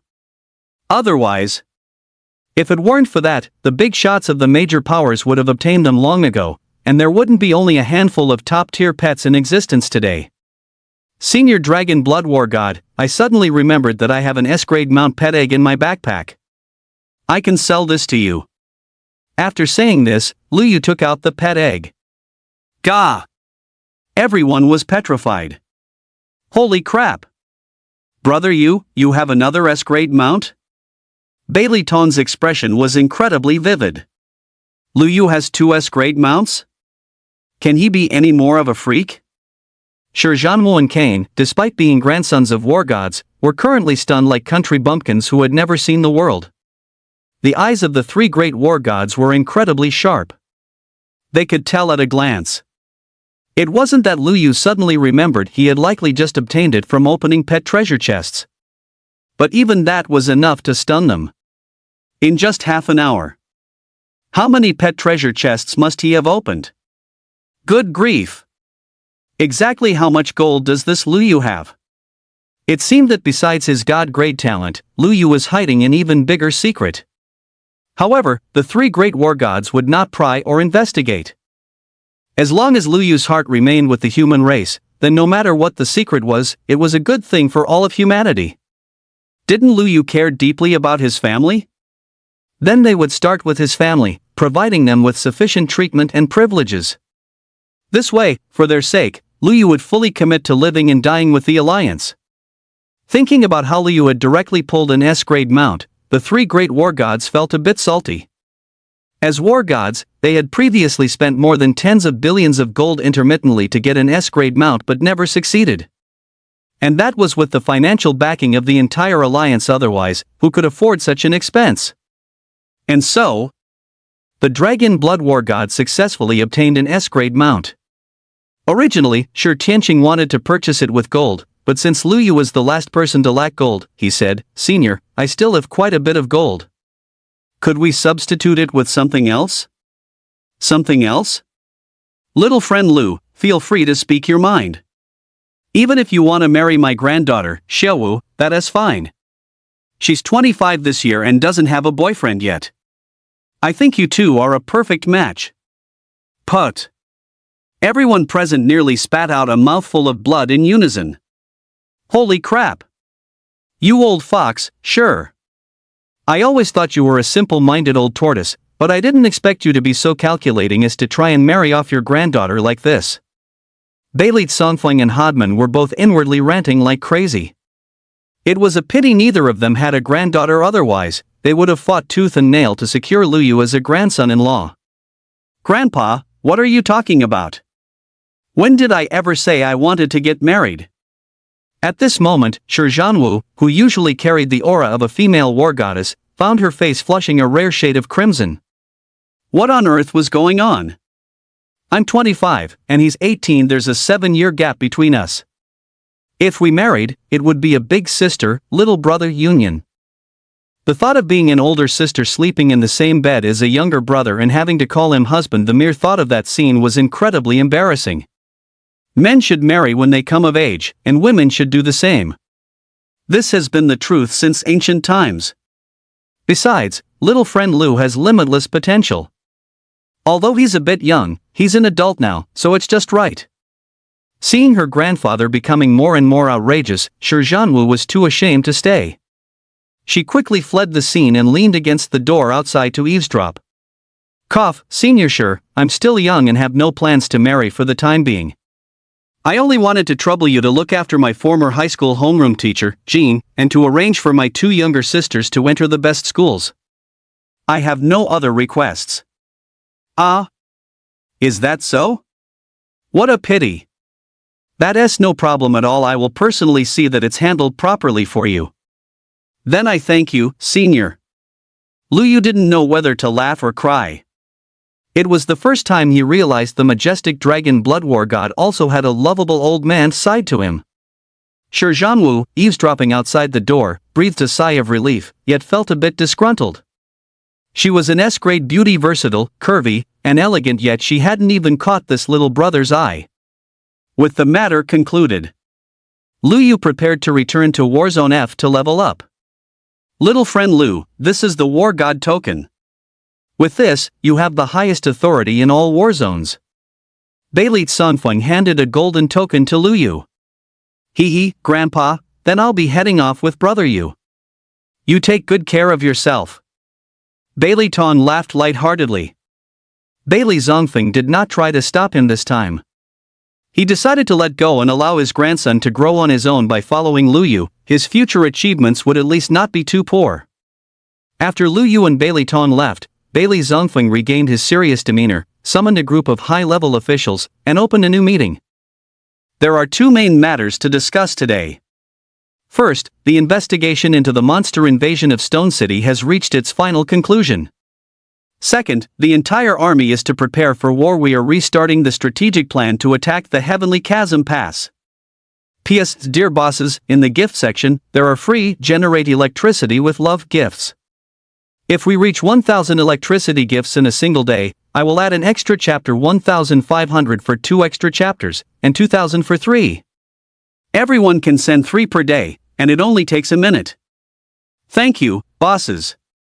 According to the final investigation results, traces of a special teleportation were discovered deep within the 100-eyed demon cave on Battlefront 4. These traces are identical to the deep pits found outside Stone City.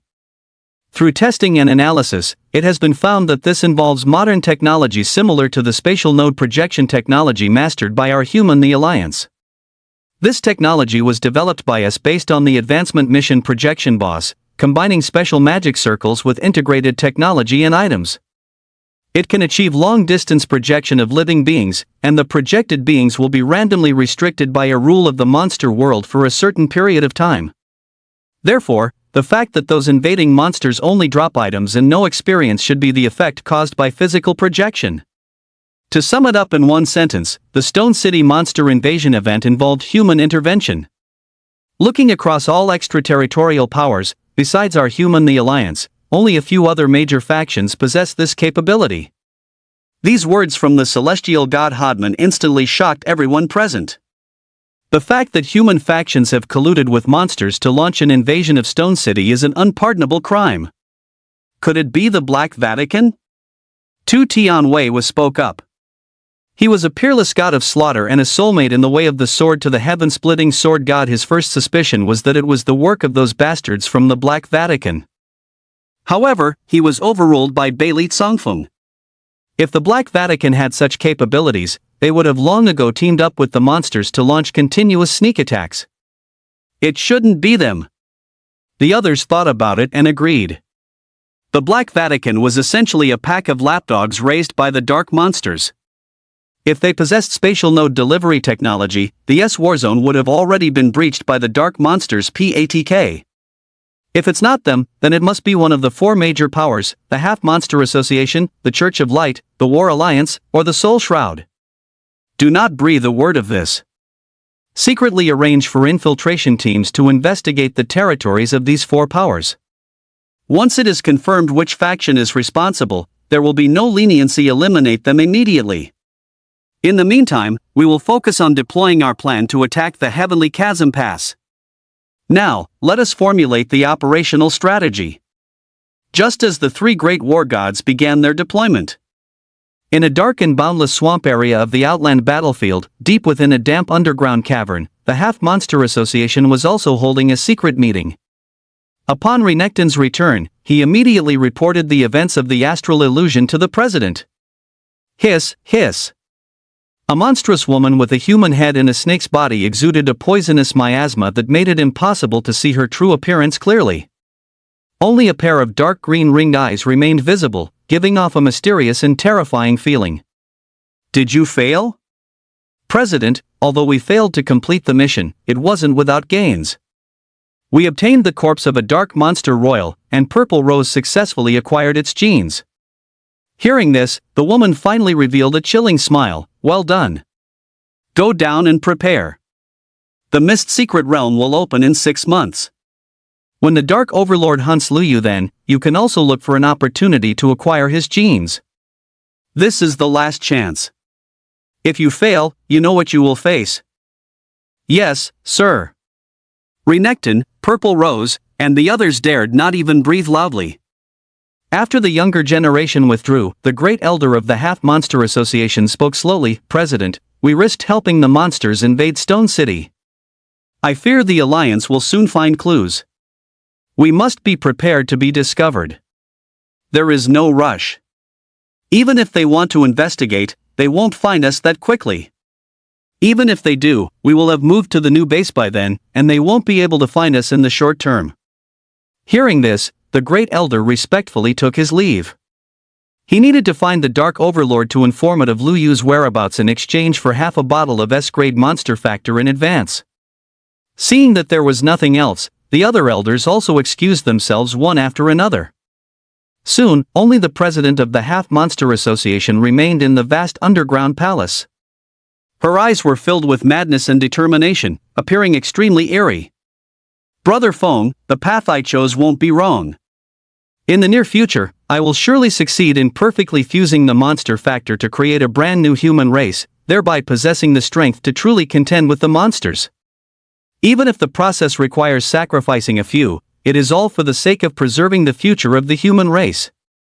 On the other side, within a vast black sea on the extraterrestrial battlefield, there was a colossal black spirit turtle carrying a mountain of black gold on its back, moving ceaselessly along the seabed.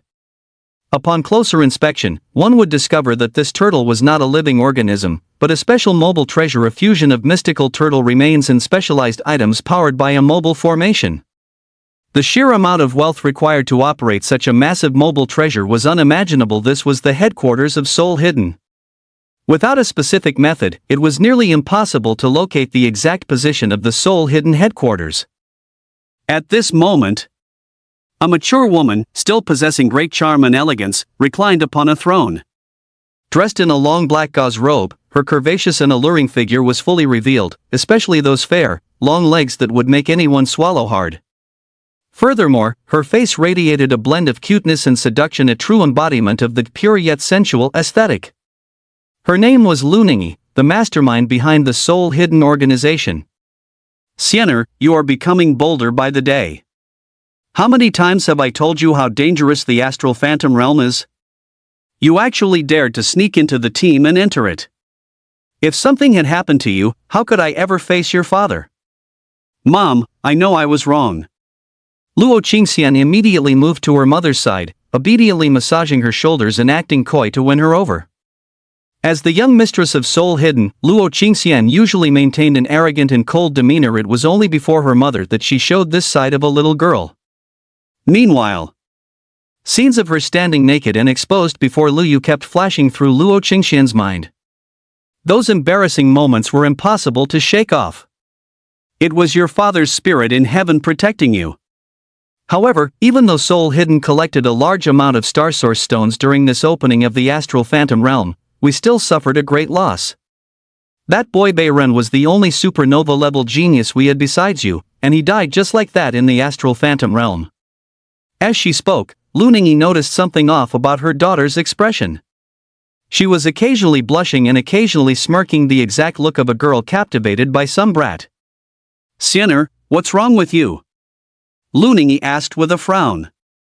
Snapping out of it, Luo Qingxian quickly replied, Mom, it's nothing. Oh, right, Mom, I have something worth celebrating. Oh? What is it? Mom, although I didn't find Star Source stones in the Astral Phantom Realm, I found a mysterious astral palace.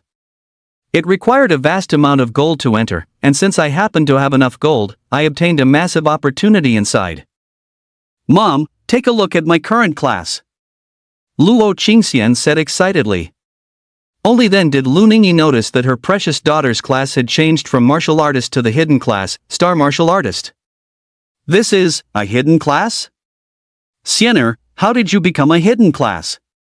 Did you obtain a hidden class book inside?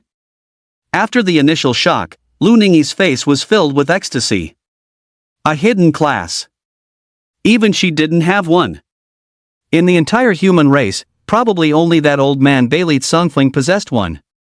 But now, her precious daughter had also become a hidden class. The ancestors must be smiling upon them for Xianer to have such a grand stroke of luck. Quick! Xianer, go light some incense for your father and tell him this good news, then we shall celebrate together. One hidden class is worth more than 10 supernovas. Filled with joy, Lu Ningyi immediately ordered 10 times the pension to be given to Bei Ren's family, and all other members of the younger generation were to be heavily rewarded. Only Luo Qingxian did not tell her mother about Lu Yu obtaining the proof of godhood. After all, if this news got out, her mother would likely be unable to resist the temptation of becoming a god. At that point, a war with the Alliance would be inevitable, which was not something she wanted to see. Besides, inside the starry fantasy realm, she had promised Lu Yu that she would not reveal this secret to anyone. Lu Yu, I'll see you in the misty secret realm in 6 months. Warzone F. Dragon City. Upon Lu Yu's return, there were no high-ranking officials from the Warzone to welcome him as one might imagine, nor were there other awakeners gathering to gawk at him. Only Zhao Liang, the head of the freshman boot camp, was present. Because Zhao Liang had previously taken it upon himself to look after Lu Yu's parents, he received a commendation from headquarters and was promoted to lieutenant general, specifically tasked with Lu Yu's safety in Warzone F. Once the mission was completed, he could report directly to headquarters. To Zhao Liang, this was undoubtedly a massive stroke of good fortune falling from the sky. Young Master Lu Yu, young Master Bailey, thank you very much for your care. From today onwards, I will be responsible for your safety in Warzone F.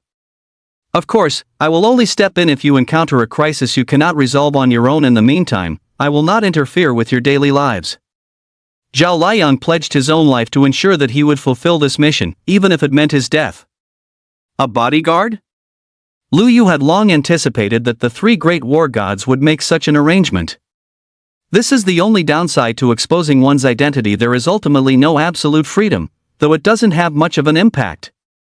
Anyway, by doing advancement tasks and heading to various secret realms in the future, I can still temper myself. According to what Zhao Liang said, to prevent others from harassing Lu Yu, the 3 great war gods issued a secret order. Aside from the new generation who participated in the Crimson Trials, only high-ranking figures at the rank of Major General or above in each war zone know of Lu Yu's identity as the young sword god. Furthermore, strict instructions were given that Lu Yu's identity must not be revealed. This has been classified as SSS-level confidential information, and violators will be dealt with as traitors to the alliance. Fatty, your grandfather, and the others are quite thoughtful. Lu Yu had been worried that exposing his identity as the sword god would turn him into a superstar, surrounded by a massive crowd of female fans and die-hard supporters wherever he went. For this reason, Lu Yu had even specially bought a dragon-patterned mask, but it seems it won't be needed now. Fatty, let's complete the Tier 4 tasks first, then head to the ocean battlefield to level up. The Mist Secret Realm requires Tier 5 to enter. Within half a year, we should try our best to reach Tier 5 level 150. You got it. Brother Yu, do you want me to help you look into my sister-in-law's background? Don't talk nonsense, not for now. That flawless, jade-like body involuntarily surfaced in Lu Yu's mind once again. On the other side. Safe Zone, Yun City, Awakening High School Number 3. Lu Yu's class teacher, Jean, was at the school preparing lessons, as the new semester was about to begin.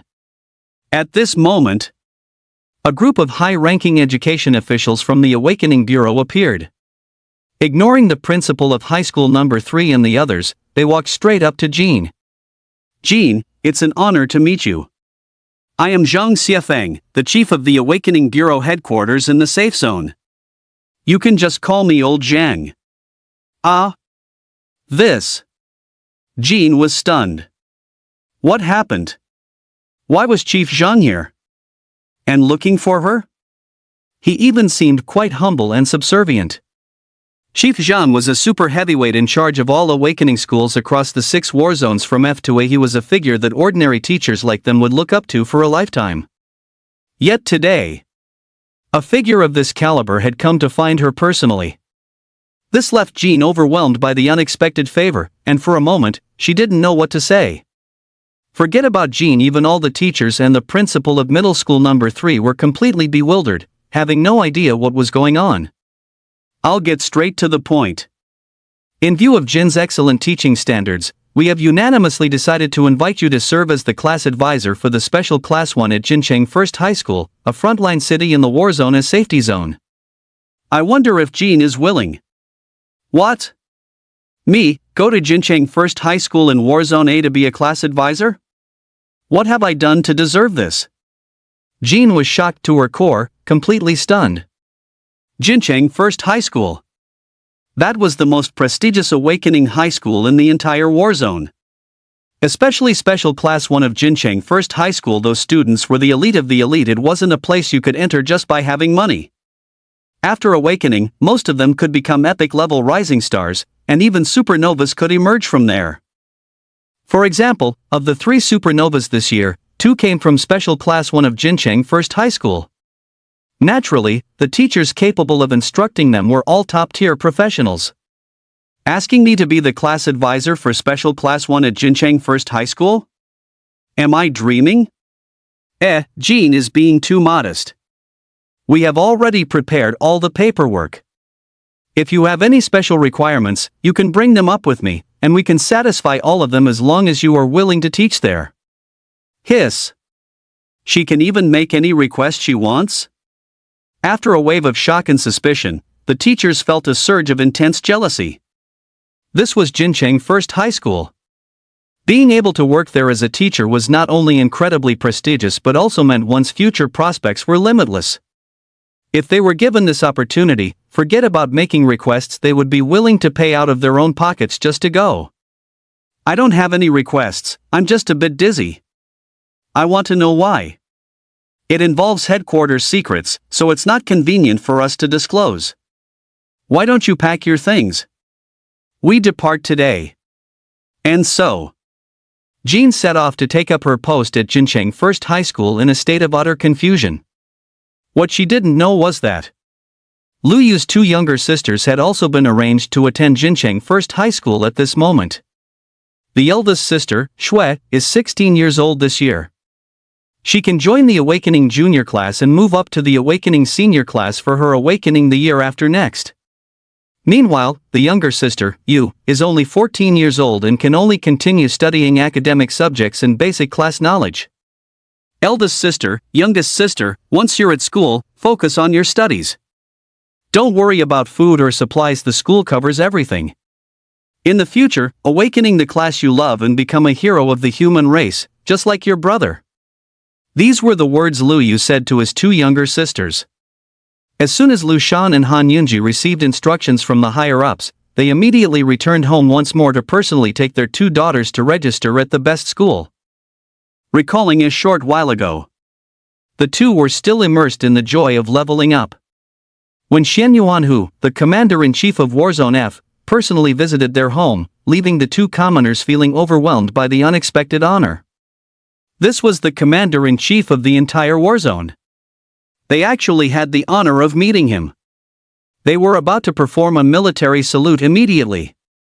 Wait, you two, there's no need for formalities. As a mere commander-in-chief of a small warzone, I wouldn't dare accept such a grand gesture from you. This completely bewildered the two of them.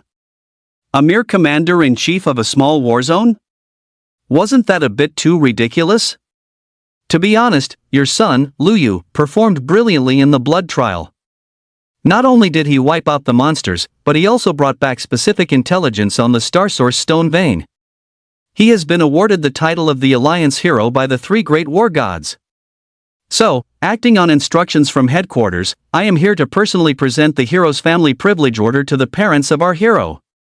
From today onwards, all materials within the Warzone will be open to you with priority. You will receive a fixed monthly welfare of the highest tier materials. If you wish to make additional purchases, they will all be sold at the lowest possible price. Furthermore, you will have no mandatory mission quotas from now on. You can decide for yourselves how much or how little to do. You have free passage through all safe zones in Dragon City. Hearing this, the two were completely overwhelmed, tears of happiness gushing like a spring. Their son had become a hero. They had guessed that their son would achieve something in the blood trial, but they never expected the results to be so staggering. This was truly the blessing of their ancestors. A true dragon had emerged from the Lu family. In this way, the two of them no longer had to worry about procuring materials.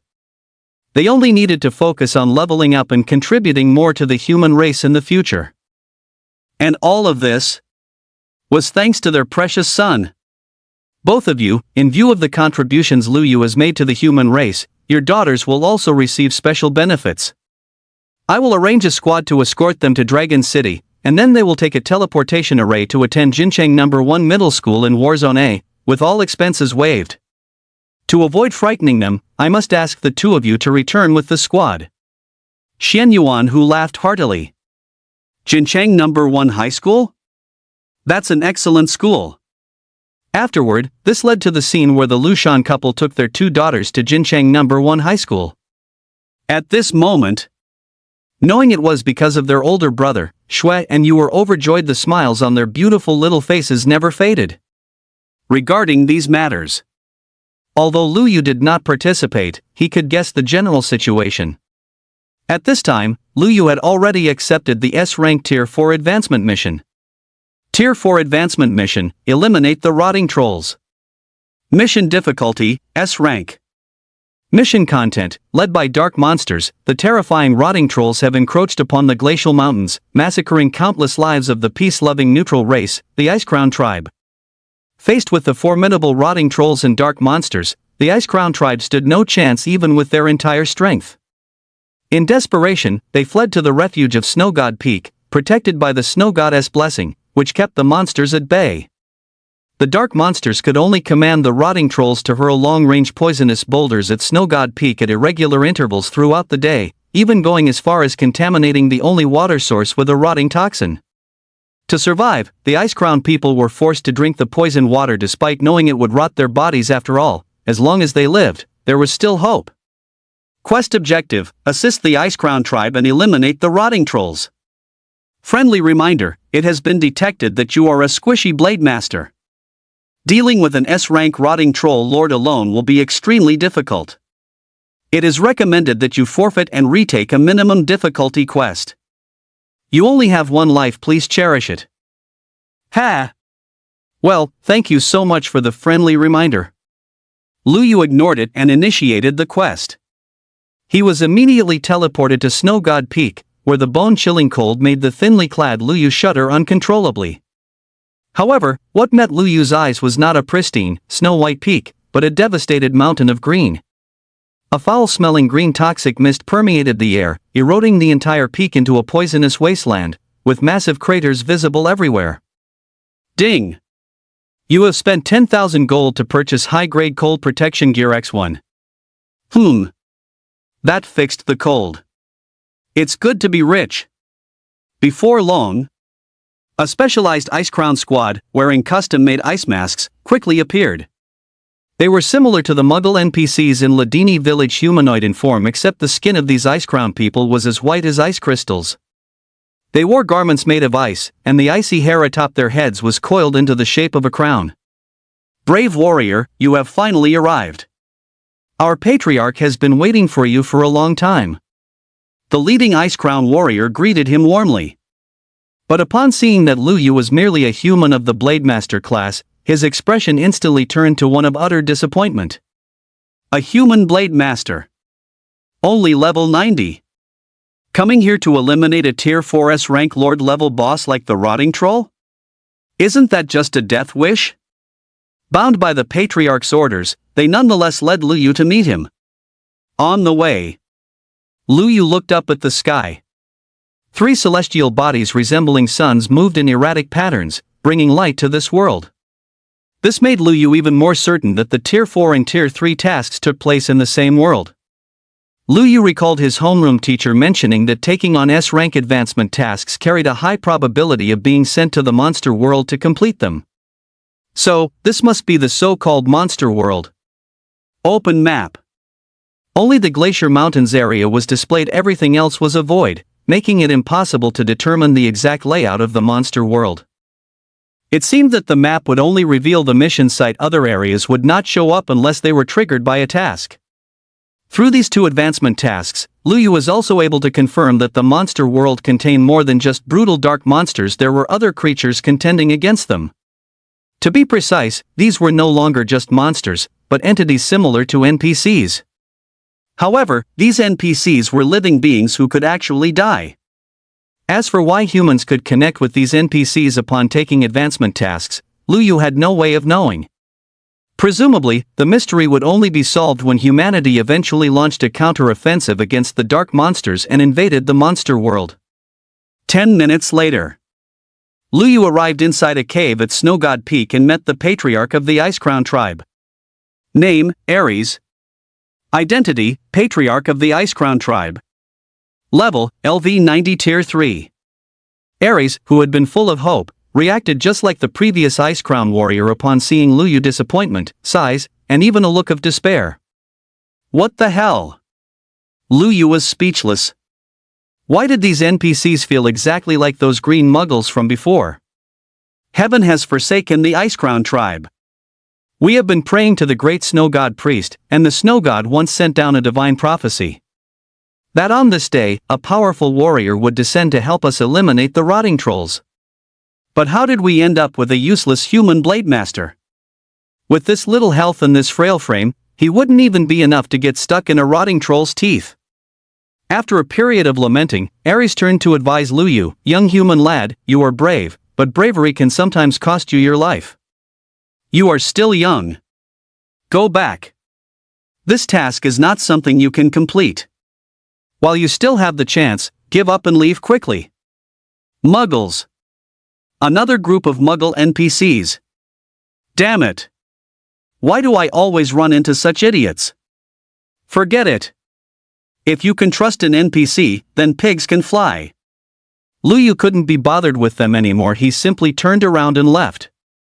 Of course, Lu Yu wasn't abandoning the quest. He was going to find the Rotting Troll himself and one-shot it. To Lu Yu, a mere Tier 4 boss was no different from a common mob.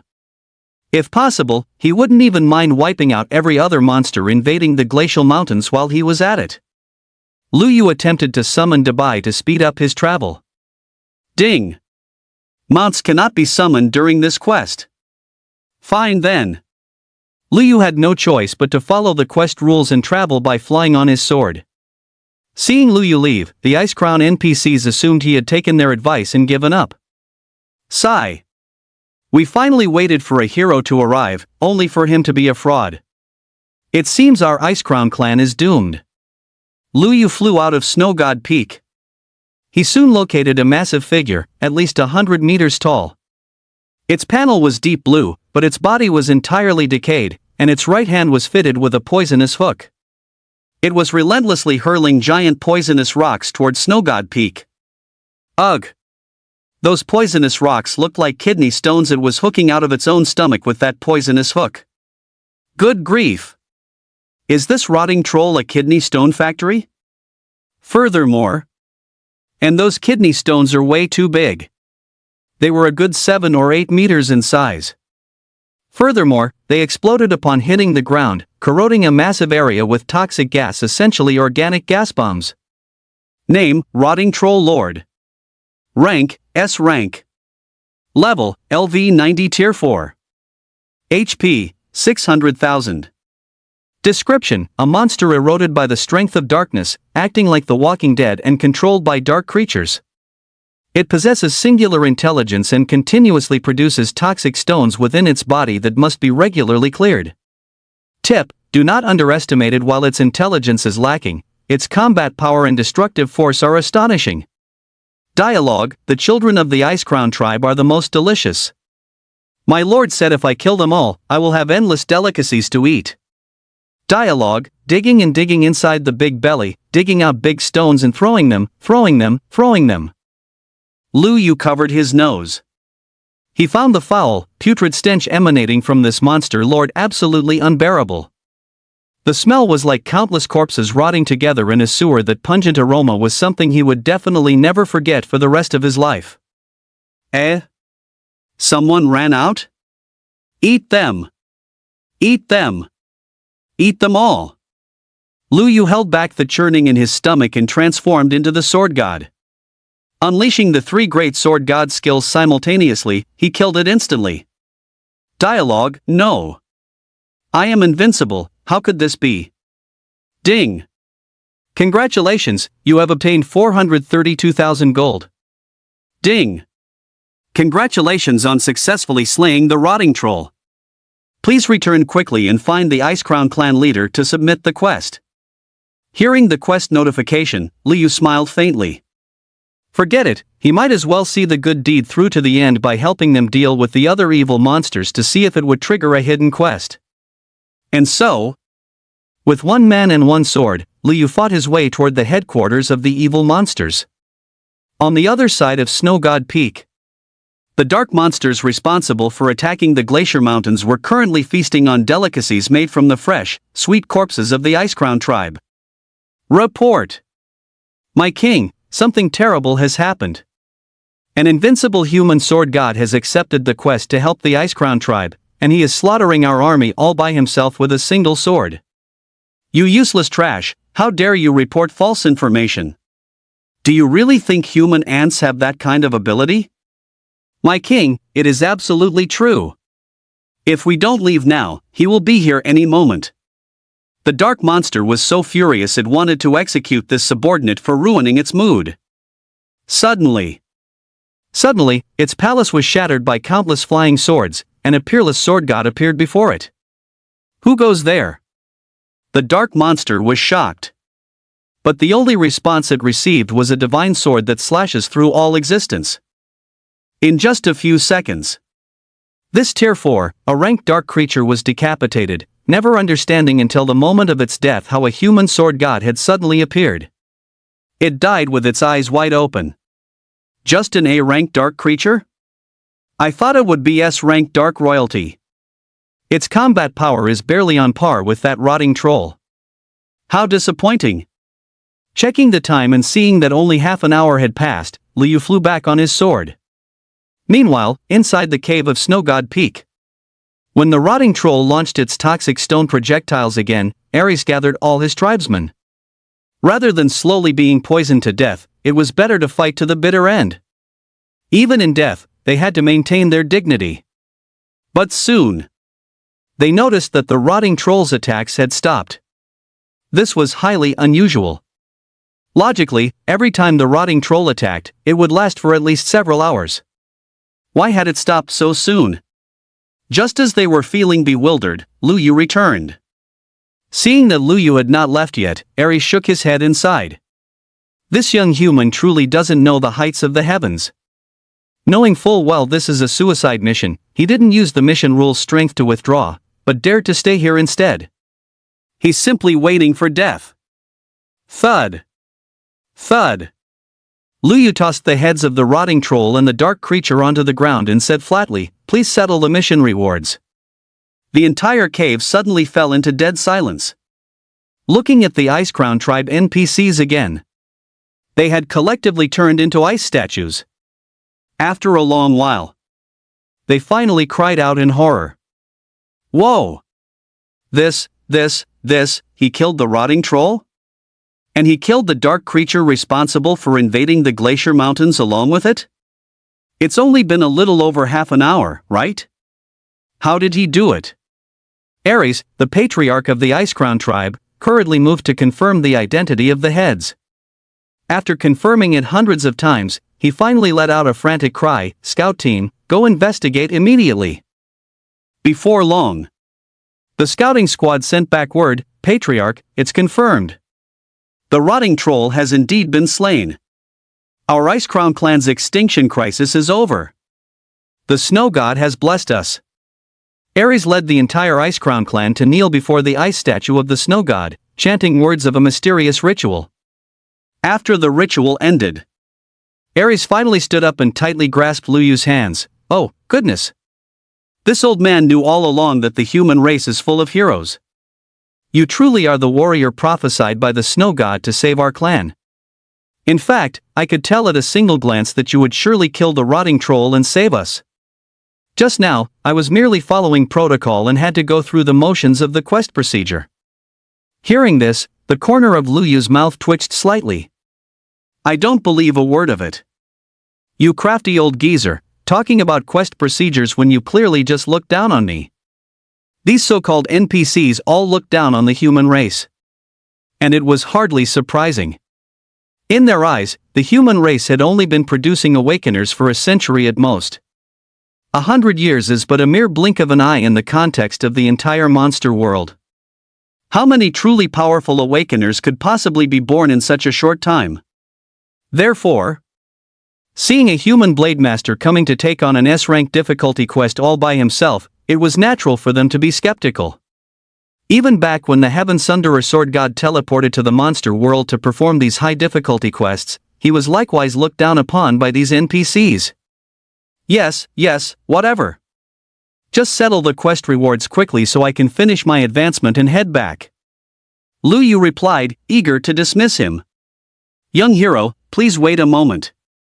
You went above and beyond by slaying the dark monster and completely lifting the siege on our Icecrown clan.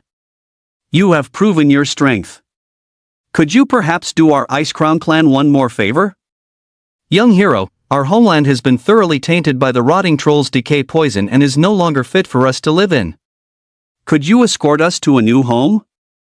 If you complete this task, we are willing to offer our clan's long-standing hidden treasure chest as a gift." Ding! Congratulations, you have triggered a hidden quest. Do you wish to accept? Lu Yu's eyes lit up. He actually triggered a hidden quest. Though, the conditions for triggering it were certainly not simple. Without absolute strength, it would have been impossible to trigger. This was a must accept. The Icecrown Patriarch had finally done something useful for once. Accept. Ding! You have accepted a hidden quest. Please escort the Icecrown clan to their new home. Immediately. A quest notification map popped up. Lu Yu clicked on the map and discovered a new location had appeared. A new area was revealed on the map right next to the glacial mountains. Hulk Basin. The map size of this basin was no smaller than the glacial mountains, it was even slightly larger. Moreover, because it was adjacent to the glacial mountains, it contained many icebergs, making it suitable for the survival of the Icecrown clan. Young hero, the Hulk Basin has also been invaded by dark monsters. Furthermore, the green people there are extremely hostile toward outsiders. Therefore, successfully securing a new home will be very difficult. Ares spoke up. The green people? The image of those muggles instinctively surfaced in Lu Yu's mind. It couldn't be them, could it? The map for the previous Tier 3 quest only showed Green Denny Village, not the entire Hulk Basin, and the location of Green Denny Village wasn't close to the glacial mountains. He would escort the Icecrown clan there first. Whatever difficulties arose, he would simply solve them with a single sword strike. With that thought settled, Lu Yu led the hundreds of Icecrown clan members and set off. Ding! Since most of the Icecrown clan are afflicted with decay poison, and those severely affected may die at any moment, please ensure that at least 30% of the Icecrown clan members survive to find their new home. Otherwise, the hidden quest will be judged a failure. Lu Yu was speechless. It seemed this hidden quest was the real headache. Not only did he have to help them find a new home, but he also had to guard against monster attacks at all times, resolve conflicts with the natives, and guarantee their survival rate. This was far less relaxing than simply slaying a boss. Cough, cough, cough. Young hero, most of us are afflicted with decay poison. This toxin has long since integrated into our flesh and blood. Unless there is a detoxification potion of orange grade or higher, there is no cure. Our movement will be quite slow, which may take up a lot of your time. Ares' face was filled with worry and melancholy. Although they had escaped the immediate crisis of total extinction, many clansmen would still die. He just didn't know if they could ultimately preserve the bloodline of the Icecrown clan. Since the extraterrestrial mall only sold 5 types of items: equipment, props, materials, gems, and pets, and did not sell potions, Lu Yu couldn't help but start feeling a headache coming on. Wouldn't that make this hidden quest extremely difficult to complete?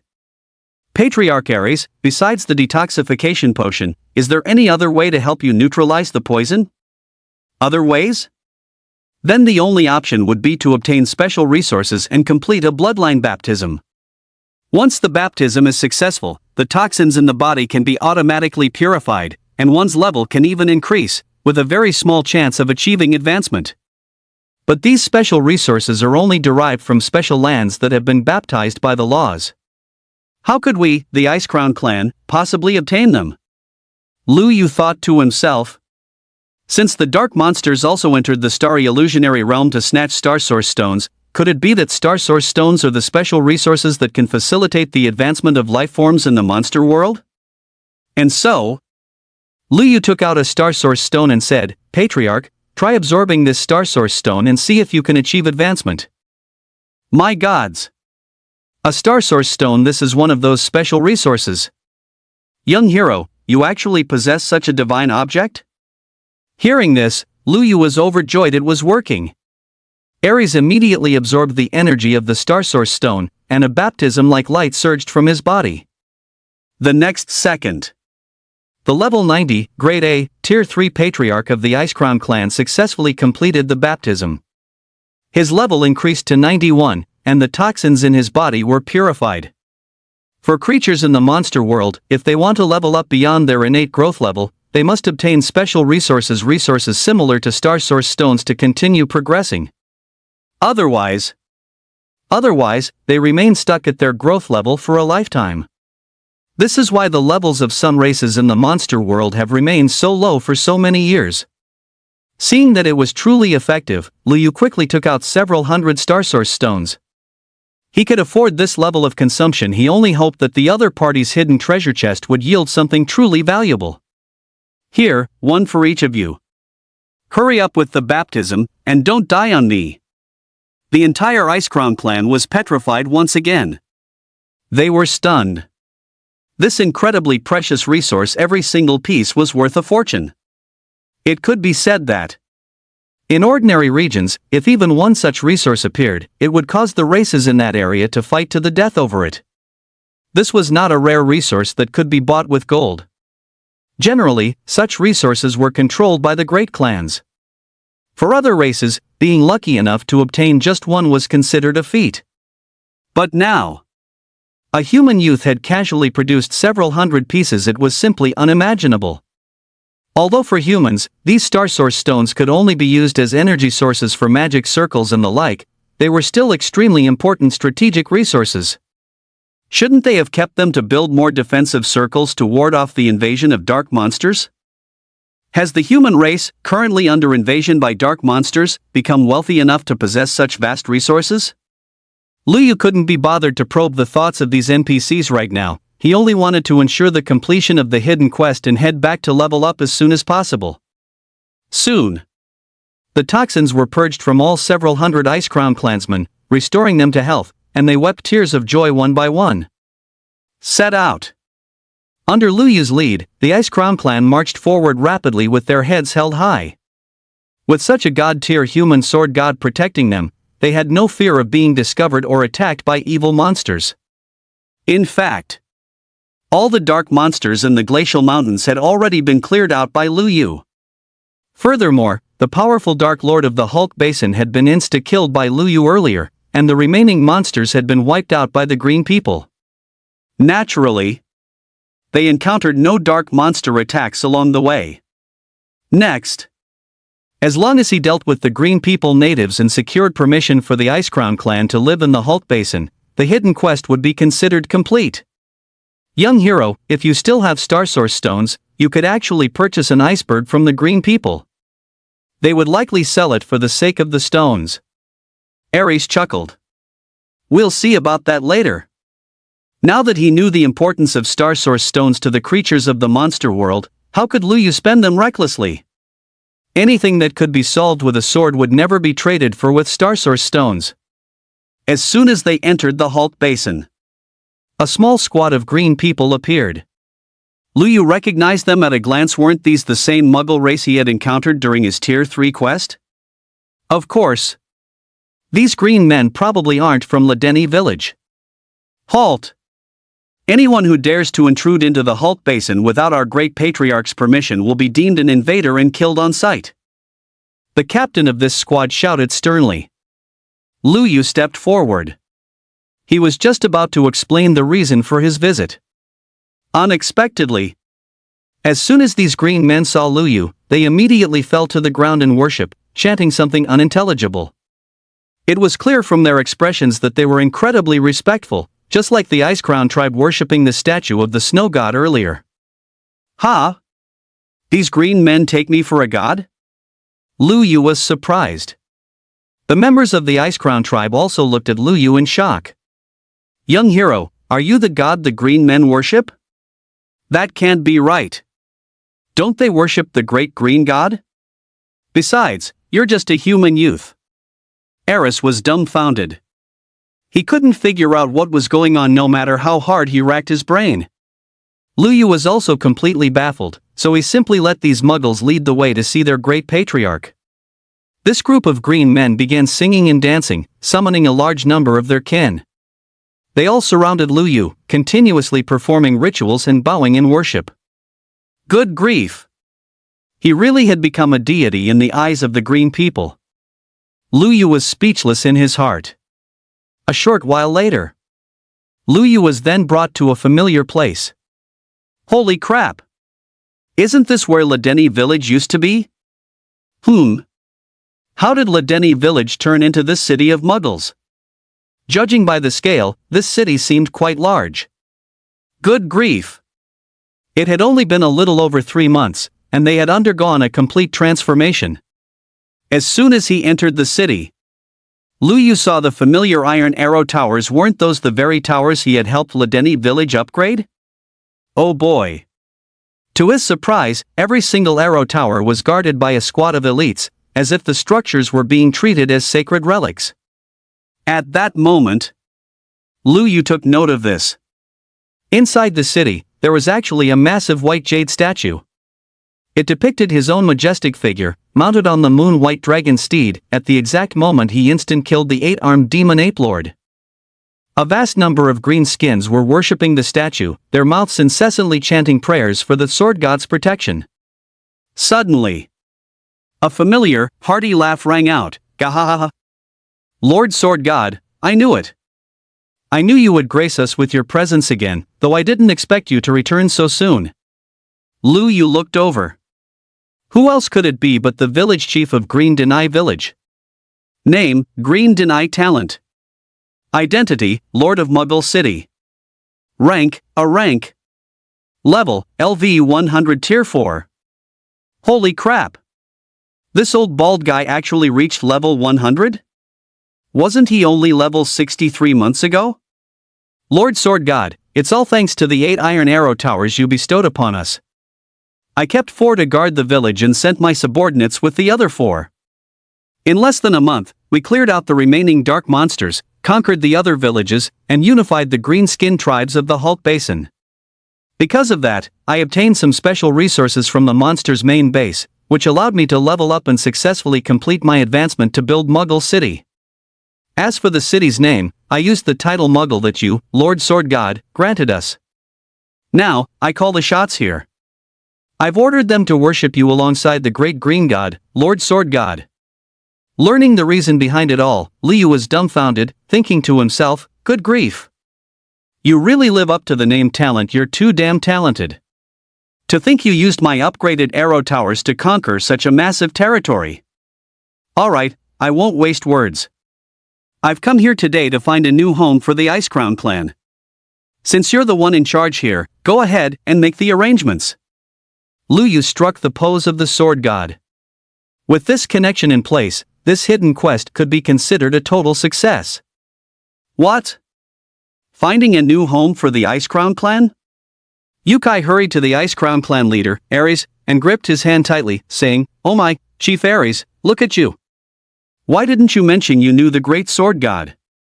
If you had said so earlier, I would have led my team to support you immediately." Well, I actually just met your sword god as well. Ares' head was spinning right now. It was too surreal. The new home was settled just like that? Was this still the same green clan they knew, the one that was extremely xenophobic toward outsiders? This was all thanks to that mysterious young human hero No. The human sword god. The Ice Crown clan leader made up his mind, once the new home was settled, he would join the green clan in worshipping the sword god. If not for him, the Ice Crown clan would have been wiped out today. Soon, Yukai assigned the largest iceberg to the Ice Crown clan as their new home and personally arranged for the Green clan to help them build it. I am profoundly grateful for the sword god's divine grace in saving our clan. This is our clan's inherited hidden treasure chest. I am not sure what is inside, but I hope the great sword god will not look down upon it. Ares brought out a mysterious treasure chest. Ding! Congratulations on completing the hidden quest. You have obtained the Ice Crown clan's hidden heritage treasure chest. Ding! Congratulations on completing the Tier 4 advancement quest. The next moment, the baptism descended. Lu Yu successfully advanced to Tier 4, receiving a 480-point bonus to all stats, leading to a massive overall increase in attributes. Ding! You spent 400 gold and pulled an S-grade skill. Myriad Swords returned to origin. Drawing exclusive skills was requiring more and more gold. But the thing Lu Yu feared least was pay to win. See? He had joyfully pulled another famous sword technique for the Blade Master. Name, Myriad Swords returned to origin. Quality Grade S. Level, Tier 4 LV 90 requires gold to upgrade.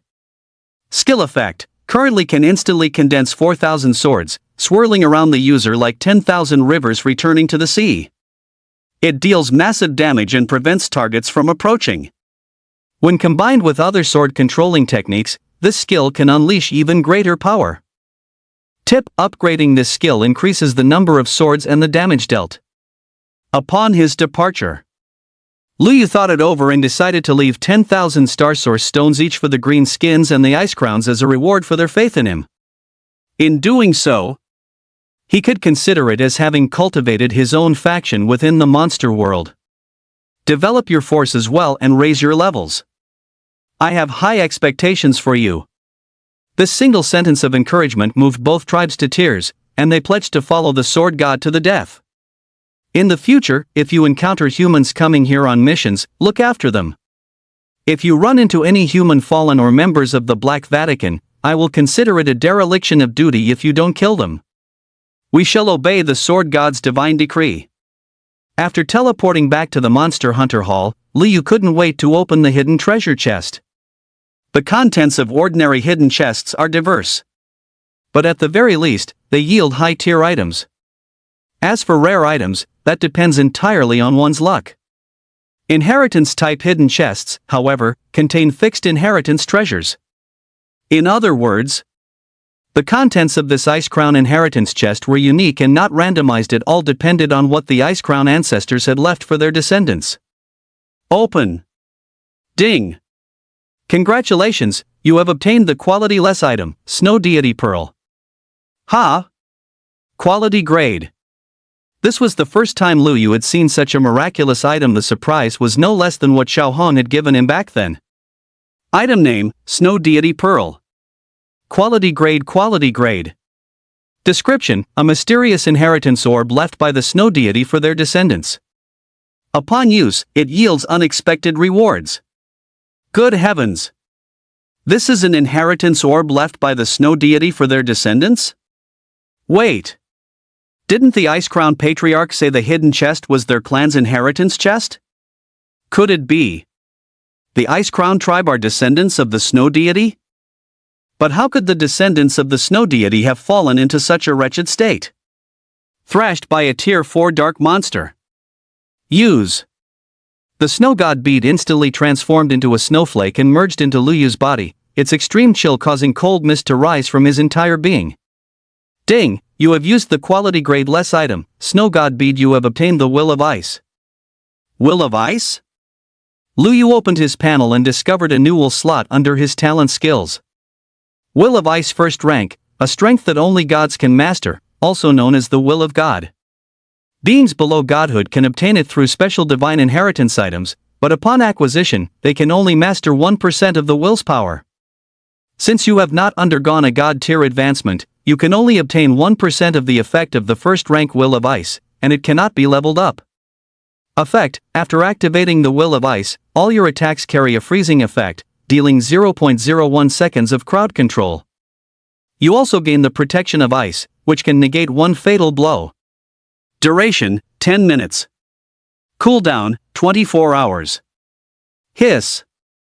This is truly a sparrow pecking a heifer's backside, purely cow level, absolutely badass.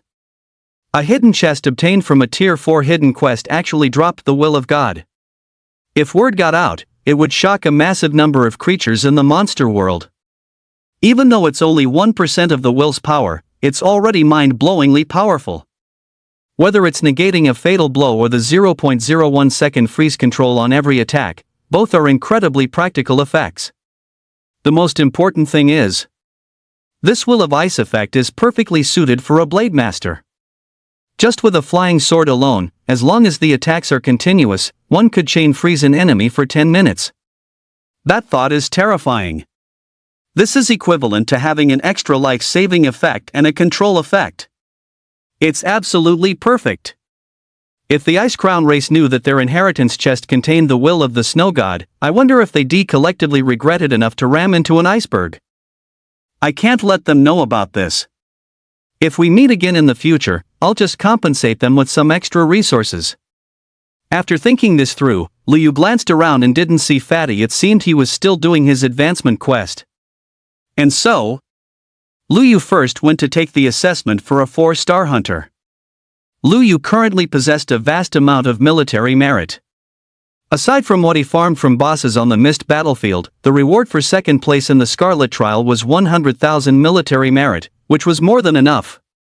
When Liu successfully passed the assessment and obtained the 4-star hunter medal, Zhao Liang walked over with a smile on his face.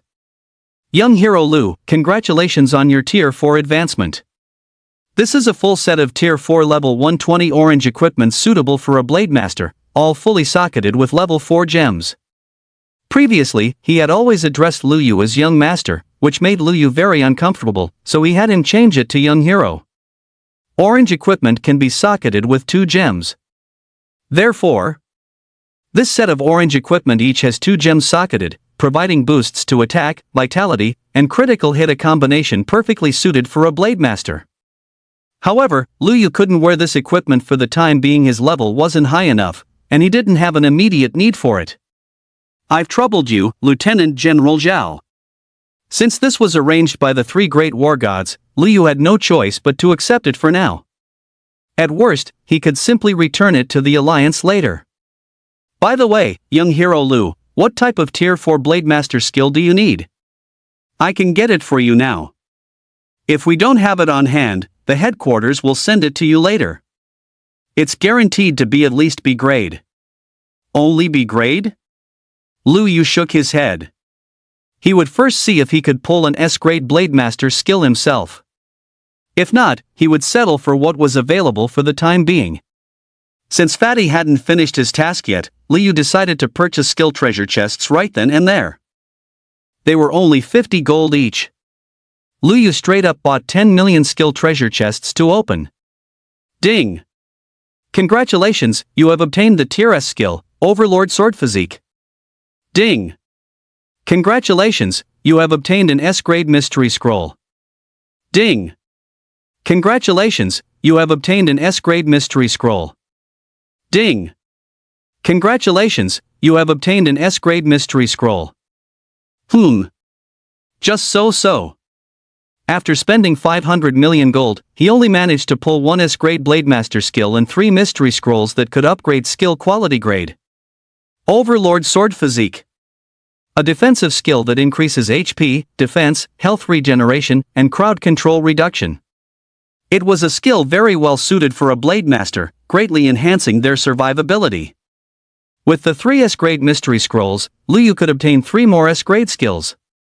And so, Lu Yu looked up all the Blade Master skills that appeared within Tier 4 and then said to Zhao Liang, Lieutenant General Zhao, do you have Sword Breaking Style and Shadowless Sword? Upon hearing this, Zhao Liang consulted Commander-in-Chief Shen Yuanhu. After receiving a reply, he smiled and said, we do. However, one is C grade and the other is D grade. The quality grade is a bit low. Do you want me to apply to headquarters for higher quality grade versions? No need, the quality grade doesn't matter. Ugh. Zhao Liang was momentarily speechless. Skill quality grade. The higher the quality grade, the better the effect, alright?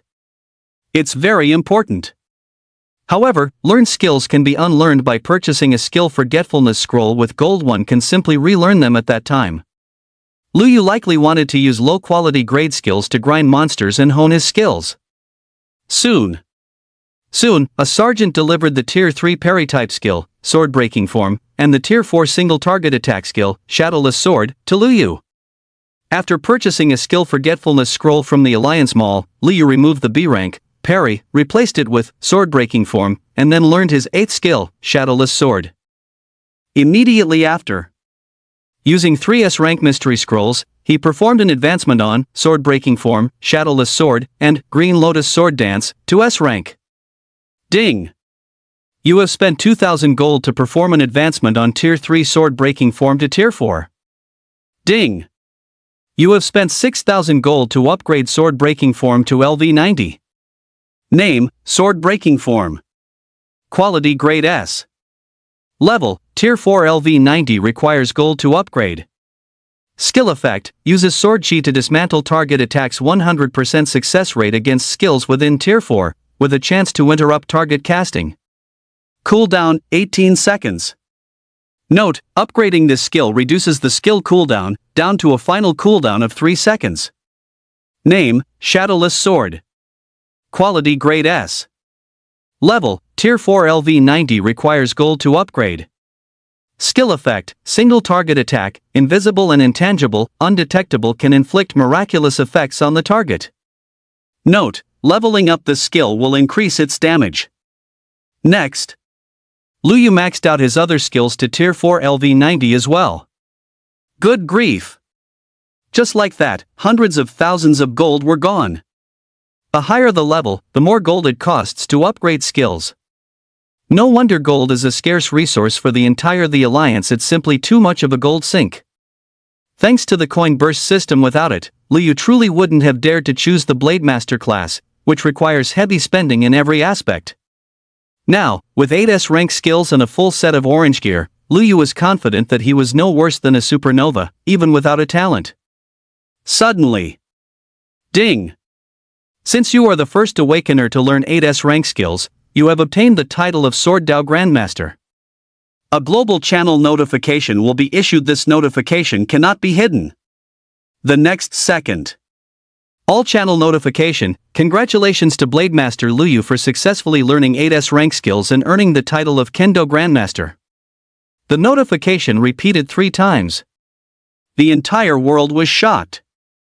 P.S. If today's remind to update reaches 1,500, or power-up hits 2,000, or if there are 20 more 5-star reviews, I will push out 2 extra chapters even if I have to skip dinner. I mean it. Liu Yu? At this moment, Jean, who was serving as the head teacher of the special class 1 at Jincheng No. 1 Middle School, had a face full of astonishment. Liu Yu? Which Liu Yu? Could it be his own student? After a moment of thought, Jean couldn't help but chuckle. It seemed highly unlikely. These were 8S rank skills. How much gold would that cost? And how much luck would one need to possess such a thing? Even the heaven-cleaving sword god doesn't have 8S rank skills. Shui and Yu, who were in the middle of class, squinted their eyes and smiled. They knew it had to be their brother. Their brother was the greatest. On the other side. Warzone F headquarters. Commander-in-Chief Shen Yuan, whose brows were tightly furrowed, he seemed to have encountered a major difficulty. As it turned out, ever since the 3 great war gods concluded the last alliance conference, a significant amount of Star Source stones had been allocated to each warzone. Furthermore, the highest level alliance mission had been issued, requiring each warzone to construct a specific number of magic array cannons within 6 months. The quota for Warzone F was 100 magic array cannons. It didn't seem like much, but these were required to be level 10 super magic array cannons. A so-called level 10 magic array cannon possessed the power of a tier attack skill in a single blast. To build a super magic array cannon of this caliber, the amount of materials required was enormous. The energy material, Star Source stones, was sufficient. I could grit my teeth and gather the other materials, but there is a severe shortage of the primary material, sea crystal iron. This is an essential material for crafting magic array cannons. This precious resource can only be found in specific areas of the ocean battlefield. Resources in Warzone F were already scarce to begin with, barely allowing for the production of a few mid-tier magic array cannons. Of course, there is a chance to obtain it by purchasing material chests in the Outworld Mall, but setting aside the gold cost, the abysmal drop rates alone are enough to drive one to despair. 6 months. It is impossible to collect enough sea crystal iron simply by opening material chests. The only way is to head to the ocean battlefield to gather it. In the oceanic theater of Warzone F, there is only one place rich in sea crystal iron, the Sea Skeleton battlefield in the South Sea region. It is a battlefield governed by unique rules. Any awakened individuals, monsters, or items exceeding Tier 6 are forbidden from entering. The presiding lord of the Sea Skeleton battlefield is a peculiar octopus lord, though this creature has a skeletal head, giving it a terrifying appearance. Its level isn't high. Only grade A. However, its size is too massive, and its attack range is incredibly wide. In particular, its unique physical structure, combined with a special skill, allows it to transfer sustained damage to its tentacles, granting it an inherent state of invincibility.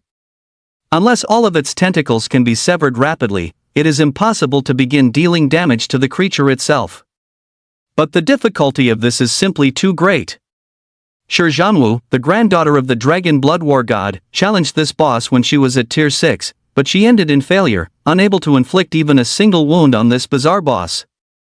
The monsters spawned within the ocean are countless, far outnumbering those on land. Bosses with special abilities like this one are also quite numerous. The problem now is that without slaying this boss, it will be extremely difficult to collect enough sea crystal iron to complete the mission assigned by headquarters. This was already a case of headquarters showing extra favor to Warzone F for Liu Yu's sake. The mission quotas for other warzones are far higher than those for Warzone F. The three great war gods intend to assault the heavenly moat pass of the Outland battlefield. This is a matter of critical importance for the future of the entire human race. No matter how great the difficulty, the mission must be resolutely accomplished. C. On the day Xian Yuan who received the order, he had the Monster Hunter Hall release a high-reward mission for Sea Crystal Iron and assembled all soldiers within the Warzone F regular army under Tier 6 to form an expeditionary force. However, news from the Sea Skeleton battlefield has just arrived. That Tier 6 Lord has suddenly undergone advancement, rising from Grade A to Grade S. Its combat power has skyrocketed, making it even more invincible. A spawned monster advancement. This is largely because a more powerful Lord monster behind it has achieved advancement. It is highly likely that another Tier S Oceanic Overlord has been born. Exactly how many Oceanic Overlords exist, no one knows for sure. Currently, there are no fewer than 10 known worldwide, a number exceeding those on land.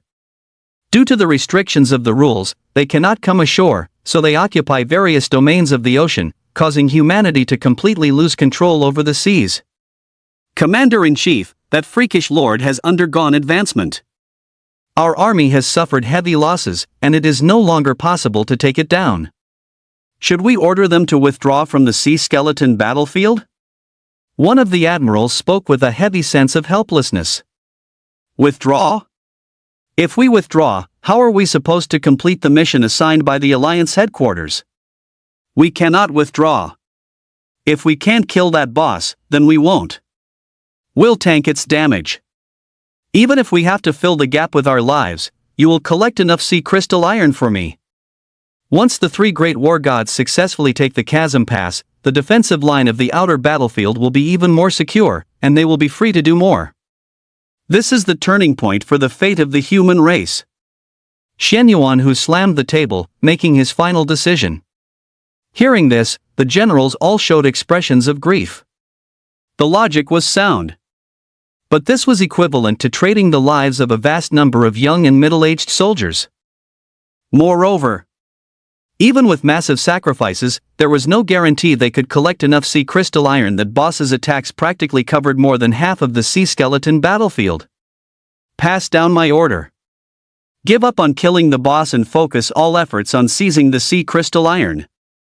Xian Yuan who knew this mission was incredibly difficult.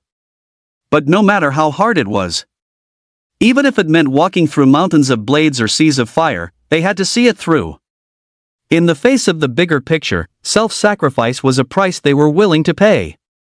Just as an admiral was about to relay the commander-in-chief's order to the general on the Sea Skeleton battlefield, an all-channel announcement left them stunned. After seeing the contents of the announcement, the heavy, storm cloud expression on Xian Yuan whose face instantly cleared, replaced by the joy of seeing the sun break through. 8S grade skills. How absolutely heaven-defying. The title of Sword Dao Grandmaster. This was a title that even the heaven-cleaving sword god had never triggered. At this very moment, Xian Yuan who saw a glimmer of hope. Perhaps the mission could actually be completed. Issue orders to the soldiers at the Sea Skull battlefield to withdraw immediately and await my new operational instructions. After speaking, Xian Yuan who hurried to the Monster Hunter Hall personally. He was going to find Lu Yu. At this moment, Lu Yu stared blankly at the title he had just obtained. Title, Sword Dao Grandmaster.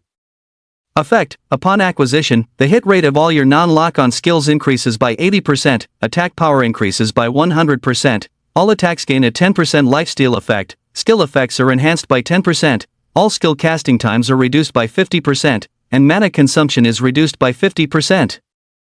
Next level, Sword Dao Great Grandmaster, triggers upon acquiring 20s rank skills. Just a single title. His attack power had directly broken 10,000, nearing 20,000.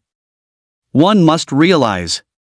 An ordinary Blade Master at Tier 4, fully equipped in orange gear, slotted with max level attack gems, and with all stat points dumped into strength, would have an attack power of barely over 10,000 at most. He had surpassed them with just a single title. And this was with his points primarily invested in vitality. Otherwise, his attack power would be even more explosive. Furthermore, This was merely one attribute bonus of the Sword Dao Grandmaster title. The other 4 bonuses were also incredibly impressive. If learning just 8S rank skills granted such a powerful title, wouldn't the Sword Dao Great Grandmaster title be even more insane? Holy crap! With these stats alone, he would be more powerful than a supernova even without relying on his talent.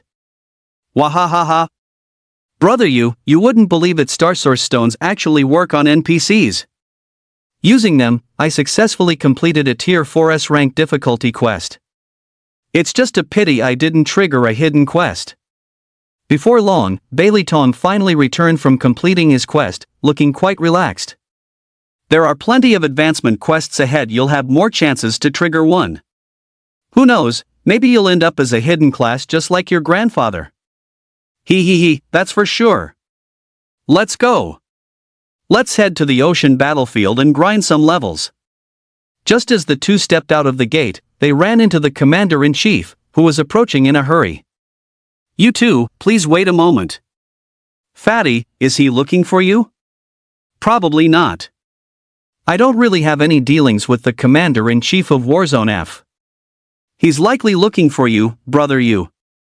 As they spoke, Xian Yuan who approached Lu Yu and said excitedly, Young Lu, could I trouble you with something?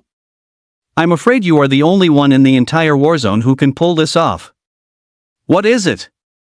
Lu Yu was puzzled. Please, follow me inside so we can talk. Utterly confused, Lu Yu and Bailey Tong followed the Commander-in-Chief into an office within the Monster Hunter Hall. I'll get straight to the point. Warzone F is facing a crisis. The Alliance headquarters is planning an assault on the Heavenly Chasm Pass in the Outland battlefield, and they require our Warzone to manufacture 100 level 10 magic array cannons. Currently, our Warzone is severely lacking sea crystal iron, the primary material needed to build these cannons. Within our territory, this material can only be found in a specific battlefield located in the South Sea region. That battlefield is shrouded by unique monster world rules. No beings above Tier 6 can enter, and items above Tier 6 cannot be used there. Lu Yu also had some understanding of these special zones. As the rules of the monster world assimilate the Blue Star world, certain areas become ruled, forming unique rule-based zones. The rules differ for every zone, and no one can break them. Even the 3 great war gods are helpless when facing a rule-based zone, and the same applies to monsters. Xian Yuanhu continued, the monster lord currently occupying that battlefield is a special Tier 6 monster that is almost impossible to kill. Not long ago, it even advanced to S rank, making it even harder to deal with. Our soldiers cannot successfully avoid it to gather sea crystal iron. Aren't you planning to go to the ocean battlefield to level up, young Lu? Could you go to the sea skeleton battlefield in the South Sea region? There are plenty of monsters there. Once you advance to Tier 5, could you help our soldiers withstand the attacks of that special lord for a while? Although Lu Yu possessed 8S rank skills and the combat power to slay royalty among dark monsters of the same tier, he was still only level 90 of Tier 4. Xian Yuanhu did not believe Lu Yu could defeat that monster lord. He figured that once Lu Yu advanced to Tier 5, he might be able to use his multiple S rank skills to hold off the monster lord's attacks, buying time for others to gather sea crystal iron. In this way, there would be a great hope of collecting enough sea crystal iron to complete the emergency mission from the Alliance headquarters. Brother you, a rule-based zone. There is probably good stuff there, and the ultimate boss of that sea skeleton battlefield is very special. Sister Shi Zhanwu challenged it back when she was Tier 6, but she couldn't hurt it at all. I've wanted to see this boss for a long time. Bailey Tong spoke up. Oh? Shi Zhanwu was the granddaughter of the Dragon Blood War God and a former leader of the new generation in the Scarlet Trials. She was on the same level as Cain, and her combat power was incredibly formidable among those of the same tier. A Tier 6 boss that even she couldn't hurt was definitely worth checking out. Furthermore, a rule-based zone. Lu Yu had not encountered one yet, and it was a good opportunity to experience it firsthand. Besides, it wouldn't interfere with his leveling. Commander-in-Chief, no problem. Bailey Tong and I will go to the sea skeleton battlefield in the South Sea to level up. Lu Yu said with a smile. Good. That's great. Young Lu, with you taking action, there shouldn't be much of a problem. But remember, do not be reckless, do not go head to head with that boss. Your level is too low, you can't kill it yet. You are the future fourth war god of our human alliance. If anything goes wrong, I will never be able to atone for my crime. Xian Yuanhu felt compelled to warn Lu Yu solemnly. In truth, if there had been any other way, he wouldn't have come to ask for Lu Yu's help. Don't worry, Commander-in-Chief. I will act within my capabilities and won't do anything reckless. After all, I've always preferred to keep a low profile. Beside him, Bailey Tong rolled her eyes slightly. I say, brother, you call this keeping a low profile? You're practically soaring into the heavens with how high profile you are. Putting everything else aside, just the Swordmaster title triggered by those 8S rank skills is enough to stun countless people. Fierce. Bailey Tong fell into deep thought, having a bit of an epiphany. Perhaps this is Brother Yu's unique big shot style. I need to take out my notebook and record this to learn from it. With Lu Yu's words, Xian Yuanhu also felt at ease. However, the ocean battlefield is ultimately full of danger. It's hard to say if other powerful sea monsters might intrude or haunt the vicinity of the sea skeleton battlefield. Especially unknown, newly ascended S-tier ocean overlords, one must be even more careful. Then I shall personally escort you both to the ocean battlefield. To ensure the absolute safety of Lu Yu and Bailey Tong, Xian Yuanhu decided to personally oversee the South Sea battlefield and provide protection for them. Lu Yu originally wanted to refuse. But after thinking about it, he decided against it. The Commander-in-Chief was merely worried about his safety after all. There are many powerful monsters acting independently and freely within the ocean battlefield. And so, under the escort of the Commander-in-Chief and other top figures, Lu Yu experienced for the first time the special honor of having Big Shots personally serve as his escort team. The Alliance. The three great war gods also saw the channel-wide notification. A true hero emerges from the youth. 8S rank skills, this is truly unprecedented. The sky-rending sword god, Bailey Tsangfeng, was deeply moved. As the ceiling of the human alliance, he knew all too well how difficult it was to obtain a single S-rank skill. Many high-level awakeners don't even have one. It seems we will witness the rise of the fourth war god within our lifetime. Indeed. Ever since we received guidance from our teacher in a dream and eventually established the 3 war god positions, having the chance to establish a fourth now is truly a great blessing for the human race. We should hurry as well. Once the various war zones complete the magic array cannon missions, we will immediately attack the Sky Chasm Pass and strive to take it down in one fell swoop. The South Sea. This is only one part of the oceanic battlefield. It is located near Warzone F. Consequently, it has become the primary hunting ground for monster hunters of 4 stars and above from Warzone F. Splash! Lu Yu and the others arrived at an island in the South Sea. This place had long been secured by the Warzone Legion and transformed into a supply station. Any awakening practitioners farming sea monsters in this vicinity could come here to resupply. However, the supply station was currently packed with regular troops up to Tier 6 and monster hunters, all of whom were ordered here to harvest sea crystal iron. Wounded soldiers were continuously emerging from the depths in significant numbers, bringing back the bodies of many fallen comrades. Not a single corpse was intact, their deaths were gruesome. This caused Lu Yu to frown. Were the casualties truly this high? You too, diving directly from this island will take you straight to the sea skeleton battlefield. Stay away from the law zones in the center for now and level up in the other areas. Once you reach level 120, you can return here. I've brought the tier advancement godstones for you, so you can accept your tier advancement quests right here. Xian Yuanhu said. Lu Yu nodded. Immediately after, Lu Yu summoned Xiaohong and Dabai, took Bailey Tong with him, and dove directly into the sea. He wanted to see for himself exactly what kind of powerful monsters could cause such massive losses to the army. Whoosh! Dabai automatically activated a bubble, enveloping Lu Yu, Bailey Tong, and Xiaohong. This was a universal effect for underwater mounts, allowing the master to avoid the resistance of the currents. Under the assimilation of the monster world's law strength, although the underwater world remained dim, visibility was not obstructed, allowing for a clear view of the surroundings. Only the distant deep sea remained hazy and unclear. Brother Yu, this is a water-repelling bead. Carrying it will automatically repel water, so you can move freely even without a mount, though it takes some getting used to since it's not as convenient as moving on land. Bailey Tong handed Lu Yu a deep blue bead. Lu Yu took it, and he immediately felt as if he were wearing a thin garment of water that insulated him from the sea. Quite convenient. The environment beneath the sea was truly beautiful. But often, the more beautiful something is, the more dangerous it becomes.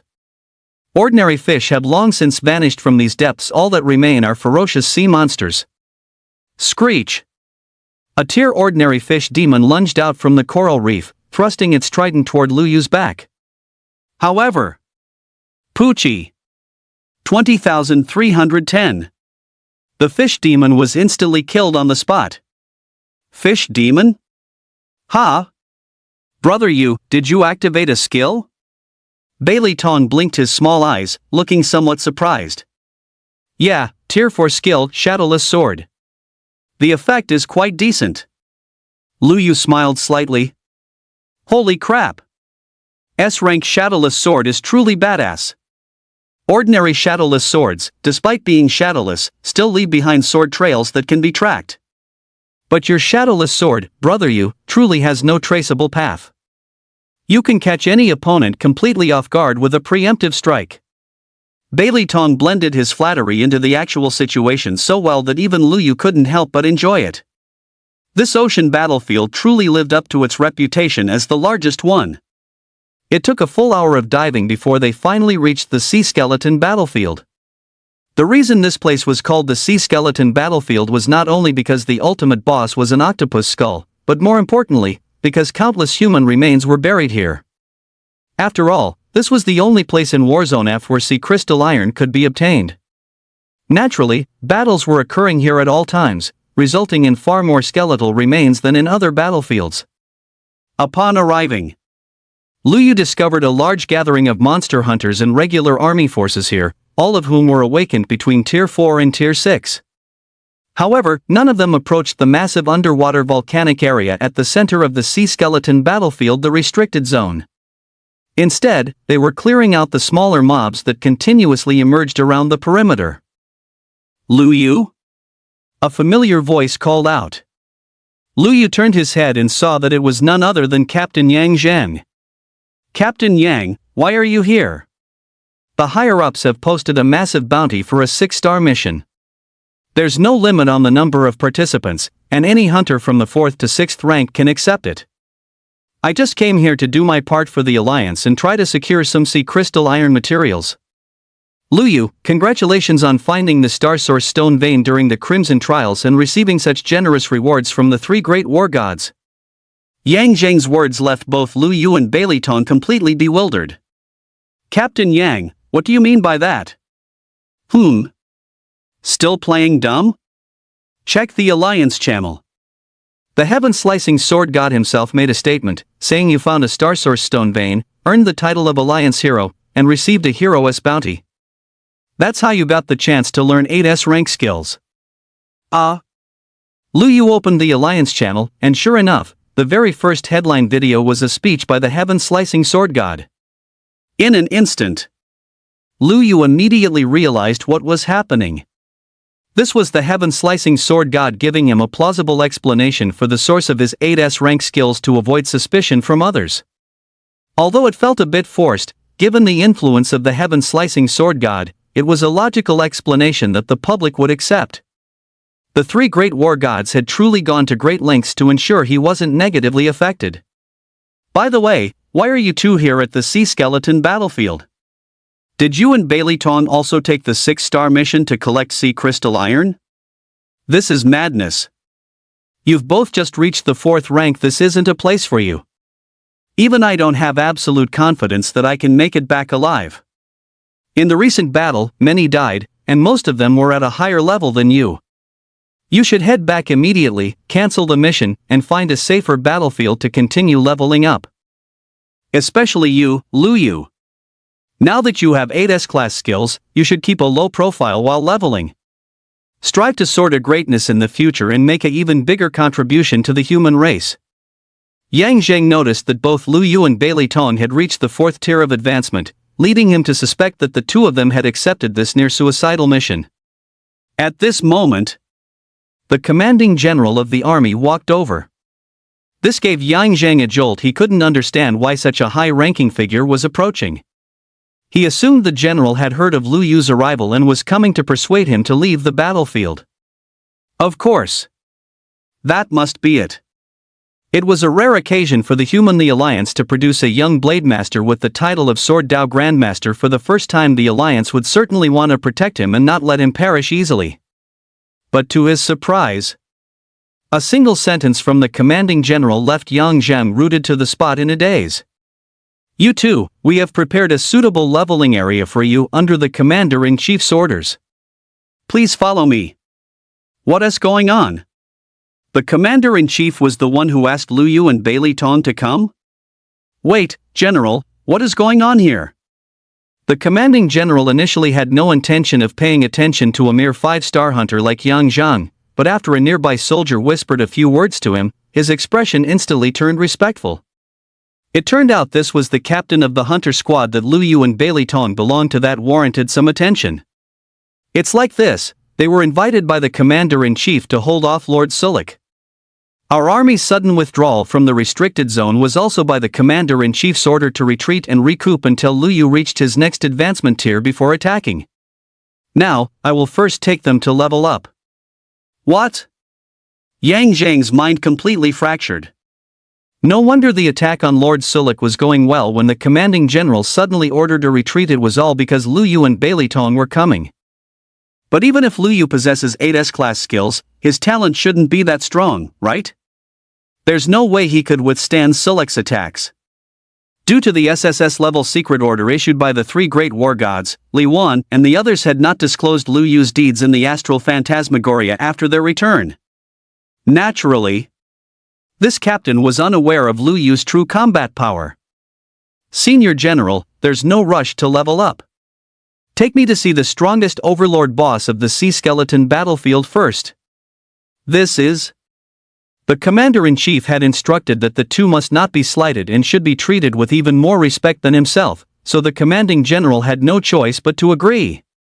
However, he still felt the need to give a warning, otherwise, if anything went wrong, he wouldn't be able to bear the responsibility. I can only take you to the edge of the restricted zone. You must not trespass lightly. From the edge, you can get a rough view of Lord Sulik situated in the volcano's crater. It generally does not leave that area. Lu Yu smiled faintly. General, rest assured. I have always been low-key and don't take risks lightly. Bailey Tong narrowed his eyes. When Brother Yu says he's being low-key, it usually means something big is about to happen. And so, the group arrived at the edge of the restricted zone. Lu Yu looked out into the distance. A massive octopus skull, the size of a small mountain, appeared atop a large underwater volcanic crater ahead.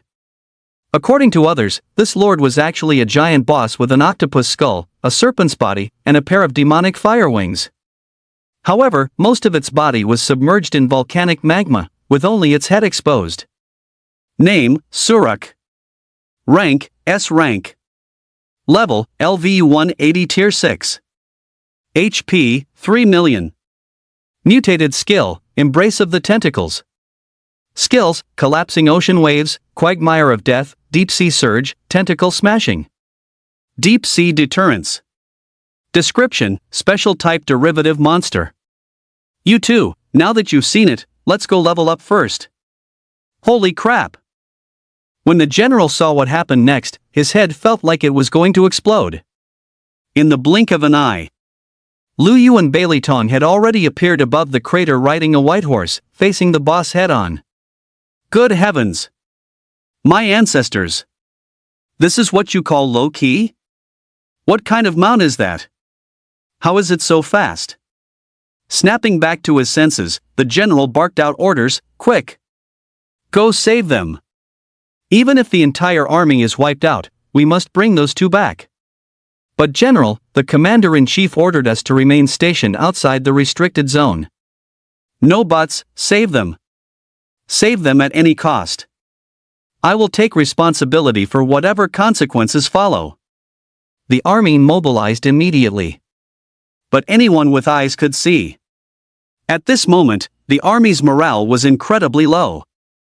Their morale had already been shattered during the previous assault on Lord Sulak, forcing them to trade their very lives just to gather sea crystal iron materials. Having finally received the Commander-in-Chief's order to retreat and recuperate, the soldiers now found their general forcing them to face the terrifying, invincible boss once again, all for the sake of two teenagers. Naturally, they had no morale to speak of. In fact, fear had begun to take root in the hearts of many soldiers. This was extremely detrimental to the entire South Sea battlefield. Standing aside, Yang Zhang was also dumbfounded. Regardless of his own safety, he was the first to charge into the restricted zone. These two were members of the squad he led as the general captain. He had a duty to save them, no matter how slim the hope. But before he could run more than a few steps, Yang Zheng froze in utter disbelief as Lu Yu and Bailey Tong, riding the great white horse, charged directly into the volcanic crater. Oh no! It's over! Yang Zheng racked his brain but couldn't understand why Lu Yu and Bailey Tong would seek out their own deaths like this. The general collapsed to his knees. His face was as ash-gray as death. Charging straight into the volcano, how was that any different from jumping voluntarily into a monster's maw? It's over. I'll never be able to shift the blame for this as long as I live. Over here. Lu Yu transformed into a sword god. With an overwhelming presence, he commanded 10,000 flying swords to sever every single one of the boss's tentacles. No matter how massive the boss's body was or how many tentacles it possessed, they could not outnumber Lu Yu's flying swords. 46,969. A bright red damage number popped up above the boss's head. Without its tentacles to redirect damage, the boss was effectively stripped of its life-saving survival mechanisms. Meanwhile, Bailey Tong didn't even make a move, simply sitting on the white horse's back and watching the show. The soldiers rushing to provide support collectively froze when they saw the massive damage value appear above the boss's head. Lord Sulak actually took damage? How is that possible? To think that their entire grand army, supplemented by numerous monster hunters, hadn't been able to leave so much as a scratch on this boss. The primary reason was that the boss had too many tentacles, and the recovery speed of any severed limbs was staggering. If its tentacles cannot be completely severed all at once within an extremely short period, it is impossible to harm it at all. This is the true horror of this boss. But now, someone has actually managed to wound it. That means all of the boss's tentacles have been cut off. Who did this? In this restricted zone where only Tier 6 Awakeners at most can enter, who could possibly achieve such a feat? Is it that Lu Yu? The commander immediately thought of Lu Yu. Because only Lu Yu and Bailey Tong had broken in. Since Bailey Tong is a fat assassin, that leaves only Lu Yu, who is of the Blade Master class. The Blade Master class is known as the Physical Mage, specializing in long-range sword control. It is possible for them to sever all of the boss's tentacles in a short time. However, to cut off all the tentacles at once, one would need to control at least thousands, if not tens of thousands, of flying swords. Lu Yu is only Tier 4. Even if he possesses 8S rank sword skills, he shouldn't have such capability, right? After all, in his knowledge, even the most formidable heaven-cleaving sword god could only barely control 10,000 flying swords, and he was a Tier 9 super powerhouse and a hidden blade master. But besides Lu Yu and Bailey Tong, there was no one else fighting the boss. The commander could only attribute it to the Sword Dao Grandmaster title Lu Yu had obtained. He assumed it was an effect of this title, as there was no other logical explanation. Roar! The mountain-sized Lord Surak, wounded by a human for the first time and a Tier 4 ant at that, roared at the sky, preparing to unleash the deep-sea deterrence, ultimate skill to obliterate this monstrous young human sword god. Demon Slaying Draw. Poochie. 150,000. A massive gash appeared on Lord Surak's chest, green blood pouring out in torrents, and its skill was instantly interrupted. Holy crap! Over 100,000 damage in a single strike? Brother, you are completely invincible. Bailey Tong was so shocked that his body seemed to puff up even rounder. This was a tier 4 fighting a tier 6. Over 100,000 damage with one skill. Who would believe it without seeing it with their own eyes? As Lu Yu continued his relentless assault, Lord Surak, known as invincible among tier 6 entities, saw its health bar rapidly drop by more than half. The boss is enraged. Its massive body charged directly toward Lu Yu and Bailey Tong, treating them like mere ants. Bang!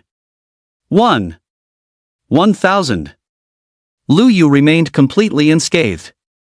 After all, his physical defense had already exceeded 100,000. While the boss had high health, its attack power was only slightly higher than a normal tier 6 awakener. A tier 6 awakener's attack reaches a few tens of thousands at most. Naturally, this boss's attack could not exceed 100,000. Bailey Tong had to buy to tank the damage, so he only suffered some minor burn damage from being knocked down into the volcanic lava. Ouch, ouch, hot, hot, hot. Bailey Tong's health kept dropping, but after equipping a fire resistance item, the health loss stopped. Just as he was about to go up and stab the boss a few times, Bailey Tong was surprised to find that there seemed to be something beneath the lava. Dabai, go down there. Dabai was actually obedient this time. This was because Lu Yu had instructed it to protect Bailey Tong well and not let him get hurt. Lu Yu glanced at Dabai and Bailey Tong as they fell into the lava, knowing that the natural damage from the lava alone wouldn't be enough to take Bailey Tong's life. Immediately after, Lu Yu activated Will of Ice. He decided to test the freezing effect on this boss. Thousands of flying swords slashed seamlessly. Suddenly, a frost status appeared on the massive boss, rendering it unable to move. Although it could only be frozen for 0.01 seconds at a time, Lu Yu's flying swords were continuous. This was equivalent to being able to CC the target for 10 minutes straight, a terrifying thought. The boss had no recourse but to roar in futility. Why is that boss covered in frost? Why isn't it using any skills? The crowd still rushing toward the scene was completely bewildered. Everyone, look at the boss's health bar. It's about to die. Someone exclaimed in shock. Only then did everyone take notice. In less than a minute, the boss, with 3 million HP, was actually on the verge of bottoming out its health bar. Even if this boss didn't have special damage transferring skills, it would have taken them at least a whole day to kill it. They were floored. Countless soldiers stopped in their tracks and knelt in awe. No rescue needed. The boss was about to be insta-killed. Meanwhile, the eyes of the soldiers burned with intense heat. Morale, which had hit rock bottom, began to rebound. Once this boss was truly insta-killed, their nightmare would end, and morale would return to its peak. Even if a new lord were to respawn here later, the probability was high that it wouldn't be this type of special lord again, meaning the Sea Skull battlefield would be completely conquered. Coupled with the precious sea crystal iron materials found here, it was imaginable that this would be of great significance to the entire Warzone F and even the entire the Alliance. It could be said that it would not be an exaggeration to say it would greatly boost the morale of all soldiers in the Warzone. Yang Zhang did not stop. He dashed toward the crater at top speed, needing to confirm the safety of Lu Yu and Bailey Tong. Quick! While the boss hasn't released its skill, clear the other monsters immediately. After the initial shock, the commander ordered the army to clear the way. He also had to ensure that Lu Yu and Bailey Tong were unharmed, otherwise, he wouldn't be able to answer to the commander-in-chief. 10,000 swords returned to Ancestor. When the boss's health bar had only 5% left, Lu Yu unleashed the skill to see its effect. All the flying swords, combined with the sharp blades condensed by the skill, gathered toward Lu Yu to form a massive and dazzling convergence of 10,000 swords effect, dealing significant damage. Within the skill's range, every flying sword struck the boss, instantly obliterating its remaining health. Boom! Lord Surak, known as the hardest tier 6 boss to kill in Warzone F, could only die in regret when facing the sword god, Lu Yu. This boss was indeed powerful. It actually took me 25 seconds to slay it. Where is that fat guy? He didn't drown in the magma, did he? Lu Yu frowned. At that moment, Bailey Tong sent a message, "Brother Yu, there's a huge surprise under the magma, come quickly." Stationed at the supply base, Xian Yuanhu, who was on standby to prevent an attack from the Overlord of the Seas, was leisurely sipping tea. He was simply waiting for Lu Yu to reach level 120 and complete the tier mission so they could begin collecting the sea crystal iron materials. Beep. Beep. Beep. Suddenly, his private channel rang incessantly. He took a look. It was a voice message from Commander Yu Songfei, "Commander-in-Chief, you need to get to the Sea Skull battlefield immediately." What happened? Did something happen to Lu Yu and Bailey Tong? Xian Yuan, whose heart skipped a beat. If those two met with an accident in his war zone, the sky-shattering sword god would likely skin him alive. Yes and no. What do you mean yes and no? Speak clearly. Xian Yuan, who hurried toward the Sea Skull battlefield with his generals while continuing to press for answers. Lord Surak has been insta-killed. Yu Songfei's single sentence caused the rushing Xian Yuan to freeze in his tracks. What? That special lord was insta-killed? Who did it? Yu Songfei had no choice but to recount the entire sequence of events to the commander-in-chief. After a long while, Xian Yuan finally snapped out of his shock. Are Lu Yu and Bailey Tong okay? Reporting to the commander-in-chief, I don't know. They charged into the crater at the time, and the distance was too far for me to see what was happening inside. I'm at the crater now, but there's only the boss's corpse here. There's no sign of Lu Yu or Bailey Tong. I've already ordered men to search inside the magma. Search. Spare no effort. If they're alive, I want to see them. If they're dead, I want to see their bodies. Xian Yuan was growing anxious. Soon. Then, a piece of good news arrived. Yu Songfei, Commander-in-Chief, the search team discovered a rule dungeon beneath the magma. The dungeon prompt indicates that two people have entered. It should be Lu Yu and Bailey Tong. Hearing this, Xian Yuan finally relaxed and let out a heavy sigh of relief. He then gave orders with wild excitement, "Guard the dungeon well. Don't let any other sea monsters get close." A rule dungeon had actually been born within the war zone under his jurisdiction. This was monumental news. This was absolutely the first rule dungeon to appear in the history of the Blue Star world. It had to be reported to headquarters immediately so high-level combatants could be dispatched to guard it. It seemed that a new ocean overlord hadn't been born in the South Sea after all. Rather, the appearance of the rule dungeon had allowed the Lord Boss Surak to undergo a special baptism, leading to its advancement. Soon, the three great war gods learned that a rule dungeon had emerged at the Sea Skeleton battlefield in Warzone F, and they were beyond astonished. Rule dungeons usually only appeared in the extraterritorial battlefields. They had never before appeared in the Blue Star world. It seemed the monster world had assimilated the Blue Star world to a certain degree, causing rule dungeons to start appearing. "Brother Tutian, I'll have to trouble you to make the trip," Bailey Tsongfeng said with a smile. "It's a small matter. It's also a good chance for me to check if little Bailey has been slacking off lately." With that, Tutian Wei was set off. Lu Yu and Bailey Tong appeared in a strange small world. On the other side. "Haha, Brother Yu, is this a big enough surprise? This is a rule dungeon." "What is a rule dungeon?"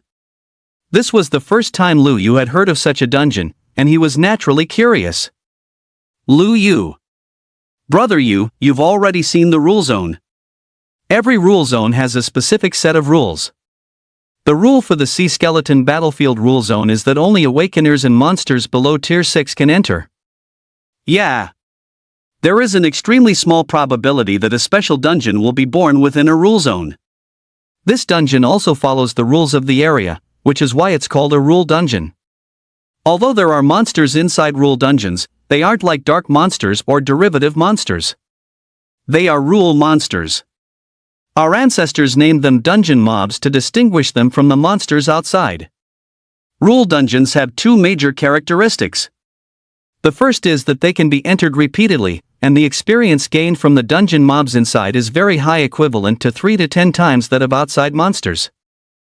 The second characteristic is that the dungeon bosses inside rule dungeons can drop epic or even legendary equipment, unlike outside monsters, which drop orange gear at most. Bailey Tong acted like a walking encyclopedia, possessing a deep understanding of the rule dungeon situation. What did you say? The dungeon mobs in here can drop equipment above orange quality grade? Lu Yu's eyes widened. Epic grade equipment. Legendary grade equipment. Lu Yu knew firsthand just how difficult they were to obtain. Lu Yu had opened quite a few equipment treasure chests, but he hadn't seen even a shadow of a single piece of epic equipment. One could only imagine how difficult it was to obtain equipment above the orange grade. The value of this rule dungeon was therefore self-evident. Yeah. Oh, and Brother Yu, the probability of dropping equipment above orange grade on the first clear of a rule dungeon is actually quite high. Furthermore, the first team to enter has a dungeon clearance protection period. This means regardless of whether we succeed or fail, this dungeon won't officially open to others until we leave. As he spoke, Bailey Tong became puzzled again. Brother Yu, as far as I know, these rare rule dungeons have only ever appeared in the Outworld battlefield. How could one suddenly pop up here? Lu Yu estimated that it was likely caused by the monster world and the blue star world merging to a certain degree, otherwise, a rule dungeon wouldn't just appear out of nowhere. In the near future, it was possible that dungeons would also be born in other rule zones across the blue star world. If that happened, it was likely that some organizations in the Outworld battlefield that were weaker than the six great powers might turn their gaze back to the blue star world and perhaps even relocate back. After all, with 6 behemoths present in the Outworld battlefield, it was difficult for other forces to make significant gains. If rule dungeons appeared in the blue star world, they would naturally return to get a piece of the pie. In other words, the upheaval of the world had begun. Ha! Fatty, why is there no sign of any mobs in this dungeon? Lu Yu looked around and couldn't find any dungeon monsters. However, the scenery was quite peculiar, appearing as a world composed of seawater and lava. Brother Yu, we have to wait. Wait for what? Wait for the dungeon's unique NPC. Only when the NPC appears will the dungeon refresh the mobs. I see. The two waited in place for 3 minutes. Suddenly, streams of light appeared from all directions of the dungeon, converging in front of them. A short while later, a beautiful fire elf, half a meter tall, appeared. She wore a dress of flames, and her wings were also made of fire, making her look incredibly enchanting. Name, Fire Sia. Identity, Dungeon NPC. Description, an exclusive NPC for rule dungeons. Befriend her, and there may be unexpected surprises. Lu Yu took a closer look. He realized that this dungeon NPC was a true NPC. She was unlike the ones he had encountered during the advancement quest. This dungeon NPC had no attributes or health bar, meaning she was an invincible existence that could not be attacked. She would only remain in a fixed area of the rule dungeon. Welcome, adventurers, to the Lava Sea Prison Dungeon. I am Fire Sia, the guide of this dungeon. The ancient Lava Sea monsters are awakening. You too, are you ready for battle? Lu Yu, wait. Respected Lady Fire Sia, we are new here. Could we perhaps become friends? Fire Sia said coldly, sorry, we dungeon NPCs never make friends with awakeners. Brother Yu, it's useless. In the extraterritorial battlefield, many seniors have tried to use various treasures to win her over, but the NPCs just take the treasures and give no reaction. Is that so? Lu Yu pondered for a moment and directly took out 10,000 gold to give to her, but Fire Sia showed no reaction after accepting the gold. 10 million. No response. 100 million. Still no response. 500 million. Still no response. I refuse to believe this. With enough money, I could make a female ghost kneel down and sing Conquest for me.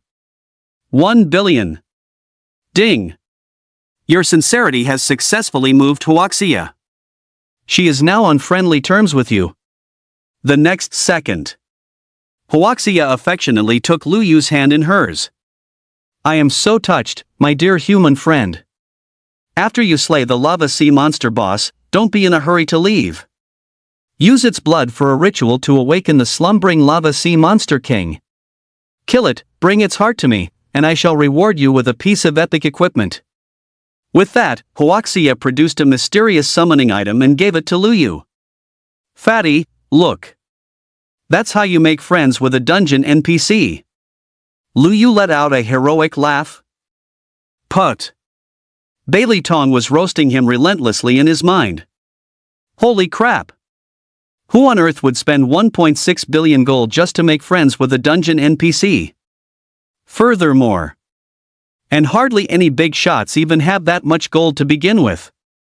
However, Bailey Tong had also heard clearly just now spending a total of over 1.6 billion gold granted a chance to obtain a piece of epic equipment. Still, no matter how you crunch the numbers, this deal was a loss. After all, this was only a 6-star dungeon, so the epic equipment obtained would be level 180 at the very most. A level 180 epic item is not worth 1.6 billion by any calculation. On the contrary, Luyu felt he had made a massive profit. If this was a reliable channel for obtaining epic equipment, he could visit various rule dungeons in the future and strike up friendships with other NPCs to quickly acquire a full set of epic gear. This was much faster than opening blind boxes or equipment crates. It was a mere 1.6 billion gold, after all. For others, it might be a figure beyond reach for a lifetime, but for Luyu, it was something he could gather just by farming a few mobs. After advancing to the 4th tier, the gold base of the coin burst system increased to 60. The speed of farming gold was like being on a rocket. Huaxia, we are ready for battle. Let us begin. Alrighty. My dear friend. With a wave of Huaxia's hand, lava sea monsters suddenly appeared throughout the dungeon. They shared a uniform appearance, humanoid monsters with shark heads and bodies made of lava, each one brandishing its claws and baring its teeth. These dungeon mobs are restricted by strict rules. They will not launch an attack if you are outside their designated activity zone. Fatty, let's start grinding. The dungeon map wasn't large, but it wasn't small either. The specific distribution and quantity of monsters would have to be explored firsthand. Moreover, the boss will not respawn until all the trash mobs are cleared. Poochie. 120,000.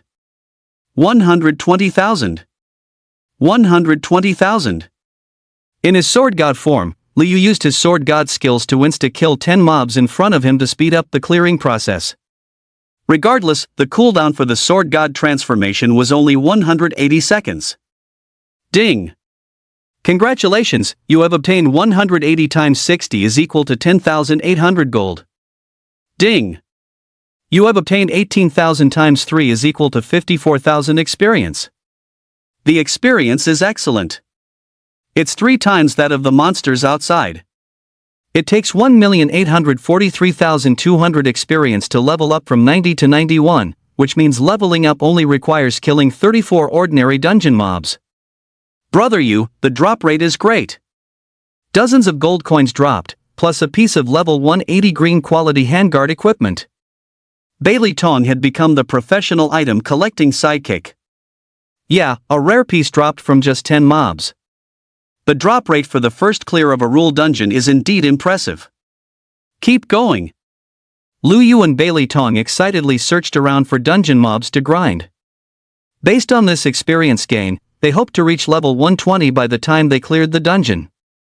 Meanwhile, outside the dungeon, Commander Yu Songfei ordered men to quickly gather sea crystal iron while simultaneously excavating deep into the undersea volcano.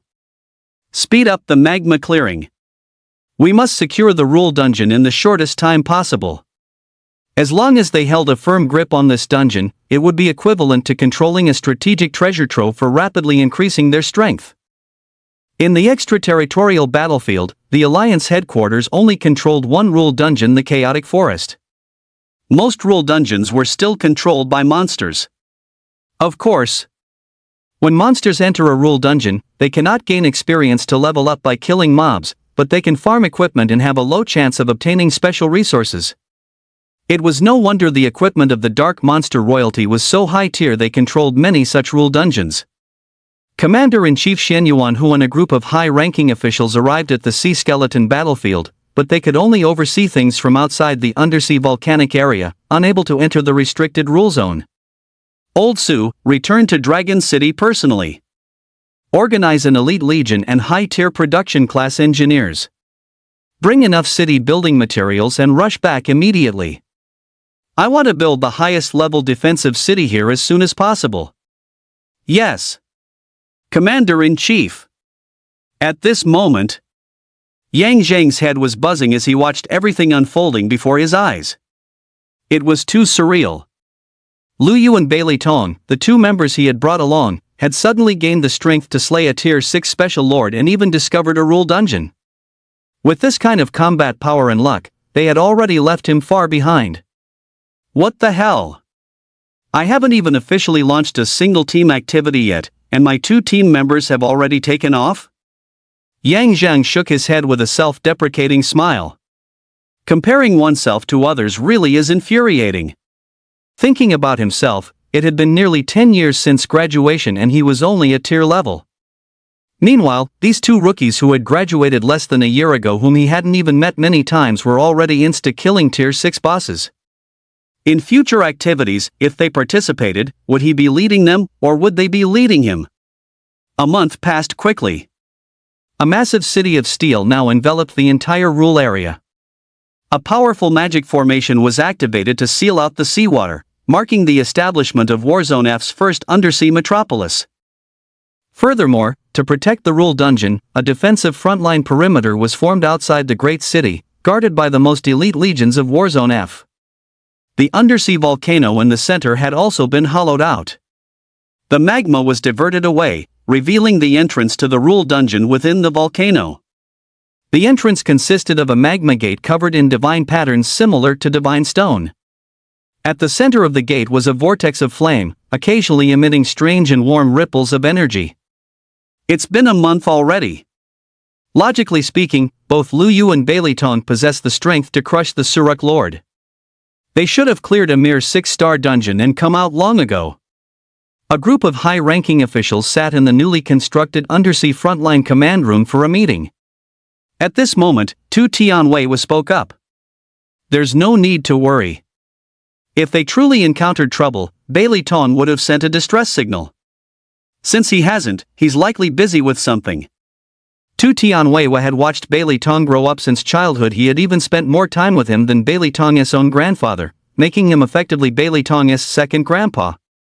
Naturally, Tu Tianwei understood Bailey Tong's habits very well. In fact, he was the one who helped Bailey Tong obtain the heart of the assassin.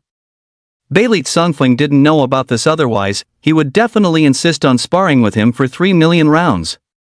Meanwhile, inside the dungeon, Lu Yu and Bailey Tong were indeed busy. Screw this. What kind of cursed summoning item is this? Why is it so hard to summon? Bailey Tong was speechless. In reality, hunting for mobs only took them less than half a month, but using the boss blood combined with summoning items to call forth the Lava Sea Monster King had taken a full half month itself. Only now had the progress bar finally hit 99%. Lu Yu also felt deeply helpless. However, this hidden boss was unique, so it made sense that it was difficult to awaken. Ding! You have successfully awakened the Lava Sea Monster King sleeping at the bottom of the magma. Please prepare for battle. It is about to break through the magma. The churning magma lake ahead suddenly reached a violent boil, and an ancient, scorching aura surged forth. Immediately following, a massive dungeon monster emerged, accompanied by a volcanic eruption of scattered magma. Name, Lava Sea Monster King, Red Feet. Rank, S rank. Level, LV 180 Tier 6. HP, 3,200,000. Description, the hidden boss of the Lava Sea Hell. Unique. It will not respawn once killed. Special rewards are granted upon its defeat. Dialogue, I am the great lord of lava, Red Feet. Who dares disturb my slumber? You shall repent for eternity within the lava purgatory. Talent release Sword God mode. God slaying monster sword array. Demon slaying draw. Divine Sword Storm. Lu Yu, who had long since run out of patience, charged directly at Red Feet. The three great sword god's skills erupted, followed by using the active effect of the god's proof to reset the cooldowns, unleashing another full round of strikes. Ah! Grade 1, Mercy. I'll treat you to some fish. Poochie. You wasted so much of my time, and you think treating me to fish settles it? Insta-kill. Ding. Congratulations on killing the unique hidden boss, Lava Sea Monster King. The entire team has obtained the Lava Warrior title. This title grants fire resistance plus 1800 and an additional plus 18% fire attribute attack damage. Ding. Your level has reached level 120. Please accept your tier advancement quest as soon as possible to break through to the next tier. Holy crap! Brother Yu, we got a rare title. Bailey Tong was ecstatic. Titles like this were extremely hard to come by. Many top-tier players still didn't have a single title to their name. A title that adds fire resistance and fire damage? Not bad. Lu Yu gave a slight smile. With the attribute bonuses from this title, the previously searing hot magma suddenly felt as cool as a mountain spring, and the fire damage he took was significantly reduced. Brother Yu, look! It looks like the boss dropped mythic red epic equipment. Bailey Tong's eyes were sharp, immediately spotting a flash of red light between the boss's legs. Epic grade equipment. One actually dropped. The drop rate for top-tier gear on a first clear was indeed quite decent. Lu Yu couldn't wait to pick up the equipment and inspect it. Name, Molten Flame Armor. Category, Body Armor. Quality Grade. Required Level, LV 180. Suitable Class, Universal Physical Classes. Attributes, Unidentified.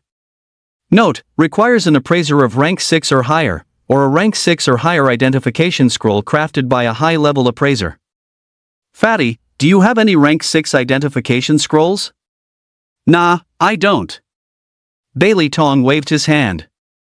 His level was still low, he had absolutely no use for such high-tier items. Besides, identification scrolls were not easy to craft.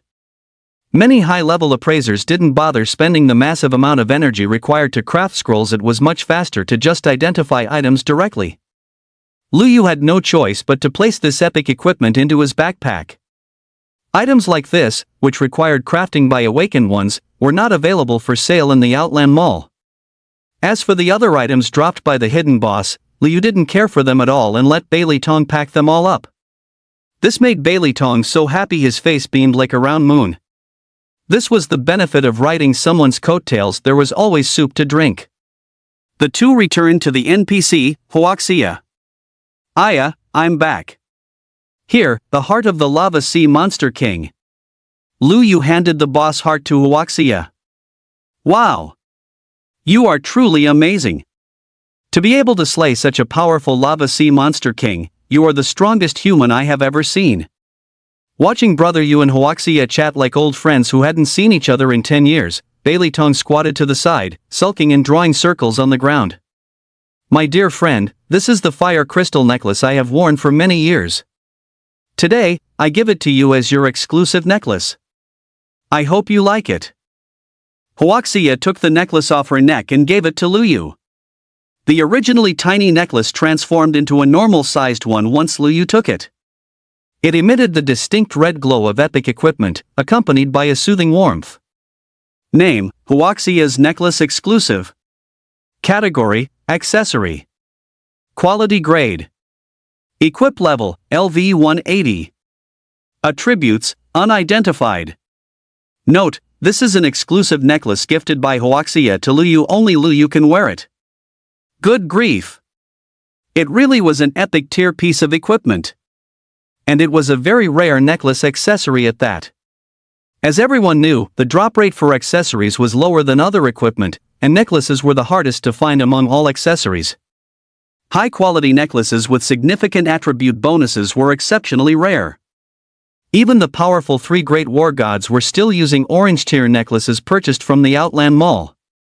Holy Mother of God! An epic necklace? Brother you, your rise to power is faster than a rocket. The moment Bailey Tong saw the necklace, he sprang up from the ground, his eyes fixed in a wide-eyed stare. Don't be so surprised, keep a low profile. Lu Yu patted the fat man on the shoulder. Although it took nearly a month to clear this dungeon, the rewards were immense. 2 pieces of epic equipment. Plus reaching level 120. With this leveling speed, there is likely no one who can match it. Ding! Congratulations on successfully achieving the first clear of the Molten Sea prison dungeon. Your names will be remembered forever. Ding! Since you achieved the first clear of the dungeon, you have earned 1 chance to open a treasure chest. The next second, 9 treasure chests appeared in front of both Lu Yu and Bailey Tong. What? There are even dungeon chest rewards? Bailey Tong salivated, rubbing his chubby little hands, and randomly selected a dungeon chest. Ding! Congratulations, you have obtained a Vitality Attribute Potion Bound. Upon consumption, it permanently adds plus 180 Vitality. Wow! Brother you, I got a Vitality Attribute Potion. Adding 180 Vitality is equivalent to the free attribute points gained from leveling up 36 times. I'm about to take off too. Bailey Tong suddenly jumped for joy. Lu Yu smiled and prepared to choose a chest to open. At this moment, Huaxia spoke up to remind him, "Dear friend, the items from the dungeon chests are bound and cannot be traded. If you are willing, you can give me some gold, and I can help you see what's inside these dungeon chests, but I can only tell you alone." Ha! Bailey Tong was dumbfounded. Holy crap! You can actually do that? Is this what preferential treatment looks like? Suddenly, Bailey Tong realized that spending 1.6 billion gold to befriend a dungeon NPC didn't seem like a loss at all. Lu Yu, on the other hand, readily gave Huaxia a pile of gold. Ding! You spend 100,000 gold. Huaxia tells you that the first chest contains a strength attribute potion. Ding! You spent 200,000 gold. Huaxia tells you that the second chest contains orange tier weapon equipment. Ding! You spent 25.6 million gold. Huaxia tells you that the 9th chest contains a 10-star battle pet egg. Dear friend, among the treasures in these 9 dungeon chests, the 10-star battle pet egg is the best. Huaxia chuckled. Holy crap! A 10-star battle pet egg? Brother you've hit the jackpot. Bailey Tong was dumbstruck. Lu Yu nodded. This is the one. Ding! Congratulations, you have obtained a 10-star battle pet egg. Ding! Congratulations, you have successfully contracted the 10-star battle pet, Azure Abyssal Dragon. Name, Azure Abyssal Dragon. Category, Combat Pet. Aptitude, 10-star. Level, LV1. Talent, Domain of the Azure Dragon. Skill, none. I actually pulled a true dragon? Lu Yu was momentarily speechless, then overcome with joy. The form of this Azure Dragon was similar to the White Dragon incarnation of the Moon White Dragon steed, but its entire body was covered in shimmering azure scales, dreamlike and incredibly cool. Moreover, it was an Eastern dragon, not a Western lizard-like dragon. Looking at the Azure Abyssal Dragon shrouded in blue mist, Lu Yu found himself liking it more the more he looked at it. This was a combat dragon pet.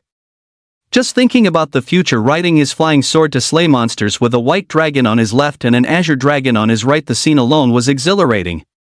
Moreover, this should be only the second combat dragon pet in human history. One only had to look at the battle pet rankings to know among the top 10, there were no other dragon pets besides the Dragon Blood War God's Purgatory Blood Dragon. Furthermore, the Dragon Blood War God's Purgatory Blood Dragon was a Western dragon, whereas he now possessed 2 Eastern true dragons. Ding! Your battle pet, the Azure Abyssal Dragon, has reached first place on the battle pet rankings. Would you like to make your name public? No. The next second, an all-channel announcement rang out. Ding! Congratulations to Awakener for their 10-star battle pet, the Azure Abyssal Dragon, for taking first place on the Battle Pet rankings. Holy shit! Which god tier player got a 10-star dragon pet? They actually knocked the Dragon Blood War God's Purgatory Blood Dragon off the top spot. Countless people were shocked.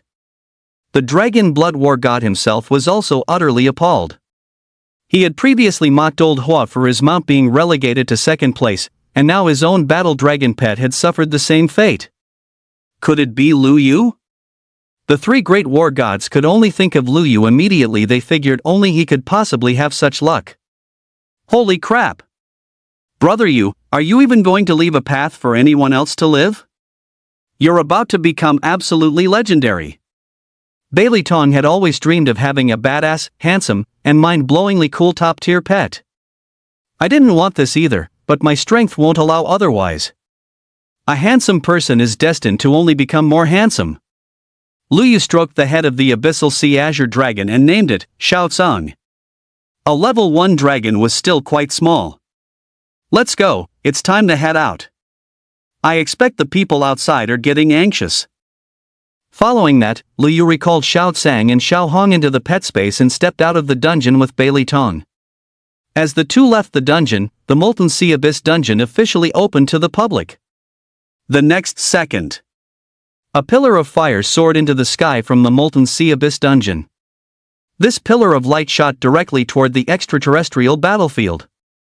For a moment, it alerted forces of all sizes across the extraterrestrial battlefield. Isn't that the special light pillar that only erupts when a rule dungeon opens? It seems to be erupting from the Blue Star world below. Quick! Dispatch people back to the Blue Star world immediately to confirm if a rule dungeon has been born there. Once the pillar of fire dissipated, the crowd waiting outside finally saw the information displayed on the dungeon. Dungeon, Molten Sea Abyss. Star rating, 6 star. Entry level, within LV 180. Party size, within 12 people. Special restriction, each person can only enter once per month.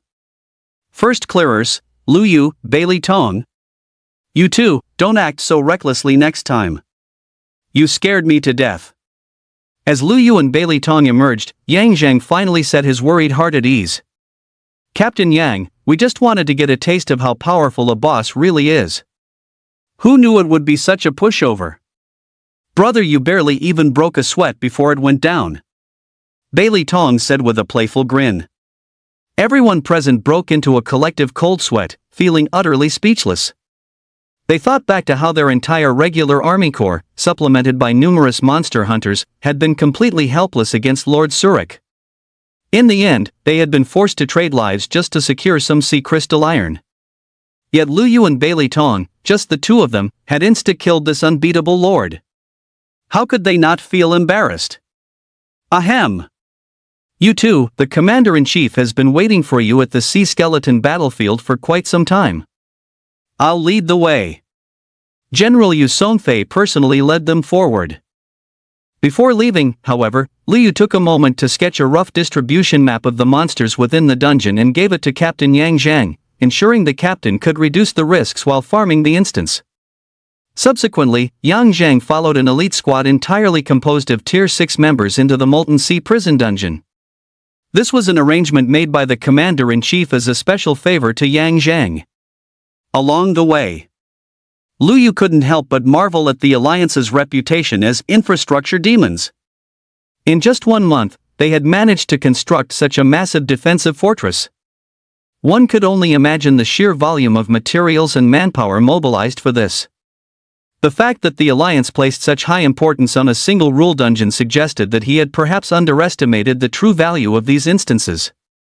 Upon arriving at the Supreme Command Room, Bailey Tong immediately spotted Grandpa Tu Tian sitting in the center seat. Grandpa Tu Tian? What are you doing here? Bailey Tong ran over at once, beaming with joy. I came to check on my little Bailey. To see if you've been slacking off lately. Level 120 already? It seems you haven't been lazy, you've been working hard. Tu Tian Wei was smiled kindly. Xian Yuanhu and the others were stunned into silence. This man, Tu Tianwei, was the founder of the Monster Hunters and remains the only 10-star legendary hunter to this day. He was an absolute god of slaughter when it came to monsters. Rumor had it that he back then definitely possessed the strength to contend for a seat among the war gods, but he chose not to compete, opting instead to be a free and easy monster hunter. Therefore, in private, those who knew him called him the slaughter god Tu Tian. His combat power was arguably no weaker than the three great war gods. They never expected this legendary killer to have such a kind and cheerful side. It seemed only the grandson of the heaven-cleaving sword god could elicit such a reaction from him. Grandfather always said that you become who you surround yourself with. Following brother Yu, I have no choice but to work hard and get stronger. Bailey Tong was speaking from the heart. But what he didn't say was that the longer he stayed with Lu Yu, the more he realized how towering Lu Yu's mountain was so high it reached into the clouds, leaving him only able to look up in awe. He would be lucky just to catch a glimpse of his back in this lifetime. Lu Yu, you are excellent. You are the young generation's strongest sword Dao talent I have ever seen, even stronger than the Kaitian sword god in me back in the day. Well done. With you, the future of the human race is promising. Tu Tianwei looked at Lu Yu, his sharp eyes filled with nothing but admiration. For a god-level sword Dao genius like Lu Yu, there was nothing he could offer in terms of guidance. This kind of genius could only hone themselves through their own efforts. No one else was qualified to teach them, not even the Kaitian sword god. Thank you for the high praise, senior. Lu Yu replied humbly. To have such talent yet remain calm and modest without being arrogant, you are a role model for our generation. Little Bailey, you must learn from Lu Yu in this regard. Tu Tianwei continued to be generous with his praise. Yes. I must learn brother Yu's low-key nature. Bailey Tong nodded seriously in his heart. Lu Yu, Bailey Tong, you eliminated the most troublesome Tier 6 lords for us, saving Warzone F from massive losses and restoring our morale. Because of you, we can now smoothly collect enough sea crystal iron to build magic array cannons. This is a massive contribution to the entire human alliance. I have already reported this to the Alliance headquarters. The Alliance has issued instructions. They can fulfill any one of your requests. Xian Yuan who thanked them with great joy. If it weren't for Lu Yu. Setting aside the loss of young and middle-aged strength, even the emergency mission for 100 level 10 magic array cannons might not have been completed successfully. He just hadn't expected Lu Yu to be such a freak of nature. At only Tier 4, he could easily crush Tier 6 lords that were unsolvable problems for them. An awakener with this kind of potential is truly unique throughout history. I actually have a need right now. I wonder if any of you seniors have 2 appraisal scrolls of Tier 6 or higher. I want to appraise 2 pieces of level 180 unidentified equipment. Lu Yu spoke up directly. This. Lu Yu, think carefully. You only want Tier 6 appraisal scrolls? Isn't that too wasteful? Xian Yuan who was speechless. He could make any one request to the Alliance headquarters. You're only asking for 2 Tier 6 identification scrolls for such a rare opportunity? Lu Yu smiled but remained silent. He wasn't lacking anything in particular. 2 identification scrolls would be enough. I have 10 identification scrolls here, all Tier 6 or higher. Consider them a reward from the Alliance. Tu Tianwei will like Lu Yu more and more. If it weren't for the fact that he felt unqualified to be his teacher, he would have done whatever it took to claim such a divine talent of the sword as his successor. Lu Yu took the scrolls and smiled. Thank you very much, Senior Tu Tian. You earned it. By the way, is that Sea Abyss Azure Dragon sitting at number 1 on the Battle Pet rankings the one you obtained in the dungeon? Tu Tianwei inquired. The name Sea Abyss Azure Dragon was very similar to the name of the dungeon. Everyone had already guessed it was obtained by either Lu Yu or Bailey Tong. That's right. I was lucky enough to get the 10-star Sea Abyss Azure Dragon from a dungeon chest after the first clear. Lu Yu didn't offer much more of an explanation. The group of big shots collectively lost their composure. You can get something like that just by being lucky? The odds are no better than finding a needle in a haystack. Could this Lu Yu be the reincarnation of the Child of Fortune? Bailey Tong chuckled to herself. It wasn't luck at all, it was clearly an NPC opening a back door, though that back door required money to open. Brother, you, hurry up and identify that epic gear. Let's see what the stats are. Bailey Tong spoke up impatiently. Lu Yu was speechless. He had wanted to keep a low profile and wait until he was doing his tier advancement quest to identify it. Upon hearing this, the expressions of the big shots shifted instantly. What is it? Epic gear? Lu Yu actually managed to loot epic gear in the dungeon as well? Does he need appraisal scrolls to identify epic grade equipment? Lu Yu, did you actually manage to loot epic equipment? Even Tu Tianwei, a man known as the God of Slaughter, couldn't help but feel his heart race. Although it was widely believed that first clearing a rule dungeon had a high probability of dropping orange grade equipment or better, that high probability was merely speculation. In reality, no one knew the actual drop rates. Because no human had ever achieved a first clear of a rule dungeon before. The rule dungeons controlled by various factions on the Outworld battlefield had all been seized from monsters. The first clear rewards had long since been claimed by dark creatures. Hee, Grandpa Tu Tian, you have no idea. Brother, you actually looted 2 pieces of epic equipment, and one of them is even a unique necklace. Bailey Tong did not reveal the secret that using gold to bribe dungeon NPCs could trigger the awakening of hidden bosses. Without Brother Yu's permission, he wouldn't breathe a word of it. Even if his own grandfather asked, he would keep his mouth shut. What? 2 pieces of epic equipment? Gasp.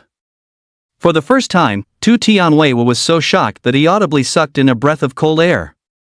The drop rate for a first clear was simply insane. Lu Yu, quick! Bring them out and appraise them. Let us witness the birth of 2 new epic items with our own eyes. Shen Yuanhu and the other top brass of the war zone were all looking on with eager, wide-eyed expressions, looking for all the world like people who had never seen anything of value before. Lu Yu had no choice but to take out the molten flame armor and the Huaxia necklace and begin the appraisal. After 2 flashes of dazzling, enchanting red light, the 2 pieces of epic equipment revealed their true forms. The crowd took one look and was collectively stunned. These attributes, they're incredible. Name, Molten Flame Armor. Category, Body Armor. Quality Grade. Required Level, LV 180. Suitable Class, Universal Physical Classes. Max HP, plus 28,000. Strength plus 3280. Vitality plus 3840. Spirit plus 3100. Fire Resistance, plus 180. Special Effects. Defense Fortification plus 5,760. Flame Sacrifice, upon equipping, automatically ignites flames that deal a certain amount of burn damage to nearby targets. Name, Huaxia Necklace Exclusive. Category, Accessory. Quality Grade. Required Level, LV 180. Exclusive Owner, Lu Yu. Max HP, plus 29,800. Strength plus 3,100. Vitality plus 3,280. Agility plus 3,100. Spirit plus 3,840. All attributes, plus 360. All resistances, plus 18%. Special effects. Skill attack power plus 18%. Huaxia's protection, upon being attacked, forms a flame shield that absorbs a certain amount of damage. Gulp. Is this the attribute bonus of epic tier equipment? Plus 2 special effects. This is simply way too powerful. Despite everyone present being a powerhouse in the war zone, very few had ever seen epic tier equipment with their own eyes. The best gear they used was orange tier, and orange tier equipment didn't come with special effects. The attribute bonuses of epic equipment are indeed like this, and they always have 2 fixed special effects, both passive. However, most of the epic gear I've seen only adds to 3 attributes. But Lu Yu's 2 pieces of epic equipment, the Molten Flame Armor adds 5 attributes, and the Huaxia Necklace reaches a staggering 7 attribute bonuses, and both increase the all-important max HP. It's safe to say that both of these epic items are the best of the best. Any single one of them is of immeasurable value. Tu Tianwei will also exclaimed in admiration. If these were tier epic items, he would have shamelessly bankrupted himself just to trade for one from Lu Yu. Ding! Your epic tier equipment, Molten Flame Armor, has entered the top 100 of the equipment rankings. Would you like to make your name public? Ding!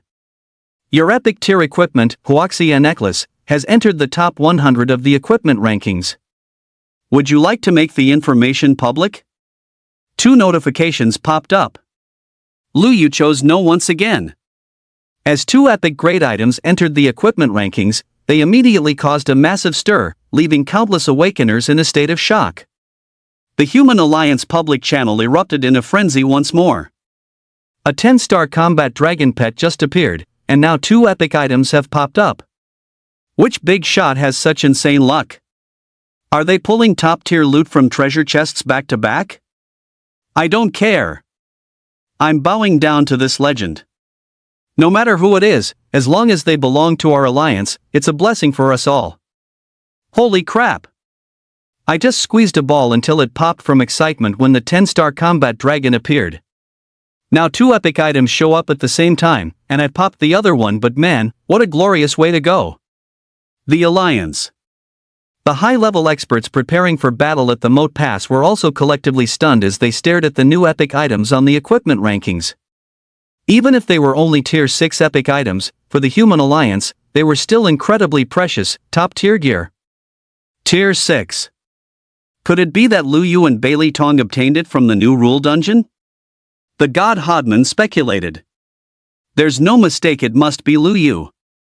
Other than him, who else in our Human Alliance has such capability and fortune? Sure, Tianqing, the Dragon Blood War God, laughed heartily. My current concern is that the Pillar of Light activated by the Rule Dungeon might attract other factions back to the Blue Star world. With 2 Tian there, the new Rule Dungeon won't be an issue. At most, they will start competing for the rule zones outside the control of our alliance's various war zones. Bailey Tsongfeng, the heaven-shattering sword god, said pensively, "It seems that in addition to preparing for the Heavenly Chasm Pass, we must also arrange personnel to assist the major war zones in firmly securing the other rule zones within their jurisdictions. The assimilation of the Blue Star world by the Monster World's rules has reached a certain level. This is a new challenge, but also an opportunity. If we seize it, we can grow stronger rapidly." The others expressed their agreement one after another. Issue orders to the commanders-in-chief of all war zones. First, secure the rule zones within your jurisdictions. As for the rule zones outside the war zones, act according to your capabilities. May I ask the 3 war gods, what should we do if we encounter people from other extraterrestrial factions trying to seize them? We will never yield anything within the war zones to them. If they dare to take them by force, tell them to consider whether they can withstand the power of my legendary greatsword in the future. Yes, sir. Meanwhile, on this side, Lu Yu's eyes were also fixed wide. So this is epic grade equipment. It is so mesmerizing and powerful. It could be said that a single piece of epic equipment like this is enough to crush an ordinary tier 6 awakener. No wonder the dark monsters are so powerful. To this day, other than self-preservation, humanity hasn't dared to take a single step out of the war zones. They can only hunker down in their respective territories, relying on rule zones, magic arrays, and other means to resist the monster invasions. Brother you've reached a level of coolness that's practically stratospheric. If you ever go public and let everyone know that the epic equipment, battle pets, and mounts that appeared recently are all yours, you'll definitely be a global sensation." Bailey Tong kept stroking the 2 pieces of epic equipment, his mouth practically watering. "It's just 2 pieces of epic equipment, do you have to be so dramatic?" "Brother for you it's just, but for us, those are top-tier items we wouldn't even dare to see in our dreams." Lu Yu was momentarily speechless. It seemed he had a point. "Alright, we need to prepare for the tier quest. We still have 5 months to level up, perhaps there's a chance to promote to tier 6. Lu Yu put away the epic grade equipment. "Lu Yu, before you take on the tier quest, I need to give you an introduction." Tu Tianwei was suddenly spoke. "Please go ahead, senior." Lu Yu was somewhat puzzled. It was just a tier quest, one could simply accept it and get to work. Why did senior Tu Tian look so serious? Grandpa Tu Tian, let me do it. You're too serious, you're not cut out for teaching. Bailey Tong laughed mischievously. Tu Tianwei felt depressed, grumbling in his heart, "You little Bailey, there are so many people here, couldn't you save me some face?" Xian Yuanhu and the others pursed their lips, trying not to laugh. This was the first time they had seen the god of slaughter looking so embarrassed. Just as Bailey Tong was giving Lu Yu a detailed explanation of the differences in tier advancement quests, a soldier rushed in. Report! Commander-in-Chief, something terrible has happened. People from extraterritorial forces have arrived and intend to force their way into the Molten Sea prison dungeon. What? Everyone was enraged. At this moment, Tu Tianwei slowly drew his crimson treasure sword. Perfect. I happen to be feeling a bit frustrated. After saying that, Tu Tianwei walked out. Everyone silently prayed for the intruders, hoping they could make it out alive. Brother Yu, to summarize in one sentence, the tier quest is a trial of the class heart. All awakened ones who accept a tier quest will randomly enter a different time and space. Simply put, you travel back to a past era. There, everything you see is something that actually happened in the past. It has simply become the site for your advancement quest. Of course, as people of the Xia Federation, we will naturally only return to the past eras of the Xia Federation. After listening to Bailey Tong's introduction, Lu Yu was quite surprised. He hadn't expected the tier quest to be so unique, even allowing one to trace back through history. No wonder Senior Tu Tian was so serious. The years of the past were essentially filled with blood and tears. They were dark times of despair. Brother Yu, the tier quest consists of only one class heart trial. If you succeed, you can obtain a mysterious reward. The reward depends on the evaluation after the quest is completed. If you fail, the next one you accept will be a standard advancement quest, and you will only be able to obtain attribute rewards. Everyone's class heart is different. For example, I honed my own assassin heart in advance, so completing tier quests is relatively easier for me. Having said that, Bailey Tong took out a Xia Federation history book. Brother Yu, it's better to be safe than sorry. Once you accept the quest and enter the alternate spacetime, you can refer to the history book. This way, you'll have a general idea of what happened in that era and can then follow your heart. Commander-in-Chief, let us begin. After gaining a clear understanding of the tier quest situation, Lu Yu prepared himself to face any trial of the class heart. And so, Xian Yuan who brought out the tier advancement divine stone. Lu Yu and Bailey Tong accepted the tier quest immediately. Ding! There is no difficulty classification for the first acceptance of a tier quest. All are unified as the alternate spacetime class heart trial. You have accepted the tier quest. Quest name, Trial of the Class Heart. Quest content, you will be randomly sent back to a certain spacetime node and location of the Xia Federation's human race to undergo the class heart trial. Note 1. This quest has no specific requirements. Everything depends on your own actions. In the alternate spacetime, you may do anything you wish. 2. This quest lasts for 3 months. After 3 months, it will be determined whether your class heart trial was successful. If successful, a rating will be given based on your performance, and corresponding rewards will be distributed. If you fail, you may re-accept the tier quest, but it will not be a class heart trial. 3. Any damage sustained during the quest is real damage, and death is possible. Act according to your capabilities. After confirming the quest details, Lu Yu directly activated the quest teleportation to enter a certain spacetime node. In the next instant, everything before Lu Yu's eyes turned into a vast expanse of white. Before the scene even materialized, the wailing of an infant reached Lu Yu's ears, along with the sound of artillery, gunfire, screams, and cries of terror, echoing incessantly.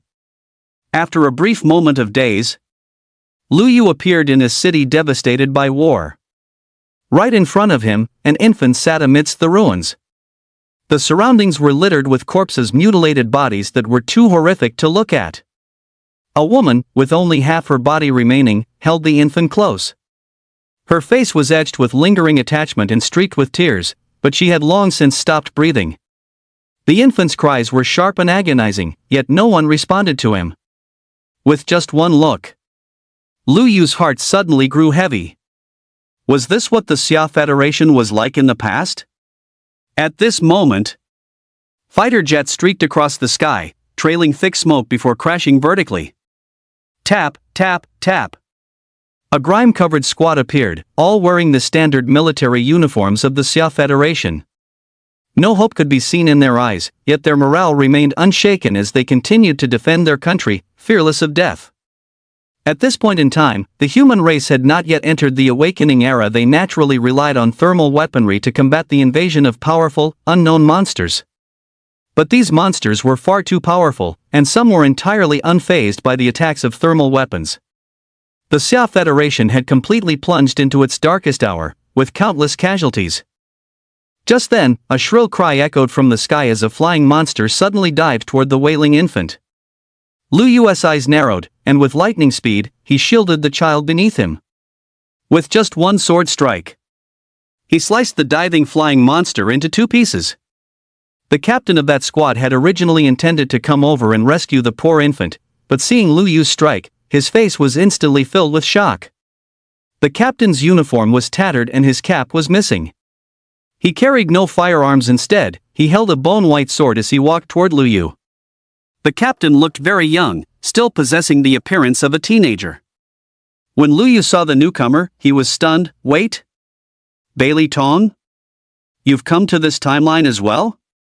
Bailey Tong? My name isn't Bailey Tong. I am Bailey Sangfeng, an aspiring youth determined to become a sword god and save the Xia Federation. The youth spoke with ironclad resolve and a serious tone. What? You're Bailey Sangfeng? Lu Yu was speechless. This person was actually the heaven-cleaving sword god in his youth? It was only then that Lu Yu took notice. The young man before him bore a striking resemblance to Bailey Tong, yet he possessed a slender physique and sharp, well-defined features, a stark contrast to Bailey Tong's shifty, rat-like appearance. Bailey Tong, brother Yu, these are charming small eyes, not shifty rat eyes. Do you know me? Bailey Sangfeng narrowed his eyes slightly in his memory. He had no recollection of the person before him. Ahem. I don't know you, I've just heard of you. I came from elsewhere. Could you tell me where this is? What happened? And also, what time is it now? Lu Yu asked hurriedly. Bailey Sangfeng sized Lu Yu up with some confusion. You're here for the rescue too, aren't you?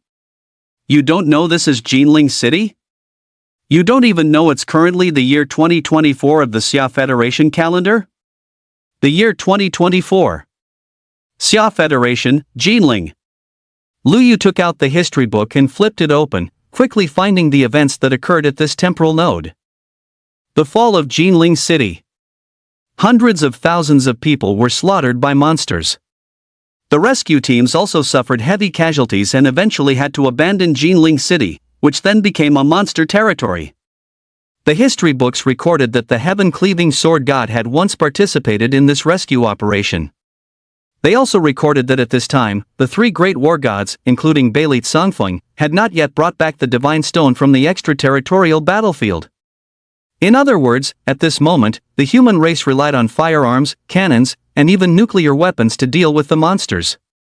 It was unknown how Senior Bailey Sangfeng and the other war gods eventually managed to bring back the divine stone from the extraterritorial battlefield, a place with only a 1 in 10 chance of survival. Just as Lu Yu fell into deep thought. Roar! A hideous monster lunged out from the pile of rubble. Not good. It's a Tier 1 monster. Brother, take the child and go first, I'll hold it back. Lu Yu's expression darkened as he looked at the revolting monster, and he thrust the infant into Bailey Sangfeng's arms. Didn't you say you wanted to become a sword god? Watch closely, this strike is going to be magnificent.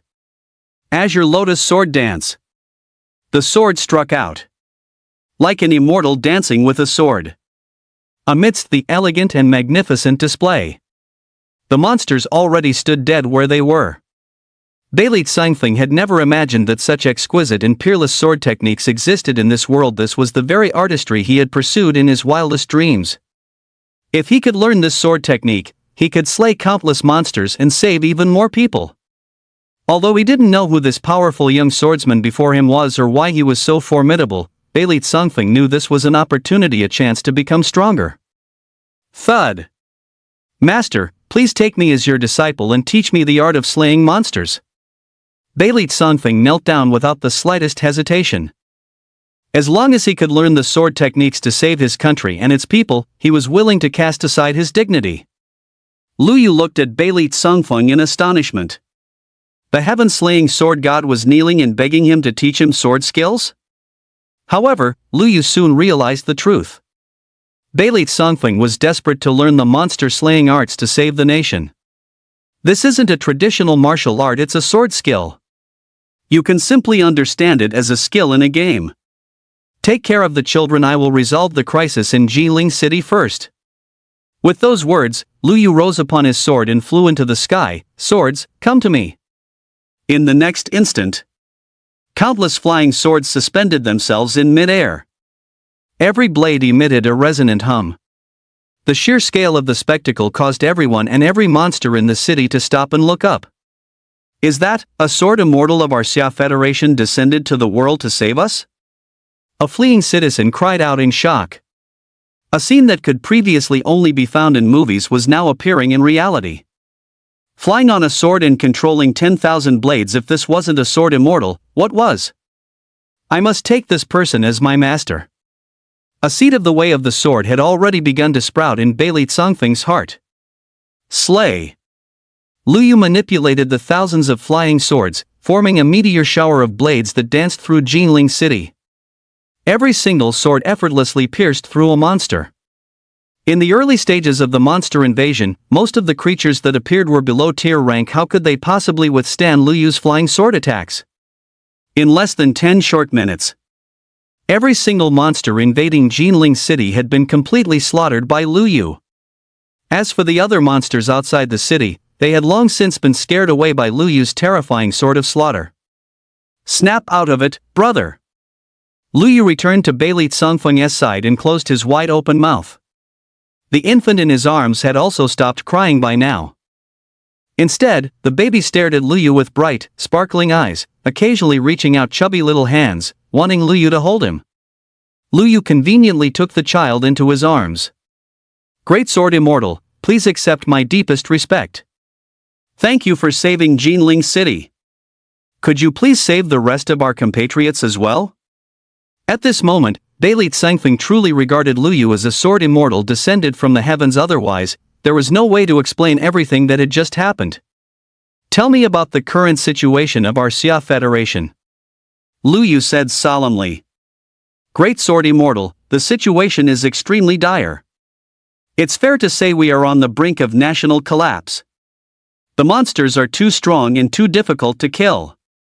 Our Xia Federation's reserves of thermal weapons are nearly exhausted, and even then, we can only barely protect a few major cities. Everywhere else has fallen.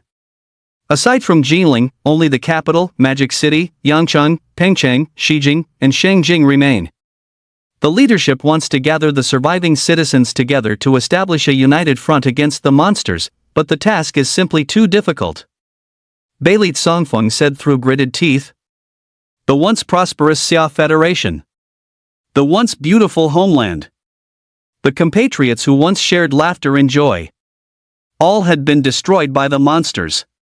This blood feud would be ingrained in the blood of every citizen of the Xia Federation one day. The monsters must pay back this debt in blood. At this moment, Lu Yu also clenched his fists tightly. When his teachers spoke of this history of blood and tears in school, he felt moved, but he didn't truly empathize with it. Now, he had seen the shattered mountains and rivers of his motherland with his own eyes. Only after witnessing the tragic plight of my compatriots with my own eyes did I realize the sheer depth of despair our ancestors must have endured back then. Can we get in touch with the chief? Lu Yu asked urgently. He knew that for every second delayed, more of his brothers and sisters would fall. Please wait a moment, Great Sword Immortal. I'll first contact the officer in charge of the Jiling City rescue mission. He can reach the chief. Shortly after, Beileit Songfeng established contact with the commanding officer. Upon learning that the mysterious Sword Immortal, who had just intervened, intended to assist the brothers and sisters of other major cities in their evacuation, the officer immediately reached out to the chief. Thus, Lu Yu successfully got on the line with the chief. "Chief, I am also a citizen of the Xia Federation. You don't need to call me Sword Immortal, you can just call me Xiao Yu." Hearing this, the chief in Taikyo was somewhat shocked. The Sword Immortal who had effortlessly saved Jinling City was actually a citizen of their Xia Federation.